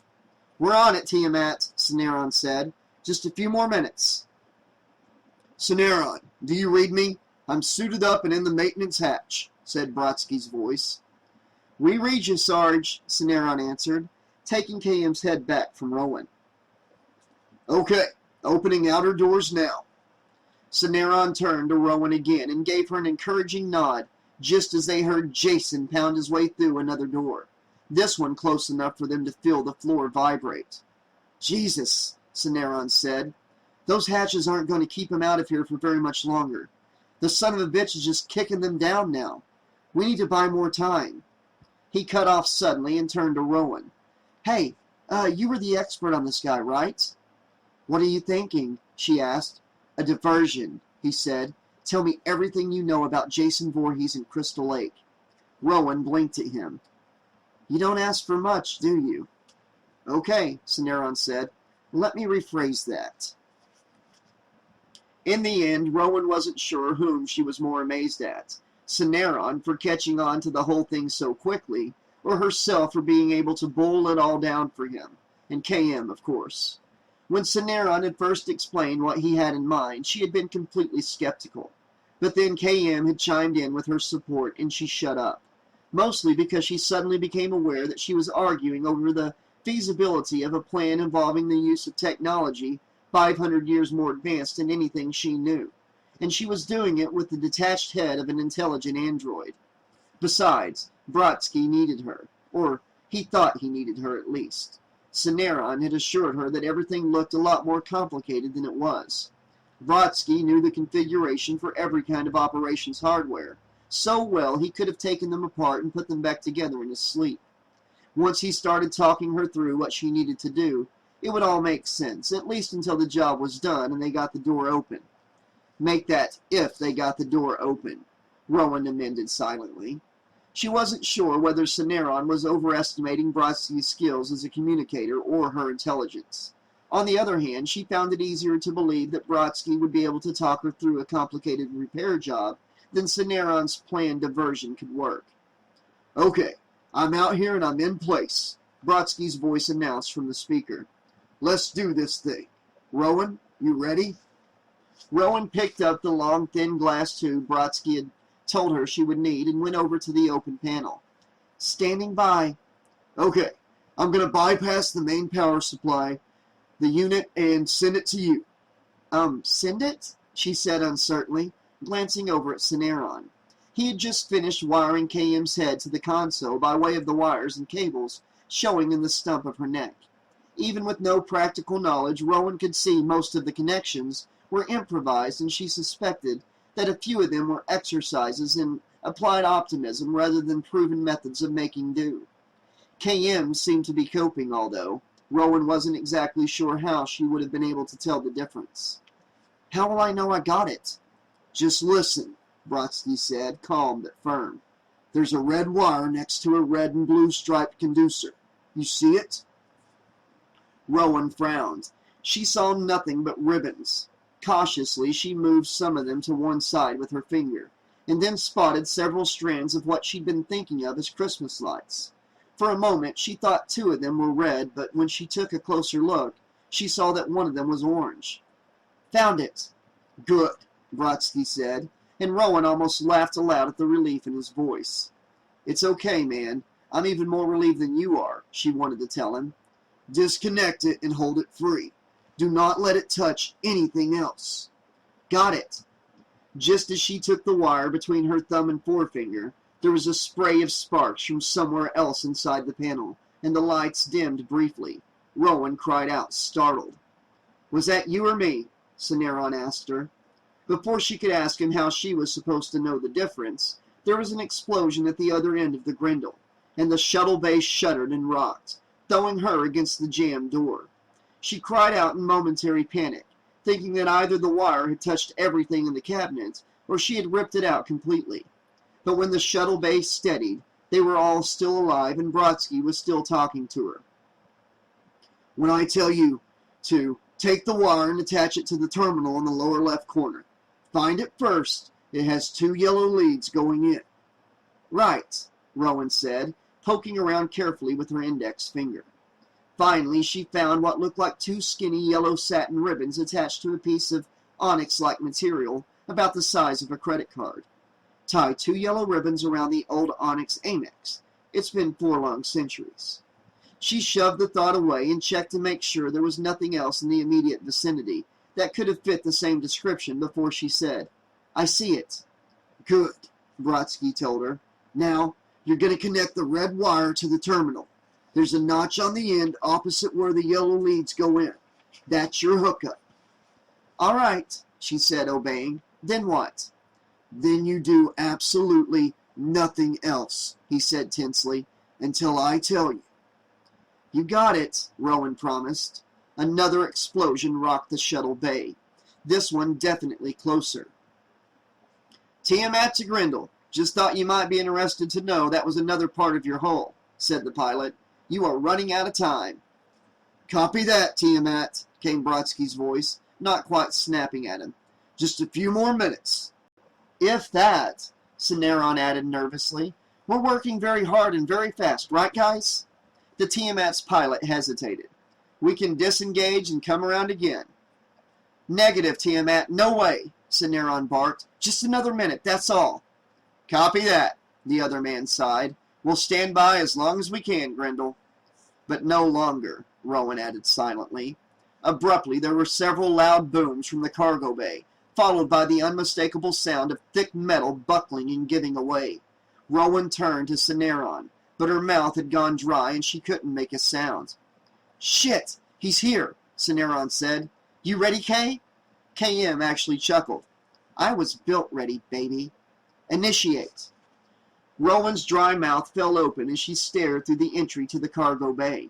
The place was all lit up in shimmering colors, sky blue and daisy yellow, cloud white and iris purple, but predominantly earthy greens and browns amid golden light that made her think of late afternoon sunshine. Oh my God, she thought, almost dropping the terminal and wires in shock as the colors began to solidify into definite shapes. Oh my God, they did it. Syneron and KM actually did it. They actually recreated Crystal Lake.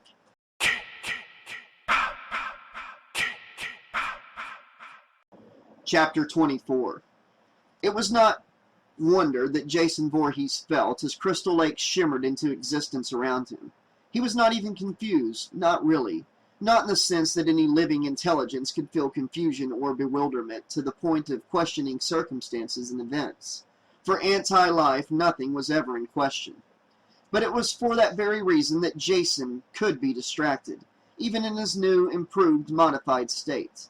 The new cleverness the ants had bestowed on him for making use of more sophisticated tools had nothing to do with imagination. Even after all the improvements and modifications, there were still only 5 elements: himself, his prey, his weapons, his obstacles, and his killing ground. If he thought anything at all about his surroundings now, it was only that this was a killing ground familiar to him. He turned in a slow circle, taking in the gently rippling lake, the woods, and the clearing where he was right now. There was a small birch tree near the shore, the bark peeling away in layers here and there. Just at the point where the trunk divided in two was a heart with initials inside which had been carved clumsily into the wood. There were mere hearts and initials cut into a weathered wooden chair a few feet away.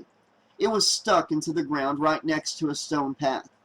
Jason followed it with his eyes and saw that it led up to the front door of a cabin. All at once the afternoon sunlight was gone, and it was the middle of the night, complete with sound effects. Had Jason paid attention to such things?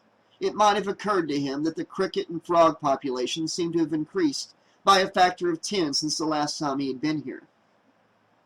What he did notice was the moon, which appeared through the trees directly in front of him. It was close to the ground and about the size of the cabin, if not bigger. He had never seen the moon that way, but it all meant to him was that the prey would have more light to see by. Hefting his machete, Jason took a step towards the cabin and then hesitated. No one there. In the woods, then. He stood motionless, his head tilted and tipped to one side, ignoring the wind rustling in the trees as well as the overdone nocturnal chorus. When he had first prowled this killing ground, his ability to sense prey had been nowhere near so well developed. In the beginning, it had felt sometimes as if he were smelling them, and other times as if he were hearing them. Later on, it was more like he could smell the sounds they made. Eventually, he simply knew what he knew.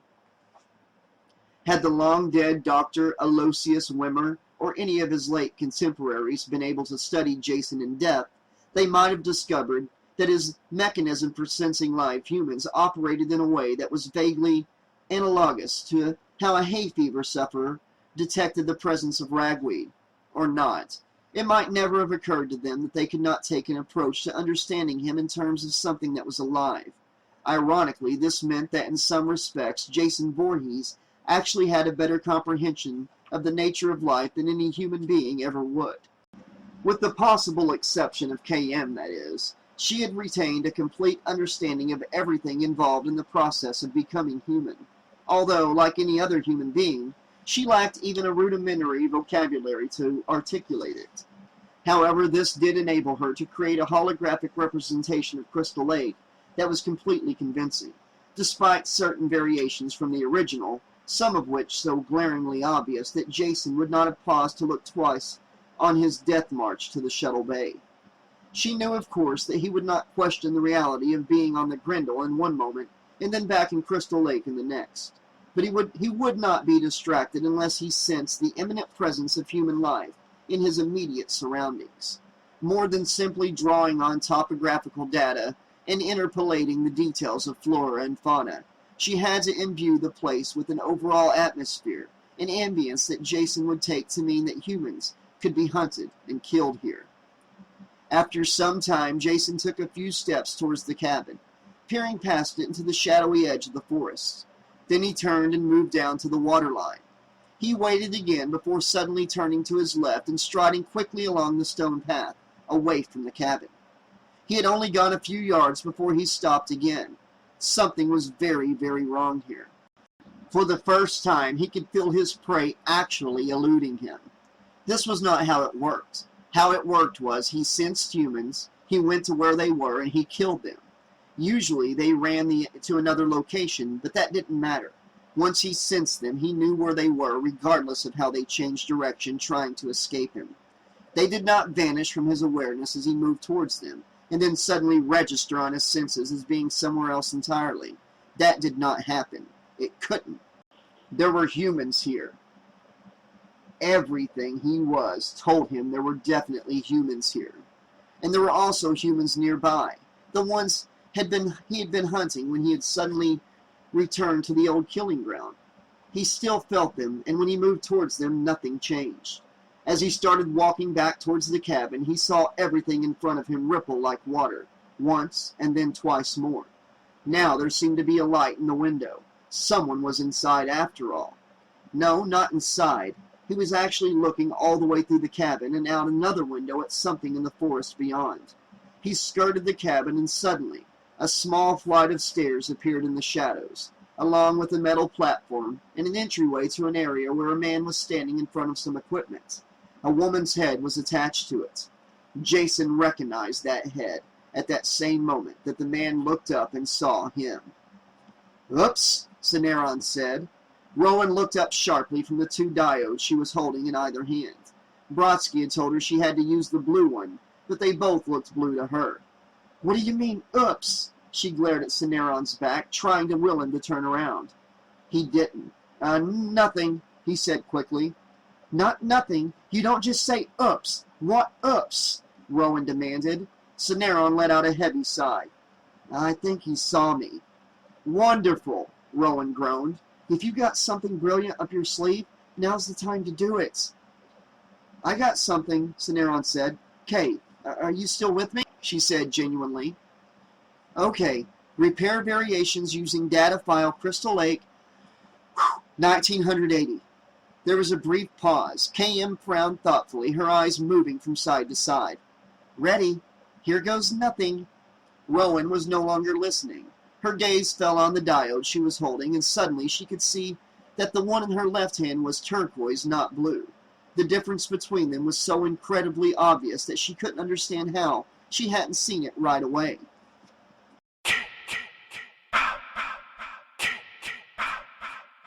"Hey, you!" Jason whirled.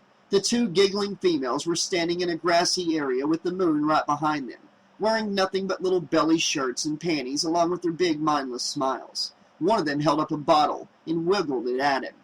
"You want a beer?" she asked, giggling some more. "Or do you want to smoke some pot?" added the other one, producing a joint. "Or we could just have premarital sex," said the first one cheerfully. He stared as they tossed away the beer and the joint to pull their shirts off over their heads. Topless now, they each struck a pose as if they were having their pictures taken. "We just love premarital sex," they said in unison. Jason raised his machete and advanced on them, but instead of screaming and running away, they only climbed into a pair of sleeping bags lying on the grass behind them, and continued to giggle as heartily as ever. He bent over and took a closer look at them. They registered as live humans, but oddly, were these the ones he had sensed eluding him before? Why didn't they do that now if they could, or scream and run? Defective. They were defective like him, when he had been a living creature.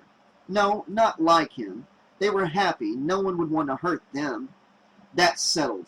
He zipped them into their sleeping bags and bashed them alternately against each other in a nearby tree. Finally, they started squealing and screaming, and they kept it up long after other humans would have stopped.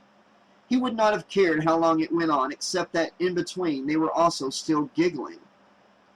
Having resolved the diode crisis successfully, Rowan was relieved to finish making the last of the connections without anything blowing up, even just slightly.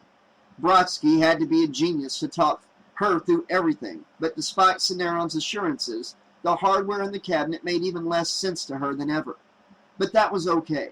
Making sense was optional. All she really wanted it to do at this point was work. "All right, Rowan," Brodsky said. "Give it a try now." Obediently, she hit the door panel. "Here we go!" Nothing. Rowan flung herself at the unresponsive metal, pounding both fists on it. "God damn it, you fucking piece of shit!" Okay, Brodsky was saying. "Calm down. I'm going to try something else. Stand by."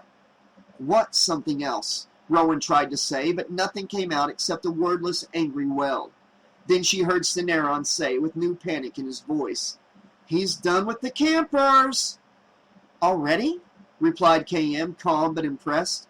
"Wow, he's good." "Too good," Cineron said. "He's coming back." Rowan turned towards the cargo bay and saw him standing against the incongruous backdrop of Crystal Lake. She noted absently that it was amazingly authentic, just not authentic enough to keep Jason occupied long enough to let them get away. He started moving quickly towards the shuttle bay again, reaching down to grab his machete without having to pause. Rowan stumbled back several steps and fetched up against the useless fucking piece of shit door, her mind blank with panic. All at once, Brodsky's voice blared in her comlink. "How about now?" She heard a soft hiss behind her and whirled to find herself staring into a long blue tube-shaped passageway leading to another open door. "Sarge, it worked! You are a god!" Cineron yelled. "We gonna see you anytime soon, Brodsky?" Rowan said tensely. "I'm on my way," Brodsky promised. She saw Cineron reaching for KM's head on the console, and then all at once they were all rolling on the floor, which was tilting and juddering in the aftermath of another explosion. Sparks sprayed down from the ceiling and out from the walls. Rowan tried to get to her feet when the floor tilted sharply again, and Cineron went flying past her to meet the opposite wall head first. To her horror, he immediately went limp, dropping to the floor like a rag. "Cineron!" she screamed and threw herself on him as bits of the ceiling itself started raining down along with more sparks. Both Brodsky and the pilot of the Tiamat were yelling for them to get out of there. Get out of there right now. But she could barely hear them over the ongoing explosions. The shuttle bay was shaking so much now that she couldn't tell whether Cineron was responding to her attempts to revive him or not. Finally, she just tried hauling him to his feet, intending to drag him through the escape tube to the other ship if she had to. But that seemed to do the trick. He woke up and managed to stagger along beside her, while blood poured out of a gash in his forehead. They stumbled across the opening into the Tiamat, almost before Rowan realized they had made it. She half dropped Cineron into a padded seat and turned to shut the door. "KM!" Cineron pleaded hoarsely. Rowan stumbled back through the passageway without pausing, even to indicate she had even heard him. Most of the light in the shuttle bay were out now, and the few that remained were flickering on and off. The whole place was shaking so violently that KM's head had torn loose from the console and was rolling around on the floor, so that Rowan actually had to chase it. God, she thought, what if KM was so damaged that... But except for a few smudges of dirt and an area of singed hair, KM seemed to be functioning as well as ever. "Thanks," she said cheerfully, as Rowan brushed some ashes off the bridge of her nose. "Come on, Grindel, we gotta go now," yelled the Tiamat pilot. "Better hurry," KM added helpfully. "Don't worry, I'll be fine." Rowan tucked the head securely under her arm and fought to keep her balance while the floor rocked back and forth again. And then suddenly there he was, standing at the entrance to the shuttle bay. In spite of the failing light, she could see his red eyes clearly in the eye holes of the still mass. He knew her. He had marked her. He owned her.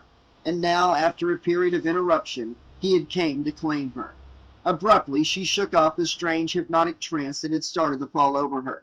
"Not in this lifetime, asshole," she yelled and bolted to the tube to the Tiamat. Cineron was waiting at the door. The moment she crossed the threshold with KM's head, he hit the controls and closed the hatch behind her. "Brodsky!" Rowan said breathlessly and ran to look through the window in the hatch. She had a brief glimpse of Jason starting towards the passageway, machete in one raised hand, and just behind him another figure in a red spacesuit and helmet, bringing his fist down on the console that Cineron and KM had been using. The shuttle bay door slammed shut. Rowan blinked, and suddenly the grindle was only a third the size it had been a moment before. Brodsky, no! The ship exploded before the second word was even out of her mouth. No, Rowan whispered, staring at the fireball where the grindle had been. No, Brodsky, no! She knew the hand Cineron put on her shoulder was meant to be comforting. It was also trembling, and she wasn't sure if he was aware of that. Or maybe it was just that she was trembling so hard. She clasped her hands tightly together in an attempt to steady herself. He didn't get you. You're alive, she said silently over and over. You're alive. Jason didn't get you. The fireball continued to writhe against the starry darkness, and now she can make out fragments and debris flying out in all directions from it. Oh God, what if she saw something she didn't want to, like Brutz? She started to turn away when suddenly she did see something she hadn't wanted to. But it wasn't part of the corpse of someone like Waylander or Brodsky, tumbling end over end in flames. It was something much, much worse. Light from the fireball glinted off his still mask, and the machete he was holding as he grew bigger and bigger in the viewplate. My God, breathed Cineron. He's coming this way! Yes, he was, Rowan thought, unable to move. He was coming right this way, and he was looking directly at her as he did. Those red eyes. Told you already. I know you. I put my mark on you. I own you, and no matter what, I am coming to claim you. She could feel the machete slice through several inches of steel into her gut all over again, as vividly as if it had happened a minute ago, as if it were happening to her right now.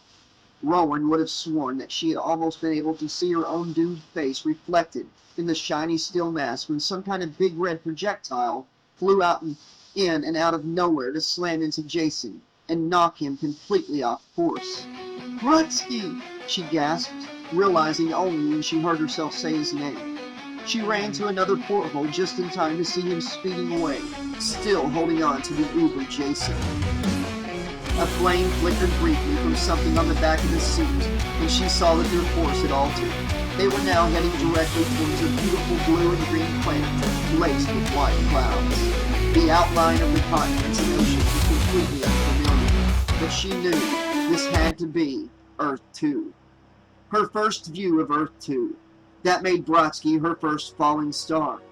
Somehow she just couldn't bring herself to make a wish. He's gone, Cineron said faintly. He's gone, and it's over. Rowan turned to look at him. I can't believe it, she said. It was the truth. She couldn't. It hadn't sunk in yet, and when it did, whatever happiness and relief she might feel would be tempered by sorrow for the loss of so many lives and grief for Sergeant Brodsky. Cineron? Came KM's voice, a bit muffled. Cineron jumped slightly and took KM's head out from under his arm. Are you all right? He asked anxiously, holding her head carefully in both hands. Oh, sure, she said.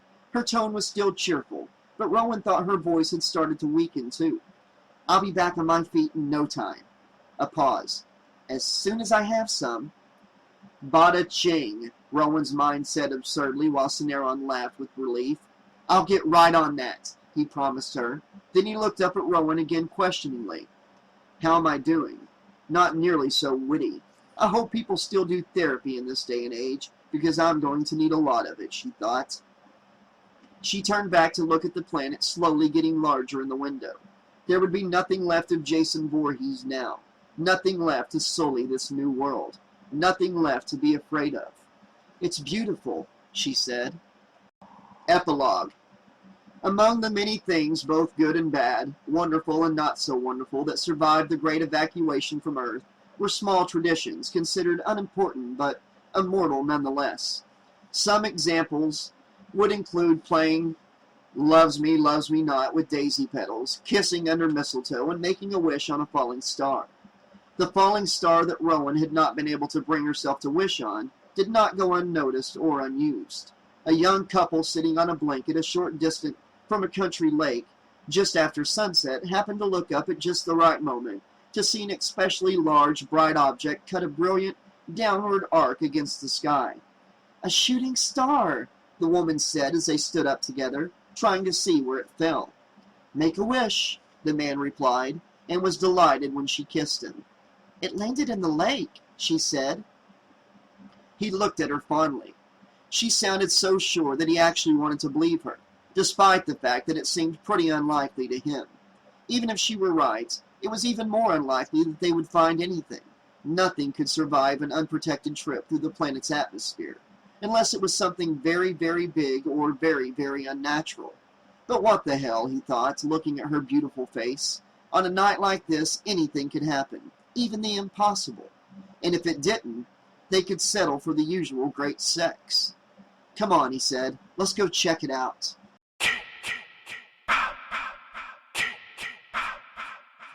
Okay, this has been chapters 22, 23, 24, and the epilogue, making up the conclusion of Jason X, the novelization of the movie. Guys, I really enjoyed this book. It didn't really stray far from the movie, but it was a really great read, and I hope you guys have enjoyed listening to it. And until then, this has been your friendly neighborhood 80s slasher librarian saying, thanks for listening. Late at night I hear a scream, pages turning in my dream. Watch narrates a killing spree, horror tales set my soul free.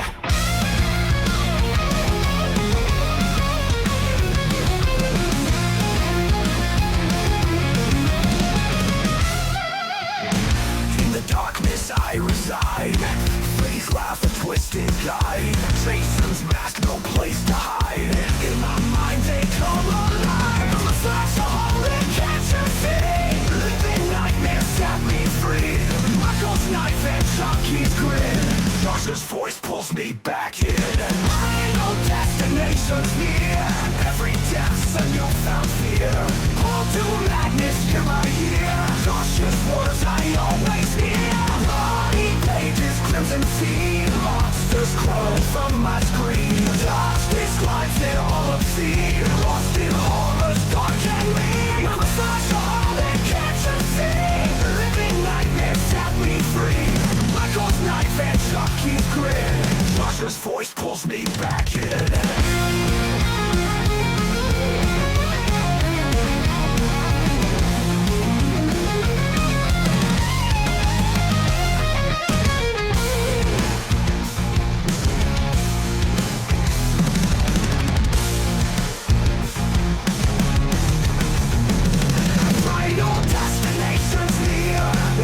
Death's a newfound fear. Hold to madness year by year. Josh's voice pulls me back in.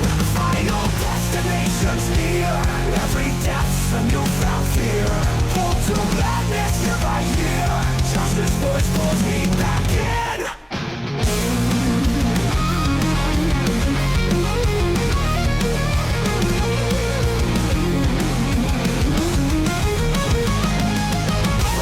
Destination's near. Every death's a newfound fear. All to madness year by year. Cautious words I always hear. Mind, pain. Final destination's near. Every death's a newfound fear. Pulled to madness year by year. Josh's words I always hear. Bloody pages, crimson sea. Monsters crawling from my screen. Josh describes it all obscene. Lost in horrors, dark and mean. Bloody pages, crimson sea. Monsters crawling from my screen. Josh describes it all obscene. Lost in horrors, dark and mean. I'm a flash of all that can't you see? Living nightmares set me free. Michael's knife and Chucky's grin. Josh's voice pulls me back in. Final destination's near. Every death's a new